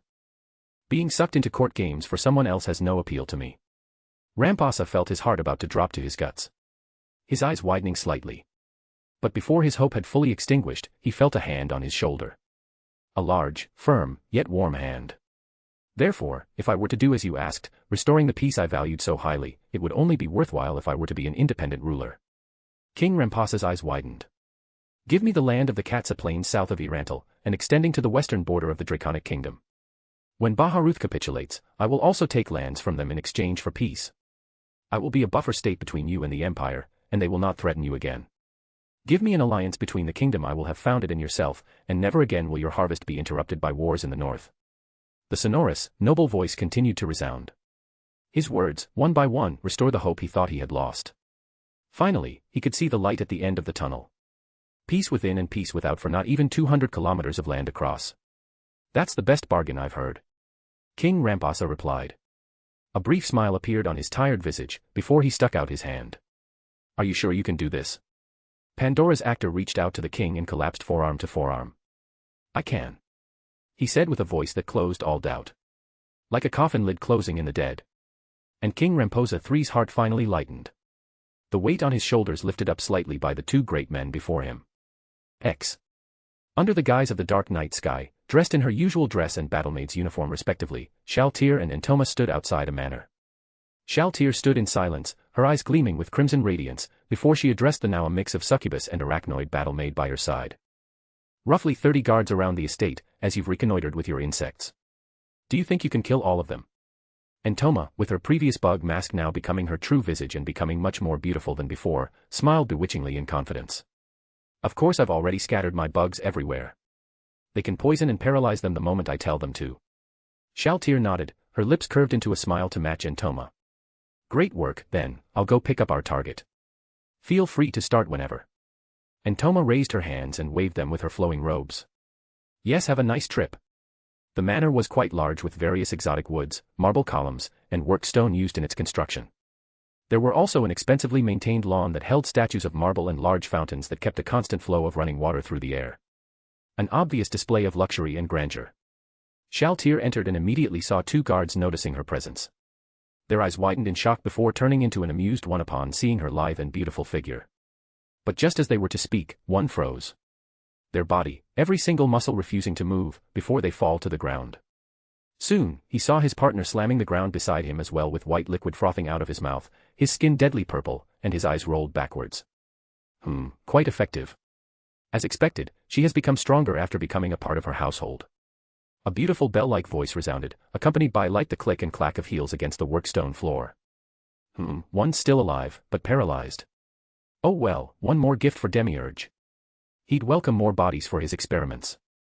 The guard frozen on the ground could hardly believe, or even understood, the disturbing words that flowed freely through the seemingly young and beautiful figure. He could not ask for any clarification, but what happened to him and the implications of her words, if they were true, sent a chill down his frozen spine. Sweat began pouring out of every pore in his body, and the chilling wind of night brushed against him as the little girl walked past. His eyes, frozen wide opened, could only stare at the gruesome visage of his fellow guard, unable to look away from the frightening sight. And his eyes, still functioning well, could only hear the sounds of bodies and armor clattering onto the ground one by one, as the light click-clack of heels hit against the marble floor. Soon, Shaltir arrived in the largest room. She turned the brass handle and opened the door. In the bed, a woman laid in her sleep. Her chest heaved up and down rapidly. Her face flushed. And her thighs rubbing together with an obvious stench of the lowly woman's pheromones drifting around the air. Must be Entoma's new spell from being a succubus. She noted. It was, after all, unnatural for her to suddenly act in such a way randomly. Unless she had also seen her beloved master. In that case, dreaming of being ravaged by him daily would be understandable. Shaltir walked to the edge of the bed, looked down, and slashed down at her legs with her elongated nails. Arg, khhhkk. Sshshh. Quiet now. We won't want to wake the others, now do we? Well, if there are still others around here. Hilma froze, frozen out of her will. Her eyes, bloodshot, widened in pure shock and pain. Her body arched up from the pain that suddenly exploded in her mind. She wanted to scream, even if it meant ripping her throat out if it meant it could release some of the pain and anguish she was feeling from losing her legs. But she couldn't. Her mouth was frozen open in a silent scream as her eyes slowly focused on the figure before her. A little girl, a doll more beautiful beyond any little girls she had seen turned into the playthings of great nobles and even the idiot crown prince. What's happening? Who are they? My legs. It's gone. Searing pain, anguish, fear, and confusion were all that filled her mind at this very moment. She couldn't even think of postulating who the little girl was, how she could appear in her room, or what her words meant. Now then, come on. I'll bring you to Demiurge to be baptized. Then. Fufufu, I'll have my reward and meet Yuji-sama. Shaltir grabbed Hilma by her fading golden locks, frozen by her hold person spell, and began dragging her down from her bed and tracing her path back out of the mansion. The blood flowing out of her legs marked her path. Anne, I hope you guys enjoy this chapter. Please comment your thoughts. I would love to hear what you think about it. Thank you. Chapter 227, Chapter 225 Breakthrough. First Light. Archie packed up all her adventurer gear and clothings. She snuck into the twins' bedroom silently, and placed a small pouch of silver and gold, and a letter. It was a letter telling them to run away and find the worker team Foresight, her dear friends, in the inn a few blocks down the road. I will be back for you. I promise. I love you, Kudarika, Uririka. She kissed them on the forehead. The twins squirmed, mumbling her name, and bringing a soft smile to her lips. Archie closed her eyes, took a deep breath, and walked out their rooms. Hands clenched into determined fists as the phantom pain on her left cheek left by the slap for her father remained stinging. She had failed. Failed to seduce the man old enough to be her grandfather. Failed to have him defile her and have him take responsibility by marrying her. Failed to gain his wealth for her father and mother to squander and maintain their petty, foolish ego and delusions. It can't go on like this. I need to do something. Anything. She clutched the letter she had received from Lord Seabass the night before. Her last hope. The only hope she had had for a while. She had read it the moment he left and her father beat her upon learning of her failures. All written in it was a location. It was where she was heading to right now. She arrived in a quiet, old neighborhood. And after following the instructions written in the letter, she found herself within an alleyway. A small, deserted one.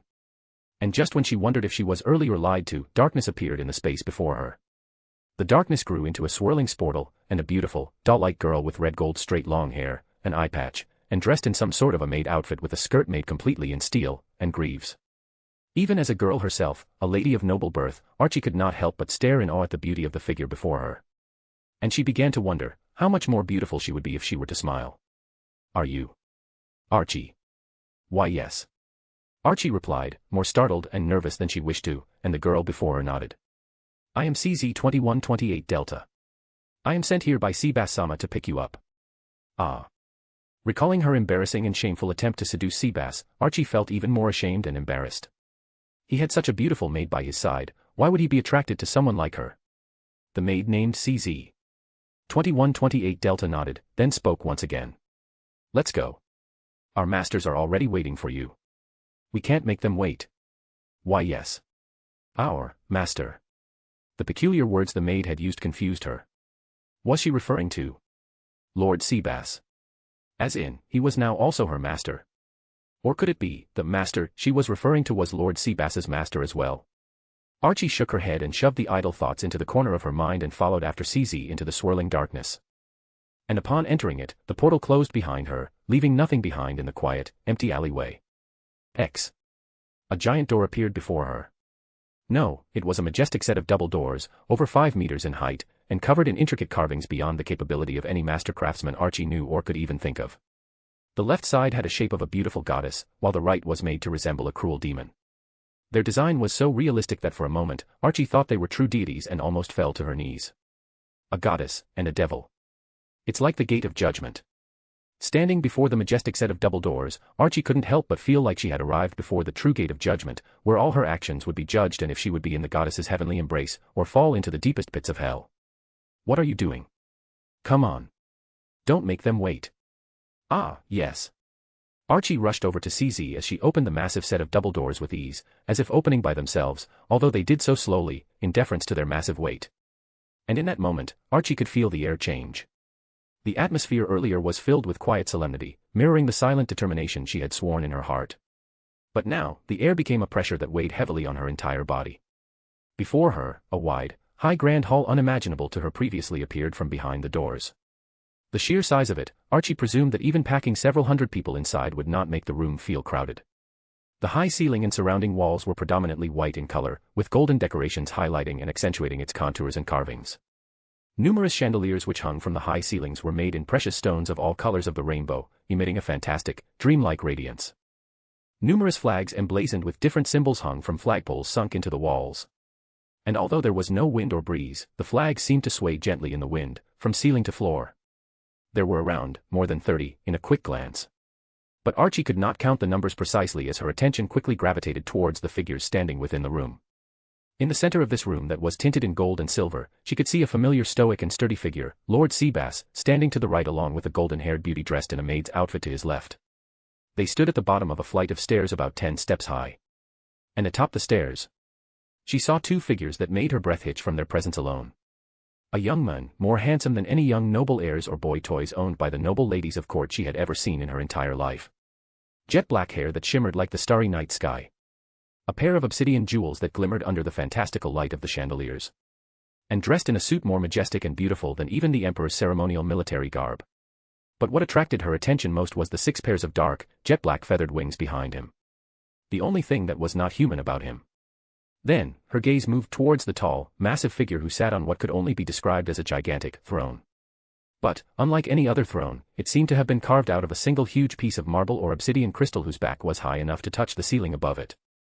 And sitting upon it, holding a majestic golden staff with 7 snakes coiling around it to the top with each head holding gems of various colors in its mouth, was a supreme being. He was adorned in a majestic yet beautifully elaborate jet-black mage's robe with golden and violet edges. His face obscured by a crimson-red mask, yet somehow, she felt like he was seeing through her very soul. That she was but an open book to him. Archie snapped out of her daze when CZ began to walk forward, and quickly followed after her. Then, when she was about several paces before the bottom of the stairs, CZ kneeled onto the crimson-red carpet.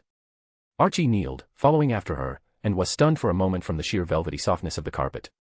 It was even softer than any luxurious robes she had ever felt. "I've brought her here, Ain-sama." "Omo." A deep voice of acknowledgement echoed within the halls, and reverberated deep within Archie's heart. "Is this the correct girl, Seabass?" "Yes, my lord." "She is, indeed, Archie Eeb Ryle Furt." Ains nodded and returned his gaze towards CZ. "You did well, CZ. You may rise and stand beside Solution." "Yes.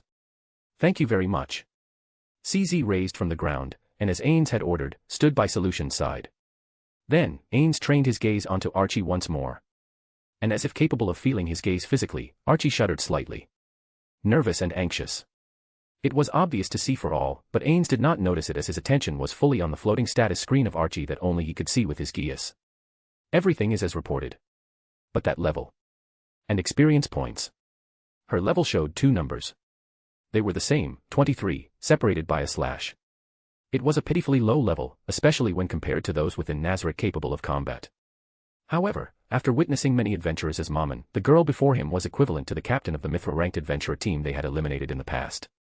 She had reached her maximum potential, according to her level.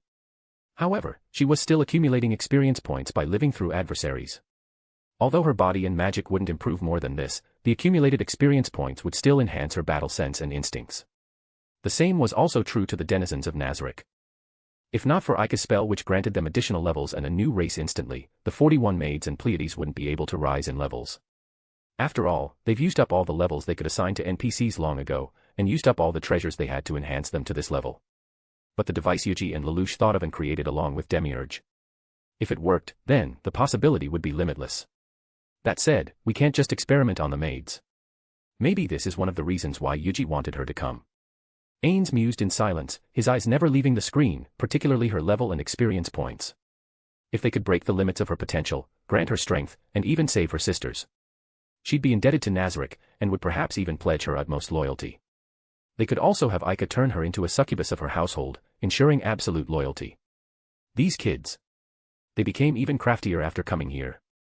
Ains shook his head inwardly, and if he wasn't in his skeletal form, a helpless smile would be apparent on his face. Meanwhile, Archie could feel each drop of sweat flowing down her forehead and back, falling down onto the velvet carpet and seeping into her clothes. The feeling of vulnerability, helplessness, and anxiety filled her as her heart pounded wildly in her modest chest. Then, his voice thundered, snapping her out. "Archie Eeb Ryle Furt." "Yes, my lord." Archie responded immediately, perhaps even a bit hurried. But her readiness to respond and her reverent way of addressing their master satisfied Seabass, Solution, and CZ. "I am Ains Olgown, Master of Nazarick, the place you are currently in, as well as the Master of Seabass and CZ, who you've already met." Ains introduced himself and continued. "One of my dearest friends was the one who had noticed your existence. He is not here currently. However, he told me that you are a talent holder, one with quite the interesting talent." "Why yes. I do own a talent." Archie's voice trembled as she responded. A thought crossed her mind to actually explain what her actual talent was. But, she didn't know if doing so now would be out of turn. She didn't want to risk offending the figure of stature beyond her imagination before her. I have heard everything from Seabass, including your situation. An arrow pierced her heart as she froze for a moment. She was surprised, but it wasn't unexpected. Of course Seabass had told his master everything after he figured out her household situation. The shock quickly turned to shame and embarrassment, as Archie lowered her head even more and clenched her hands. Rest assured. Your little sisters will be saved. They won't need to worry about food, and they will live peacefully.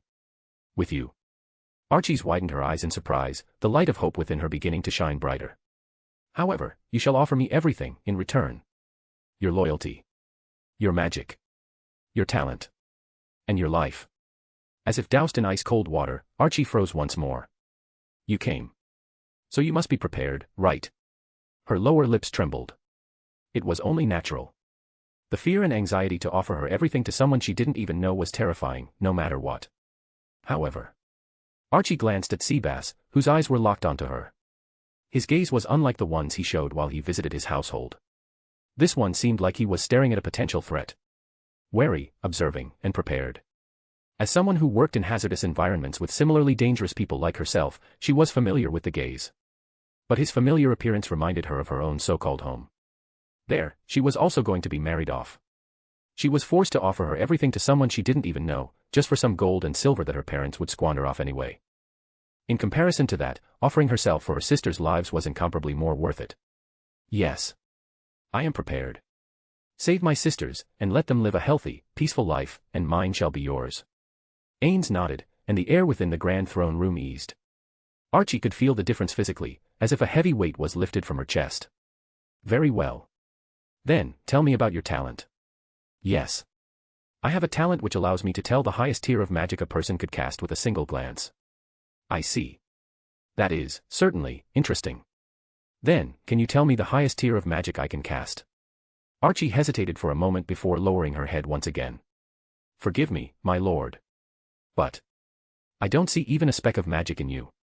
Not even tier 1, or even lifestyle magic. Please forgive me. Archie felt her heart pound once more, fearing she would be seen as a liar who faked her own talent. But the truth astounded her as well. How could such a being be void of magic that even regular commoners have? Was he a warrior? No, even a warrior should have some speck of mana which allowed them to use martial arts. And he wielded a staff, which even by the looks of it, held tremendous magic. Ains tilted his head confusedly for a moment, before realizing something. Ah, that must be because I am still wearing the ring which obfuscated my magic. Ains took off the gloves, revealing a human hand, each finger adorned with a ring. He had chosen to take the form of a human, at least when he met those outside of Nazarick. After all, in this new world, it'd be easier to interact with others if he was a human, instead of an undead. This was also one of the essentials they've all agreed upon for the plan to complete the group chat missions and the future of Nazarick. Ains took off the ring from his right index finger, and a sun exploded before Archie's eyes. By the great gods! Why you wield magic beyond anything written in any legends? Beyond 6th, 7th, or even 10th tier. It could only be called god-tier magic. Archie fell back to her butt, her whole body shaking as her eyes witnessed the sun before her. Is this what Teacher Flutter was talking about? The one he called the abyss of magic. Seeing her reaction, Ains nodded and put his rings back on. Only then did Archie be allowed to catch her breath as sweat now finally fully drenched her clothes. Apologies. I did not expect for it to affect you this much. Solution. Yes. The beautiful, tall maid with golden hair approached her. She pulled out a scroll from the void and unscrolled it. Then, Archie felt warmth and energy fill her body rapidly as she glowed with magic. Archie's breath calmed down as the comforting sensation of the healing spell washed over her body, but her shock was still visible on her face. It was a healing spell from a scroll. She could recognize as much since Roberdijk was also capable of using it and had plenty of time during their jobs. But this one is much more potent, it wasn't even comparable. Was it, a spell beyond the 3rd tier? A scroll capable of unleashing a healing spell beyond 3rd tier. It could easily be worth hundreds of gold. And yet, they're using it as if it was nothing. Now that you have calmed down, let us go to the main topic. Ains started, and Archie, hearing his words, immediately turned towards him and forced herself to focus. Although what I wanted from you was your life and loyalty, you may rest assured. I do not intend on simply wasting the life of someone who would be more useful alive. First, I want you to help with an experiment. If successful, you will gain the strength and power to protect your loved ones and yourself. Archie lowered her head, deeper this time, reflecting the deep reverence she now held towards her savior and master on the throne. I have sworn my loyalty and life to you, O savior of my life and family. Your will shall be done, and I shall assist you with my life. Good. Then Zero, let's head to the breakthrough chamber. X. Anne, I hope you guys enjoy this chapter. Please comment your thoughts. I would love to hear what you think about it. Thank you. Chapter 228, Chapter 226 Breakthrough, 2. Archie followed Ains and Zero while Seabass walked along by her side, while Solution and CZ walked behind her. The way they're escorting her by having her be at the center with Seabass by her side made it seem like they're surrounding her, preventing her from doing anything that might cause harm to the two supreme beings, as Seabass and the maids had mentioned in passing. No, perhaps that was exactly the reason. She felt a bit nervous and anxious. They still did not trust her, despite having vowed solemnly to offer everything that she was in service of the god of magic and the savior of her sisters and life. But, those unsettled feelings soon turned into determination to prove herself. She would show it through her actions. With those convictions in mind, her tenseness diminished, and her eyes began to wander, marveling at the sight of all around her. She was surrounded by luxuries that would make even the royal palace of the empire seem like a regular, peasant home. Then, to her marvel and shock, they arrived in a room which teleported them to another part of the seemingly endless halls. No, perhaps, it wasn't even the same halls she had been walking through this entire time. After a few more teleportations, they finally stopped in front of a double door. Seabass, having walked ahead of his masters, pushed the massive and heavy double doors open with seeming ease, belying the heavy groan that the doors made, and gave way for Ains, Lelouch, and herself to enter. It was a massive room with smooth floors and a high ceiling. Its walls were dark, yet shimmered as magic lights from chandeliers hanging up above illuminated it. Several tables with papers and writing utensils littering it, as well as book-filled shelves, were placed all around the perimeter of the room. Then at the very center was a massive magic circle, which immediately caught Archie's eyes. What in the world? I didn't know magic circles could be so complex. Archie was one of the most distinguished students within the Imperial Academy, and one who had received tutelage from the known greatest human magic caster. She was even praised to be talented by such a figure. She was well versed in the arcane, including arcane magic circles, which is the basis of all arcane magics. But this was unlike anything she had seen before. Even the most complex arcane circles her former teacher had created would seem like simple arithmetics before such a thing. And standing in front of it was a tall figure with a silver tail, covered with metal plates and 6 long spikes at the end. Even at a glance, Archie could tell that the figure wasn't human. However, adorned in an impeccable suit with his sleek hair tidily combed back, he was the epitome of a gentleman. Though, a different kind than Seabass. Simply by looking at his back, she felt immense unease. That she was being looked at and observed closely, despite him not even turning to her yet and seemingly busy as his hands seemed to manipulate something in the air. As soon as they entered, the figure turned, revealing the handsome, bespectacled gentleman who wore a smile upon seeing his masters. Welcome, Ain-sama, Zero-sama. I have been awaiting your arrival. Good work, Demiurge. Is everything ready? Yes, Zero-sama. I have prepared everything as you have instructed. The fallen angel walked forward to approach the magic circle and stood beside Demiurge. His hands similarly began to manipulate something Archie couldn't see in the air. Soon, they were engaged in a conversation. Archie stood in silence, waiting. Seabass and the maids have moved to the side of the door, standing by for whenever their masters needed assistance. Meanwhile, Ains stood slightly in front of her, watching in silence. This will change everything, if it works. Though, the amount of gold that'd be needed. Ains grimaced inwardly at the sheer thought of the amount of wealth it'd require to break someone's limits. Through plenty of research, hard work, and moments of brilliance, Yuuji, Lelouch, and Demiurge had managed to create a device that could break the limits of one's potential, their level cap. However, they theorized that it'd require a tremendous amount of not just any regular gold, but Yggdrasil gold, to operate. The Yggdrasil gold was required to resurrect NPCs without the use of spells, recruit extremely powerful mercenary NPCs, and operate many, if not all, of Nazarick's defenses, traps, and upkeep. Although it was impossible to raise the level cap of 100 in the game, the new world with its new laws and freedom unconstrained by programming codes could possibly break the very limits of their innate potential. The device before them, the magic circle which was the culmination of their brilliance that stemmed from that single theory, now laid before them, ready for the testing. If it's a success, then they could possibly use this breakthrough device to recruit people with potential from the new world, make them loyal to Nazarick, and make them bring benefits for Nazarick. Ain-sama. Just then, Ains was snapped out of his daze and turned to look at Archie. I understand that. You did this for me, because you have some use of me. Did you not? Ains tilted his head slightly, confused by her sudden words, but nodded nonetheless. Then. If you'd allow me. My comrades. My closest friends. Would you allow them to come under your wing as well? The members of Foresight. For Archie, they were not mere members of the same party. They were trusted comrades, one who she knew would give their own lives for hers as she would for them. In fact, they had numerous times before. Not only during combat, but even before that. Knowing her circumstances, they would intentionally take more rewarding jobs, even if they were more risky and dangerous. Then, they would give her a part of their share as well. They were her friends. They cared for her more than her own parents ever had. And now that she came upon this fortune, she wanted to help them just as they've helped her. Rather than going for dangerous jobs, risking their lives for petty amounts of gold, wouldn't it be better if they were to join her in serving these gods? These literal gods who walk the very earth they were on right now. They are people of character, that I assure you. We all would lay our lives for each other without a second thought, and they've done so more times than I could count for me. They are also all very capable. I'm sure they would be of great use for you. Ains observed her closely as his geas instinctively activated, confirming the truth in each and every single word she had uttered. And for a moment, figures of his own old guildmates and his current closest friends of the group chat flashed across his mind. His gaze went towards Lelouch, before returning towards Archie. But just then, Lelouch's voice resounded, just before he could offer any response. Ains, it's ready. He responded with a nod and gazed down at the little blonde girl. It is time. Are you ready to be reborn? Archie felt her heart palpitate once more, partly out of excitement, partly out of nervousness, but mostly anxiety. But, the flash of her sister's figure snapped her out of her daze, and she nodded with determination. Then go. Archie approached the handsome, black-winged man and the devil, and towards the magic circle with slow, anxious, yet determined steps. She glanced at the fallen angel, the one named Zero. And to her surprise, there was a small smile on his handsome visage. Stand in the center of the magic circle. Yes. She walked briskly and stood at the center as instructed, and faced the others.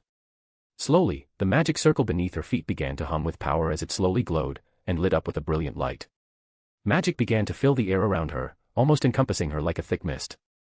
Ains, look at this. Ains approached, and Archie looked at the robed magic caster who seemed to be looking at something invisible to her curiously. Meanwhile, Ains saw a panel before him, similar to the game panel he was so familiar with in Yggdrasil. It denoted Archie's current level cap, and the amount of Yggdrasil gold required to increase her level cap by 50,000 Yggdrasil gold, huh? That's not that bad. But it'll increase the higher the level. Well, it's not bad. We have plenty of Yggdrasil gold, and we can use the exchange box to get more. Yuuji is already gathering a lot of things that produce quite a bit of Yggdrasil gold from it. Demiurge, find out an estimation of how much gold each increase in level cap would cost for each 10 level intervals. Yes, my lord. Demiurge bowed, his brilliant mind already racing to formulate plans and experiments to achieve what his master ordered. Then, let's start. Ains looked at Archie once more, and feeling the gaze, Archie understood the question he left unsaid, and nodded. He nodded in response. Then, he clicked the button labeled Breakthrough on the panel. Archie immediately felt weightlessness as her body lifted up from the ground, carried by the tremendous winds of arcane magic. The magic circle below her grew brighter and brighter, almost filling the entire room in brilliant light. She could feel her body filling with more magic than she ever felt before. Mana coursing through her veins like rushing rivers as she felt imaginary shackles, one by one, shattered. She could tell. Her limits were being broken one at a time through the sheer force of magic. Then, a few moments later, she fell back onto the ground like a feather, and immediately tried to catch her breath. It was then that she realized, her breath felt lighter. She stood up straight and began clenching and unclenching her hands, and a surge of power unfamiliar to her coursed through her body. It felt miraculous. Seeing her fall back down to the ground, Ains quickly used his geas to see her level. Her level cap, previously 23, had now risen to 28. And her level, most likely due to the accumulated experience points, also shot up to 26. A success. How do you feel? Archie looked up at the god of magic before her, and nothing but smiles graced her face. I feel amazing, master. I feel so powerful. Good. You've grown more powerful, but you have not reached the limits of your new potential. Archie's eyes widened in shock. She felt so powerful, but she hadn't reached the limits of her potential. Just how strong could she be? This is, beyond miraculous. Ains turned towards the butler standing by the side of the door. Seabass, train her until she hits her level cap. Then bring her back here to break her level cap again. Do so until she reaches level 35. Yes, my lord. He then turned back towards Archie. Grow stronger, and you shall be capable of protecting your little sisters with your own strength. As for your previous suggestion, I shall put it under serious consideration. Archie immediately fell to her knee and bowed deeply. Thank you very much for your grace, master. I shall not disappoint. Ains nodded, then left along with Zero, Demiurge, and the maids, leaving Seabass behind. Do you wish to rest? Or do you wish to start your training now? Now, please, Lord Seabass. I feel invigorated, and I do not wish to keep Master Ains waiting for long. Seabass nodded in satisfaction with her answer, and led her to the amphitheater on the 6th floor of the underground tomb of Nazarick. X. Anne, I hope you guys enjoy this chapter. Please comment your thoughts. I would love to hear what you think about it. Thank you. Chapter 229, Chapter 227 Rescue. Anne, Happy New Year guys. Wish you all an even better year in 2025. Here's to more adventures and stories. X. Sir Fert could hardly believe his ears. He sat on a couch, stuffed thick with goose down over velvet and ornate decorative engravings of flowers that he had just bought using the gold Archie had brought a few days ago. The softness that the luxury he enjoyed thoroughly since then, and had been the source of his newfound happiness and pride. But now, he sat upon it with an ashen pale face which was rapidly going ghost white. What did you say? His voice trembled, his own nerves, fear, and anxiety betraying him as he spoke before the moderately built visitor who sat on the opposite side. A tall, hulking brute with muscles seemingly more dangerous than even the heavy-looking pace behind him stood behind the visitor. He was silent, yet spoke more words through the sheer weight of his presence and his equipment. A promise of pain and suffering. I said, your debt is being called in, Sir Fert. The lender said and held out a hand graciously. His lips curled into an understanding yet helpless smile. A question has been cast upon your ability to pay, and I'm afraid we require a substantial sum of the total now. My daughter is out on a job. She'll pay when she gets back. That may be fine then. But we require something now. You can't simply borrow more again today as you usually do, not without paying something. But. Damn you, useless girl. If only you'd just gotten that old goat's rot up, this wouldn't be happening. Fert silently cursed his daughter. And the lender, having heard the surface thoughts of the men before him, decided it's time to extend the prettily disguised olive branch. We can extend you additional credit if you were to offer something of high value. What? Sir Fert's eyes bulged out beyond his control. There has been a premium on young blonde girls right now. You happen to have 2 of them. They're quite fashionable in certain circles. The lender scrunched up his face in somewhat of a sour look, clenching his teeth, displaying his obvious distaste and disgust. Give them up, and we'll be willing to extend you a little more since they're pristine, well-bred and well-behaved, in addition to their other qualities. I see. There my girls. I can't. Wait no, that'll solve the money problem now. At least for now. I can acquire some fine things to show off to other nobles, and regain my prestige in high society. Then, when the bloody emperor dies, I'll become an integral figure in nobility once more. By then, who wouldn't want to be arm in arm with me again? Then, I'll be able to find them again.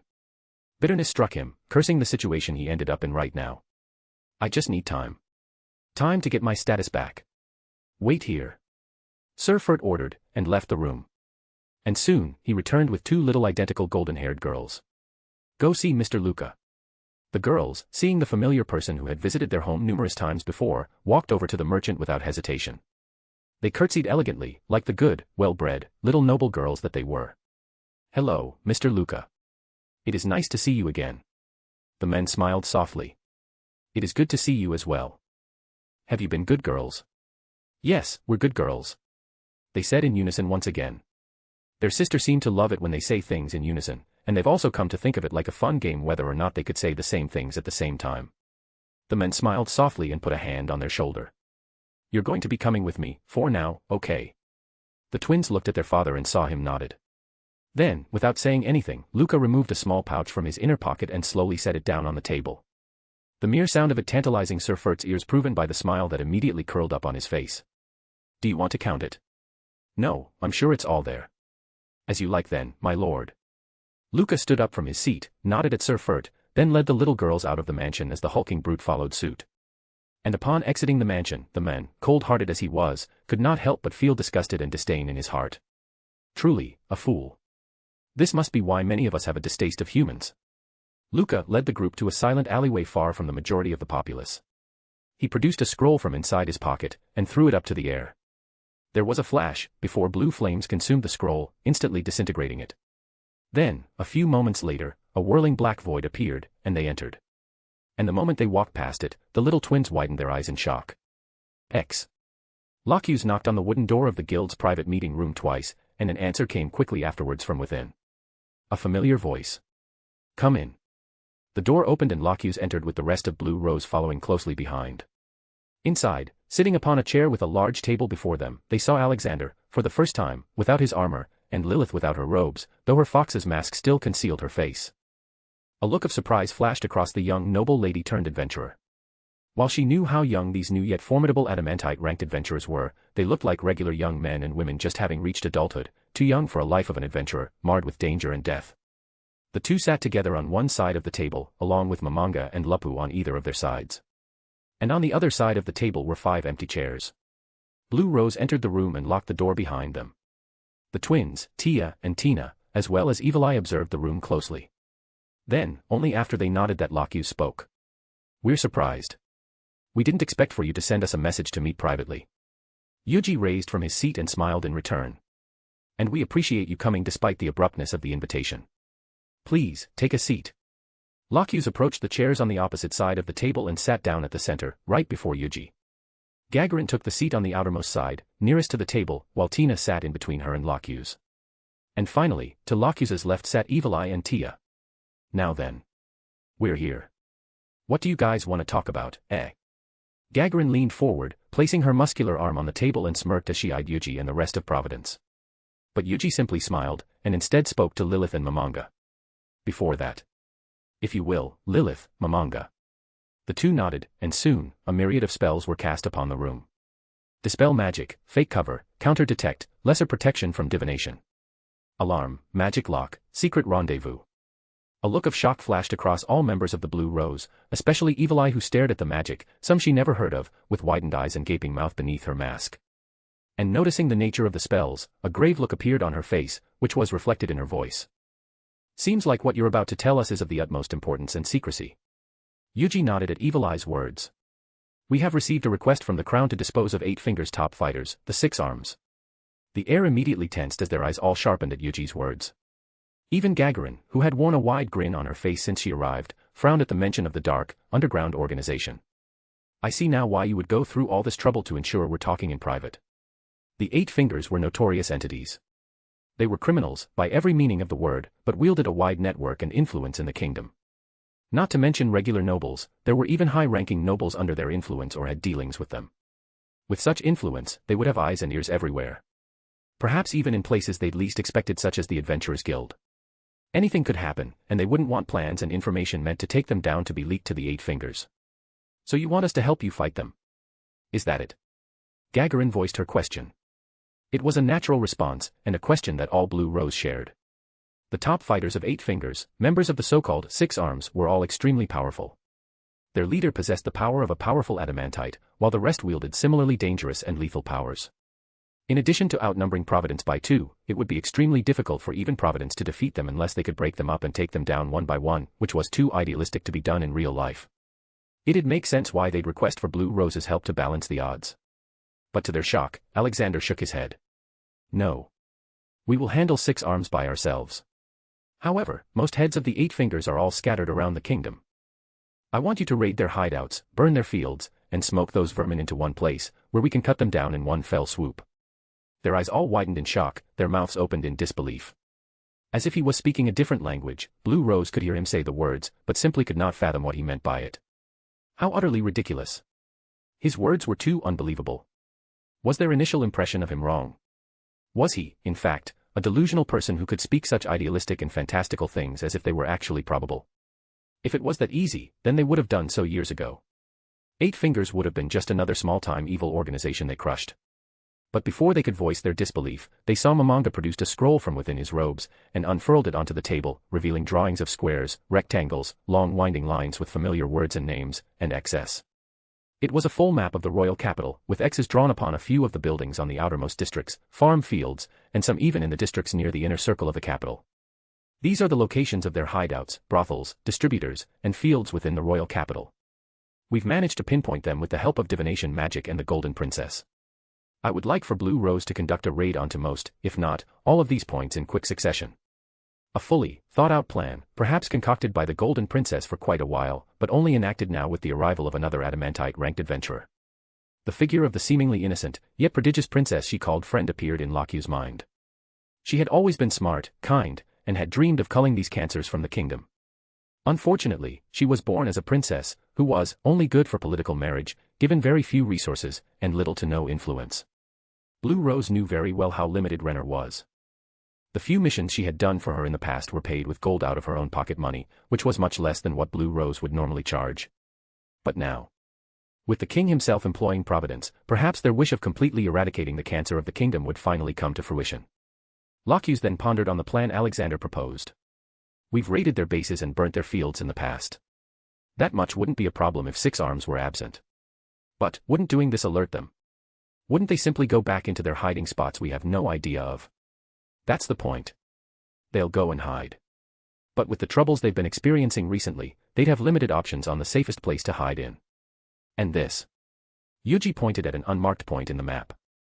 A luxurious mansion located within the inner district of the royal capital. Would be the most probable place they'll go to hide. This is. The fact that it was a location so deep into the inner district alerted Blue Rose. They did not expect the Eight Fingers to possess a hideout within the inner district of the royal capital. This is a mansion owned by the Crown Princess. There are proofs that it had been used by those connected to the Eight Fingers. With all other hideouts compromised, this would be the safest place they'll go to during an emergency. What are you saying? Alexander nodded, and his confirmation plummeted the room into further disbelief and dread. Oi oi. Are you serious? I know he's a jerk, but I didn't think he'd stoop that low. Unbelievable. Tia and Tina, in their silence, shared their sister's disbelief. They didn't know of this. They've never heard of something like this from their sister Tira. Did she know and simply didn't tell them about this? Or did even she, leader of the assassin organization Igenia, was not privy to? Are you sure about this? Lakyus asked with her teeth clenched, hands clenched into a fist, and eyes filled with unbridled anger and disgust. Yes. We've collected evidence to prove it. Momonga pulled out several documents and gave it to Lakyus. They were receipts, proof of Barbo's transaction and deals with the Eight Fingers. Many of which were paper trails for the procurement of female companions. That bastard. The papers crumpled within her clenched fist. And no more hesitation, nor disbelief, were present in any of their eyes anymore. We'll do it. This time for sure, we'll weed out every last root of these cancers from the kingdom. Evil Eye, Gagarin, Tia, and Tina nodded in agreement with their leader. Their eyes filled with similar intensity and determination. Yes. Each and every last one of them. X. Anne, I hope you guys enjoy this chapter. Please comment your thoughts. I would love to hear what you think about it. Thank you. Chapter 230, Chapter 228 The Cry. Having concocted a plan of action, Blue Rose left to begin their own preparation. Then, Momonga stood up from his seat, and with a wave of a hand, opened a gate portal. Well then, I'll be returning to Nazarick to check on that mage girl's progress. I'm quite interested how quickly she'll be leveling up with Seabass power, leveling her with Cositus's dueling partner, Summon. Alright. See you. See you, Momonga. Momonga, in his human figure, disappeared into the swirling darkness, leaving Yuuji and Aika along with Lapu. The werewolf/succubus maid stood at attention behind the two supreme beings at a medium distance. Far enough to not intrude on their privacy and space, but still close enough to serve at a moment's notice. With Blue Rose gone and the room fully protected against any sort of divination and unwanted eyes or ears, she had returned to being a maid of the supreme beings. And just then, Aika turned towards her. Lapu.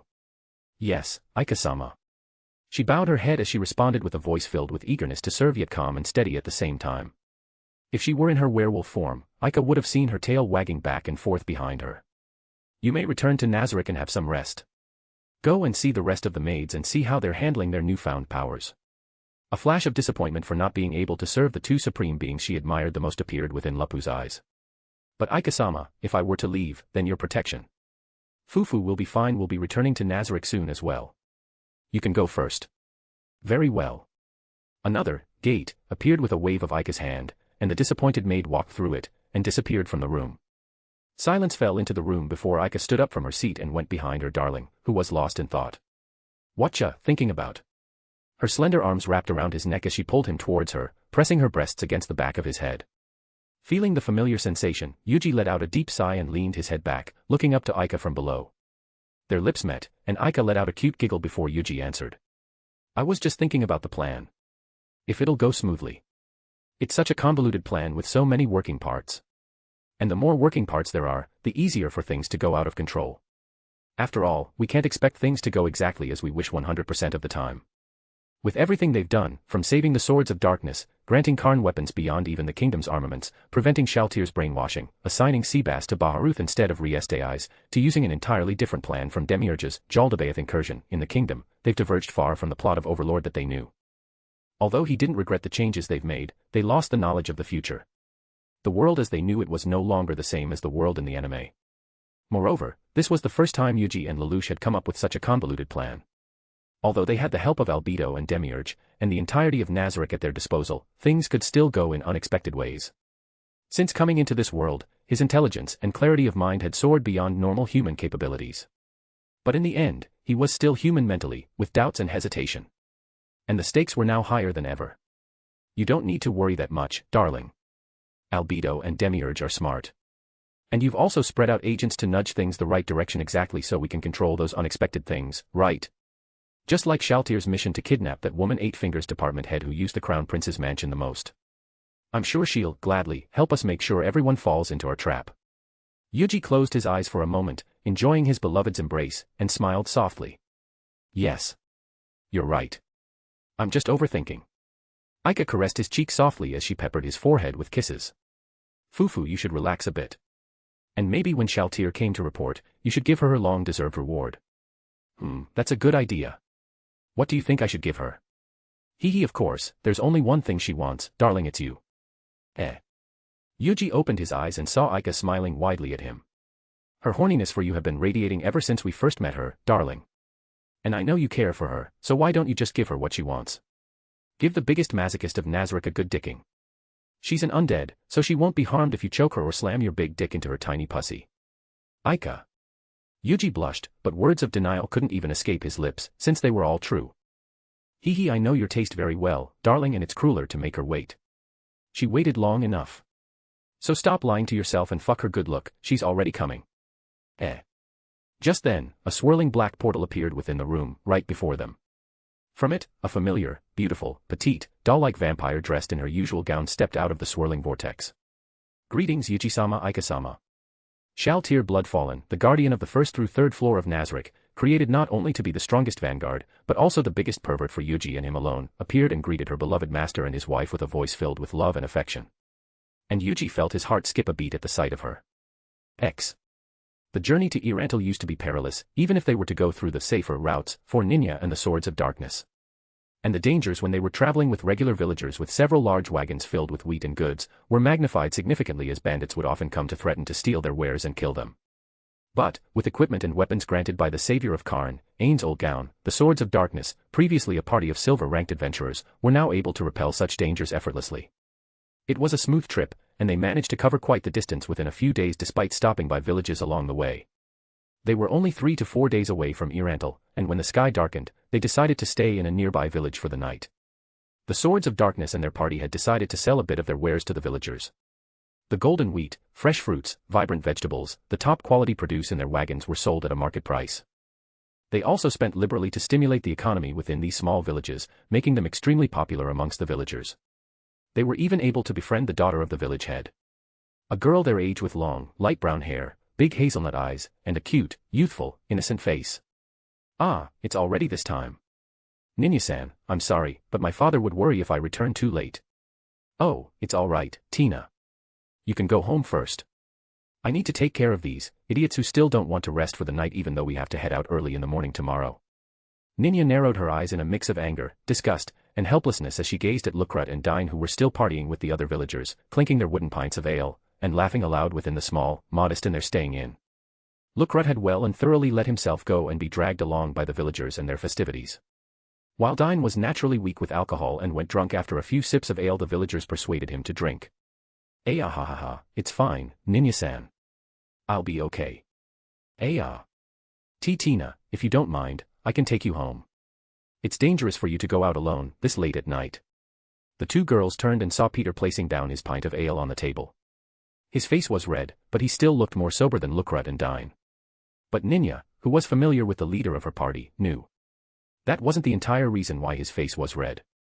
"Ah, it's fine, Peter-san. Thank you very much. My house is very near, and no one would be out this time of night. So I'll be fine. Then, good night. I'll see you off tomorrow."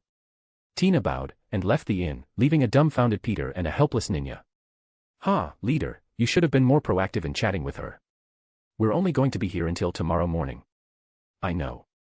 But this is the first time I'm doing this. I don't know how to approach her. Well, you should rest soon and wake up early tomorrow. Maybe, you can meet her while we're getting ready and talk to her. Ninya looked at her leader helpless, but smiled encouragingly nonetheless. He was like a brother to her at this point, a sometimes reliable but mostly dense and foolish brother. I will. Though, can you give me some tips on how to talk with girls? Tell me what's a good conversation from a girl's perspective. Just then, they heard a loud scream, a slap, and tearful sobbing. What the dash? Lukrut, Dine, and the villagers partying within the inn went silent immediately upon hearing the voice. They all became alerted and bolted out of the door, wondering what had happened that could cause such a scream to resound on a supposedly silent night. It was then that they saw a crude carriage and some armed guards in cheap leather armor. You little wench. How dare you bump into me? You filth, oh. On second thought. Hey, you look quite pretty. Hey, I'll forgive you for your rudeness, but only if you come with me. And no, oh. Please. Mercy. Tina struggled against the hold of the young man as he held onto her wrist. She flailed around, and in a pure accident, her hand scratched the side of his chubby cheeks. Ow. Why, you filthy wench? How dare you scratch the face of your lord? Nobles within this particular area were not particularly well off, being in an area bordering the empire and close to the Katsa Plains, where wars between the kingdom and empire were often held. The only larger city hub within these area was the fortress city of Irantal. But, nobles were still nobles. And they could all guess from a glance that the waifishman in dirty clothing that once, in the distant past, must have been quite fine, was the local lord's son. Don't get involved. The thought came to her as her eyes darted around her, and she knew that everyone thought the same when she saw nobody emerging from their homes or went to help her. They were thinking the same thing. Just like when the lord of my village took Twer. Memories of when Twer was taken, dragged by a portly, disgusting man that lorded over the villagers. A number of armored guards with steel swords in hand. Her father, laying bloodied on the dirty ground never to move again. Her mother, dragged away by the hair and pushed to the ground. The helplessness, powerlessness, trauma, nightmare, but most of all, immense regret surged forth from deep within.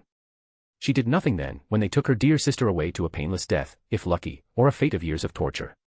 And now, another was going to be taken away, just like she did. Was she going to do nothing, yet again? Please. My lord, don't take her. A very thin alderman pleaded. He and his wife knelt inside their door and their hands were up and pleading. The village head and his wife, respected amongst the villagers, now at the mercy of a boy half his age. Show mercy. We paid our taxes, didn't we? Yes, but it wasn't really enough. The least you can do is obey like good dogs. He nudged the girl's leg with his foot. Yes, dogs, and she's just a bitch. He laughed at his own sick joke. Now come on, you. The young lord reached down and pulled at the girl by her wrist, dragging her through the dust and dirt, causing her to yelp in pain as her skin scraped against the rocky ground. Then, something finally snapped in Ninya's mind as her blood turned from ice to a burning, raging fire. Let her go. She shouted, and the noble, the villagers, even Tina, froze at the unspoken disbelief that someone had said the impossible. The lordling looked at her, with eyes widened in shock and disbelief, and exclaimed. Excuse me. Don't you know who I am? I'm Lord Philip, these are my lands, peasants, and therefore this is my business, not yours. Stupid adventurers. Philip cursed inwardly at the uneducated filths who didn't even know the face of the person who ruled and owned the places they visited. As soon as I'm the official lord, I'll put a tax on their passing through every single village in my territory and make them come pay their respects to me personally. He turned to his guards, disregarding the lowly peasant adventurer. Take the bitch and put her in the carriage. Hurry up. I said let her go, you piece of shit. Ninya brought her staff up as the words of Alexander echoed in her mind, protecting the people is only natural for those with the strength to do it. High dash. P put that one down. Philip shrieked and waved a hand toward Ninya. Magic arrow. Ninya cast her spell, and arrows of light flashed through the air and pierced through the guards' cheap armor. Her shout snapped the rest of her friends, and the chaos drew out the other guards from the other side of the carriage where they were out of sight the previous moment. Lit by torches, the swords of darkness needed to know only one thing. That their teammate, their friend, was in trouble. Lucrut knocked an arrow into his bow and let go, planting an arrow right into a guard's throat. Peter charged the moment Ninya cast her spell, only to be beaten by Lucrut's arrow, and clashed with another, who clumsily waved his spear with a shout more of fear than bravery. He ducked beneath the spear's thrust, and cut the men before him in two with a slash from his enchanted sword. Roberdike handled the last, shoulder charging them to the ground before bringing his mace down to break his rib cage and smashing his heart with a sickening crunch of bone and a disgusting splat. Ninya ran with a cry more of hysteria than spirit to the noble, raised her staff, and slammed the young men in the face and head. Blood splattered as screams of pain from the lordling resounded throughout the streets. Holding her staff in two hands, brought it up and down on the youth's head. Each sound of bones breaking and bloody flesh squelching resounded, only to be drowned out by her shrieks and his screams of pain. It wasn't until she felt a trembling body and lithe arms wrap around her waist and pushed her back that she stopped seeing red and saw what she had done. The head was a caved-in wreck. The young man who identified himself as Philip was very dead and beyond recognition. Blood stained the ground, a pool of it gathering inside a dent the size of the bloody top of her staff. She breathed heavily, catching her breath from the exhaustion, adrenaline, and sheer shock and fear of what she had done. No more. No goddamn more. Ninya shouted her rage at the uncaring sky. The villagers looked at the dead guards and the dead lordling. Those who seemed invincible at first, now bloodied and dead. They bleed. They were frail. They were not gods. And with the fatal wound, Tina's father and mother approached the dead guards and picked up the fallen weapons. Then, a battle cry resounded. A shout, born of desperation, anger, and determination, threatening to split the clouds in the sky. No more. X. Anne, I hope you guys enjoy this chapter. Please comment your thoughts. I would love to hear what you think about it. Thank you. Chapter 231, Chapter 229 Her Reward. Maximize Magic, Lightning. A bolt of lightning burst forth from the spear point of Archie's silver-white staff, billowing a flag of Ains Olgaun attached to it. She pointed the battle that had been granted to her by her new master forward, towards her target, the eye of an adult fire dragon that had been summoned by Cocytus and subdued by Sibad, who was standing on its head. The third-tier spell she had upcast to fourth tier and used the metamagic, Maximize Magic, to boost the damage to the maximum struck the dragon right in its weak point. Considering her level, even after having gone through 2 more awakening sessions and increased her level to 32, the damage she could inflict upon such a high-level monster would have been negligible. However, having been beaten to a literal inch of its life by Seabass, the bolt of lightning managed to deal the killing blow. And the moment it did, a surge of newfound strength filled Archie's little body. Such comfortable and addicting sensation she felt as power surged through every single vein in her body, of actually feeling her strength grow by leaps and bounds in an instant was something she had never felt her entire life. Strength was something gained through hard work, experience, and time. It wasn't something gained so easily and so quickly, it shouldn't be. But now, by defeating a foe she never even dreamed of killing with Seabass's help, she felt her body becoming stronger physically, and her magical capabilities increasing by a factor she could have never imagined before. Apparently, she was gaining an immense amount of experience points, according to Seabass, and was leveling up quickly with every foe she dealt the final blow to. The dead fire adult dragon vanished into particles of light, and Seabass landed softly on the ground beneath it, and made his way towards Archie. Good work. You've reached the limits of your level once again. Archie lowered her battle flag and held it up, its peak reaching several heads above her, and bowed. It is only thanks to you, Lord Seabass, Lord Cocytus, and of course, to the great supreme beings for giving me the chance to gain the strength unimaginable to me before for the sake of my family and serving them. Archie's words of gratitude earned her the nods of the butler of steel and ruler of the frozen rivers. And it was only because they were truly genuine and heartfelt. Her gratitude for them came from the very bottom of her heart, for they have saved her from despair and given a chance. The chance to gain the strength she needed to be able to save her little sisters from her parents, which was something she couldn't have before. How are you feeling? Amazing, Lord Seabass. I am ready to undergo another awakening session and continue with the training. That is good. However, we shall continue tomorrow. You may have the rest of the day to rest and recuperate. Archie looked up towards Seabass, her eyes filled with surprise and confusion. Is that fine, my lord? It is still early, isn't it? Yes. But there is something I would like to show you. Archie tilted her head confusedly. But she quickly followed after Seabass, who had begun walking away to the exit, bowing to Cocytus on the way, and left with him. They arrived at a teleportation dais, one of numerous that existed within the underground tomb. Archie, having lived here for a few days, had used it and experienced the magic of teleportation several times. But no matter how many times she did, she would always still be astounded by the level of magical technology behind such a thing. I live in a world of magic. But this place still feels like fantasy to me. The teleportation circle alight with a brilliant light, and Archie quickly closed her eyes. She blinked, adjusting her eyes from the sudden blinding light. The view before her had not changed. They were still in a teleportation room. Did they go to a different floor? Or was it still in the 6th floor? Archie wondered, but before she could think, Seabass walked off the dais and exited the room. Archie quickly followed suit behind him, and upon exiting, she found herself in the middle of a green clearing within a lush jungle. A jungle. It's still the 6th floor. Seabass had told her about the general terrain of each floor within the underground tomb of Nazarick. When she first heard of it, she could not believe the words that came out of his mouth, despite having trusted him with her life. A world of ice and eternal blizzard. A literal hell and land of fire. A lush, subterranean jungle with its own day and night cycle. It was too unbelievable. But soon, reality affirmed his words. Each floor within this supposedly underground tomb was a world of its own. And Seabass said that the supreme beings were the ones who created them from nothing. Gods. They were actual, genuine gods. There was no other explanation. Only the gods were capable of such feat of creation. And she was chosen, given a chance to serve actual living gods who walked the very world she lived in right now. Witnessing the miracle of creation in the form of a forest more lush than anything else she had seen in her entire life, her loyalty towards the supreme beings increased once again. They walked through the jungle for a while. Soon, she could feel the cool breeze and sea blue through the thick, lush tree leans. The gigantic lake was a sight to behold when was first introduced to this floor, where most of her training would be held. Just by being near it brought a sense of peace and relaxation to her. It'd be nice if I can show it to Kudurika and Uririka. Imagining herself sitting under the shade of a big, lush tree before the gigantic lake with her twin little sisters sleeping on her lap brought a smile to her face. Soon, the view of the massive lake came to sight, and Archie was once again astounded by its sheer beauty. Amazing. Seabass glanced at the girl, who had stopped in her tracks as she looked at the lake in awe. He stopped as well, and gave her a few moments to admire the creation of the supreme beings. Let's go. We have somewhere to be. Do not worry, you have the rest of the day admiring the creation of our Lord later. Why yes. Seabass resumed leading Archie to the destination she didn't know yet.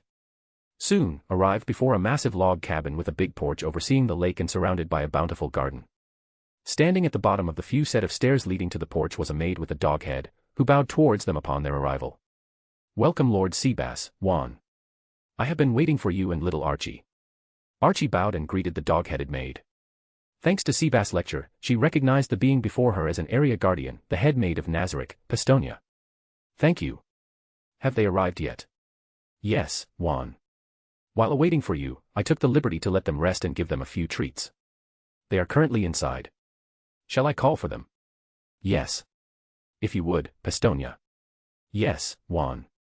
Seabass nodded and thanked the dog-headed maid, before she entered the log cabin. Archie stood in silence by Seabass' side, waiting and wondering what or who they were talking about. Soon, she could hear the pitter-patter of little footsteps approaching. Then, the wooden doors to the cabin burst open, and 2 golden blurs rushed towards her. Big sis. In her entirely stunned state, Archie failed to react and was tackled to the ground by her 2 little sisters despite her vastly improved physical prowess. Kudurika. Uririka. W.Y. H. How? He, we missed you. We missed you a lot. She looked down at the twins as they rubbed their soft, plump cheeks against her magical leather armor. Then, she looked up towards Seabass in confusion, her eyes filled with questions at the unexpected presence of her little sisters. Seabass responded to her silent question. Yuji-sama had arranged for your twin little sisters to be brought here under your and Nazarick's care. He had decided to save them as a reward for your loyalty, hard work, and his expectations for you. This is. She could barely believe it. It has only been a few days since she vowed herself to his service. To the service of the supreme beings. And while she had worked herself to the bone to meet their expectations, she had not achieved anything yet for them. She had only been on the receiving side of the benefits. And yet, the gracious and benevolent God had rewarded her for her hard work and vow alone. Such merciful and benevolent gods. I haven't even done anything worthy. Tears fell down the cheeks of the young magic caster as her arms tightened around her little sisters. Continue to work hard for him, and your life, your little sister's life shall be guaranteed to be filled with happiness. Even all your wishes you don't even know you have yet will be realized. Yes. I swear. On my life. That I shall repay the benevolent gods, even if I have to grind my very soul to dust. She lowered her head as words of gratitude spilled out in between sobbings. Her whole body trembled as she now fully realized that her lifelong wish had been fulfilled, and that her sisters would walk through their lives under the shining light of such benevolent and gracious gods. Good. You may spend the rest of the day with them. As for your little sisters, since they will be staying here with you, we shall discuss matters regarding their education soon. Perhaps, if they have an inclination towards magic, we can have your previous master be their tutor. Archie froze and looked up towards Seabass in shock. Her previous master. Her mentor during her days in the Empire's Magic Academy was none other than the Archmage and greatest human magic caster in the world, Flutter Paradine. Seabass and the Supreme Beings must be aware of this fact. And if he were to say this, then her sisters may have the chance to be taught by the greatest human magic caster in the world, a privilege many covet but only a handful could have. Yes. Thank you very much, Lord Seabass. I shall work even harder to be worthy of such graciousness. Seabass nodded, and walked away. 1. All the food in your quarters have been arranged. If you need anything, just pull the rope to call one of the maids, 1. Why yes. Thank you very much for your hospitality. Archie bowed, and the sisters, once separated and now reunited, were left alone in front of the luxurious log cabin. And for the first time in decades, Archie felt all the shackles holding her down finally disappeared, and the weight on her chest lifted. Shaltir appeared from the whirling vortex and stepped into the private meeting room within the Adventurers Guild. Her face blushed lightly with a redness supposedly impossible for an undead, and her lips widened into a bright smile and curtsied before her beloved master and Aika. Yuji-sama, Aika-sama, I have arrived to give you the report of my mission. Yuji nodded, prompting Shaltir to continue, and she began reporting everything she had done like a child, excitedly telling her parents what she had done in school. Then after capturing her, we sent her to Demiurge to be baptized and bring her under our control.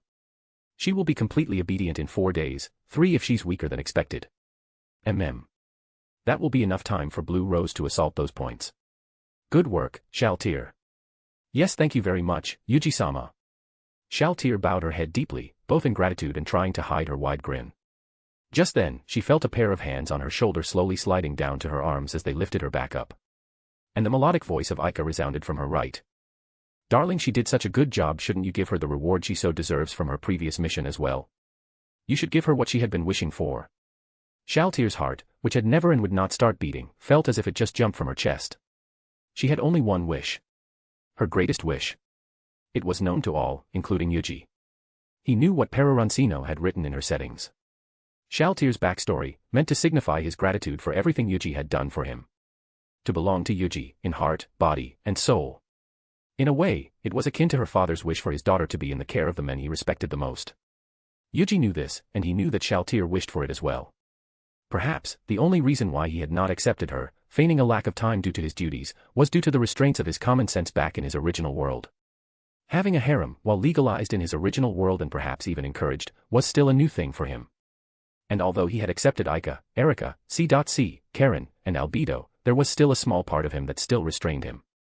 In a way, it was a good thing, as it prevented him from being the worst kind of person a man could be to the woman he loves and loves him.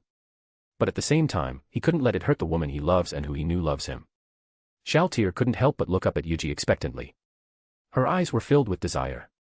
But she held back, worried that Yuji might reject her. But then, Yuji stood up, walked towards her, and lifted her chin with his hand. Her gaze locked with his, in a moment that felt like an eternity. Then, he lowered himself and kissed her deeply.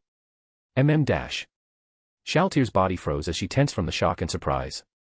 Her mind raced, trying to ascertain if she was dreaming even though she was incapable of it. She could feel his lips pressed against her. His tongue explored every inch of her mouth, teasing her own, as it claimed everything as his own. Her body lost its strength. Her knees gave out, only to be caught by him as he kissed her even deeper, conveying his desire. His claim to her. He's claiming me. My heart. My soul. And now, finally, my body. Yuji-sama wants me. Ah.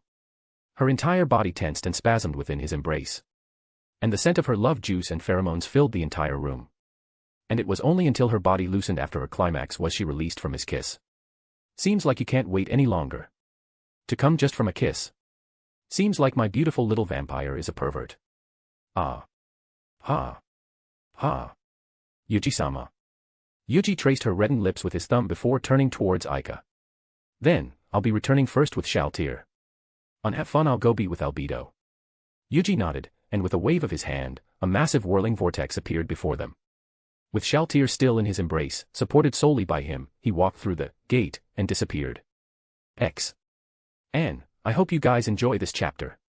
Please comment your thoughts. I would love to hear what you think about it. Thank you. Chapter 232, Chapter 230 My Little Vampire, R18. Sounds of moans and the smacking of interlocking lips filled the room of the most powerful supreme being. With her arms clinging around Yuji's neck, Shaltir stood on her toes so her lips could reach his as he lovingly played with her tongue and mouth. Mchu-ah. Yuji-sama. Shaltir sighed sadly, disappointed, as Yuji moved away from their kiss. Her tongue still lolled out of her reddened lips, begging to be played and teased with more by him. Moreover, she was just enjoying gulping down her beloved master's essences, saliva, as his amazing tongue toyed with her lips and mouth to his liking. She wanted more of it. Yuji sat down on his bed and looked towards Shaltir.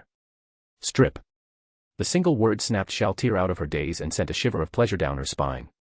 Her face immediately melted with a wide grin and drool flowed down the side of her lips as her body trembled, spasming slightly in orgasmic climax from his domineering presence. Yes, Yuji-sama. She reached onto her back and slowly pulled her dress zipper fully down. Then, she removed her arms from the long, velvet sleeves of her dress, revealing a pair of pale, lithe, thin arms that belied its strength capable of crushing a full-grown man's head like a grape. With a little tug, she let her heavy gown dress fall onto the wet velvety carpet and showed her pale white, petite body, a fully padded oversized crimson-red bra, and a wet crimson, laced panties. I didn't know I was going to be naked in front of Yuji-sama. And still wore my breast pads. I should have been ready for everything. Shaltir squirmed in shame as her oversized bra filled to the brim with paddings were revealed to Yuji. And she couldn't even hide her body with her hands, as it would meant depriving her beloved Yuji-sama of his belongings. Shaltir. Take it off and show me your chest. Why yes. She reached back and unclipped her bra, immediately sending all her breast pads tumbling down to the ground along with her bra, and revealing her flat, pale white, perky breasts with two, deliciously pink and hardened tips. Shaltir could feel his gaze on her completely flat chest, filling her with shame and, at the same time, pleasure. You have beautiful breasts, Shaltir. I love them. Especially these two little nipples. They're so cute, I couldn't help but want to pinch them. Yuji-sama, HNNGHHHH. Asterisk PSSSSSHHHHH. Asterisk. A jet stream of love juice squirted from her pussy as she climaxed in orgasmic pleasure the moment Yuji suddenly pinched and twisted both of her nipples. Her eyes rolled back, her lips and mouth hung open in a silent scream of orgasmic pleasure as her whole body tensed and spasmed. Her petite body with unparalleled sensitivity when it came to her nipples and clitoris was created to be Nazarick's greatest pervert and the perfect fuck doll for Yuji. A touch from him to her nipples would have sent her over the edge. But pinching and twisting both at the same time, the pleasure intensified by the pain, which she derives pleasure from being a massive masochist, instantly gave her the greatest climax of her life thus far. As soon as she finished her orgasm, she fell onto her knees, like a marionette with its strings cut. And in front of her, the object of her greatest desires and lust appeared, towering over her face. Small squirts from her pussy and drool overflowing from her lips continued to wet the carpet beneath her. Her eyes widened, wider than it ever was, as if to burn the image of her beloved master's dick, the very thing she was created to give pleasure to, into her mind and soul. Plap, plap. Yuji slapped his dick on her cheeks and lips, snapping her out of her daze. Are you done staring? If so, hurry up and pleasure me with your tiny mouth. Why yesh, Yuji-sama. Shaltir immediately dived in, pressing her nose and list against the two full, heavy pair of balls that contained the potent divine essence and seed of her beloved master, and greedily inhaled a lungful of his scent. Her body convulsed once more as love juice squirted out of her drenched, tiny pussy as his scent traveled into her brain, forever marking it. The sounds of lip smacking filled the room as Shaltir rained loving kisses all over his jewels before moving up to the shaft. Her small tongue danced around the shaft as she kissed and sucked his length slowly, ever so lovingly, and making her way up to the tip. She stared at it for a moment, her eyes glazed with lust and affection. There was only her beloved master, her, and his dick in her mind.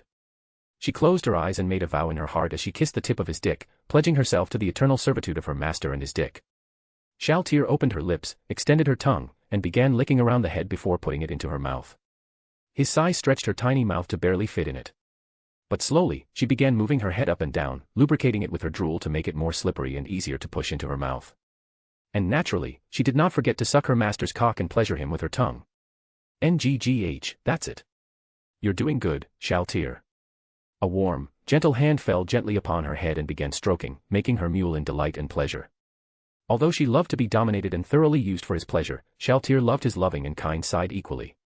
And the gentle and affectionate gesture of her master showed his true feelings towards her. His loving gesture fueled the little vampire's enthusiasm even more, and she began pushing his dick to the back of her throat, successfully putting a third of her beloved master's cock in her. But she wasn't done. She continued to move her head up and down, wetting it with her own saliva, and tried her best to take in more of her master's cock into her for his pleasure. Yuuji watched her silently, letting her do as she wished while her hands played with her nipples and pussy. What a good, little, cocksucker. But, it seems like you need a bit of help. Here, let me aid you. NNNGHHKKK. The hand that had been stroking her head softly, ever so lovingly, suddenly strengthened and pushed her head into his dick forcefully. His dick slid deep into her throat easily, as if she was created solely to be his dick sleeve. Almost the entirety of his dick was now inside her throat as her nose was pressed against him. Yuuji groaned as he felt the unparalleled tightness of her throat and looked down at his little true vampire. Her whole body trembled and spasmed as her eyes rolled back, seemingly unconscious. Streams of love juice jetted onto the velvet carpet like a broken faucet as she barely clung onto her consciousness the moment she received her beloved master's dick in her throat. Without having a gag reflex and the need to breathe, a tight throat and tiny mouth, and deep throat as one of her biggest kinks, Shaltir was the perfect oral sex toy. And now she was living the dream of being used by her master for his pleasure. That's it. You feel so good, Shaltir. Shaltir tightened her throat and moved her tongue around as Yuuji continued to slam his dick down her throat. Wet, sloshing sounds from her deep throat and muffled moans filled the room. Her eyes rolled back into her head as Yuuji used both hands to grab her little head to use it as his oral sex toy. All the while, her hands never stopped pinching her nipples and fingering her pussy. With every moan that escaped his lips, Shaltir redoubled her effort to suck him even harder. Soon, Yuuji reached his limits and held her head down, burying his entire dick in her throat and shooting globs of his cum straight into her tiny throat and stomach. MMNGGGGHHKK. Her body tensed from the initial shock, but she automatically began gulping down his cum hungrily as her throat and lips milked his cock for more. A few minutes, passed before Yuuji finally finished dumping his cum inside his little true vampire. The thin, flat belly of the petite floor guardian bulged slightly from the sheer amount of cum that she was blessed with, giving her the appearance of being pregnant for a few months. Yuuji let go of her head, but Shaltir did not immediately extricate herself from him. She was still sticking onto him with his dick still in her throat. She slowly moved up as she sucked and licked every single morsel of cum from around and within the length of his dang, and let it out of her mouth with a loud pop. A loud gulp followed by a moan of pure ecstasy resounded within the residence chamber of the Supreme Being as her eyes narrowed into a crescent and her lips curled into a wide smile. Yuuji-sama's cum. So delicious. Thank you very much for using my dirty little mouth hole and for filling my stomach full of your blessed cum, Yuuji-sama. Her face bloomed like a pale white flower. Her hair was disheveled, and her face was drenched in her own spit, tears, and his cum. And yet, she looked all the more beautiful to Yuuji as he looked into the pair of crimson-red gems that lived in the midst of a pale white snow ground. You felt amazing, Shaltir. You did well drinking all my cum. Of course. I will never waste a drop of your heavenly blessings, Yuuji-sama. Yuuji petted her cheek softly as her face immediately melted into a silly grin and began nuzzling his hand. Good girl. Now, since I've filled your stomach, it's time to fill your womb. Shaltir shivered in pleasure. Yes, Yuuji-sama. Yuuji lifted her up, placed her on the bed, and loomed over her small, pale white body. He leaned down and placed a soft, lingering kiss on her forehead, her cheeks, her nose, and finally her lips. Ah. Yuuji-sama. Her eyes glazed with tears of happiness when she was kissed ever so lovingly by her beloved master. A tear even fell down from the corner of her eyes as she felt her unbeating heart filled with even more love she didn't know was possible. Shaltir, how would you like for me to make love to you? The question he posed to her stunned Shaltir for a brief moment as a myriad of questions crossed across her mind in that instant. Why would Yuuji-sama ask for her wish? Was she not a being created solely for his pleasure and ambitions? But soon, she recalled his gentle touch. His affectionate words. And his loving kisses. Ah. Yuuji-sama. He treasures me deeply. More tears began to flow down as her eyes narrowed into crescents. Shaltir placed her hands on either side of his face. The face of the Supreme Being she should have revered, untouchable by a servant such as she was. The mere action was the height of impertinence and disrespect. And yet, he simply smiled ever so lovingly as he looked at her right in the eyes, enough to even see her own reflection in his beautiful, crimson, and golden eyes. She yearned to reciprocate such love and express simply how vastly her love was for him, even if she couldn't be as eloquent as Albedo or Demiurge. So, she uttered the words that simply came from the deepest part of her undying heart. My master. My eternal love. Please use me as you will. My heart, my soul, and my body, everything belongs to you. I am your slut. Your fuck toy. Your cum dumpster, your lance. And your devoted servant who loves you with all of her heart. My dream and greatest wish is for you to fuck me as you wish, my master. Use my body to relieve your pleasure. Yuuji smiled softly and placed a lasting kiss on her forehead once more. Very well. Shaltier's face turned into an expectant grin as she felt his hand wrapping around her thin neck, tightening around it and pushing her down. Ach. Yuuji, Shama. She raised her hands, holding onto his strong, masculine arm holding her neck, not to push him away, but to pull him towards her. Strengthening his hold on her neck. Then, his clothes and every last garment he had adorned disappeared, revealing his bare diving body and the massive dick that would give her the greatest bliss unimaginable for her to witness. My little vampire. My beautiful, lovely Shaltier. From now on, you are mine and mine alone. And I will use you with great care. The words that sounded unromantic and crude gave Shaltier unimaginable bliss and happiness, enough to push her over the edge of crying. Yes. Yuuji-sama, please use your personal fuck doll plenty. I love you. I love you too, Shaltier. Their lips met.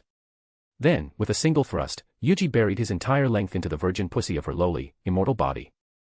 NNNNGHHHKKK. Despite how drenched she was, the tightness given her stature and her virginity was still apparent. Moreover, his words of love that she had been yearning to hear in combination with the pain from losing her virginity instantly pushed her into a new peak of climax, causing her to almost lose her consciousness and convulse wildly. It was only through his sheer strength and knowledge that the pain would only be enough to give her pleasure and not harm did he continue to ram his dick into her tiny pussy. You're so tight, Shaltier. It feels so good.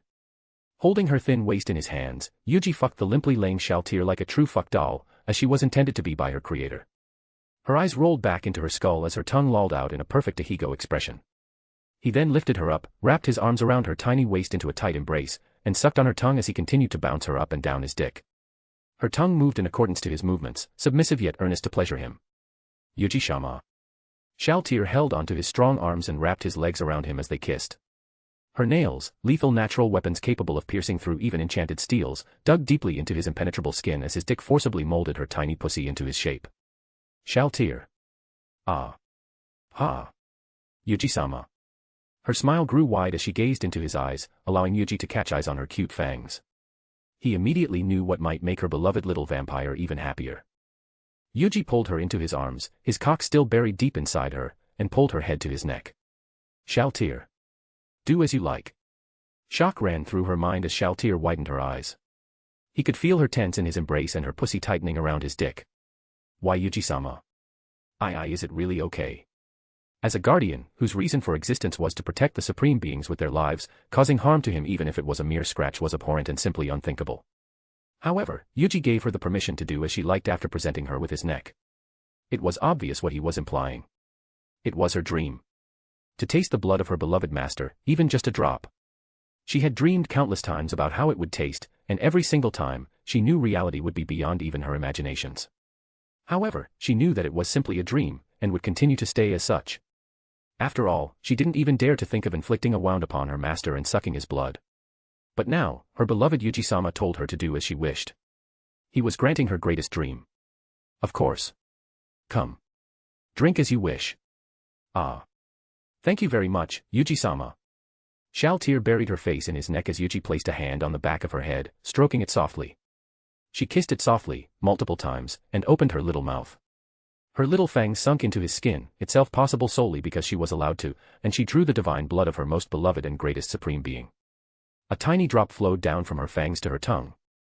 And in that moment, Shaltier immediately flew through the heights of orgasmic pleasure. MMMMNNGHHH. Her entire body convulsed uncontrollably as her pussy tightened onto his dick even harder, more so than the moment Yuuji penetrated her for the first time. A flood of her cum squirted out of her pussy, drenching Yuuji and the bed, as her eyes rolled back in ecstasy. Then, he felt her go limp in his arms. She would have fallen backwards if not for Yuji's dick in her pussy and his arm around her waist. He kept a hand on the back of her head to keep her lips and fangs in his neck. He didn't feel any pain from her bite, but he could feel that she was still sucking him greedily. Smiling, he began moving his hips once again, lifting her up by her waist before slamming her down to his cock, just like a true fuck doll to relieve his pleasure. With every thrust and every gulp of blood, Shaltier cummed non-stop. Her brain, assaulted by indescribable pleasure and ecstasy every single moment. She was living her dream right now. To be used as her beloved master's fuck toy and cum dumpster, and drinking his divine blood. There was no greater bliss than this. NGGH. Shaltier, I'm coming. MNGHH. MNNHH. Yuuji hastened his thrust as Shaltir tightened her pussy even more like the good fuck toy that she was. She clung onto him tightly, wrapping her arms and legs around him as she continued to suck on his neck. Then, with a final thrust deep into her womb, Yuuji burst into her. Coo. MMMMMNNNNNNGHHHH. Massive shots of cum and seed filled her tiny womb, quickly overflowing it as Shaltir cummed for the umpteenth time. Her consciousness fading and surfacing continuously as her body spasmed his orgasmic pleasure. If not for her undead nature and immunity to exhaustion, she would have fainted long ago from climaxing alone. Yuuji-shama, I love you so much. I love you too. Shaltir. Yuuji kissed her soft, tiny, wet lips once again as he continued filling his love into her womb. And when he separated from her, his lips curled into a wide, teasing grin as he tightened his arms around her. But Shaltir, I'm not done yet. Wee. Ah. Ah. Why Yuuji-sama? Yuuji wasn't planning on letting her go for the night. He would be using her as he liked, just as she wished for, and drown her completely in pleasure and his love. X. And, I hope you guys enjoy this chapter. Please comment your thoughts. I would love to hear what you think about it. Thank you. Chapter 233, Chapter 231 Madame Furt. Why you? What? In stunned silence, Madame Furt looked at her husband in disbelief as he gazed upon an unfamiliar painting he had just hung on the wall, hands on his hips. Everything will be fine. I have my plans. Anyway, look at this. Sir Furt waved his hand at her concern and pointed at the painting before him. I just bought this piece from a renowned painter. And I bought it in front of the marquee. Now, he knows that we are still standing strong and holding onto our grounds against the bloody emperor. You sold them. My Urairika. My Kudarika. A frown and a look of confusion appeared on his visage as he finally, for the first time since they conversed, turned to look at his wife. He was a bit upset at her for spoiling the mood, but he was an understanding man. Having their two youngest daughters taken away must have been quite shocking. It was understandable why she would look so shocked by the news. It will be fine. I'll find them and buy them back once we regain our rightful place in high society and gain money. It won't take long now. He reassured, and turned his eyes back to the painting, ending the tiresome topic then and there. That's right. Yes. You're right. Everything will be fine. Sir Furt nodded, and a smile finally resurfaced on his visage. It's good that you understand. Now, look at this painting. You can also invite the ladies in your circle. Without anything better to do, they would talk about this masterpiece in their boredom, and words would surely reach their husband. The sound of his voice slowly faded from her mind. The thought of her daughters, her precious little angels, sold, filled her mind. She knew very well what would happen to girls when they were sold. A fate worse than death. Her little girls won't survive such things. More so if they were to be sold to those with the disgusting inclination towards young, little girls. Urairika. Kudarika. No. My angels. It was then that something snapped within Madame Furt. Nightfall. A loud snoring filled the marital bedroom of the Furt couple. Empty bottles of wine clattered around the table and floor with glasses toppled down and spilling its dark crimson contents onto the floor. Madame Furt walked towards the door and placed a hand on the handles. She turned back, giving her dead drunk husband one last look as he laid on his back on the bed, and exited. Outside the door, an old, white-haired man in a butler's suit stood at attention. The wrinkle on his face displayed the long years of loyal service to the Furt household that continued to persist even after their downfall. Anders. Yes, madam. Have you gathered everyone as I've asked? Yes, madam. They are all in the living room right now. Madame Furt nodded. Thank you. The old butler bowed and followed behind her as Madame Furt made her way to the living room. The gathered servants of House Furt, what remained of the once numerous servants in service to the noble household, turned towards the madam of the house the moment she entered. There was silence, the air filling with unease and tension as their eyes followed her figure until she stood in front of all of them. Everyone. Dear servants of House Furt who have stayed and loyally supported us until this moment, simple words could not even begin to describe how grateful I am to each and every one of you. However, as your madam, I am ashamed for being unable to become a mistress worthy of your loyalty, respect, and trust. Eyes widened as shock filled all remaining servants of House Furt. Anders opened his mouth, about to speak words to deny her words. But a raise of his mistress's hand stopped him. I am proud to have been your mistress, and happy to have received your loyalty and respect. However, I have failed. I have failed as a mistress, for letting this household fall into such a state. I have failed as a noble, for having put my pride and outward appearance first before the well-being of my people. And I have failed as a mother, for being unable to protect my children. Her hands clenched into a fist. The noble house Furt is no more. The moment that men had sold my angels. Kudurika and Uririka, we no longer have any future. From now on, you are all dismissed. You may take anything within this mansion as your severance pay. I will even sign any letters you would need as proof of your ownership over these items. Take everything and use them to have a better life elsewhere. If it was silent before, it was a vacuum now. The servants all stood in stunned silence. Some trembled. Some were shaken.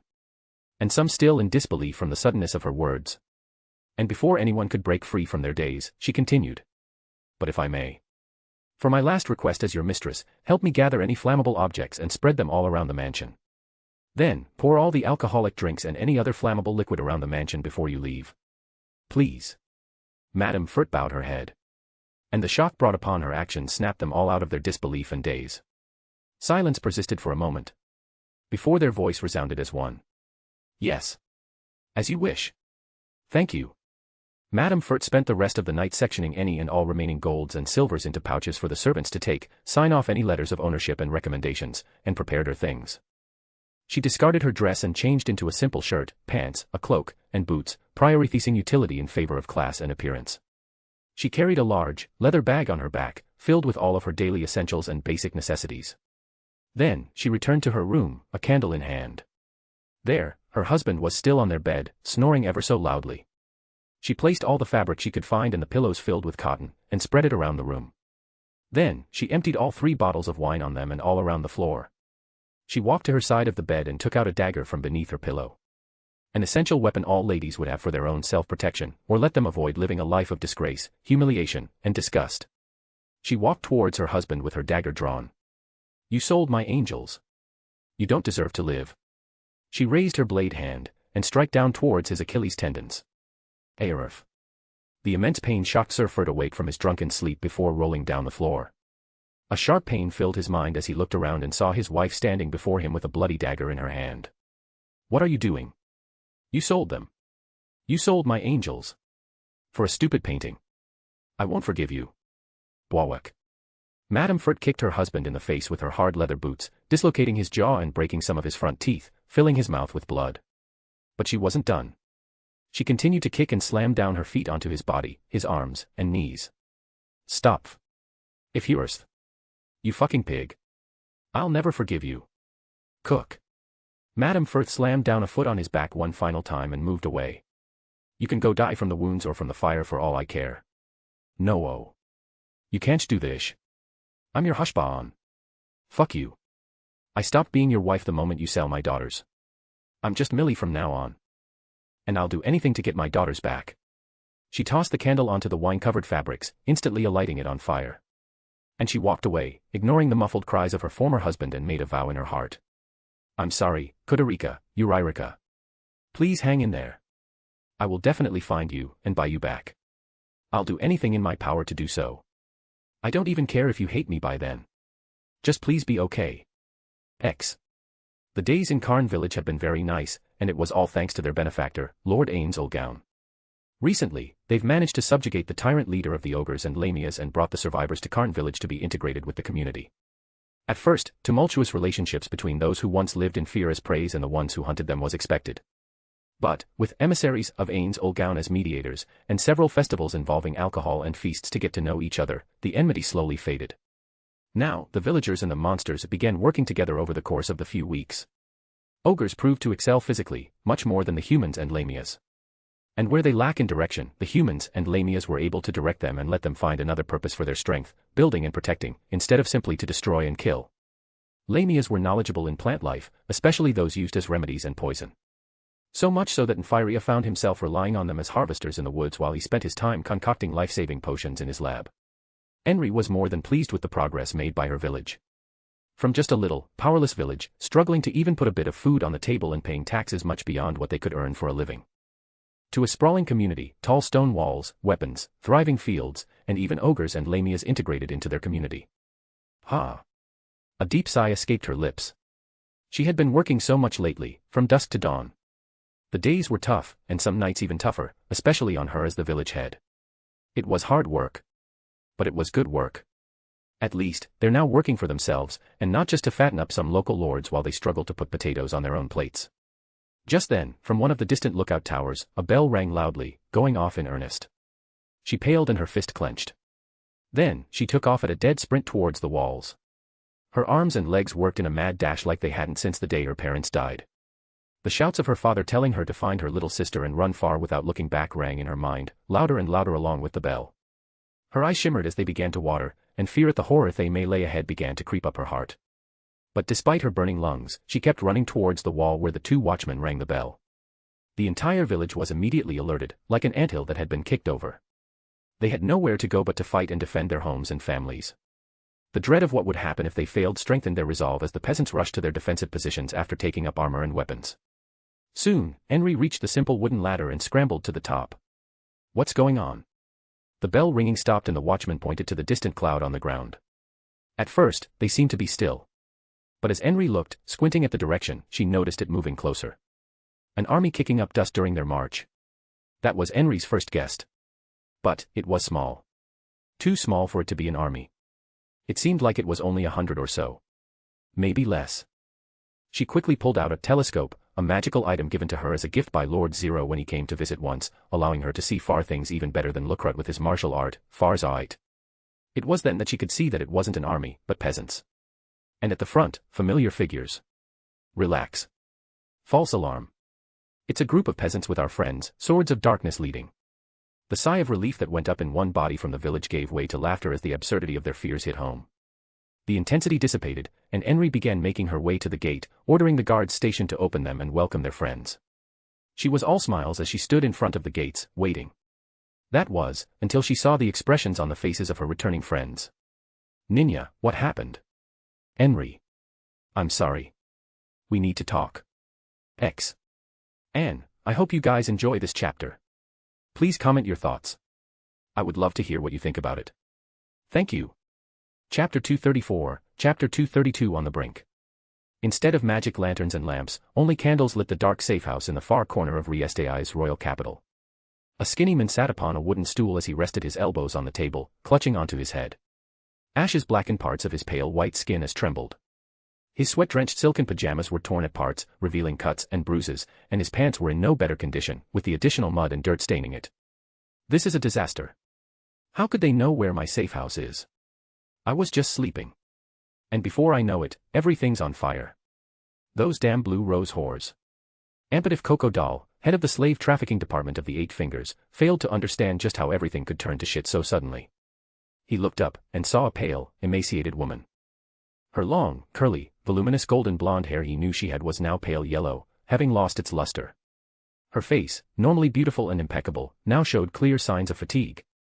The sunken eyes, pale lips, and wrinkles that she would have covered up with makeup and magic were now apparent. And the previously bewitching eyes, capable of giving men the wrong idea of invitation, were now without luster. She now looked like an old lady instead of the high-class prostitute that she was. I heard about your place too. Hell, your place should have suffered more than mine. They're burning your fields, right? Yes. Every one of them. The voice that once sounded alluring was now a mere, tired whisper. But he could understand how Hilma could fall to such a state. The blue rose whores, who raided their bases, seemed to have been targeting spots where the farms for Black Dust were. In other words, as the leader of the drug trade department who oversaw most of the farms, her place was their primary target. He even heard that her mansion was turned upside down. None of her servants were alive by the time dawn breaks. She only escaped by a sheer miracle. What are we going to do? The flamboyant, feminine voice that Coco Doll normally used was no longer there. Hilma could hear the desperation and gravity in his every word. IIVE sent letters to the others. We need to meet up. And discuss. We need to have Zero deal with them. But where should we go? Didn't most of our bases were raided? There's one place. Coco Doll stared at Hilma for a moment, his eyes confused, curious, and hopeful. I have a place in the inner circle of the nobles district, it's under the prince's name. I've used them before a few times for parties. That's right. But wouldn't it be too dangerous? Those adventurer whores are known to deal with the Golden Princess frequently. We should avoid the palace for now. Hilma suddenly shook her head vigorously and slapped down her hands onto the table with desperation. Her eyes were bloodshot as she looked at her colleague while shaking terribly. And no. It'd be safe there. I guarantee it. It'd be the last place they'll be searching, since it belongs to the Crown Prince. A look of shock and confusion flashed across Coco Doll's face. But after a moment of thought, he relented and nodded. All right. It's not like we have any other choice. Let's head there the first thing in the morning. And with his agreement, Hilma fell back to her chair, panting, as if the strings on her had been cut. Coco Doll could only shake his head and pity the poor woman. The sight she must have seen in that mansion must have been traumatizing. A man with dirty blonde spiky hair slammed his wooden tankard onto the wooden bar table, shattering the solemn silence within the small inn. Damn it. The leader of the worker group Foresight, Hecarim Termite, cursed under his breath and clutched his hair tightly. To his right, the purple-haired half-elf, Imina, wore a deep frown on her face as she stared blankly at her pint of ale. The loud slam did not jolt her with surprise. Recurring noises rarely do to people. While to his left was Roberdyke, a man with a warrior's body but in a priest's garment. His short, neatly combed hair and cleanly trimmed beard that he usually maintained was absent. There was a look of tiredness given the dark circles around his eyes and a pale complexion to his skin. News of the arson that befell upon the Furt's household mansion spread across the Arwentar in a matter of days. Foresight had been investigating the incident, trying to find out more about Archie and the twin sister she cared for so dearly. But days quickly turned into weeks, and nothing came up. There were only rumors that it was the madam who lost her mind after living in poverty since the fall of their noble household that burned the house down and killed her husband with her. The servants were fortunately able to escape in the nick of time, though they've all disappeared. Archie and her sisters, similarly disappeared, never to be found. Should we try and visit the site again? Maybe this time, with less patrol and people crowding the place, we can investigate deeper into the mansion. Imina placed a hand on his shoulder lightly. Her touch lacking in confidence and strength, just like her voice.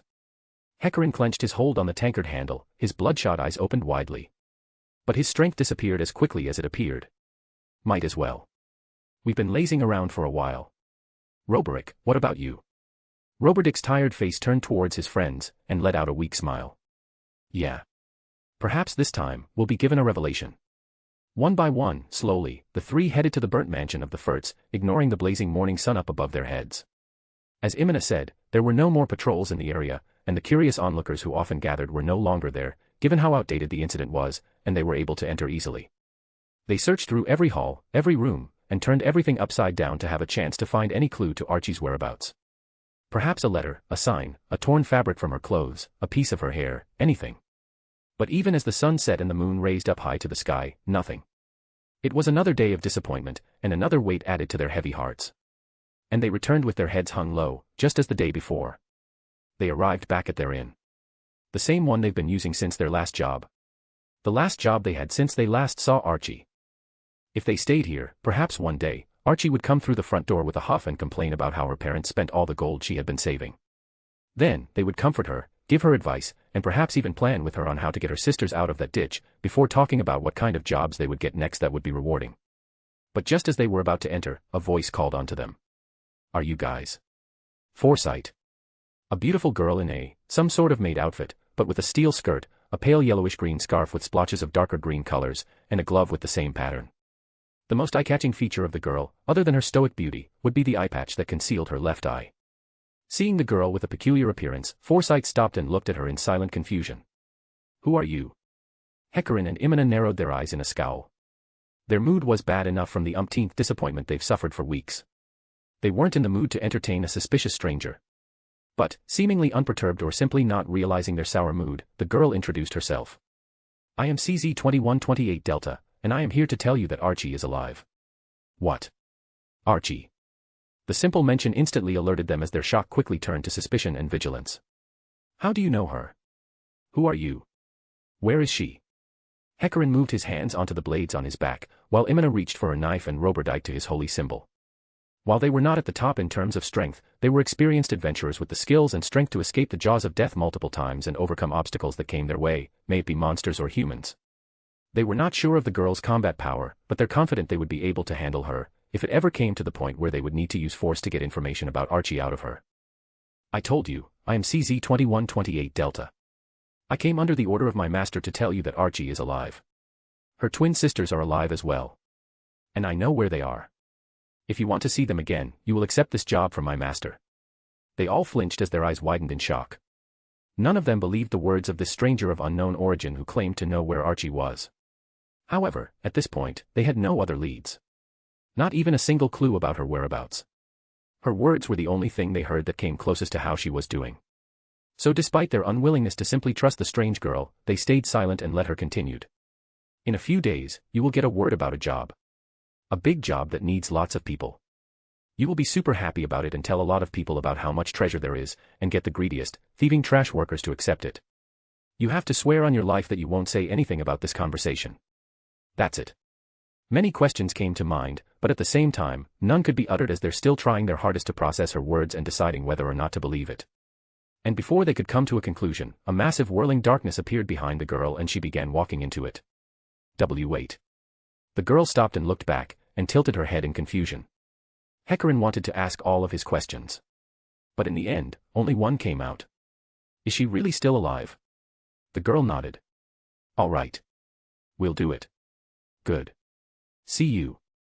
The girl then vanished into the darkness, disappearing as quickly as she appeared, leaving Foresight alone in silence, but now, with a newfound hope in their hearts.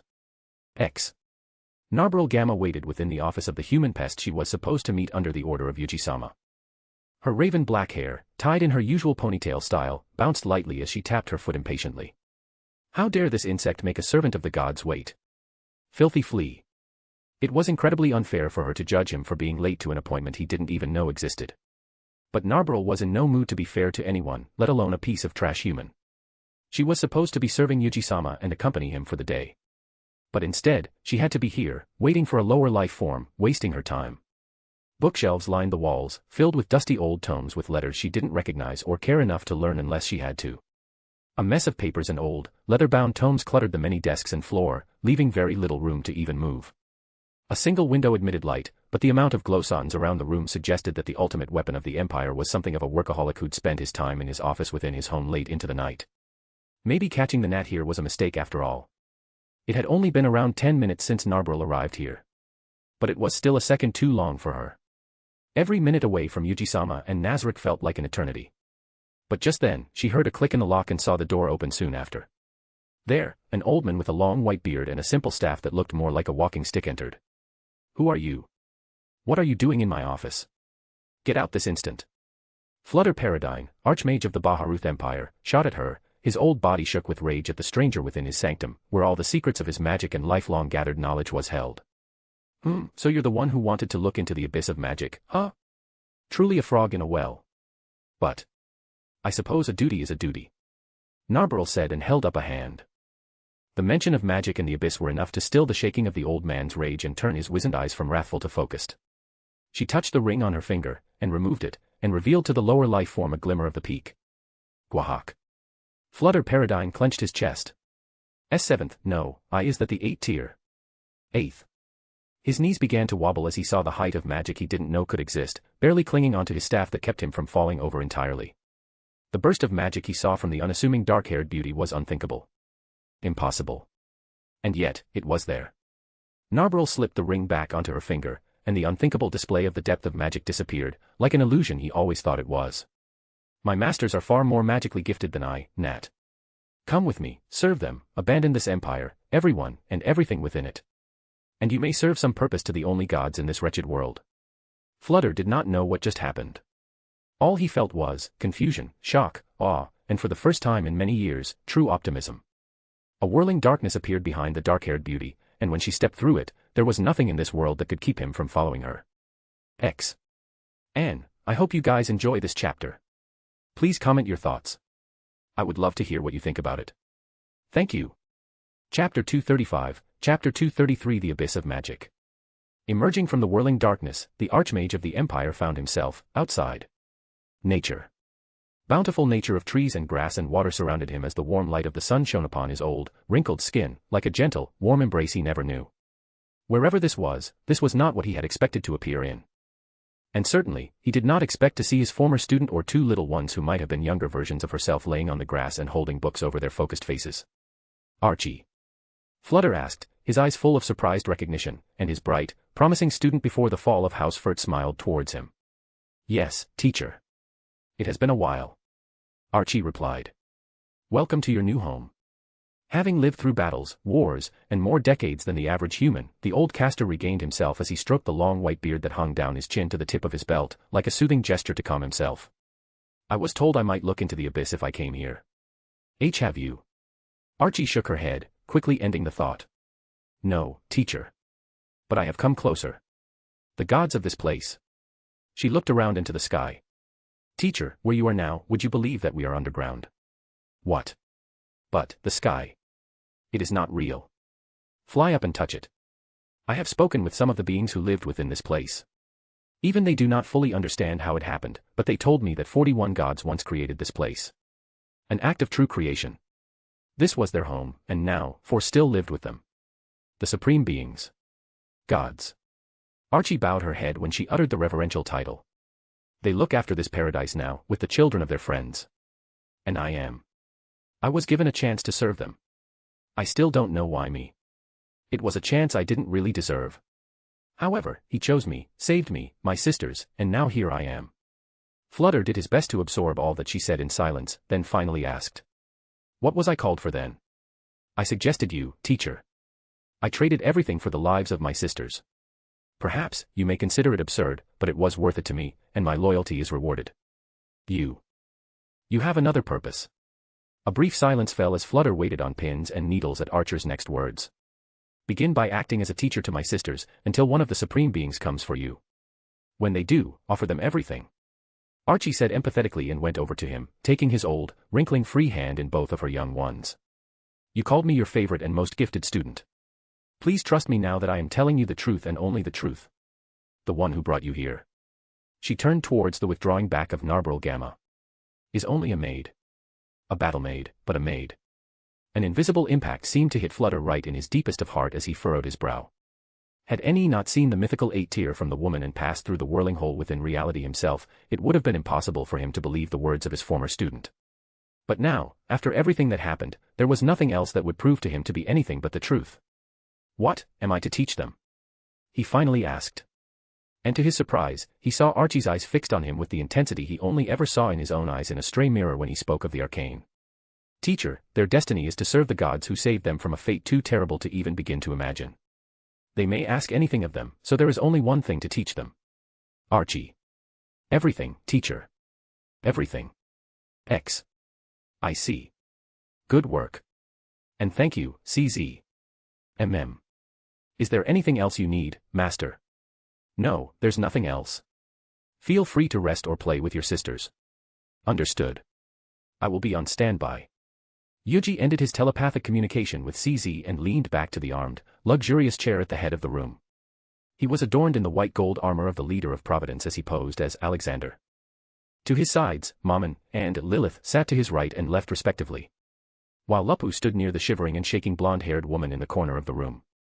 The wrecked woman, Hilma, was hugging her belly with her lithe, malnourished arms as she buried her head in between her knees, trying to make herself as small as possible to hopefully be forgotten by those within the room of the old estate. But she could feel the glance the men in pure white armor gave her. They'll be here. I promise they'll be here. I swear. Didn't I bring Coco doll here? Please believe me. I told them it's the safest place to be. And I've gotten notice that they're coming.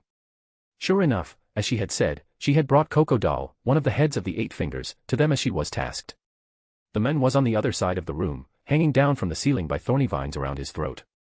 Jet black briar roses bloomed within his mouth as more vines grew out of his every orifices, existing and new, and wrapped around his body, sucking every drop of blood as their nourishment, and leaving the floors and carpet clean off any filth. With her words, Yuuji extricated her from his glance, and only then did she finally shake a bit less. As she had said, the many undercover spies and Hanzos he had placed within the Riestais had reported about the 8-finger leadership's arrival. They arrived early in the morning, and they've been heading straight to this very estate ever since. Just then, Lupu began to sniff the air a few times. They're here. Lots of them. And they're angry. Bloody angry. Hilma shot a glance from her position at the impossibly beautiful red-haired woman she knew as Lupu. Superior senses. Is it a talent? Or is she not human at all? Only wearing the skin of one. Her idle thought was quickly replaced by the lancing pain in her guts, and her terror renewed once more. It doesn't matter. As long as I do what I'm told. I didn't lie. I'll be fine. Just fine. Just tell the truth. Do anything they say. Be faithful and hope I don't get punished. Her beautiful face, despite being healed, was quite gone from the frequent vomiting after meals. No food, no matter how appetizing, found it hard to stay within her guts before being forcefully pushed out after everything she had experienced. She was already losing the weight she didn't have much of in the beginning. Yuuji, Aika, and Ain similarly felt the numerous presences entering the estate, along with the sounds of footsteps drawing closer. Very well. You've proven your worth. Yuuji waved a hand, and a gate opened in front of her. Go and tell Demiurge you are to be rewarded. Yuuji did not see Hilma's eyes hidden behind the portal that shone like the sun. Thank you, master. Thank you very much. Hilma said and scurried on swift little steps on all fours from her keeled-over position, using even her hands to boost her quicker into the portal, desperate for the sensation of bliss that became her reward for destroying her comrades. Soon after, the doors slammed open. The first to enter was a monster of a man. His muscles were larger than Gazef Stronov, with animal tattoos all over his body that even a novice caster would recognize to be of magical purposes, and a bald head. Behind him were the ones Yuuji recognized to be members of the security departments, and behind them were the rest of the department leaders and a few of their surviving subordinates. As the strongest and the one all of them relied upon the most in this times of danger, Zero was the one to lead the group of executives. A look of surprise, and perhaps a bit of interest and sadism, appeared on Zero's expression when he saw these adventurers daring to come to this place. But all of that immediately disappeared when he saw Coco Doll's lifeless corpse hanging down from the ceiling, wrapped in vines and jet-black roses. Who are you lot? Zero said through clenched teeth as he crumpled his hands into fists. The other members of the security department tensed and readied themselves as well, placing a hand on their weapons, as their eyes locked onto the four figures inside the room before them. Providence. The white gold paladin said, and all their eyes widened in recognition of the name. Sounds of swishing steel and clanging metals resounded as the security department drew their weapon, while the non-combatants moved to cower behind them. Zero held his confidence, his mouth turning into a wide, feral grin. Huh. So you're working with those whores too, huh? Well, you should have had them here too. But well, you can regret it in the afterlife. It's over now. There's only 4 of you, and a lot of us. Yuuji stayed still on his chair, relaxed, treating his threat as insignificant, and veins began to show on his bald head. There's no need for them. They've done their part. And any one of us would be more than enough. Rumbling anger met Yuuji as more thugs filtered into the room. You really think you can win? Zero felt at least somewhat dumbfounded. Thug or not, he was intelligent enough to run the Eight Fingers organization that spanned from the far south of Riestais to Arwentar itself, and the confidence of the white gold armored man and the rest of his companions did not make any sense. Just then, they heard a laugh that broke the silence from the dark-robed wizard sitting to the knight's right, and all eyes turned towards him. Ah, excuse me. I was simply reminiscing about a funny memory triggered by your words. The hooded magic caster continued. Someone else asked me something similar once, not that long ago. They had us outnumbered, and they too were wrong. They're now all wishing they were dead. I'll make you the same offer I made them. Mammon held out an open hand towards Zero. Go to your knees, offer your lives to me, and I will make your deaths quick and painless. Or resist, and you will beg for death before sunset. Zero frowned. How about I make you a different offer? Drop your swords, surrender, and we'll kill your women when we're done with them. Yuuji and Mammon heard the offer but they weren't sure they heard it properly. They looked at each other for a moment, before looking back at Zero. What? Did you just say? Can you repeat that? I said. Drop your swords, surrender, and we'll kill your women when we're done with them. Zero repeated himself and began activating his shamanic tattoos. Depictions of a lion, a panther, a buffalo, a rhinoceros, and a falcon tattooed throughout his body began to alight in various light as Yuuji and Mammon sat frozen, processing what he had truly said. Then, they lost all reason. Zero lost sight of the 2 men who sat at the far end of the long table. But before his facial expression could even register confusion, he was falling over and did not know why. What happened? He wondered when he landed hard on his side and rolled onto his back. Out of the corner of one eye, he saw the white gold paladin sever the head of the undead king, Davarnak, whose body began to dissolve and purify before he knew he was killed. Edstrom had enough time to raise her blades, but they were shattered before the holy blade that just purified the undead king suddenly fell onto her and bisected her in half before the first screams of horror could rise up.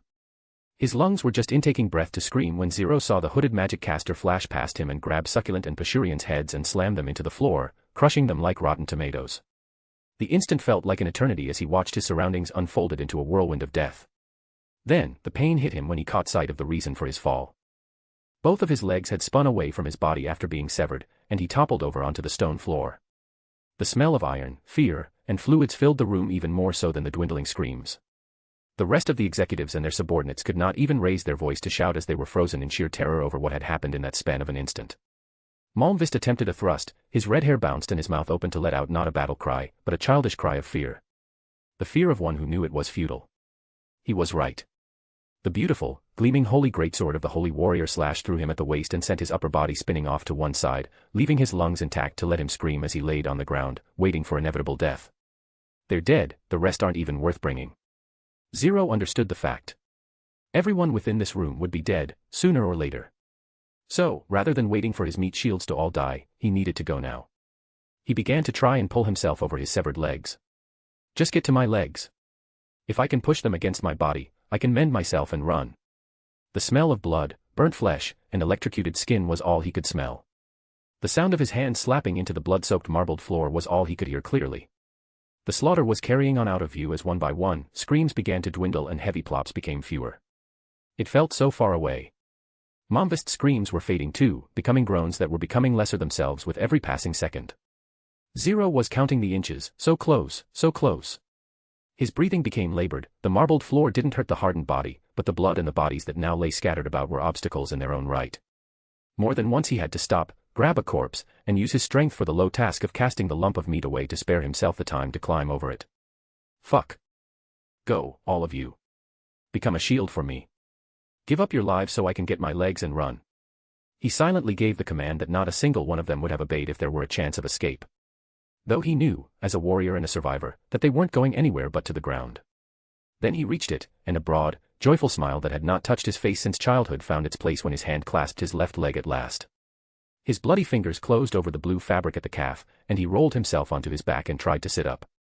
But before he could, he felt a violent kick to his back that sent him tumbling end over end across the stone floor, bashing his head and arms and the stumps of legs across the surface.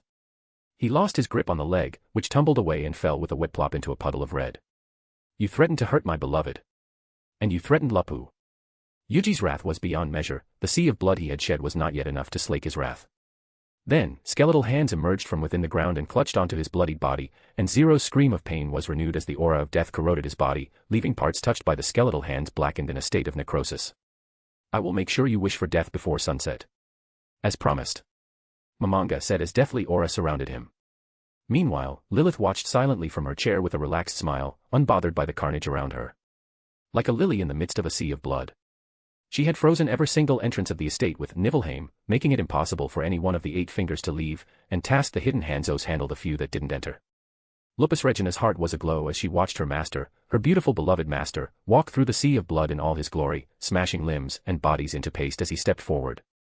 But still, despite the warmth in her heart that she was eager to boast and share with her sisters, she couldn't help but pout. Yuji-sama, Mamanga-sama, can I play with him, just a little, before we take his head? She asked with a demure look down into the bloody floor. She shuffled her feet and kicked aside some stray intestines as she made her way to her masters. She didn't have the chance to play much since her masters had annihilated the lot so quickly. So she wanted to have a bit of fun as well. Yuji nodded at her and Maman stepped back. He is yours, Lapu. Do what you want. But by sunset, take his head. We still need to present it, and the rest of the leaders' corpses, to the king. Yes. Thank you very much. Lapu said and pranced over to the groaning lump of ruined muscle.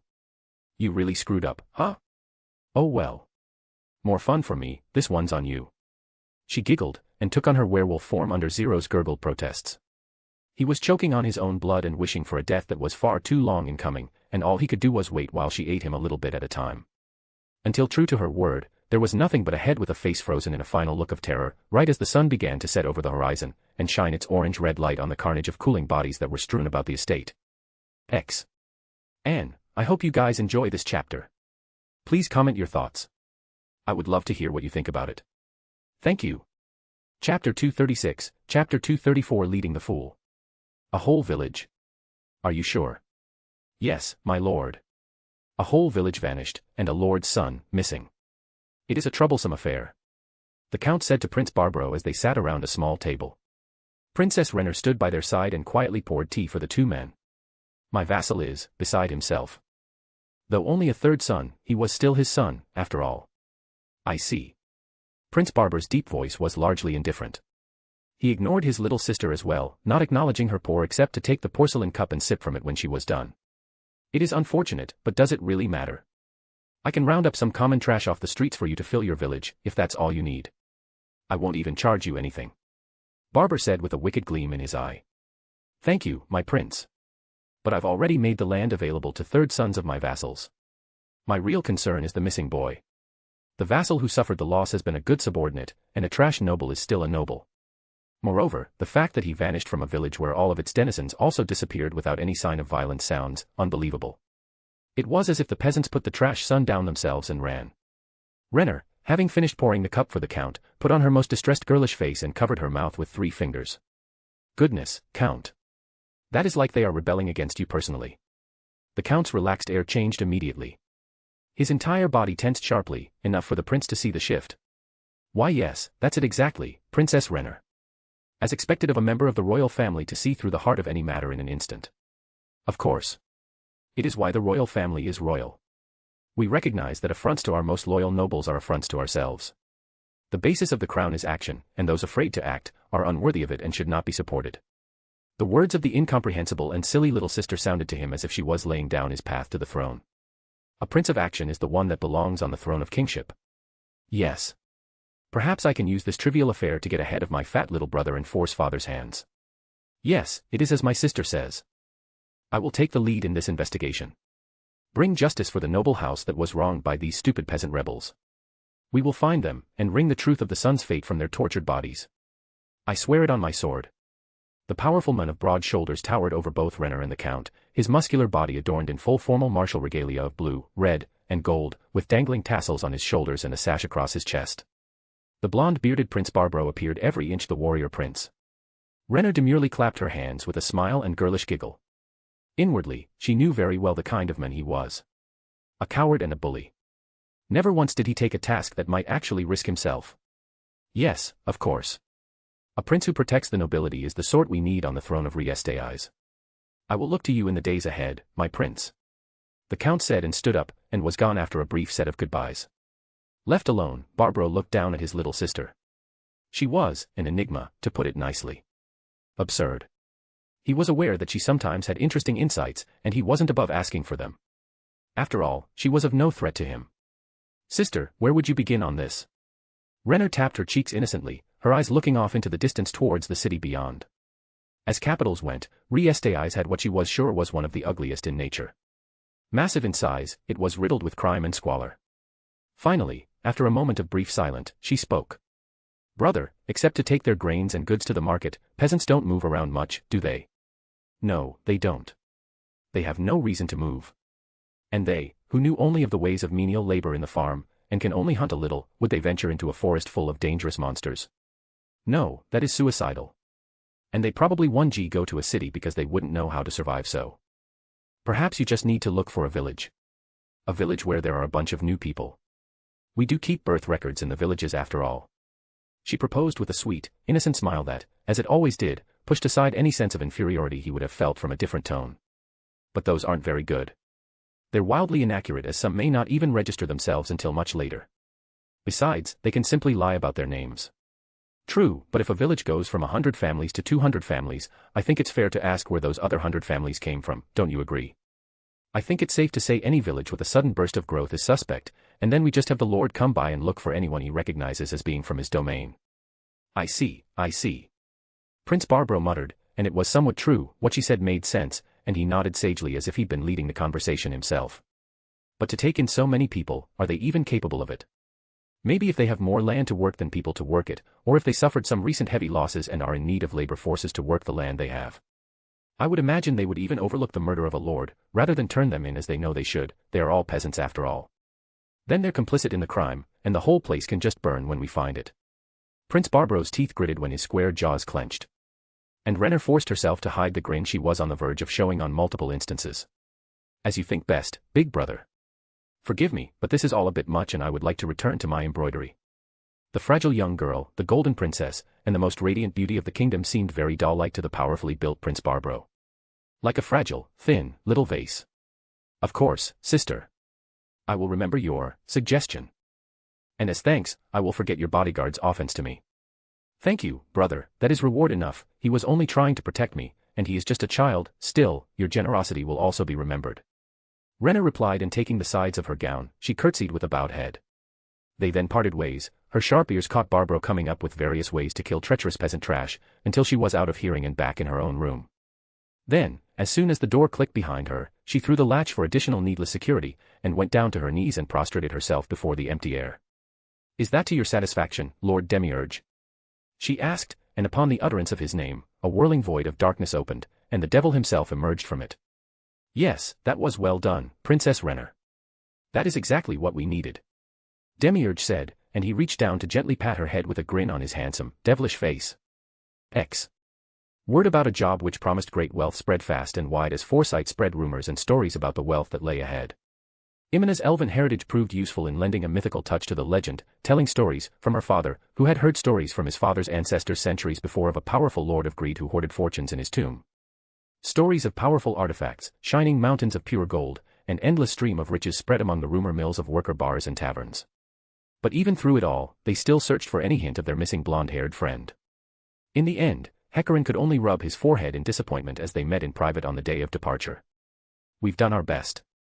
All we can do now is hope that it's enough." He looked from Imina to Roberdyke. "That girl we met, she looked human, but I don't think she was. I don't have any basis for this, except for my gut instinct. But, if I'm right, and she's not in charge there, I don't even want to think about what kind of monsters we'll face." Imina touched his arm and looked up at her lover's eyes with a small comforting smile, one that she herself was forcing to show on her face. "Don't think about that. We're Foresight. We've survived great many terrible things. We'll survive this one too. And when it comes down to it, you'll do the right thing. I believe in you." Roberdyke nodded in agreement to her words, and their display of trust in him ended the discussion right then. The fast-spreading rumors brought quite the number of teams together outside the tomb, making the gathering space on the outskirts look more like the beginnings of a village than a temporary camp. A few camp followers and traveling merchants also appeared, eager for a chance to profit off the life-risking efforts of the workers who expected lots of coins to enter their pockets soon enough. "Well, at the very least, we did a really good job with those rumors." Hecarim looked around the lively crowd and thought to himself. It was, by far, the largest gathering of workers any of them had ever seen. A few familiar faces were also present. Parpetra, a wrinkled old man with the vigor of someone much younger than his age and leader of the worker group Dragon Hunt. Gringam of Heavy Masher. Short in height, but he made up for his size sideways with having considerable strength and adorning thick armor over powerful muscles. A man with dwarven blood ancestry, known for their toughness and strength. And some of the not-so-reputable ones as well, to put it lightly. Arya Uzrith of Tenmu. A powerful swordsman from the slain theocracy who took human supremacy to the point where even other humans found disturbing. His personality was so disagreeable that despite being compared to Gazef Stronov, he couldn't find or form a team. So, he bought mentally broken elf slaves to provide magical backup. Although slaves were pricey, his earnings as workers allowed him to replenish his slaves as soon as they were dead. He only ever purchased female elves, and never even cared to properly arm or equip them in any way. And to prove his human superiority over them, they weren't spared his advances whenever there was free time. A scum in every meaning of the word. Talks about how great of a treasure this tomb held filled the camp with excitement. Despite the prospective danger that may lay within the unexplored tomb of an ancient entity, none showed fear, hesitation, or nervousness that exceeded their greed. A truly exemplary group of what it meant to be a worker. There's no danger too great as long as there's enough gold. Hecarim exchanged a brief conversation with Parpetra and Gringam before leaving with a few final words to wish them good luck, and returned to his comrades in their own small tent with a mute, dead-eyed stare. He slumped down on the ground, the twin swords behind his waist rattling as it hit the floor. "When this is over, after we save Archie, I'm done. I don't want to do this anymore. It's pointless." Roberdyke was the first to respond, with a deep sigh. "My friend. I've toyed with the very thought many times. I've only stuck with this as long as I have because of who I work with. If we APRT ways, I'll find a village somewhere and settle down as a local priest. That would be a life good enough for me. I go where you go, even if it means no more tombs or caves. But first we rescue Archie. I just hope she's all right. I hope they're not torturing her. Don't think about it, most monsters aren't interested in humans like that at least. Just get some rest. Tomorrow, we get started. And hopefully, it all works out." Hecarim said and went to his bedroll, and collapsed almost immediately into ugly, ugly dreams. A number of monitor screens reflecting live feeds of the groups of workers entering the tomb one after another floated before the obsidian throne. Each screen followed the movement of a group of workers, reflecting even the subtle changes of their expression from excitement to vigilance clearly in real time. The stage was set. The workers, led by greed and entered the darkness, would never leave it. Sitting on the obsidian throne, Momonga watched as he clenched his hand on the staff of Ain's old gown. Although all were part of their plan, the fact that these greedy rats laid their filthy feet into his beloved home he and his comrades created and where his children lived to raid and rob it elicited great disgust and anger from the very depths of his heart. The only comfort was the fact that none of these bastards would ever leave again and that they would wish for death sooner rather than later. Lelouch, who stood by his left, and Yuuji, as well as Aika, who stood to his right all watched the screen with similar sentiment, though not to the same extreme. Momonga-sama, all the rats have entered, and none had chosen to leave after reaching the threshold. The little magic caster's comrades have also followed the rules and path told by her through telepathy. We may start the test now. Albedo said as she manipulated the screens and displayed a map with the current location of each group of workers denoted by a red, blinking point. Momonga, or rather, Satoru could understand the desperation one would have for fortune while living in such a cruel world. He too had seen many good-natured people turn into criminals to steal credits from others just to survive. That is why, he placed a few golds near the entrance. If they took it and left, then their fate would have ended much swifter. But none took their chance, and now, any remnants of remorse vanished from his heart. Very well. Begin the test for Nazarick's defenses. Yes. These little rats wouldn't even begin to scratch the surface of Nazarick's defense's full capabilities. However, Albedo took this task with the dedication and focus a guardian overseer would have towards any sort of threat that may threaten Nazarick. At the very least, they'd be able to test the effectiveness of their free pop monsters and traps against lower life beings of this level. She just hoped they wouldn't expire so quickly. It's the least they can do after daring to invade her beloved's home with such ill intent, use their body to serve her beloved and the supreme beings by becoming test subjects and or food for the denizens of Nazarick. Albedo, how is Foresight? Yuuji asked. They are being led by Archie to the designated place using the message scrolls, my love. Albedo answered, her voice ever so soft, gentle, and affectionate as she spoke to her beloved. Good. Continue watching them. See if they're truly worthy. If they are, we'll have our champions against Baharuth. X. And I hope you guys enjoy this chapter. Please comment your thoughts. I would love to hear what you think about it. Thank you. Chapter 237, Chapter 235 Fated Path. Hecarim approached the entrance to the tomb. The rest of Foresight followed closely behind. The sound of metals clanking and heavy footsteps of Heavy Mashers members rushing into the darkness still echoed back to where they stood. Tenmu's footsteps were slower and more steady, but they were no less sure and alerted. Not one to miss out of a bargain, huh? Well, that's fine. There's only one treasure we're after. Anything else is just a bonus. Hecarim reminded himself and entered with cautious steps. Parpetra and his team chose to be more circuitous, while the many smaller teams of workers simply rushed into the tomb, showed themselves as novices. Their voices echoing throughout the entrance of the eerie tomb. With Heavy Master and Tenmu up front, what have we got to worry about? Hurry. Don't let them take all the loot. The rush of hurried workers blinded by greed kept Foresight standing to the right side of the walls as they went eagerly to their tasks. Most of them wouldn't survive, Imina thought to herself, a grim expression on her face. But then, a thought came to mind. There's enough here for a military company or two. Why would anyone want this kind of attack? Unless they were sure they could handle it. Excited cries came and redoubled, then again, and again. The sound of falling, clinking coins, happy laughters, and words of declaration of their riches echoed throughout the dark halls. But for all the noise, one voice, a whisper right into their minds, resounded most loudly to them. This way. Follow the long hall. The half-elf stopped mid-step as she heard Archie ringing in her head. Ignore anything. Everything. Don't touch a single coin, not even to inspect it.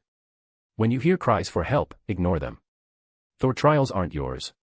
She felt her lover bump into her back. Watch it.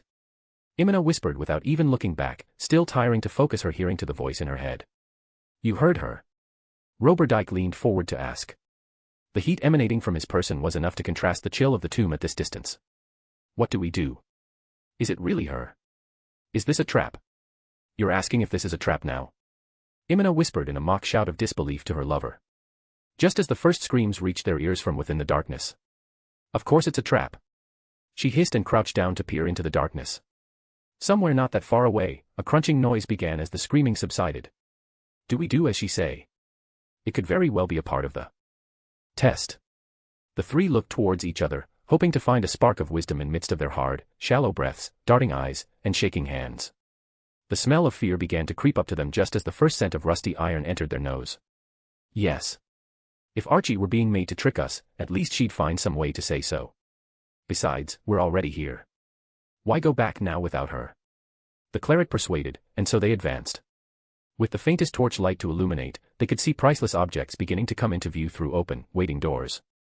Glittering gold, sparkling gems, shimmering adamantium, the wealth of kingdoms lay within a few paces, and the whispers of temptation passed her parted lips when she saw, from the corner of her eyes, a status of a woman's terrifying face with live snakes for hair, rubies for eyes, pearls for teeth, and emerald and jade for scales. Its worth simply from its material would be worth beyond anything they've ever owned. Added to its artistic value, they could easily live an entire lifetime in luxury. She stopped to look, but in the next moment, she felt her greed slip away as she recalled Archie's face. Fear came next, as she wondered what would have become of her, her lover, and her dear friends if she gave in to that moment of temptation. The three continued into the darkness. When you reach the four-way intersection, stop and wait. And don't use your weapons. Archie's words rang in their heads. And when they eventually reach it, they all let out a deep breath and clenched their teeth. I will trust. Come what may. It was the spring of his life. Arya was enjoying himself, walking through the dark halls with a spring in his every quiet step. The dozen skeletons that appeared were barely worth any bit of effort for his sword. And the gold he found was worth more than he expected. He wondered what more riches may lay ahead. If there's anything that may foul his mood, it'd be the gazes of his slaves who were following form behind him. Their timid steps following him were slowing him down. But that said, he still found some good things in these otherwise wastes of space. He could feel their awe and their fear. Moments like this was what he savored the most, with the close second being when trembling thighs opened at his command. After all, it was only right for these elves to do as he said. He was superior to them, and they knew it. They knew it now far better than when he first bought them. Imina. The next elf I buy, she'll look like you. Oh, how I look forward to breaking her. A dark smirk appeared as he licked his lips and took the mental note. He'd make sure he got the chance to work with Foresight again when the time comes. And the look on their faces when they see just how much he had broken the half-elf slave that looked like her. Just imagining it made him hard. Master. There are noises ahead. The blue-haired ranger elf said in her usual timid voice. She was shaking, both from the fear of her master and the chill that pierced her body clad in nothing but the cheapest ragged clothing, just like the other two. They had no enchanted gear or armor to protect themselves. They didn't even have basic sandals. Are you sure? Arya demanded, his narrow eyes narrowed even further. The other two nodded without giving voice to their agreement. All right, their hearing is better. He admitted, but would never say it out loud. What is it? It sounds like a woman's voice, and squeaking. Like she's humming music. The ranger answered, accompanied by furtive nods from her comrades. They clutched their hands together at the chest and tightly shut their eyes in case their master chose to hit them again. He didn't.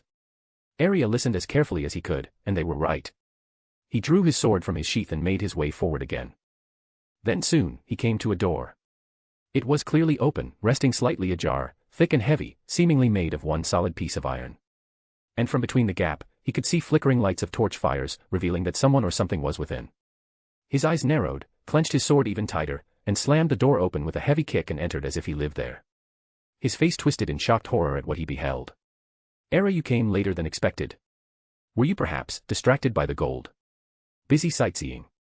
A woman with golden hair, beautiful beyond words, stood at the center of a room of stone and darkness outside the illumination of the torches.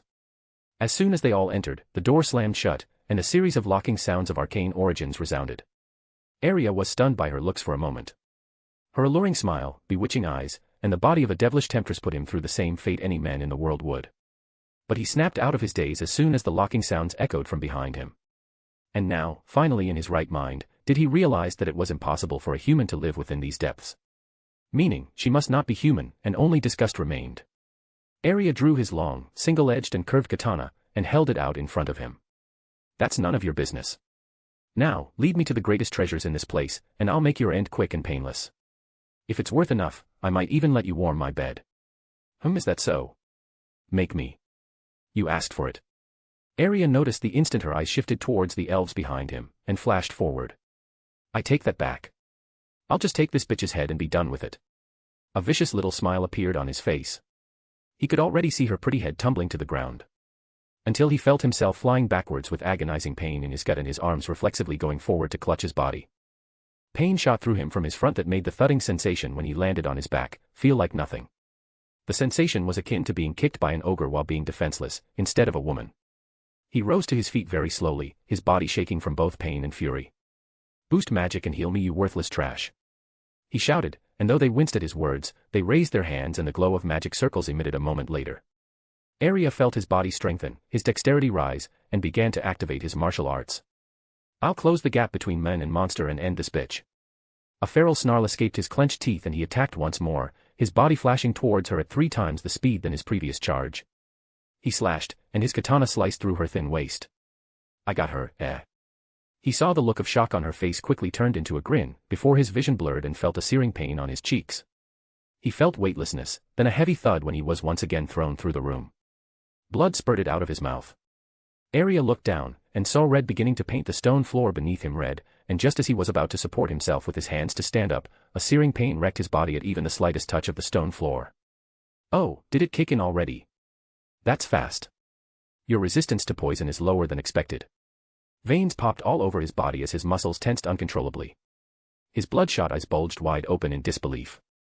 How was this possible? He had resistance to poison. And just when did she administer it? "Fufu, you should be thankful. It's a special poison I concocted after becoming a succubus. It amplifies the pain and prevents blood clotting, while also intensifying any physical sensations while keeping your mind wide awake and alert." Arya squirmed on the ground as his body trembled in pain. Every single thing, even the stale wind of the hellhole of a crypt, was enough to make him feel like his skin was being pierced by countless tiny needles. "Heal me. Heal me, you worthless slaves." The mere action of shouting almost made him faint. His throat felt like it had been ripped apart, gnawed, and scratched by steel brushes. And in return, he saw his slaves simply smiled at him, sweetly, hatefully, and began to giggle. "No. No." They pointed at him, and began to laugh, and their laughter was like knives. "Don't you know? I'm better than you. Do it. Heal. Heal." He shouted loudly once again. And his shouts went unanswered, and his orders died in Arya's throat when he heard the tap of a heel on the stone just in front of him. "Fufu, I would have loved eating you while you screamed in pain in the past. But now, I have a refined palate. But, food is still food, and as Ain-sama said, I should not waste anything. So, Kyuhoku and his children can have you." Fufu looked forward to it. She began to walk away before turning when she heard him scream loudly again. The trio elves were kicking him repeatedly with their bare feet, causing him even more hellish pain. Well-deserved pain. They stopped when they felt her gaze, and looked up at her with pitiful expressions. "Make it quick," they said in unison, and went back to kicking the screaming blonde swordsman. Her eyes narrowed in thought, before deciding to spare them. "For now. If you had no choice, you might be spared. Wait, and we will see," she replied, and this seemed to please the slit-eared elves, who went on kicking their former master, for quite some time. And I hope you guys enjoy this chapter. Please comment your thoughts. I would love to hear what you think about it. Thank you. Chapter 238, Chapter 236, Gravest Sin. Parpetra was cautious by nature. This trait was well known, especially amongst members of his team. And so, when he advanced forward, they followed suit with confidence as if there was no danger. He checked for traps, and had his magic caster look for illusions. And at each tombstone he approached, he thrusted down with his earth-penetrating spear. It pierced the grave, and with its holy tip, he sought to purify whatever twisted, mangled, unlife that may lay within the depth of this eerie tomb. There was no reaction, and he yanked it up easily from the soft earth a moment later. Then, he turned to his comrades to remind them once more. Be careful. A place like this always has unexpected surprises. Indeed. A keen observation. At least, as keen as one blinded by greed could be. A woman said as she emerged out of an open doorway that led into pitch-black darkness. She was slender, but only her waist, for she possessed an incredibly voluptuous figure accentuated by her enormous chest and pert, round butt.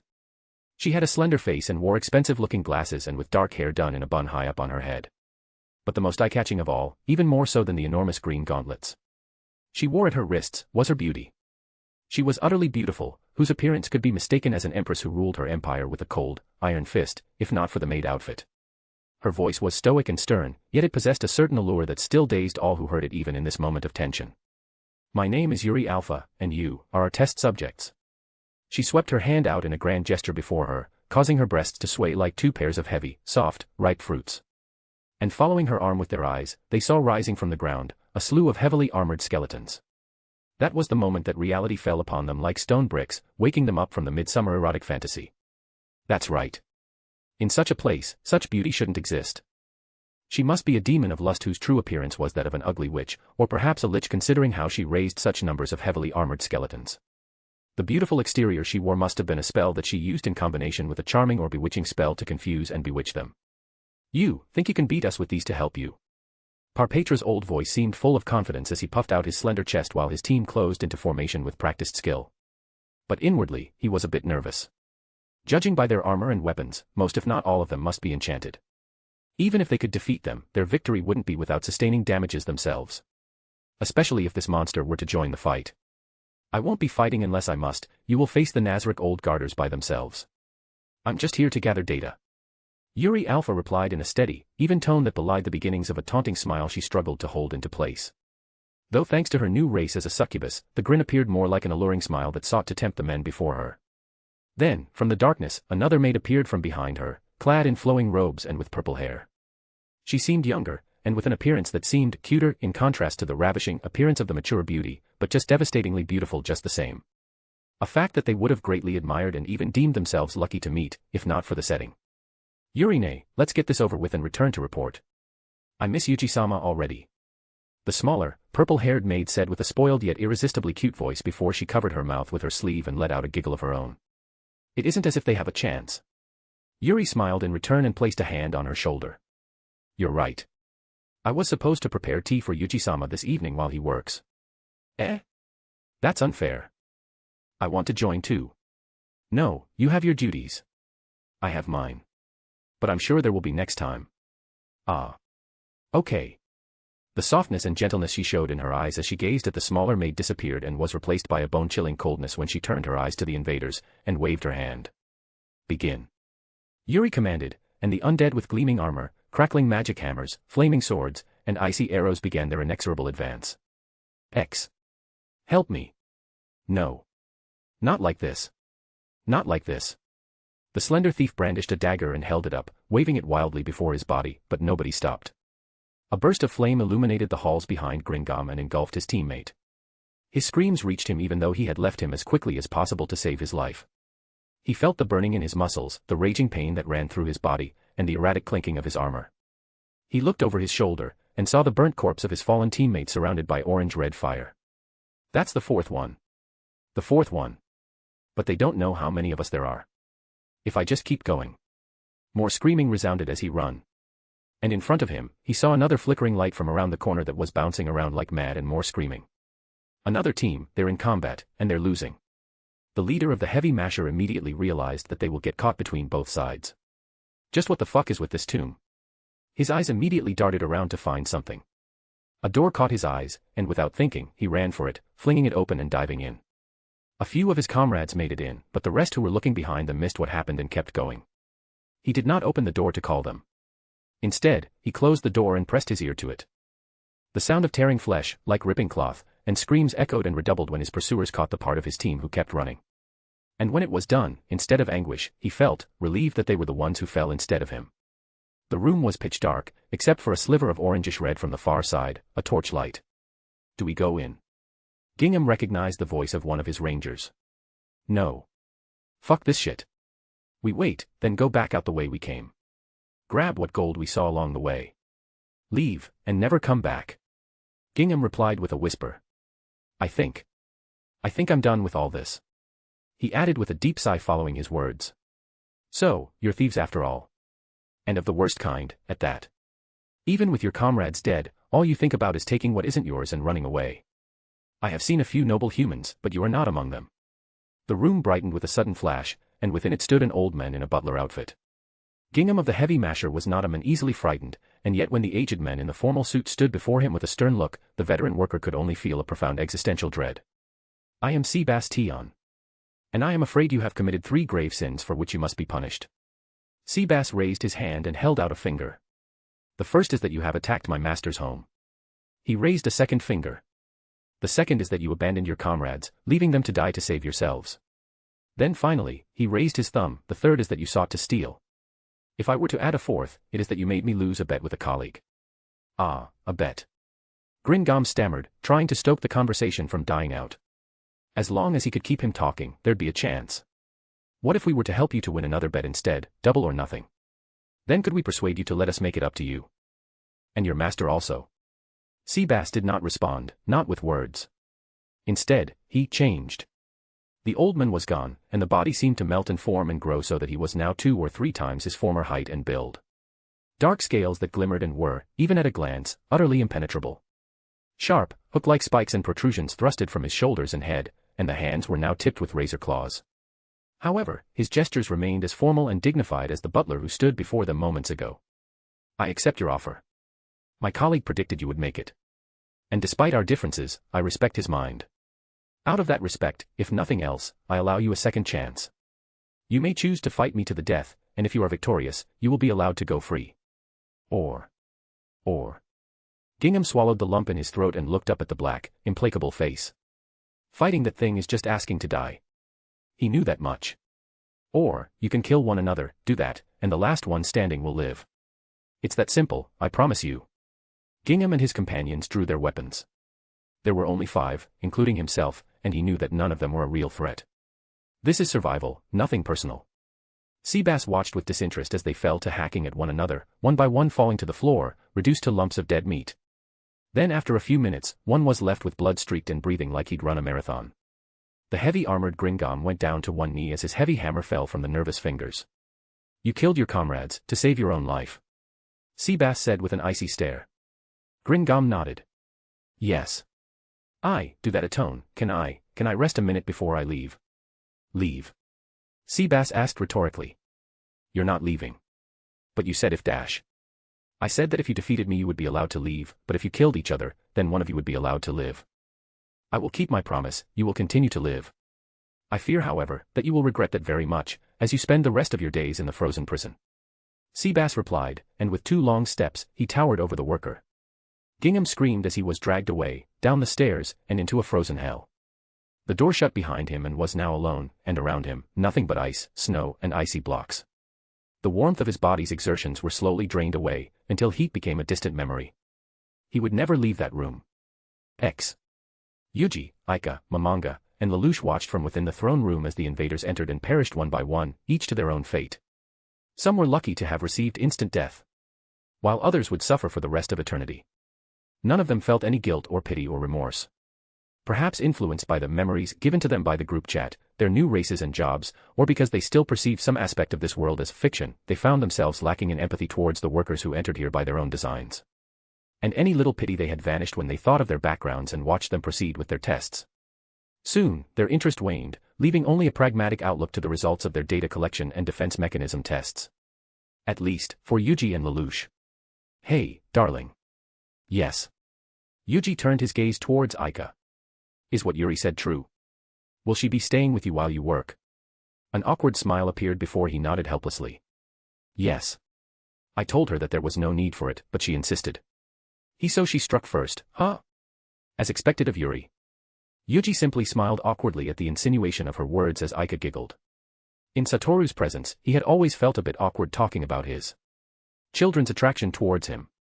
As if sensing Yuji's unintentional awkward glance, Satoru turned towards him. There was a look of confusion for a moment, before realization seemed to hit him. Then, he smiled with a nod. Take care of them. Even if I consider you a close friend, I won't forgive you if you make any of them sad. Yuuji nodded solemnly. Of course. That will never happen. Don't worry, Momonga, I'll be the first to punish him if he ever break their hearts. Momonga smiled, and returned his attention to the screen. At this point, most of the test had concluded. And all but one group remained, Archie's comrade, Foresight. He raised to his feet, wrapping the golden staff of Ain's old gown onto the ground, and said with a commanding voice. It's about time. Shall we see to the test of our potential future champions? They all stood up and made their way to the amphitheater. And I hope you guys enjoy this chapter. Please comment your thoughts. I would love to hear what you think about it. Thank you. Chapter 239, Japan Trip. Hey guys. A bit of an announcement. I'll be gone for a trip to Japan for 10 days, starting February 8th. I've scheduled an update for the 8th and 9th, but I'll unfortunately be missing the 15th and 16th update. I'll be back on 22nd and 23rd for the next update. See you guys soon. Chapter 240, Chapter 237 True Gods. Hey. Why do you think we haven't met any opposition? Aren't we supposed to fight? This test. Hecarim spoke, his eyes still locked on the path ahead while he trusted his comrades to watch his back. Maybe, we misunderstood. Are we supposed to fight? Or just to follow and trust in Archie's words? Imina suggested, similarly confused as she scratched her ears. Perhaps. Or maybe we are being led to the fight. We've heard screaming, who knows how many are still alive? I can only. Who can say? The cleric spoke, before changing his mind and simply clutched his mace tighter against his body. Soon, they reached the four-way intersection they were told of, and stopped. And a few moments later a figure appeared. You finally came. CZ's familiar, monotone voice resounded, alerting them. And all began to strengthen their grips on their weapons, not actually brandishing them, but to have it ready to defend themselves. Yes. Now please give us back Archie. Hecarim demanded with more courage than he truly felt. Just by being before her, he could feel cold sweat dampening his already drenched shirt anew. He just wanted to get Archie back and leave with everyone, and never come back. But to his disappointment, the maid shook her head. I don't have her. I'm only here to lead you to her. If you stay with me, you'll be safe until you get to the arena. After that. Well, the rest is up to you. How do we know we can trust you?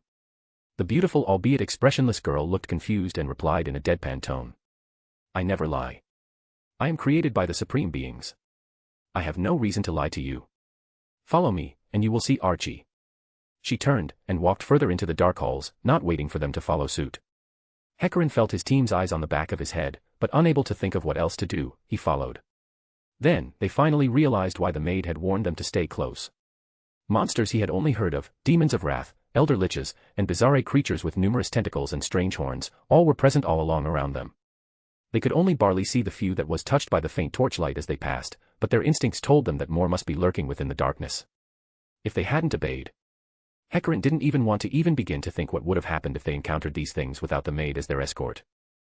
It was a long walk, spent in utter silence, until a pair of maids from another hall came and fell in beside the pink-haired maid and began chatting amiably, as if Foresight was non-existent. Each and every one of them were peerless beauties. Contradictory as it was the only way Hecarim, Roberdyke, and even Imina could think of when they saw them. The pink-haired maid treated the duo of maids very differently. While she was still expressionless, they could tell there was warmth in her voice that was absent when she was talking to them. The trio bade farewell and parted as they saw, in a distance, a portcullis rose up to reveal a much brighter area beyond. Go there. You'll find what you're searching for. CZ said, and they looked following her gaze. Up ahead was erected a dark iron wall in the middle of the sands, and to their dark wall was their comrade, wrapped in chains. Archie. The trio shouted and rushed past where CZ stood. Their attention was solely focused on Archie and they moved so quickly that they almost missed the two pairs of figures who stood beside their bound comrade. One was a masked-robed magic caster, and by his side was a dark feather-winged young man. On the opposite side of the wall was a devilishly handsome man, no, multi-winged devil, and to his side, a goddess in the form of a demoness that personified a heavenly and bewitching beauty at the same time. Halt! The masked magic caster bellowed with a voice of thunder and held a gloved hand out over the forehead of their captive companion.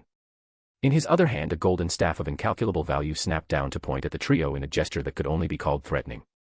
The waves of sand they kicked up as they ran stopped instantly. Fear of what the unknown figures might do was visible on each of their faces and none of the three could even make an attempt to hide it. The same noble voice then rang out once more, the staff the mysterious caster held in his hand swept out in front of him, and the bright lights grew brighter as the flames of torches tripled in size, illuminating a vast number of stone golems serving as stand-ins for an audience. My name is Ains Olgown.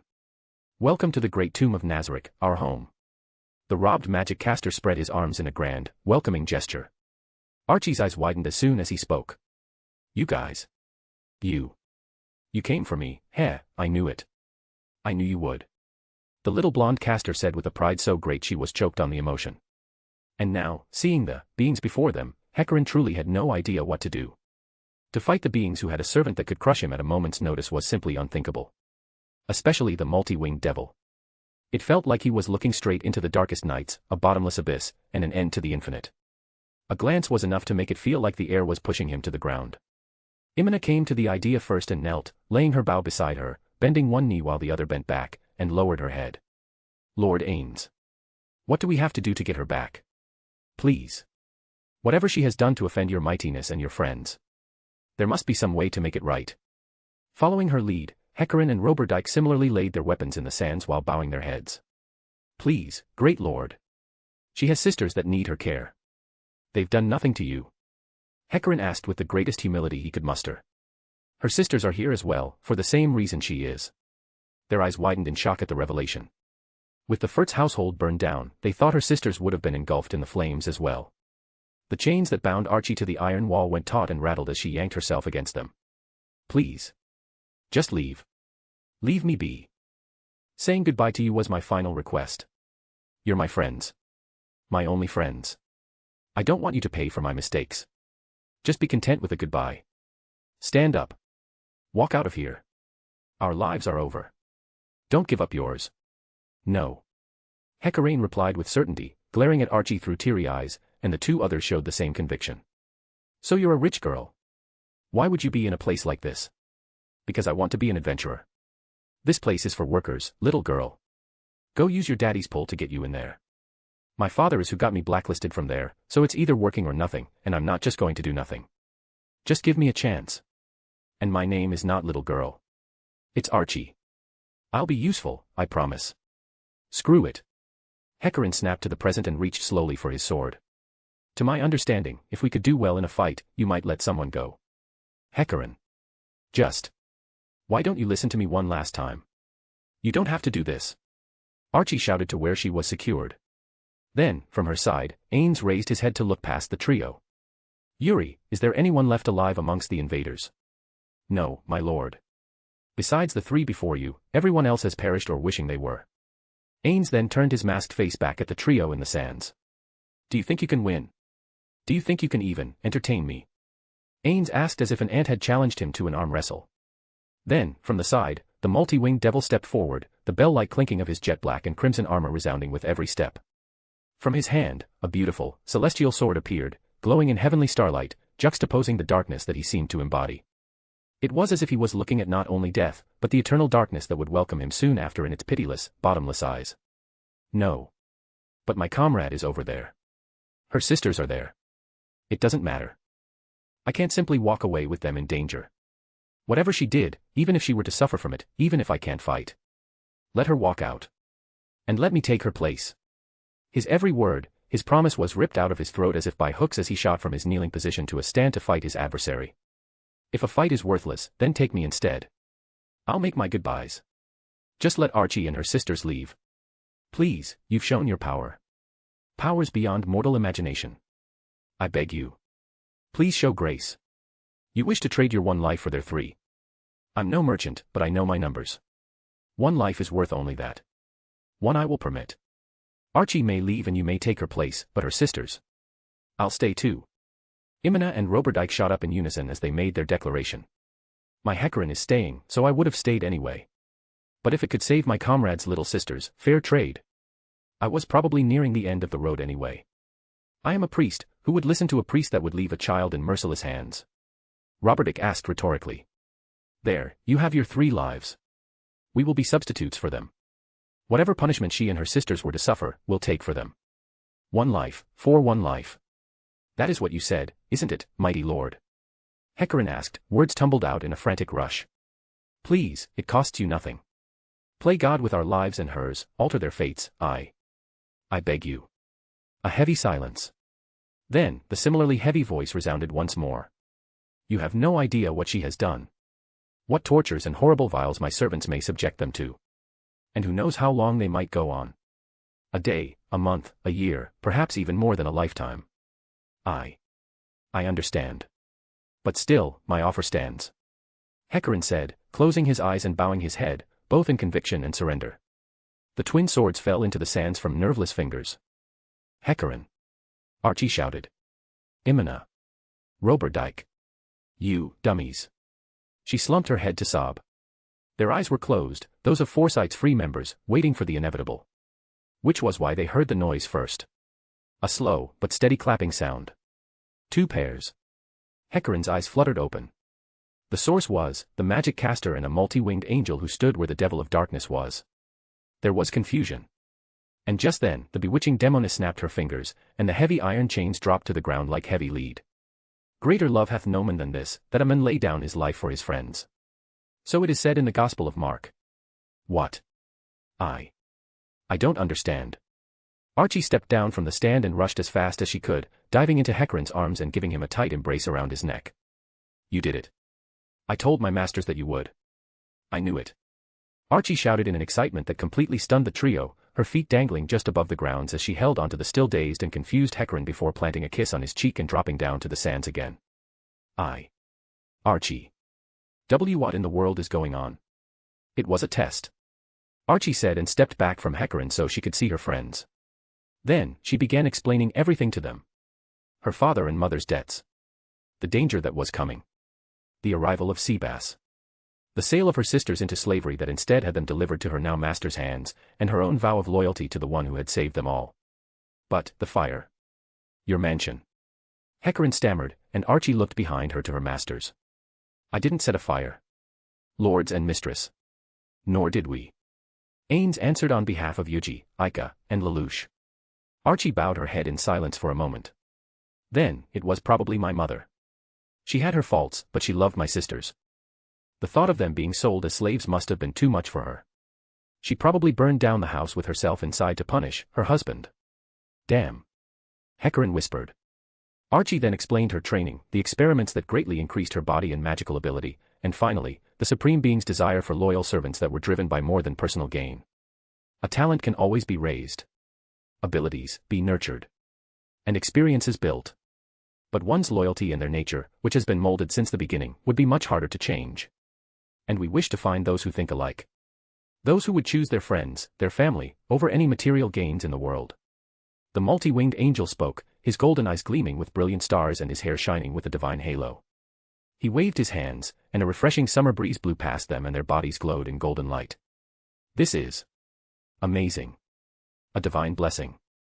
Hecarin, Imina, and Roberdyke all looked around their bodies, and found all of their injuries, scars, illness, fatigue, old and new, all disappeared like it never existed, and rejuvenated their energies. The cleric's eyes shone with a look of reverence as he beheld the holiness before him, and unconsciously held onto his holy symbol. This was the first time he had ever looked at a true god of light, healing, and mercy in the eyes. Meanwhile, Hecarin and Imina looked at the angel in shock. They recalled the figure of the devil that seemed like a bottomless abyss before in his place. Aren't you a devil? The angel simply smiled. I am. But I am also an angel. It's a bit complicated. But I am both. And I am just like you. As uneducated as they were in religion and those stuff compared to Roberdyke, Hecarin and Imina could barely interpret the profoundness of his words. However, they still got the gist of it. He's an angel, and at the same time, a devil. The embodiment of good, and the symbol of evil. And he's the same as them. Perhaps, what he was trying to say was that humans could be an angel or a devil themselves. Everything depended on their thoughts and their actions. Just then, the beautiful, celestial sword in his hand glowed brightly, momentarily blinding them. Then in its place, a small, beautiful, white-haired girl appeared hugging the angel by his waist. Master. Are we done? Hecarin, Imina, and Roberdyke could not even begin to comprehend what just happened. A sword turning into a human. No. It's definitely not human. But even then, they've never heard of such a thing. They didn't even know such a thing could exist. The angel smiled softly at the little girl, rubbed her head gently, and nodded. We're almost done. Wait just a bit more, okay? She nodded, and buried her face against his waist in a tighter hug before he turned towards the trio once again. Any questions? What about your sisters? Hecarin asked. They're doing great. They're probably on the 6th floor playing in the lake. We got a little cabin there. Archie said, and couldn't help but laugh when their jaws dropped when she casually mentioned the lake. And what about us? We're not going to die or anything, really. Imina pressed. No. My masters want to offer you work, permanent work. Give them your oath, your absolute loyalty, and everything you feared will become a distant memory, while everything you ever hoped for will be in reach. Archie said with an almost motherly warmth. Why don't you just hire us? Why the theatrics? Why the Archie the prisoner routine? Hecarin asked. His entire body felt completely drained of the will to even move, and he slowly sank to his knees again. To see if you were worth it. The rest of your counterparts wanted nothing but to steal, several even abandoned their own team members to die. If you had touched even one single coin, you would have joined them. Ains answered, and rapped his golden staff to the ground once. This precious tomb's wealth is more than just wealth. It is the many memories I built with my precious friends. It's one thing to use that wealth to bring greater glory to it, It is another to let thieves dirty my home with their footsteps and rob it blind. Ains took up his floating staff again and approached the kneeling leader, standing beside Archie. He removed his glove and held out his hand. I see. Well, Archie will still owe us a drink after all of this. So, you're going to accept my master's offer? Archie's voice went up a few notches in pitch and she clutched her staff like it was the only thing keeping her afloat after a shipwreck. Yes, we came all this way. If your masters value loyalty so much, value you so much. We've traded worse odds. And if Arya died here, that is just further proof that this is the right choice. Hecarim replied, and looked over his shoulder. You with me? Anywhere. Always. The pair replied. Hecarim took Ain's hand at the fingers and raised his face up to meet the mask the caster wore and spoke. Foresight, mighty lord, has always found its strength in mutual trust. More times than I can count, my comrades are why I lived, and each of us can say the same of the others. The words you recited a little while ago perfectly say what we've always held in our hearts, even if we didn't have a way to say them. Archie would never have gone this far, if it wasn't worthwhile many times over. Hecarim stopped for a moment, thinking of what to say best to voice his vow. But in the end, he chose to not use any flowery words he knew he wasn't eloquent enough to use, and simply spoke his mind and heart. I promise I mean every word. I vow myself, Foresight pledges itself, to your mighty names. We shall carry out your will until our bodies break and we can no longer move. Together. Hecarim kissed the ring of the Lord of the Tomb after his oath. Very well. The oath is made. Now, begin to prove you truly mean every word. Ains looked down at Archie, who immediately fell to one knee. Take your companions and have a drink. Then, go to the room for their elevation. Lelouch, can I leave them to you? At once, master. Yes. I'll oversee their elevation. Then, with CZ leading them out of the amphitheater, Foresight left for the first drink they've had in a while. Yuuji, Aika, I think it's time for us to return to Riestais. Yuuji and Aika nodded. Sure. We'll go first thing tomorrow, as planned. Okay. Ains then used message to contact Lupus Regina. Lupus Regina, see about the prisoners' fates and report back to me before we return to Riestais. Yes, my lord. But, forgive me for asking, my lord. Riestais, is it? Not Karn.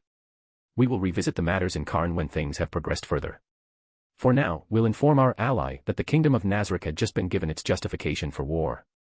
Anne, I hope you guys enjoy this chapter. Please comment your thoughts. I would love to hear what you think about it. Thank you. Chapter 241, Chapter 238 Queen Henry. A noble crusade. A righteous campaign meant to punish traitorous rebels who dared harm and take the life of a noble, who had led and protected them from their own foolishness and barbaric ways of living. That was what Barbaro thought of the expeditions he was currently leading. He breathed in the scent of smoke, waving over from a burning village that belonged to a noble who was not part of the royal faction. The same noble also had no connection to Eight Fingers, and so had no value to the prince. Allowing his soldiers a little plunder for gold and women was an extra honey on the cake, allowing him to keep their morales high and their loyalty to him even more. He drew himself up with a smug expression.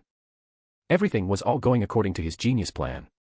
He could simply write a short letter home announcing that he had caught some traitors that had killed a lord's son and that the village had attempted to hide them. 2 birds with 1 stone.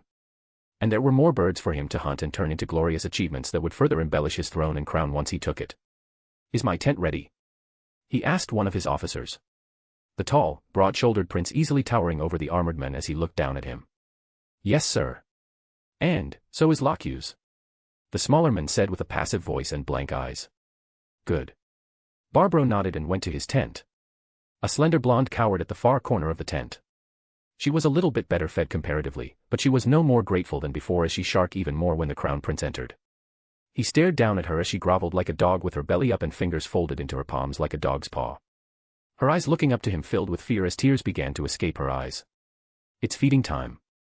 Now, beg for your supper, Lockhughes. He said with a smirk, and accentuated the name. The girl was dressed in a close approximation of the adventurer's expensive clothing in a moire, though much, much cheaper. Mere red wool clothing with the cheapest red and gold dyes. A barely similar caricature to the real thing, but the significance of it as a symbol was no less in the eyes of the smirking prince.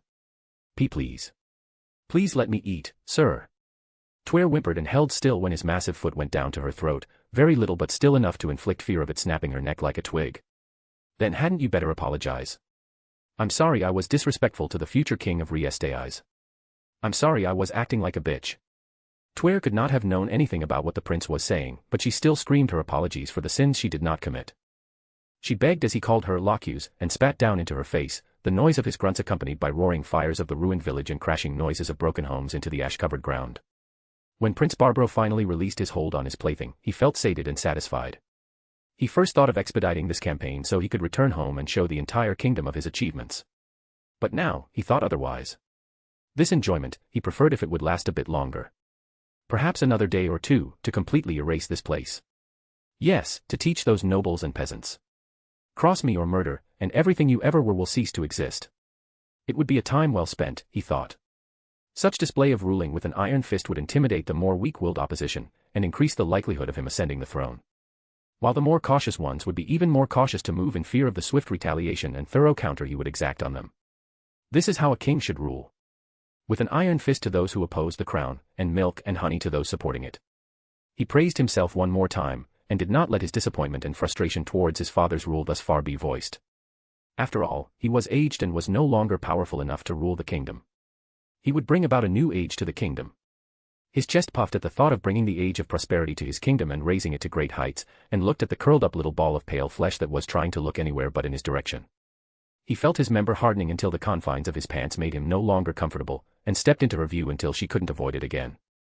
Then, he unleashed his pent-up frustrations and anger at Locus, and used her holes as he reveled in the future of his kingdom. Renner sat in her quarters. Across from her sat a rotund man with pale blonde hair. Her second brother, Prince Zanuck.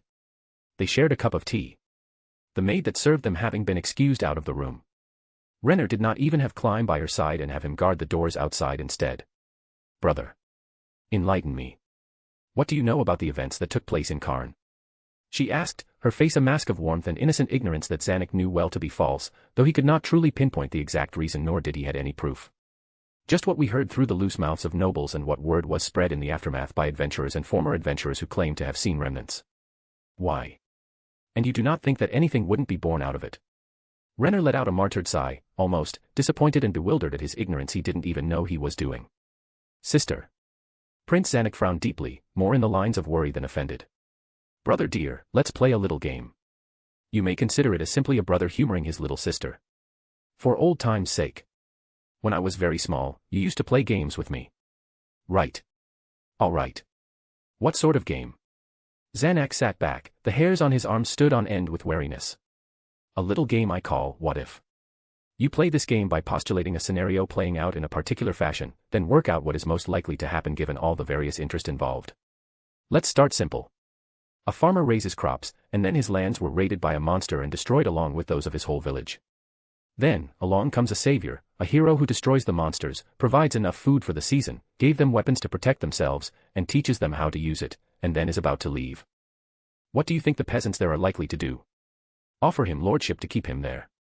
Offer him anything, everything, if he'll keep them safe. Indeed.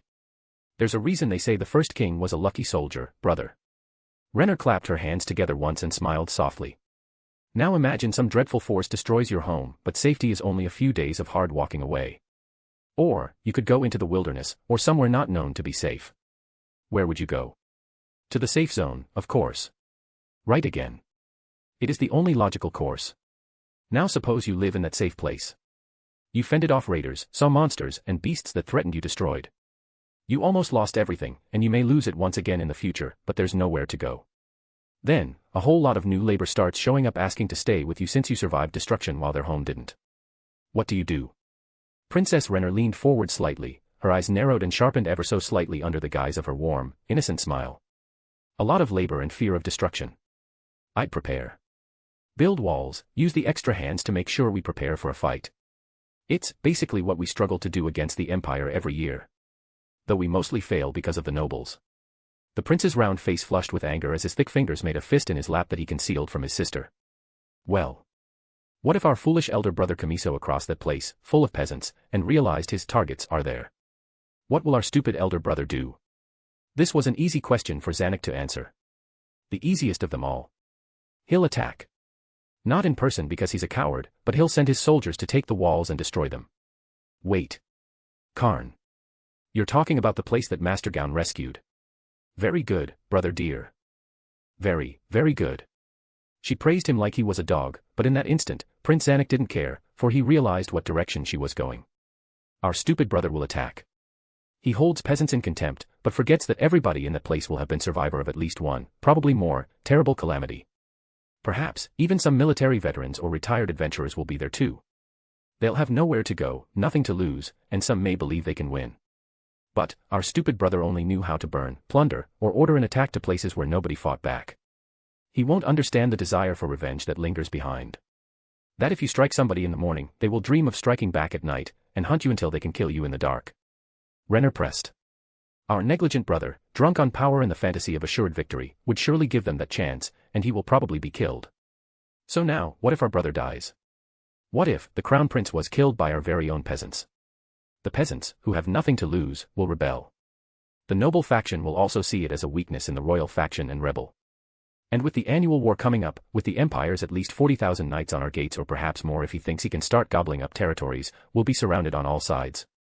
Xanax responded with mute horror. His hands now trembling as cold sweat dripped down his back. Exactly. You'd be the crown prince, but only that of a ruined kingdom. So, in this case, what do, dear brother? Stop our foolish brother before he destroys us. Nip this rebellion in the bud before he can even spark it. Thank you, sister. I will get going right away. Prince Zanuck's face paled as white as death before he even rose from his chair. His tea sat, forgotten and abandoned, on the little round intimate table he shared with his sibling, then he rushed from the room. Alone once again, the golden princess stood up, went to her end table, and flipped open a book. There, a message scroll sat between the pages, waiting to be sued. She removed it and waited while the blue flames engulfed the floating scroll. Lord Demiurge. It is done. There was no answer. She waited a few more moments, and finally realized that his answer was silence. But that was fine. It doesn't matter. Nothing matters. Only climb. X. Henry stood before the entire village. Her body was adorned in light armor, a circlet, bracers, and greaves. Her greaves were enchanted to grant her greater speed and agility. Her bracers granted her the ability to deflect missiles automatically thrice a day. Her circlet granted her enhanced vision, greater than even Lucrut's martial arts, while worn. While her light armor gave her resistance against slashing, piercing, and bludgeoning weapons targeting the body. And hidden beneath her shirt, she wore a necklace enchanted to grant her the ability to cast Cure Wounds up to thrice a day. Though, considering her mana pool, she would only be able to use it once, at most. All these were just a few of the many gifts Lord Gaun and Lord Zero had granted them. Just the ones adorned by Henry would have been considered rare and precious treasures by Riestais and Baharuth. But Infiria, who stood by her side, was adorned in similar protective gears as well. While the Swords of Darkness, who stood behind them, were all adorned and equipped with gears of the same quality. It was something they, even as silver-ranked adventurers, never would have imagined they would wear. But now, they're adorned in what could very well be treasures on par with the royal treasures the warrior captain adorn in great wars. When Master Gaun visited us, we needed saving. Now we have to save ourselves. We've worked hard, trained hard, done things we'd never done before. Now Master Gaun has given us the chance to prove we are worth his time. We know someone is coming for us to avenge the death of a worthless lord. We didn't do anything, and still we're going to die for it. I'm done with that. Done with all of that. Henry's fury boiled over and gave voice to the outrage of a lifetime. A fiery blaze alight within her eyes, the same blaze that had been ignited in the eyes of all those before her. I reject the kingdom. If their lords seek to destroy us, then damn them. We'll be our own lords. Take up armor, take up swords. And let's get ready to fight. This is our home. This is our land. And they'll never take from us ever again. Henry bellowed like an outraged banshee, and the call began to rise up. Karn. Karn. Karn. The cries shook the ground and the air, filled with fervor, before it began to transform little by little. Emmet. Emmet. Emmet. And from some unknown throat another call began that took hold and would not let go. Hail to Queen Henry Emmet of the Kingdom of Karn. Henry blinked in dismay when the call went up. Her heart raced like it was trying to outpace her pulse. The scale of what just happened was far beyond her expectation, but caught in the moment and unable to think of what else to do, she gave her orders. Arm yourselves. Everyone. Arm yourselves. We have to prepare and we haven't a moment to spare. Henry shouted, and hundreds of hands began to scramble for hilts, shields, boots, and armor pieces as if these were holiday gifts being given out, and they were the children receiving them. Each and every single one of them, enchanted equipments greater than even that of the elite knights of Baharuth and even the warrior captain. Henry turned her eyes toward Infiria. What just happened here? She asked as peasants began to put on armor and equip themselves like proper warriors. Nympharia chuckled and put a hand on the shoulder of the woman he loved. You became a queen, I think. And if you'll have me, I'd love to be the king. He winked at her dismayed, shocked expression, and then the understanding of the meaning behind his words began to sink in. That's not how proposals work, Enfi. She blushed a deep crimson, but Nympharea's loving expression, his broad smile and resolve did not waver. I've loved you for years, more than I could ever say. I don't know what'll happen next, but it'll be dangerous, and if I do have to leave this world, I want to do so married to the woman of my dreams. I'll love you for my whole life, you, only you, and no other. That is how you propose. Enri's blush didn't fade, but her surprise melted into happiness and into his embrace in a passionate kiss that went on until the carts were entirely empty and the first army of Karn began to form up. I'd like to continue. But there's something I'd need to do. Enri reached into the pockets of her shirt beneath her light armor and took out one of the 2 necklaces given to her by Ains. The remaining, Horn of the Goblin General. This is our last stand. Might as well call on for more reinforcement. Nympharia nodded, and Enri blew the horn. Yuuji watched the entire thing as it transpired through the mirror of remote viewing.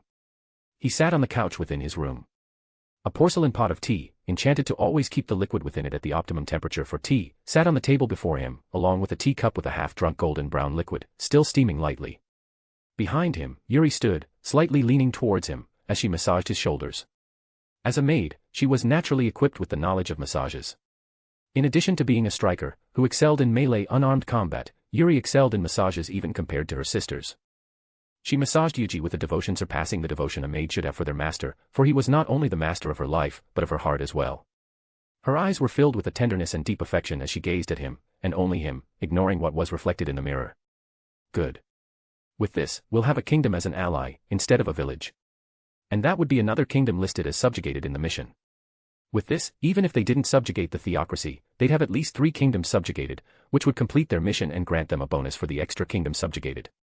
To plant our spy in the midst of the village to stir the villagers' sentiment into creating a kingdom and lifting that village girl as their queen. Truly a brilliant move. Your foresight and wisdom never cease to amaze me, Yuuji-sama. He smiled and leaned back, resting his head on her breasts, which have grown noticeable since she became a succubus. Her transformation had turned her appearance from a stern, intelligent beauty, to a seductive, bewitching, intelligent beauty that could make men fall to their knees and beg for her favor.